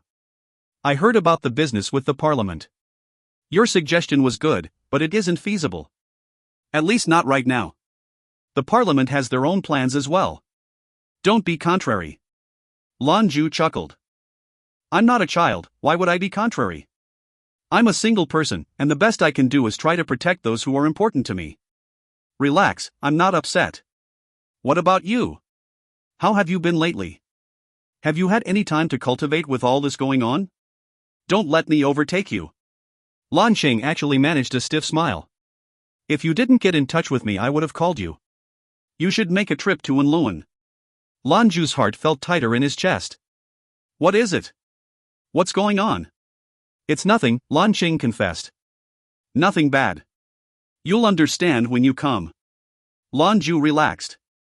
His worst fear was the alien planets appearing suddenly near Enluan. That would be a nightmare scenario. The forces stationed there were strong, but were they strong enough to defend against a universe-traversing alien planet that could eat other planets? It was hard to say. Wait a minute, I'll get father, Lan Cheng said. After a few moments, Zhou Di appeared. He had a cigar clipped between two fingers. It should be night on Skyfire about now. What do you need so late? The first thing Lan Jue noticed was that his father didn't look quite himself. Dad, are you alright? Lan Jue asked, concern evident in his voice. The old paragon grunted. Of course I'm alright, what could possibly be bothering me? I'm just surprised you remembered you have a father. You have a mom now, I guess dad don't count for shit. Suddenly it became clear to Lan Jue the source of his father's irritation. It was the fact that he'd accepted Zhou Qianlin as his mother. Lan Jue choked down a fit of laughter. Dad, in theory there could be no child without father, nor could there be a mother. So, if I have a father I must thereby have a mother. Look, she's a good woman. Without her you might not have ever seen me again. At your age, what are you trying to hide? You need company in old age. Zhou Di narrowed his eyes. Watch your mouth. I don't need to be told how to handle my business by some uppity asshole. Now just tell me what the hell you want or leave me the hell alone. Lan Jue could see his father fuming, barely choking back the urge to wring the life out of him. He smirked. That's the dad I remember. Zhou Di's face froze, then suddenly the fury melted away like snow before the sun. His voice came thick with shame. Was I terrible when you were children? Lan Jue shook his head. Not terrible. You used to say, spare the rod, spoil the child. Success through hardships. Zhou Di perked up proudly. And I was right. Now what is it? Lan Jue obliged. Do you remember when I told you I found an adept with a Taiyin Thunderbolt discipline? Lan Jue went on to describe the conundrum, explaining their wish to join their opposed disciplines with Qianlin involved. The corner of Zhou Di's eyes crinkled as he thought. In theory, it shouldn't be a major issue. Just make sure that you extract and employ the purest form of your Thunderbolt discipline when joining with his. The joining of yin and yang is the way of heaven and earth. One, it is the beginning of the universe and all the myriad beasts within it. The natural way. Within it you will discover things of great benefit to your protogenia. The advantages would apply to all of you. This should apply especially to you and the girl. The clairvoyant was clever, the jerk. People thought Queen of Heaven discipline was extinct, but he found it 1 in a million. She can't really use it to attack, but it's the universal support. Her abilities are compatible with anyone's. Because of this restriction, adepts like her have to learn other ways to be useful in a fight. For instance, by learning martial arts like I taught you. It doesn't matter how much energy is used, she should be fine. In addition, when you're joined her power enters and empowers yours. When you join your Thunderbolt with his, on an energy level her discipline will be involved too. You don't need to worry about her, but you do need to worry about getting it right. According to what you've told me, it sounds like your discipline is stronger than the other guys. You'll have to guide the cultivation process, use your knowledge of Taiji to manipulate the flow and bring them together. You mustn't be impatient.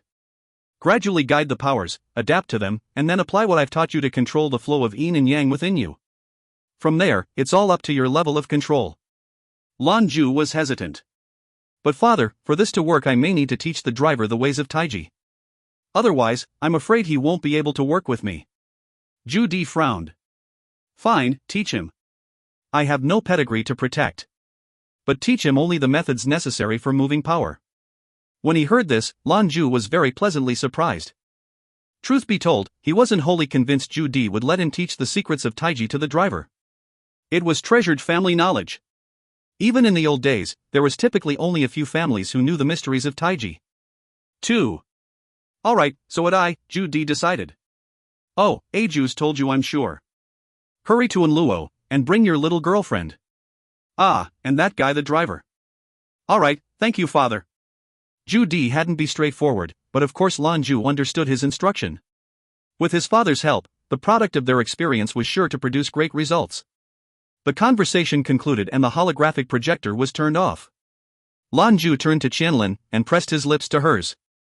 The beautiful young woman became white light and permeated into his chest. In his mind's eye, Lan Jue saw the aliens as a lofty mountain. The weight of impending extinction grew heavier by the day. He couldn't delay getting stronger. Zeta. Planet Luo. Chu family home. Father, Acheng's been in there for days and doesn't seem to have any interest of coming out. I went in to check on him and he was like a statue. I couldn't even feel an aura from him. Do you think there's a problem? The Chu family monarch, Chu Dong, seemed uneasy. Chu Yun huffed. You good for nothing. I can't tell you how happy I am Acheng has locked himself away for so long. Why would you go in and disturb him? He has immersed himself in the ghostly realm, the domain of our ancestors. It is a sign of his great chances to become a paragon. No one can disturb him. He must be allowed to cultivate on his own. When he has achieved what he set out to gain, he will come out on his own. Who knows, it may be possible that he emerges as the new Hades. That must be unlikely, Chu Dong said incredulously. Before locking himself away he was 7th rank. Still a long way to go. Chu Yun challenged his assertion. Why should it be impossible? He is my grandson. A moment's insight can bring more growth than 10 years of laborious cultivation. It's clear that the pendant he was given by His Majesty the Clairvoyant is of great benefit to him. So far it's been a few months. If he remains like this for a year, then he has a chance. A fervent fire lit behind the old patriarch's eyes when he thought of the possibility. For his grandson to break through so young, they really did have a chance to retake the Dark Citadel within his lifetime. Who could say, their young prodigy could grow to be as strong as the likes of Zhu. Zeta. Poseidon's Palace. Huasu stood silently beside the dark blue column of light. Within was Huali, suspended in air. He slowly raised his head, his arms outstretched to his sides. By now the singer's signature blue hair went all the way down to his feet. The man looked like a crystal reflection of the light, otherwise. Shimmering golden runes would appear occasionally on his forehead. They would shine and lift, only to face and disappear. Then they would show up somewhere else. They appeared to follow pathways like blood vessels. So far they extended down to his mid-torso and back, creeping towards his waist. Huali's eyes were closed, he was the picture of serenity. Like a sleeping child. His long eyelashes seemed to undulate with unseen waves. Mo Xiao stood behind Huasu. She was clad in a long white dress with embroidered gold runes that made her look holy and pure. Her big eyes were filled with fervor as she watched the change overcome Huali. When the script of Poseidon covers him from head to toe, that is when he is ready to accept the seat of the ocean. Perhaps another half a month. You should prepare yourself, there can be no mistakes. Huasu warned. Yes, Mo Xiao respectfully replied. A smile crept into Huasu's lips. Once you have joined with the seat of the ocean, I will announce on behalf of the Poseidon group that you are man and wife, but... Mo Xiao hesitated. This news will affect his business reputation. Huasu's smile widened. When has the Poseidon group fretted over such things? This is your due title. Mo Xiao offered up no further protest, only nodding. On the contrary, she looked excited. His wife? Although it'll be in name only, I'm still happy. Ailey, will you see me for how much I love you, one day? Zeta. Sorry for troubling you, Mom, Lan Jue said to Luo Xianni with a winning smile. She waved him off. Progress is always a good thing. No trouble at all. Oh, right, then you said you wanted to make a trip to Enluan to see that old pile of refuse, right? He didn't say anything about me staying behind, did he? Lan Jue shook his head. He did not, of course not. You know, I see that he cares for you. I don't know what his hang-up is, but I called him out on it. Luo Xianyi scowled, looking like a petulant young girl. What does he have to be hung up about? The man's practically bipolar. Life has value, but love is priceless. If it were free, people would just throw it around, but he's terrified of commitment. Does he think I'll tie him down? Humph. He's an old fogey, it's not like I have to worry about him picking up young women. Whatever, forget about it. You two get to it. I'll watch over you and help. We'll make sure you succeed before you head out. We have to make sure that old bastard knows what you're worth. 1. The phrase he uses means more than this when considering the theory of yin and yang. The Huangdi Ni Jing was one of the first books on Chinese yin-yang theory, and the first to collate the whole collected knowledge up to that point.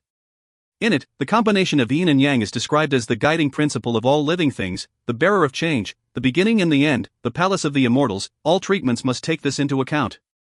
It is a central guiding precept in a lot of Chinese thought, especially medicine, along with the 5 elements. 2. Chen style for life. If you find any errors, ads pop up, ads redirect, broken links, non-standard content, etc., please let us know. Report chapter so we can fix it as soon as possible. Chapter 599, Lightning of Yin and Yang. Chapter 599, Lightning of Yin and Yang. They stood within the center of the Wine Master's Reaper arena. He looked displeased with the situation, but he couldn't say anything to the photographer. The surge of power that resulted from their last attempt was at the front of everyone's memory. If not for his aunt's intervention, he would never have allowed them to attempt their experiments here. Lan Jue and the driver walked together to the center of the ring. There, the Star Division commander turned to face his subordinate. I'll lead, he announced. Be careful, the driver cautioned. We don't want a repeat of last time, but. Relax, I know my limits, Lan Jue assured. Over the last few days he had, in fact, experienced a great epiphany in his control of Taiji. Precise control over his body was becoming easier. Moreover, as he continued to absorb the thunder essence, his discipline was changing. It was becoming purer, and little by little shedding the wild nature of lightning. More exactly, he was subduing its reckless character. Lan Jue lifted his hands. They were brought together before him in a circle, and as they connected, a golden orb of light appeared. It extended forward from his hands and peacefully hung in the air. To the driver it was a poignant display of his friend's superior abilities. His eyes lit up in appreciation. The larger man followed his friend's example and brought his hands together. When the circuit was complete, a flickering orb of bright silver was birthed. Errant bolts of lightning writhed over its surface continuously. Lan Jue's golden electric orb seemed an entity in and of itself. There were no fluctuations, perfect control. This expression of their discipline was small to begin with. Lan Jue's hands flowed through the air and both golden and silver lightning alike danced along. After they traced out a sphere, the familiar glow of black and white appeared. The opposed flows of energy rotated around each other. They looked thick as milk. Likewise, the gold and silver thunderbolt energy swirled toward the center. The driver continued to carefully watch Lan Jue, vigilant for any sign of distress. He was careful, because he still remembered the enormous explosion that cut their attempts short the last time. Now their thunderbolt powers were purer and stronger. He shuddered to think of what would happen if they got it wrong this time. Lan Jue calmly watched. Under his careful direction, the Taiyin and Taiyan thunderbolt disciplines drew ever closer. The true meaning of Taiji energy work was to strive for balance of yin and yang, to join the two in perfect harmony. The closer they came to achieving this perfection, the stranger the scene became. Lan Jue noticed that as the driver's Taiyin powers met his Taiyang equivalent, they didn't repulse one another.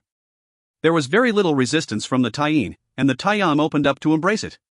It was entirely the opposite of their first attempt. Recollections of conflict lingered in Lan Jue's memory from last time.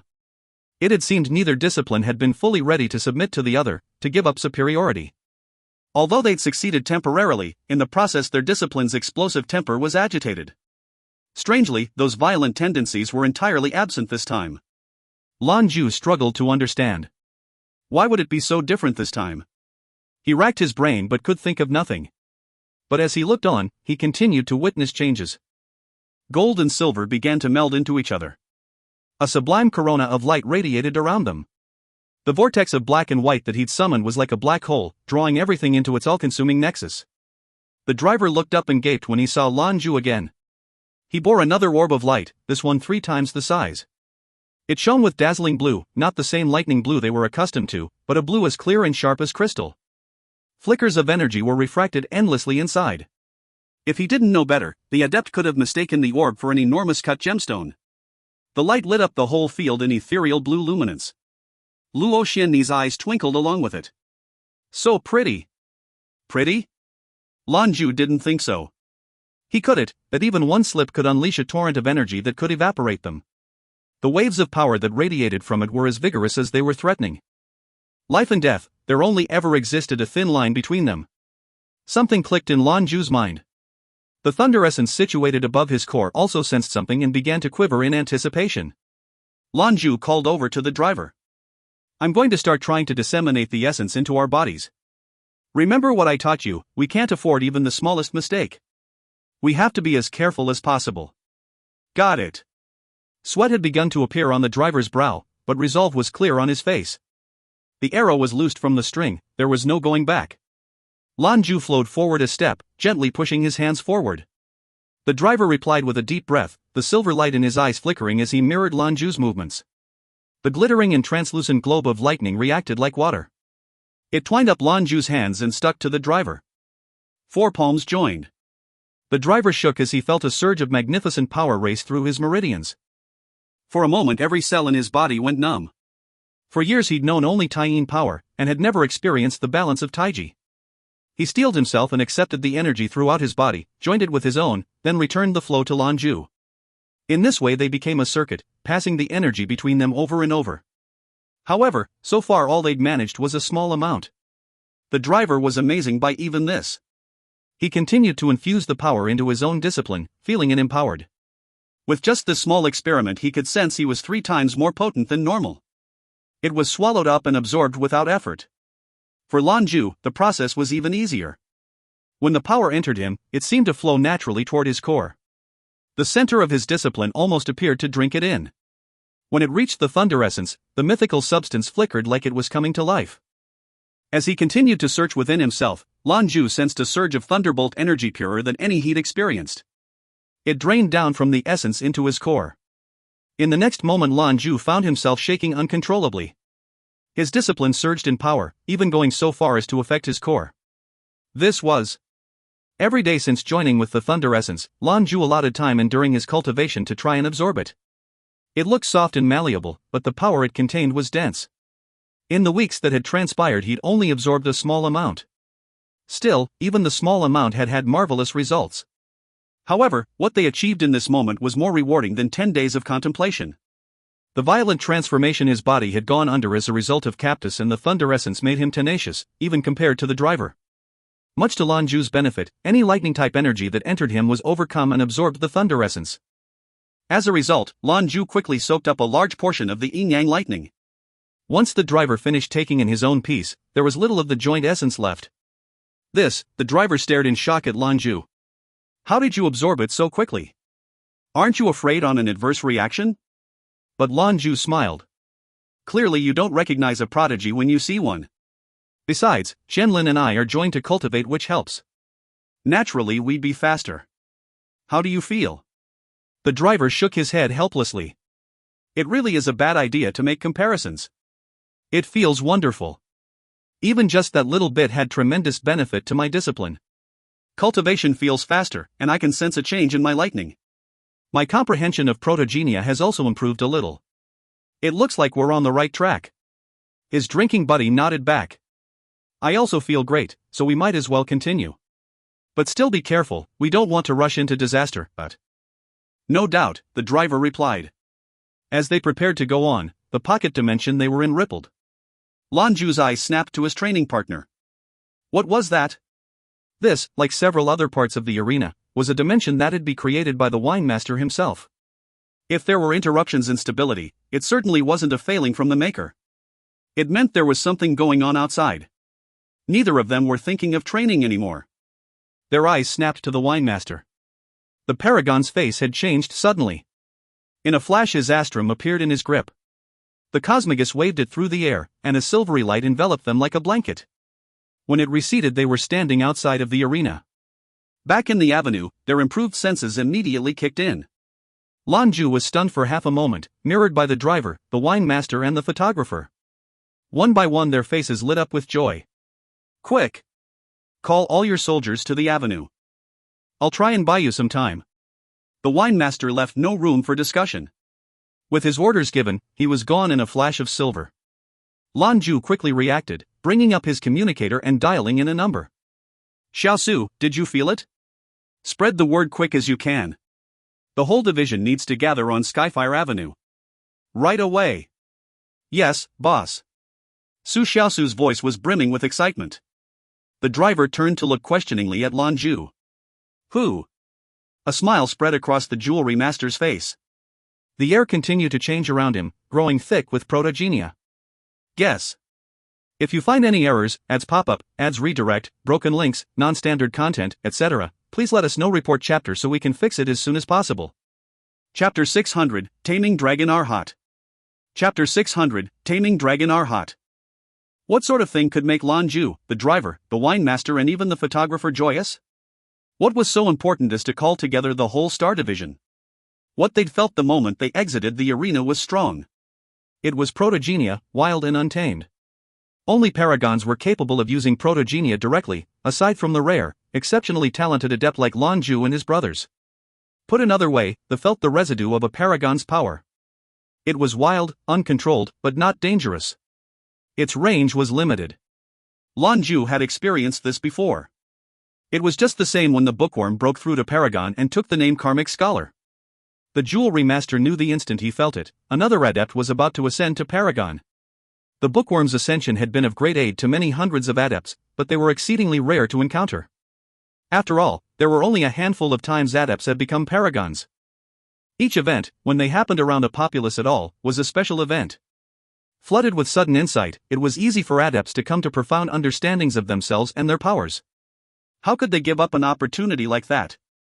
With such a boon imminent, of course he'd want to gather his troops and give them the chance for an epiphany.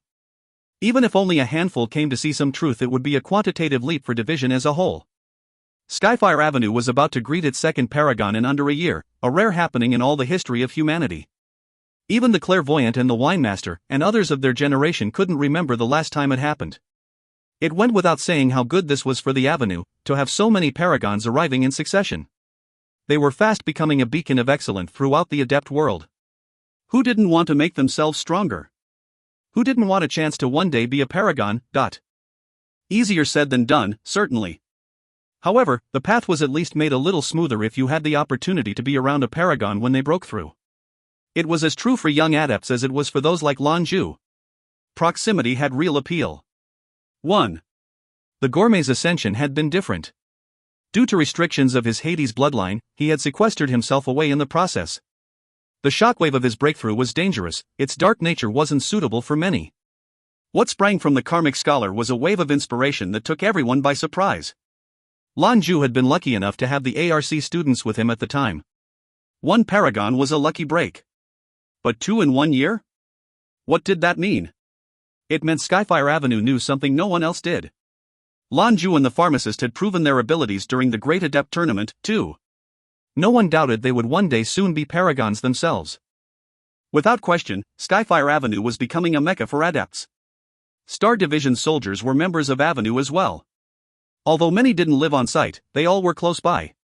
By the time Su Xiaosu spread the news, many of the stronger members had already sensed the change in the air. They had been on their way before she'd pressed send. Before long, the area around the avenue was a bustling scene. Adepts tried to get as close as they could, but only members were allowed in. Everyone else had to remain outside. How close one was to the new paragon when they broke through made a difference. Now was when Enlu and her security forces were most needed. They were the first line of defense to make sure only the people meant to be on the avenue got in. The Star Division commander became the soldiers' focal point. Everyone gathered on him. Arrange yourselves in brigades by rank and find a place to sit down. Meditate, and prepare to accept whatever you experience. Lan Jue's instruction was calm and firm. A year before, this sort of organization would have been a real shock. No one would have listened to the jewelry master's commands. Now, things were different. They'd been trained and seen combat. Individual adepts had come together under a single banner. As quickly as they could, these soldiers found their places and silently waited. Lan Jue and the driver exchanged glances, then each took a seat. Opportunities like this were important to them as much as anyone else. Both of them were close to Paragon and every chance for insight brought them closer. His soldiers' training was impeccable. In the blink of an eye, 800 men and women were silently arrayed up and down the street. The Adept shops and markets underground were cleared out. Patrons would have to wait outside like everyone else. It was a reaction to be expected. Members of Skyfire Avenue were overjoyed, and took pride in the accomplishments of their organization. Meanwhile, those who weren't had to stew in their jealousy. Not that they had much time for regrets, the waves of protogenia had already begun to be felt. Faint though they were, it was better than nothing. All of the Adepts settled and turned their focus inward. Before long, the thunderous and clear roar of dragons arose. Rolling clouds converged over the avenue. As darkness hung over them, the overcast skies seemed to press down on them. Waves of protogenic energy were gaining in vigor and coming faster. It felt like being in the midst of a hurricane. Energies raged through the skies, and yet within it was an alluring, perfect calm. That calm teased at the profound secrets of the universe. An extraordinary sense of peace descended upon everyone. It was nothing like anything Lan Jue or the driver had felt before. Both of them opened their eyes and peered toward the heavens. While the driver didn't know who was on the verge of breaking through, Lan Jue did. Or rather, he had a guess. Dragons' cries resonated throughout the whole city. Dense, dark clouds still roiled overhead, but as they looked on, a single golden beam of light broke through. It blazed bright against the overcast backdrop. In the same instant they witnessed a figure arise from one of the buildings of the avenue. When it first appeared it was in the shape of a man, but quickly grew into the image of an enormous arhat. Something peeked through the dark clouds above. An enormous golden dragon slithered in and out of view. It had 5 claws, which swiped at the air as the beast belched a plume of golden dragon's breath onto the arhat. The figure was immediately covered in an opaque golden shell, dazzling to behold. The golden light from above even seemed drawn to him, heavy with the sacred dharma. A genial smile spread the arhat's lips. He nodded toward the gathered adepts seated cross-legged below. His image flickered, and in the next instant he was seated in the skies above them. Ethereal, mystical singing resonated from him. His voice seemed to beckon runes of deep Buddhist significance from the air. They fluttered around him, onto him, then joined with the arhat's body. The great golden dragon came down from the cloud cover. As it approached it coiled into itself below the seated wise man, and transformed into a lotus flower. A repeat performance of the singing heralded a silence that settled over every heart, stilled every thought. No matter how enticing, frightening, or nagging the thought, it would not break their single-minded calm. It was absolute quietude. Outsiders saw it as well. To the normal folk it was nothing short of a miracle, and to adepts it was a rare opportunity. For the avenue as well, they were about to be blessed with another paragon. The clairvoyant had moved on, but Skyfire Avenue was possibly stronger than ever. Suddenly another figure joined him in a flash of silver light. He waved the scepter in his hand, which caused flickering light to dance over his body. Ah! Look, that's the Cosmogus. Several cries rang throughout the adepts outside of the avenue. 2 flashes of white light followed, and 2 more silhouettes appeared on the arhat's other side. Those are the Keeper and the Karmic Scholar. A polychromatic orb rose into the sky, distributing the Apocryphon among them. With a conflicted look in her eye, she sighed and made her way to the wine master's side to silently watch the golden arhat. Her apprehension could be understood. Over the course of a couple years, Skyfire Avenue had displayed a meteoric rise. Even without the clairvoyant they still put the Citadels and the Great Conclave to shame. The other adept organizations had assumed, perhaps hoped, that Skyfire Avenue's power would be reduced greatly after the clairvoyant's death. Who could have known that instead, the avenue was getting stronger by the day? The Karmic Scholar and the Infernal Vanguard together couldn't match the deficit of losing the clairvoyant. However, the Apocryphon knew that Zhou Qianlin had come back. She'd once been known as the single most potent adept of her time. In a fight she far outstripped what the clairvoyant could do. The Apocryphon ruminated over Zhou Qianlin's return, conspicuously following the clairvoyant's departure. It was so much different from her own reasons, she thought. 1. The Chinese go through tremendous pains to take advantage of proximity. For instance, it isn't uncommon for people to spend hundreds of thousands of yuan to purchase properties they don't need near favorable school districts. This is even before the students are accepted to these schools, since proximity is a prerequisite. My first thought when I was translating the earlier chapters was, damn, when I have a kid I'm moving to Skyfire. If you find any errors, ads pop-up, ads redirect, broken links, non-standard content, etc., please let us know. Report chapter so we can fix it as soon as possible.